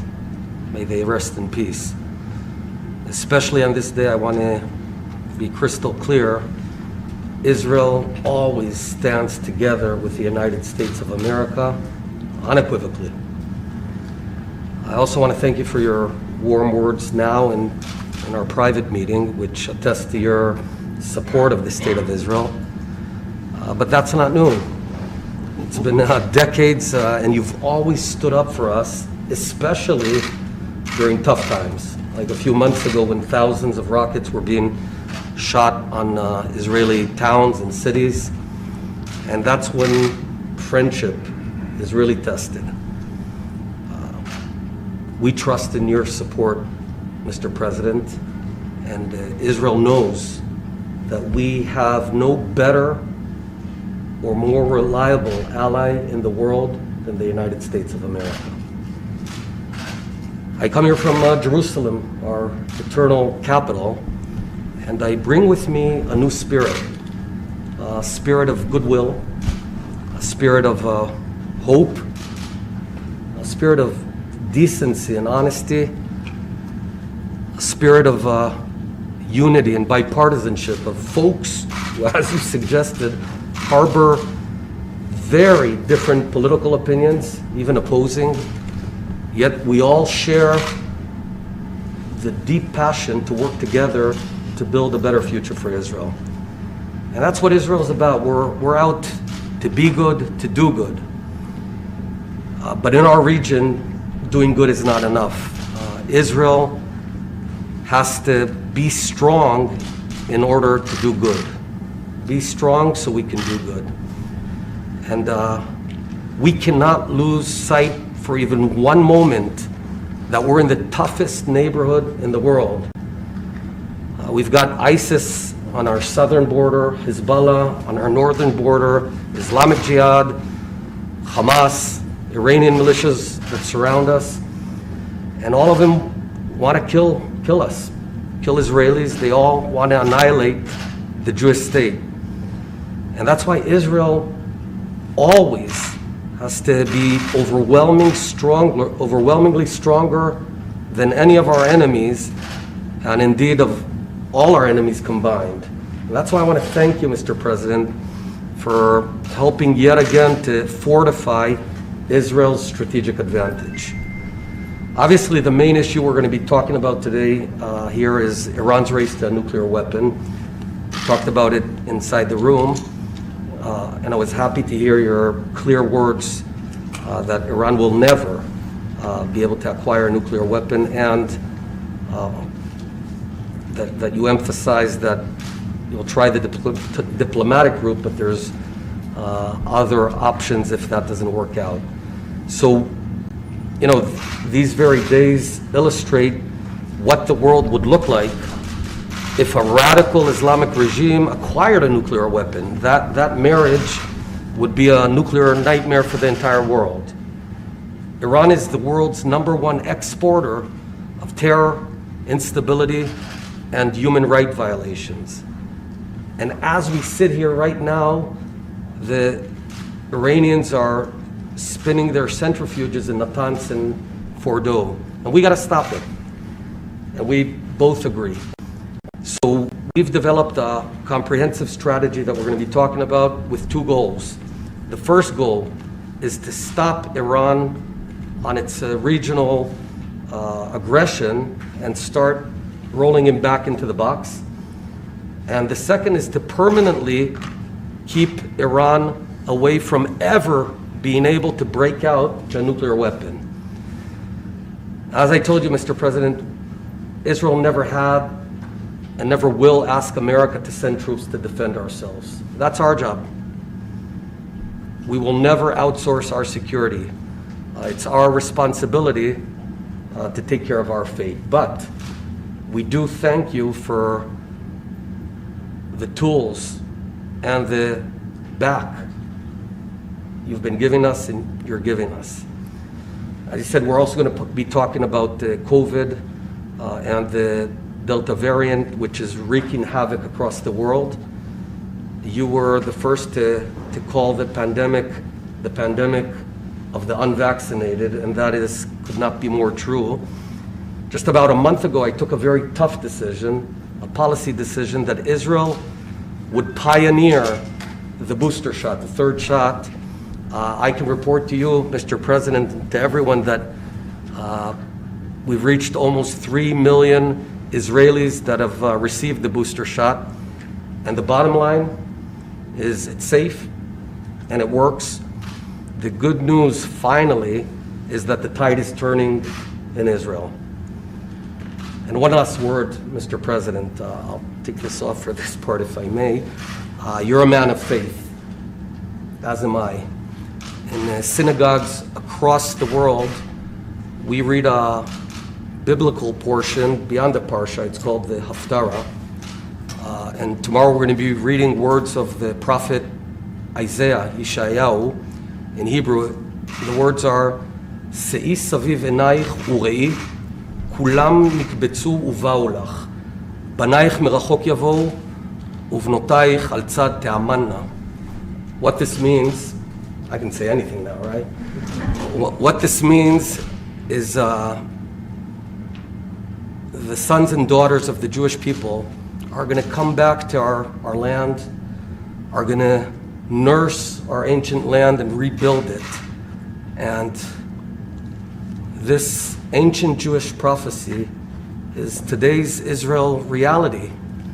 And it's a miracle that you've been so central and so part of it for so many years. So, Mr. President, today you and I, and you've been so generous with your time in these difficult days, you and I are going to write yet another chapter in the beautiful story of the friendship between our two nations, the United States of America and the Jewish and democratic state of Israel. Both of us who seek to do good and need to be strong, both of us who are a lighthouse in a very, very stormy world. Thank you, Mr. President. I look forward to working with you now and for many years forward. Thank you. Well, thank you, and you give me credit, much of which should go to Barack Obama for making sure that we committed to the qualitative edge you would have relative to your friends in the region. So he's the one that deserves the credit. Thank him as well. Thank you very much, folks.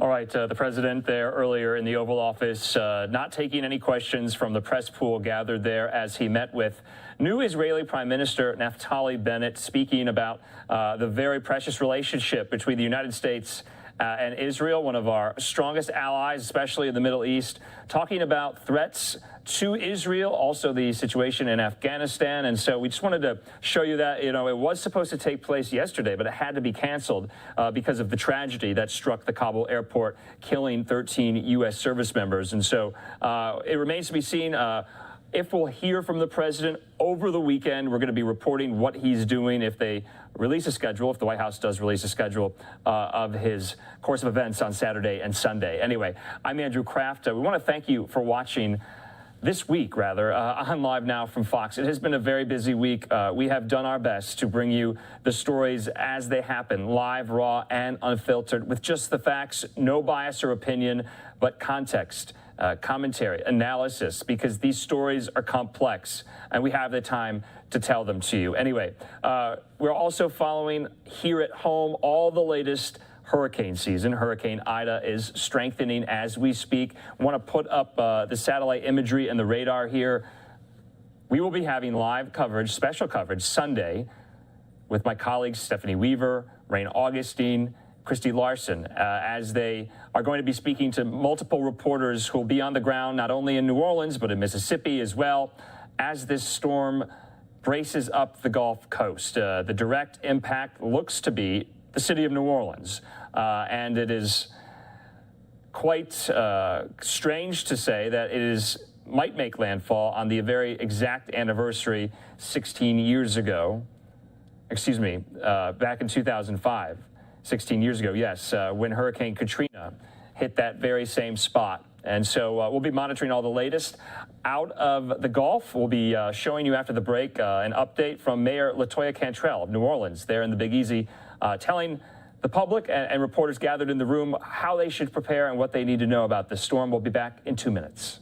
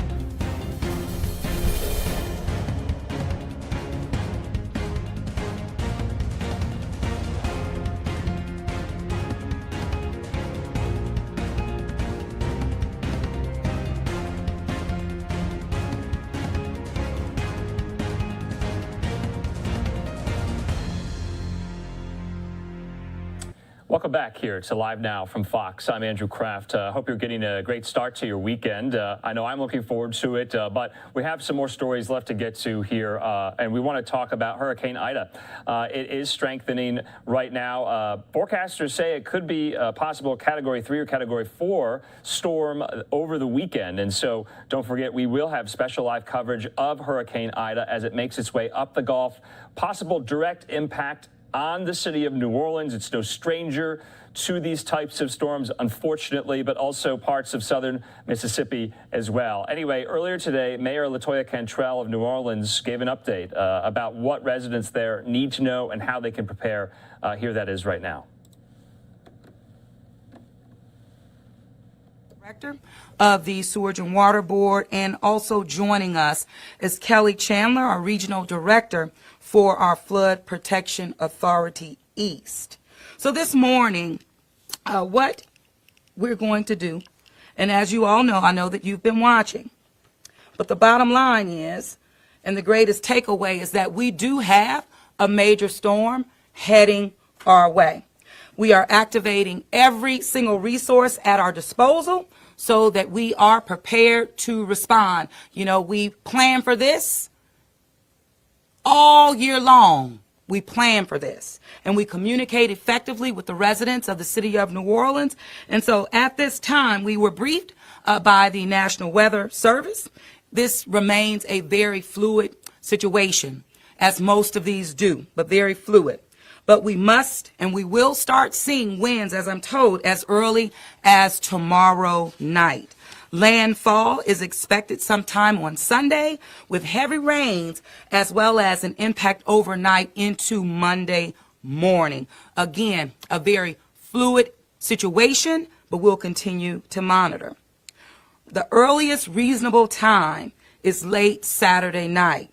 Preparations, as you should know, should be completed by this time frame. Again, your preparations completed by tomorrow afternoon. Later today, And really, I've already signed the declaration in terms of making sure that this is, and we have in place the declaration of emergency, which we filed with the courts by our city attorney, Ms. Sunny LaBeouf. Prior to this, I've rendered my signature already.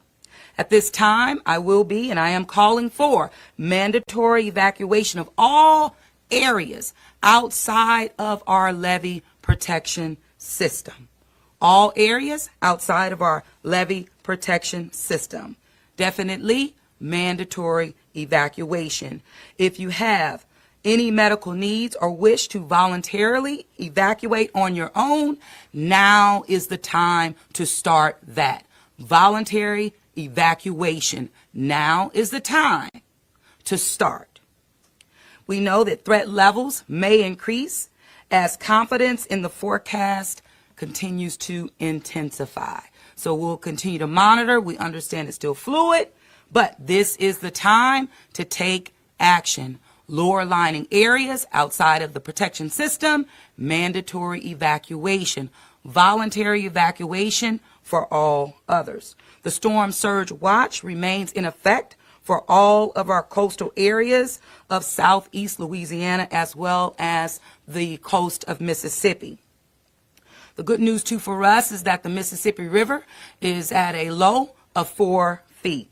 We're maintaining frequent contact with all of our local stakeholders as well as our authorities. I had a conversation with our governor earlier this morning, and of course, he stands ready to assist our city in any capacity that is needed. But that constant level of communication is happening, as well as with my parish presidents across our area, staying in contact. We started, as we always do, well into yesterday, even into the night and early into this morning. Some news that we just received not too long ago, a little bit prior to 10 a.m., is that our Saints game that was scheduled for Saturday has now been pushed up to 12 noon. So this puts added strain, of course, on the New Orleans Police Department, but we're confident that we're going to work through it. And what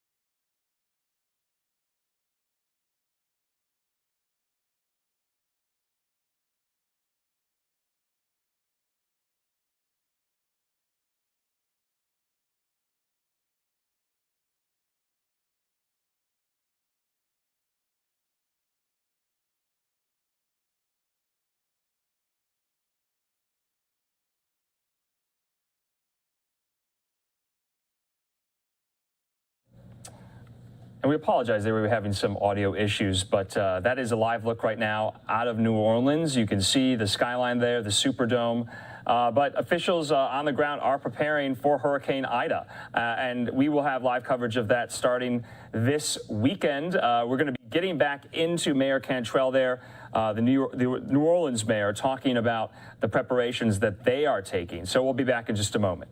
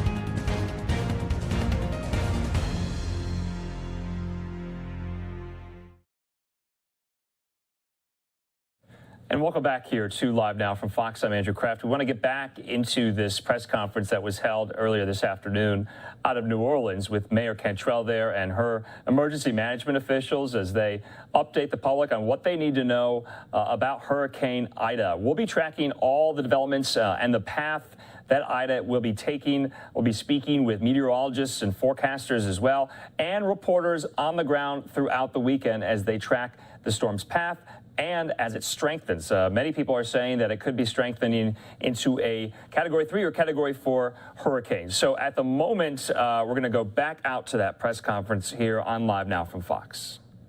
Corbin, who is our executive director of the Sewerage and Water Board, and also joining us is Kelly Chandler, our regional director for our Flood Protection Authority East.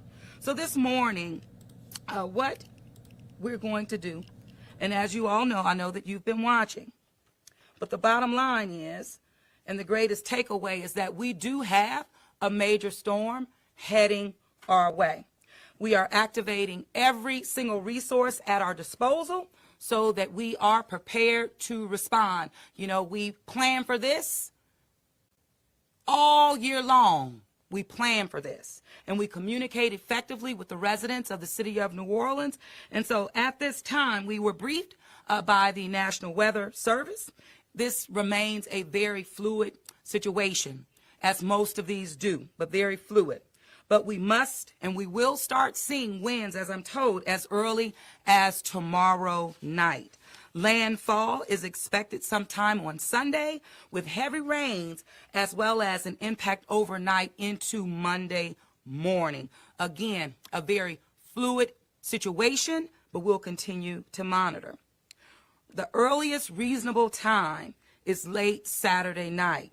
Preparations, as you should know, should be completed by this time frame. Again, your preparations completed by tomorrow afternoon. Later today, and really I've already signed the declaration in terms of making sure that this is, and we have in place the declaration of emergency, which will be filed with the courts by our city attorney, Ms. Sunny LaBeouf. Prior to this, I've rendered my signature already. At this time, I will be, and I am calling for mandatory evacuation of all areas outside of our levee protection system. All areas outside of our levee protection system. Definitely mandatory evacuation. If you have any medical needs or wish to voluntarily evacuate on your own, now is the time to start that. Voluntary evacuation. Now is the time to start. We know that threat levels may increase as confidence in the forecast continues to intensify. So we'll continue to monitor. We understand it's still fluid, but this is the time to take action. Lower lining areas outside of the protection system, mandatory evacuation. Voluntary evacuation for all others. The storm surge watch remains in effect for all of our coastal areas of southeast Louisiana as well as the coast of Mississippi. The good news, too, for us is that the Mississippi River is at a low of 4 feet. We're maintaining frequent contact with all of our local stakeholders as well as our authorities. I had a conversation with our governor earlier this morning, and of course, he stands ready to assist our city in any capacity that is needed. But that constant level of communication is happening, as well as with my parish presidents across our area, staying in contact. We started, as we always do, well into yesterday, even into the night, and early into this morning. Some news that we just received not too long ago, a little bit prior to 10 a.m., is that our Saints game that was scheduled for Saturday has now been pushed up to 12 noon. So this puts added strain, of course, on the New Orleans Police Department, but we're confident that we're going to work through it. And what I mean by that specifically is that we do have a large funeral planned for Saturday, that being Detective Briscoe, which is now along the same time frame of the Saints game. However, the chief is in constant communication. He will do whatever's necessary, but at the same time, we have to ensure that our officers, all of our public safety officials and our teams can take care of their families so that they can immediately pivot to taking care of you, the city of New Orleans. The parking lot in our city, we've suspended any vehicles that are not city vehicles. So as we would normally open up and ask or pretty much provide access to our parking lots to those who are attending the Saints game, unfortunately, that has been suspended because we do have to take care of city vehicles in a timely manner, again, for us to be able to respond post-storm. Sanitation. Residents are encouraged absolutely to secure trash and recycling carts ahead of the storm. Everyone knows that we've had areas in our city that have been impacted significantly with trash collections and timely pickups, that of our contractor, Metro. If your trash is not picked up by Saturday, expect it not to be picked up until post-storm. So what that means, if it's not picked up by Saturday, bring those cans in, hold that debris. The city of New Orleans is planned and absolutely prepared to activate trash collections with our independent contractor based on emergency response. So residents, you will be able to get collections happening post-storm that will not be dependent at all upon Metro. I just want to make that very clear because we know, and as we've reported, they continue to be behind at least a day and a half. Bottom line, if it's not picked up in your area by Saturday afternoon, bring it in. Also, RTA. Well, will remain in full operations in terms of all transit modes as long as the weather conditions allow. Now, with RTA, much like Entergy, 35 miles per hour in terms of that wind factor will determine when we have to remove the full operations of RTA. So we'll continue to monitor that. I encourage everyone, text NOLA ready to 77295. This is so that you can receive timely text alerts from the city of New Orleans. I encourage, again, everyone to do so. This just provides great resources, and everyone, we need to be as connected as possible. As I've told my team in the briefings this morning, communication is our greatest tool, especially now. Activation of sandbags will be deployed starting this afternoon at 2 p.m. while supplies last.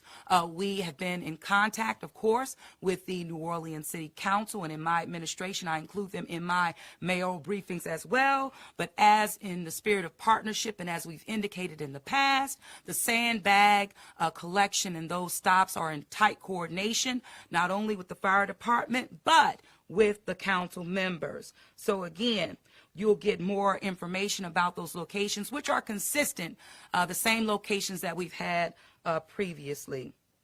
Our mandatory vaccinations, I did that mandatory requirement for all city employees that was expected to go into effect on Monday morning. What I'm doing is suspending that for 10 days so that that has no impact at all on our ability as a city and as public servants to respond to the needs of our residents as well as our visitors if that's necessary. If you need something, we need you to say something, and do not wait. So with that, I'm going to now turn it over to Colin Arnold, our Director of Homeland Security. Of course, we will move down the line for briefings. We'll turn it over for Q&A to you, and we'll respond accordingly. So thank you all again. Colin? All right. Morning, everyone. New Orleans Office of Homeland Security and Emergency Preparedness is closely monitoring Tropical Storm Ida, along with our public safety and infrastructure partners at the local, state, and federal level. As Mayor Cantrell mentioned, she's signed a declaration of emergency, which should reflect this afternoon. Our city's Emergency Operations Center up here on the 9th floor will move into a full hurricane activation as the storm approaches, anticipating starting up full 24-hour activation tomorrow, although staff is already there and has been working throughout this week looking at this storm.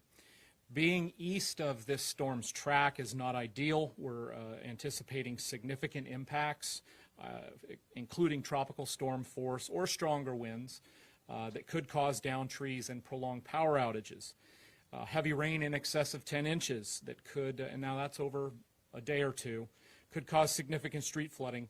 And obviously our storm surge is a concern outside of our levee system, which, right now projecting 7 to 11 feet. Again, that's outside levee protection, which necessitated that mandatory evacuation the mayor just spoke of, outside levee protection. We have a hurricane storm surge and flash flooding watches up right now. They came up last night. That's the 36-hour mark. You can anticipate warnings coming out at the 24-hour mark, which should be this afternoon. For these reasons, we're making the following announcements. As the mayor mentioned, we're calling for a mandatory evacuation of areas outside of the Hurricane Storm Damage Risk Reduction System, the levee system. That includes Lake Catherine, Irish Bayou, Venetian Isles. These residents are very familiar with the weather and familiar with these situations. We know that should start now because, as you'll hear from Regional Director Chandler with our Flood Protection Authority, great partner, the Highway 90 and Highway 11 floodgates will close at some point tomorrow afternoon. We do this because, one, 7 to 11 feet is significant, and two, it becomes increasingly difficult to move in and out that area of those areas once those floodgates are closed. You still have access through St. Tammany Parish, but it does make it more difficult. So be safe if you're living outside of levee protection in Orleans Parish. Again, the mayor mentioned all evacuations are voluntary. We do have a voluntary evacuation for Orleans Parish inside the levee system.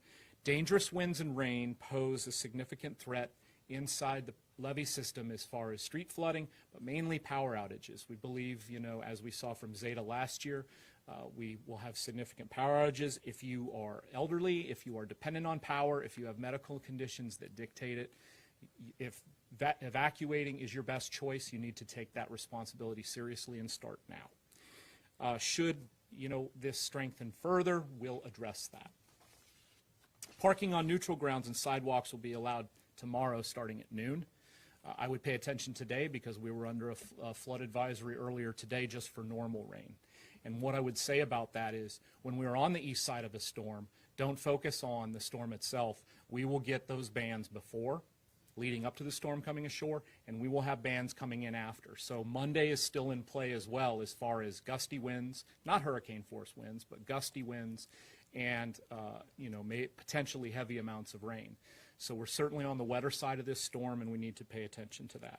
I want to be clear that we are really focusing on this storm's intensity, which is the most difficult thing the Weather Service will tell you to predict. It's very difficult to predict. We're at a tropical storm right now. We know that potentially it could come ashore as a 3, as either, this morning a lower level 3, it could be a mid or higher level 3. We are looking at that. What they have seen, though, is consistency in track, which is good as far as, the track of this storm moving towards the central Louisiana coast. Please continue to pay attention. It's going to be the most important thing because these things change frequently.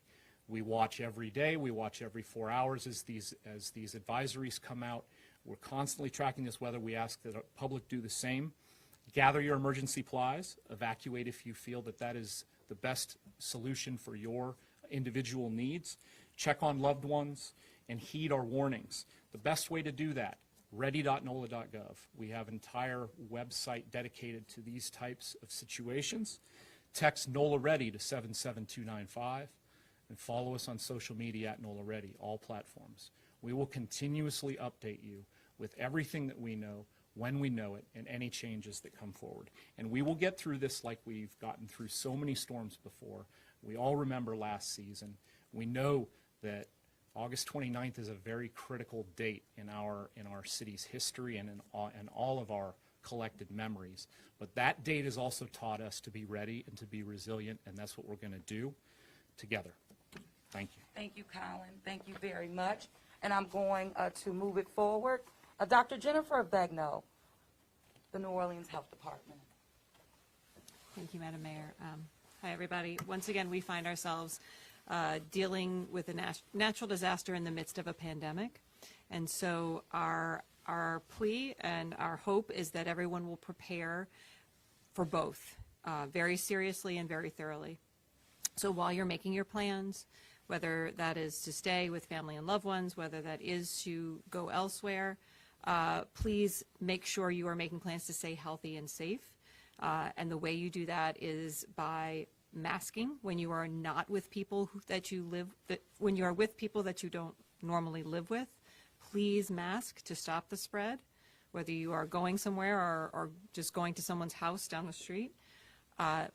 Make sure you're cleaning thoroughly, as you always have. Distance as much as possible. Avoid large crowds. And if you have not been vaccinated, there is still time to do that today. We urge you to do that, to give yourself just that extra protection. If you are vaccinated, thank you. That will help us prevent an outbreak coming from the aftermath of the threat here. I will say that if you are someone or a family member of someone who has medical special needs and you're not on our special needs registry, please call 311 and we can get you put on the registry so that we know who you are and where you are in the event that the storm does make a hit and things change. Thank you. Thank you very much, Dr. Begno. Director Morris. Thank you, Madam Mayor. Good morning, everybody. OPCD stands ready to respond to the needs of our residents and our visitors as Tropical Storm Ida approaches our area. The agency did go on standby status this morning at 7 a.m. and just prior to this briefing, I did give the order to elevate our staffing level to level 2 tomorrow at 7 p.m., 1900 hours. What that means is staff that were normally off, 50% of them are called in and they will begin to work. So the agency staffing will increase by 50%. The reason why that's critical is that we have to make ourselves available to respond to the needs of the special operations from the public safety agencies and the particular needs of our city residents once the storm makes landfall. I have placed our state resources, our telecommunications emergency response task force on a pre-alert status to respond to the New Orleans area should the need arise. We've made special requests to the state to increase our infrastructure support around public safety communications for our public safety agencies to ensure they remain online to meet the needs of you all on the ground. One way you can help us, exercise a little patience. 911 should be reserved for life-threatening emergencies only. Please, I cannot stress that enough. If you have a non-emergency, you can call our 10-digit non-emergency line at 504-821-2222 or call 311 and press 1 for a public safety non-emergency. 311 and 911 will remain available throughout the duration of this event, 24 hours a day. Again, 911 is for life-threatening emergencies only. If you are a family that is experiencing or may have a special need and you have not registered for the special needs registry, please call 311. Our staff are there now to make that registration happen, and also the special needs call center is also stood up to process those as well. If you have a general 311 normal complaint that's not related to the storm, I ask that you text those to us, please, and reserve the phone lines for individuals who do not have the technology in place to do so. You can text yes or hello to 311 yes, and our virtual robot will answer your question just like as if you're speaking to a person on the phone. So if you need to request a large item pickup as you would request a catch basin that needs to be cleaned, all those things are important to us, and we need the information to ensure we respond the best way possible. But leave the phone lines open for individuals who cannot go to the website, nola.gov/311, or text us at 311-YES. That's all. Thank you very much. Thank you so much, Director Morris. And so we're going to keep it going.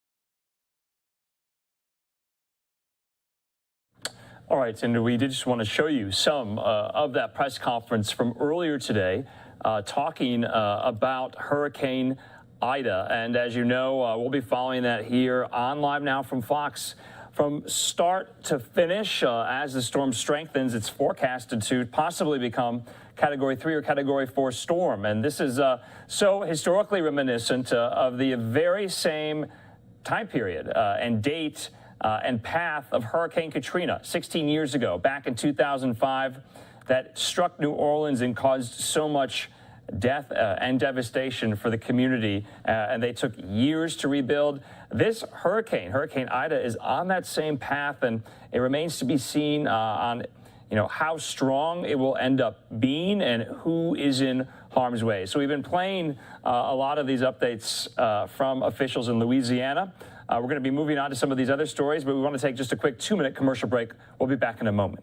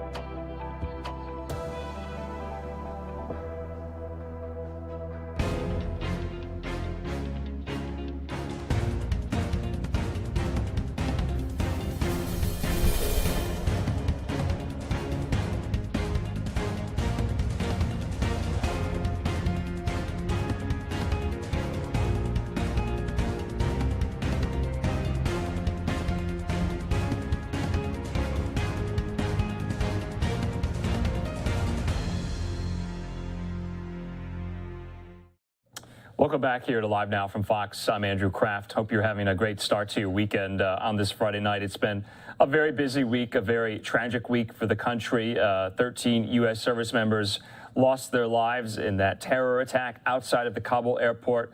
We'll have more on that in just a moment. We do want to continue our coverage of Hurricane Ida, and on Sunday, Live Now from Fox will have special coverage, talking to reporters on the ground as they prepare for this storm, as residents prepare for this storm in and around Louisiana and Mississippi. In the meantime, we do want to hear from some more officials in Louisiana. Jefferson Parish officials are telling residents what they need to know and how they can prepare. Here's that update from earlier. So if you are asked to evacuate, you need to consider that before you consider the other ramifications of COVID. We do have evacuation and orders in a number of places, as the parish president mentioned. If you're inside the levee protection, I would also advise that you evacuate if you have serious medical conditions. You may not be able to get adequate care.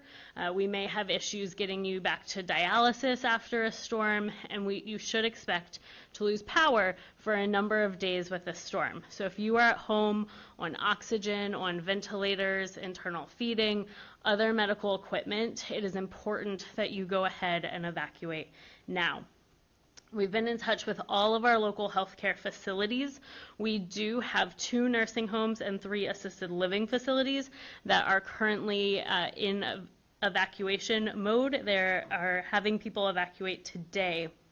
For everyone else, we will continue to maintain contact with them as they shelter in place. If you have a loved one in a nursing home, you may want to consider whether or not you want to evacuate them on your own, and make sure you are up to date on those nursing home plans. All of our dialysis facilities are currently operational and trying to add in extra clients throughout today and tomorrow. If you are on dialysis and you missed an appointment this week, it is really critical that you get in to be dialyzed before this storm hits, because there may be a period of time without power or water that we have a delay in those services. We've also been in touch with our hospitals and EMS. As you know, our hospitals have been full for weeks now. EMS is extremely busy.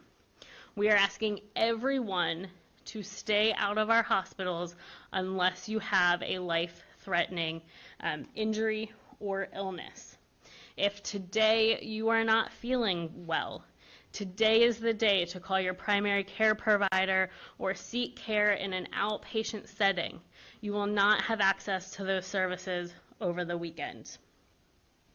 We also want to make sure that if you lose power and you need oxygen, that you are not going to an emergency room or calling 911 for that purpose. After the storm, we will have oxygen distribution sites set up where you can come get a tank or swap out old tanks. Please, again, do not go to the emergency room or call 911 just because you need oxygen. We will have distribution sites open post-storm. We are prepared to open shelters during the storm, and again, any storm this hurricane season, we will be using congregate shelters. Everyone will be required to wear masks. We will do daily temperature checks, and we have the ability to isolate people who are under COVID quarantine or COVID positive. Individuals who are homeless and need to seek shelter can call 504-736-6264. They need to leave a message and someone will call them back about transportation to a safe place to stay. Because we have such high rates of COVID-19, places that whether you're sheltering in congregate settings or staying in a hotel, or maybe you're just going to go stay with friends and family, it is important that you remember our COVID restrictions. You want to wear masks, even if you're staying with friends or family in the same household. You need to social distance as much as possible, and being fully vaccinated is the best way to protect yourself in these settings. So if you have the opportunity to go get a vaccine, it may not provide a lot of protection for this weekend, but it will for whatever we have to come this hurricane season. Thank you. Thank you, Sarah. Next, from Entergy, we have Patrick Hamby to go over all of the preparations from Entergy.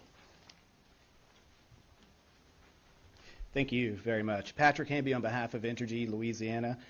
We have been monitoring this storm and actually preparing for it for multiple days now. We are wrapping up our pre-storm checklist, that is similar things that the parish has been doing, making sure our trucks and our equipment are fueled up and ready to go.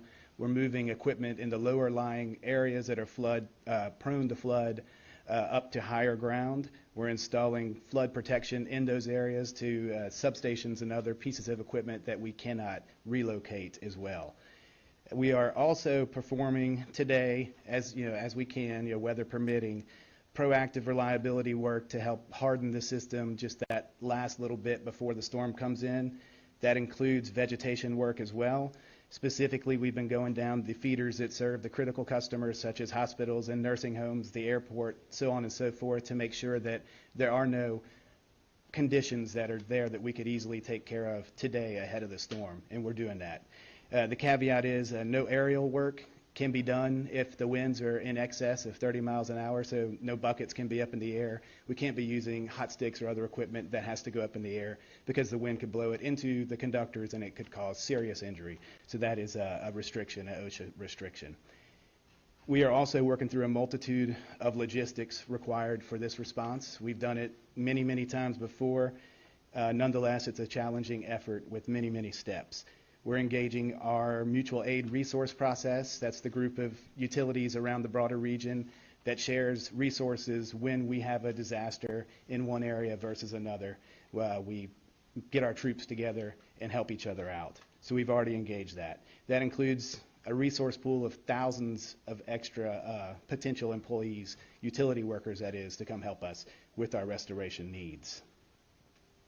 We're also acquiring specialized equipment that would include rear alley machines, which you'll notice would be needed in areas like Old Metairie where you have rear alley service. You have to have smaller equipment to get back into those tight areas. We also are getting high water vehicles, swamp buggies, and helicopters as well.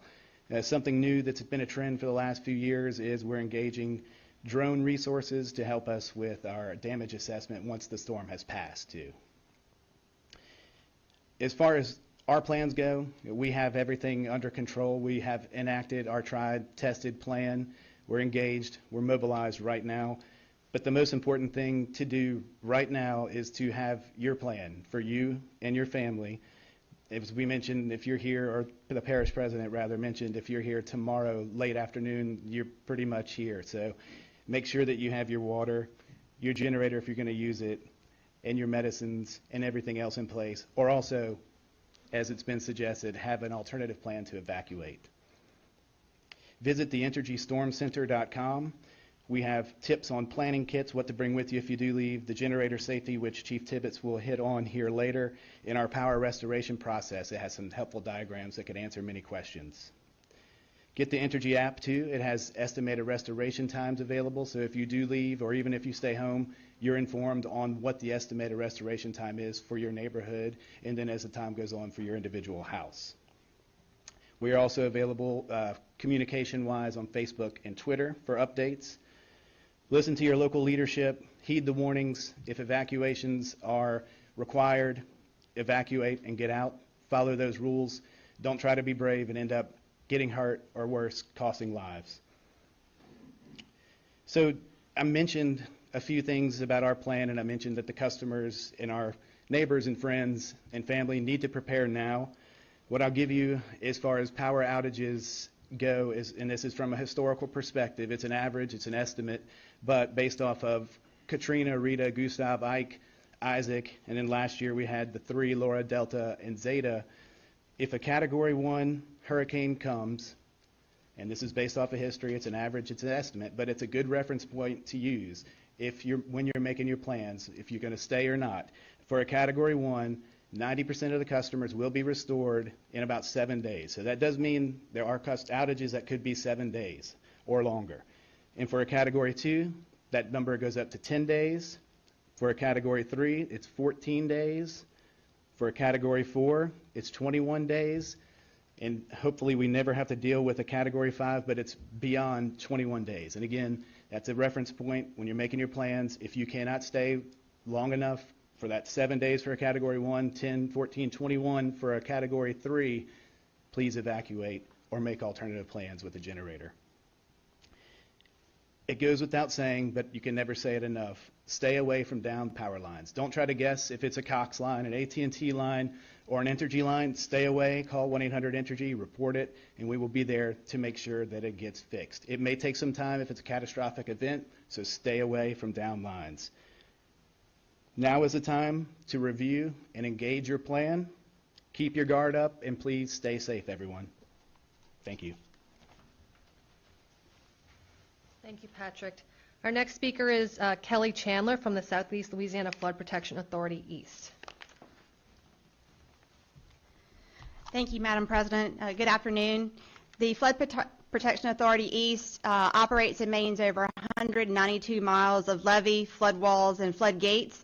The system has been inspected. The gates have been exercised. The system is in good condition. We are ready and confident that the system will perform as designed. Yesterday, we closed 24 land-based gates. Today, we expect to close 27 gates. And then tomorrow, we are expecting to close another 51 gates. As everybody has said, we urge residents to have a plan, be properly insured, have your supplies ready, and be ready to weather out the storm. We will stand up our EOC tomorrow morning at 6, and we expect to have everything buttoned up by Sunday morning ahead of the storm's arrival.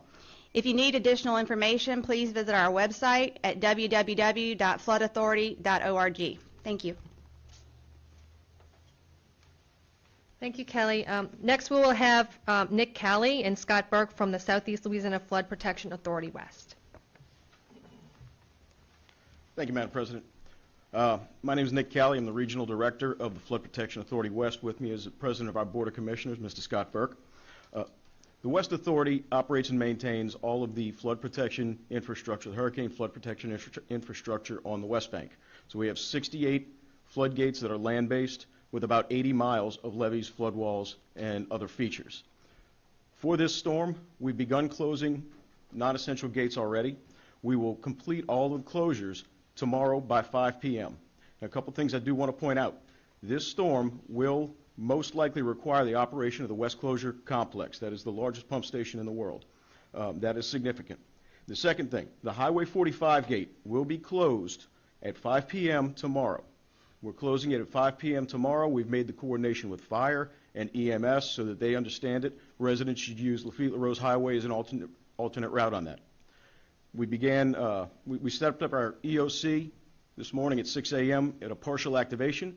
We're going to go to a full activation at 6 a.m. tomorrow morning, at which point we were going to close the entire system. We are trained, we are ready, we've done this before, we've inspected the system. We're confident in the performance of the system, so we ask residents to please listen to your elected leaders, do what you know is right to do, and be safe. Thank you very much.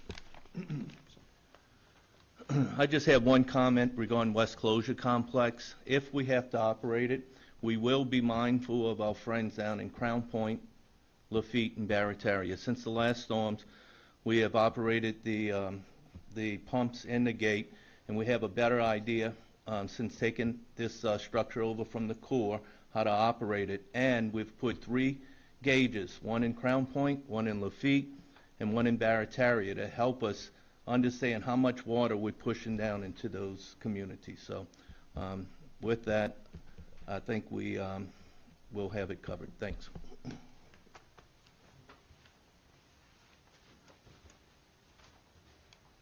Obviously, working in close coordination with our sheriff's office, especially in response right before the storm and right after, is our fire services. So Chief of East Bank Consolidated Fire, Chief Tibbetts, as well as our Director of the West Bank Fire Services, Brian Adams. Thank you, Madam President. East Bank Consolidated Fire Department stands ready to serve, as always. I do want to take my time to talk about the thing I talk about all the time is generators. It's the thing that keeps me up at night. Be cautious if you're using one. Follow the manufacturer's recommendations. If you're using a portable generator, please keep it 5 to 15 feet away from any part of your house that has an opening, a window, the eaves, a door, garage, anywhere like that. Please operate it only outside. Please let it cool off before you refuel it. And if you're storing gasoline, store it away from your house. And again, I reiterate, let that engine cool off before you fuel it. The exhaust that comes off of those generators is deadly. It doesn't have an odor. You don't know what's happening. So please be very cautious in using your generators. And as I stated, the East Bank Consolidated Fire Department is ready to serve. Thank you, Chief. And I'm going to kind of repeat what's been said about 6 or 7 times already. If you can get away, leave. Please don't stay. I've ridden out 4 storms in this parish, and I can tell you it's not fun. It's really not. And if you're going to stay and you hunker down with us, don't get out. Let us get this thing, get ahead of it, and we can get out and really do that what's safe for everybody in the community. I mean, look, our water assets are ready. We expect water. We expect rain. But please be mindful that we have to stay. It's our lives as well as yours, protecting yours, and we want to do what's right for you too. So thank you. Thank you, Brian.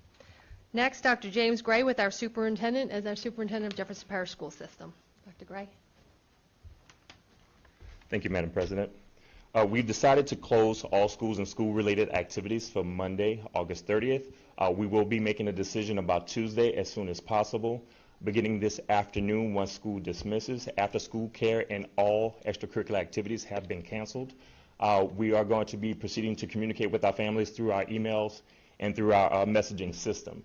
But I would be remiss if I didn't take the opportunity to thank our teachers for, again, pivoting to try to support our kids as much as we possibly can during another difficult time, but also for our plant staff. I don't know if many of you realize that our average age of our buildings in the public school system is like 60 years old. And because of that, we have some issues that can come about. Our plant staff has been doing a phenomenal job the past couple of days preparing for the storm, and we'll try to get things up and running as soon as we possibly can.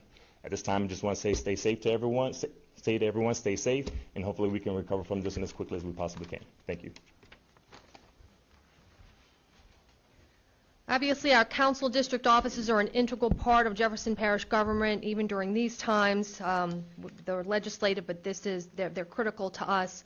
They know all the directors' phone numbers, and they and their staffs are an extra eyes and ears within their district. They've been working hard every day, so we rely on them a lot, especially during these times. So on behalf of the Jefferson Parish Council, I want to introduce Council Chairman Scott Walker. Thank you, Madam President. And Chief Tibbetts, I got a generator today, and people on my staff called me and said, please get that away from him. But I promise I will be safe with my generator. I'd like to reiterate generator safety as well. It's easy to mess up, so just pay attention to what you're doing. Grand Isle and Lafitte are obviously on our minds. I've been in contact with the mayor there in Grand Isle, David Carmadel, and the mayor of Lafitte, Tim Kerner Jr., as has Marion Edwards, who represents that district. Ricky Templet is on Grand Isle. That is the lowest lying area in Jefferson Parish, Lafitte, Grand Isle, Barataria, Crown Point. All those areas are hit the hardest when a storm comes in, especially at the angle that this storm is coming in. It's going to be bad news for them, more so than anywhere in Jefferson Parish, more than likely. So we're going to be attuned to what they need leading up to the storm and after the storm. In terms of utilities, Patrick is the best. I mean, I'm not just saying that because he's behind me. We have direct contact with all of our utility partners during every storm. So we are here as a resource for the public. You can contact any council office, District 1, 2, 3, 4, 5, or your at-large council members, and let us know what's happening in the community, and we go to them. And we expect responses from them, and they respond. That's why they're here. That's why we're here, to hear what's going on with you, where help is needed, and we make sure that those things are addressed. So Entergy, AT&T, Cox, come to us, and we go to them, and let us act as the middleman between your problem and the solution.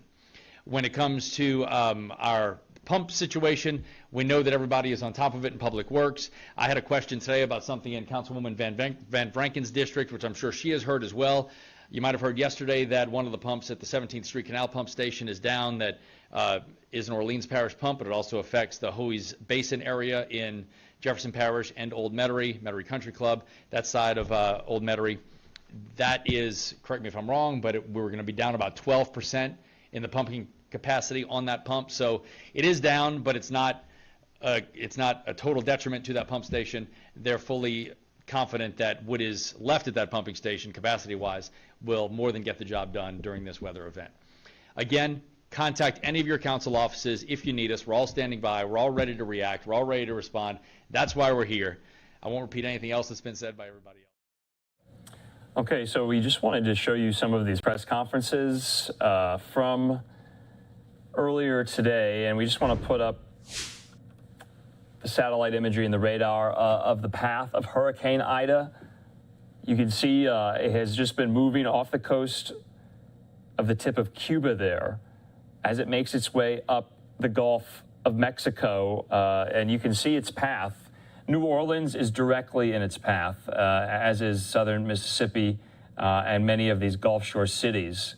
And so right now, we'll be monitoring this throughout the weekend. Like I've been previewing for you, we'll have special live coverage on Sunday. Also on Monday, as this storm is intended to make landfall at that time. But you've heard from officials not only in Jefferson Parish, but also in New Orleans, that they expect the winds to pick up tomorrow and the rain to start tomorrow for this storm. As you know, we are in the grips of Atlantic hurricane season, and so we're only on the letter I for Ida, and so there's much more where that came from, but this storm is our main focus, especially here on Live Now. So we'll be talking to reporters on the ground, as well as they're monitoring all the preparations that residents and officials are taking at the moment, and we'll be speaking with meteorologists, too, about maybe this storm's path might change, its intensity might strengthen or weaken. It all depends. And so want to just leave you with this. This is a live look of the New Orleans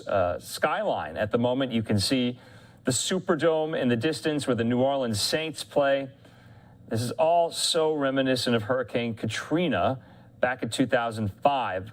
At almost the very same time, the very exact date, 16 years ago, that terrible storm that hit the Big Easy took years to recover and bounce back. And unfortunately, another storm is in its path. And so we'll have, like I said, special coverage of that going forward throughout the weekend. We'll also be having special coverage as well of the situation in Afghanistan. We just reported, we've been reporting for the duration of the night here, the U.S. conducting a drone strike that took out a member of ISIS-K, that offshoot, the branch of the Islamic State Caliphate in eastern Afghanistan near the border with Pakistan.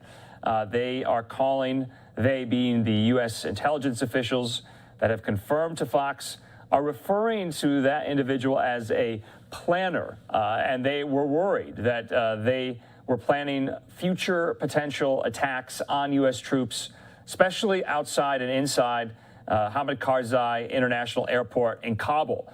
So we'll be watching for that this weekend as well. Will there be more airstrikes on more targets? In the meantime, let's play out for you the White House press briefing. Jen Psaki taking a lot of questions from reporters on a whole host of issues. Afghanistan on the top of most of their minds.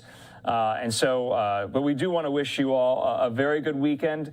We'll be monitoring all of these stories here on Live Now from Fox, where we bring you these events live, raw, and unfiltered throughout the country and around the world. And so don't forget, though, just a couple things before we go. We have our Twitter account, you know it, our handle at LiveNowFox, and our website, livenowfox.com, where it lists all of our streaming platform partners. So let's get to the White House press briefing from earlier. July 3rd, which is a good sign. So far in August, we have gotten 12.5 million first shots into arms. That's already 2 million more first shots than in all of July, with several days still left to go to add to that total. Importantly, we've now hit a major milestone in our effort to vaccinate adolescents at a particularly important time as people go back to school. 50% of 12 to 17-year-olds now have at least their first shot. Obviously more work to do, but a positive step forward.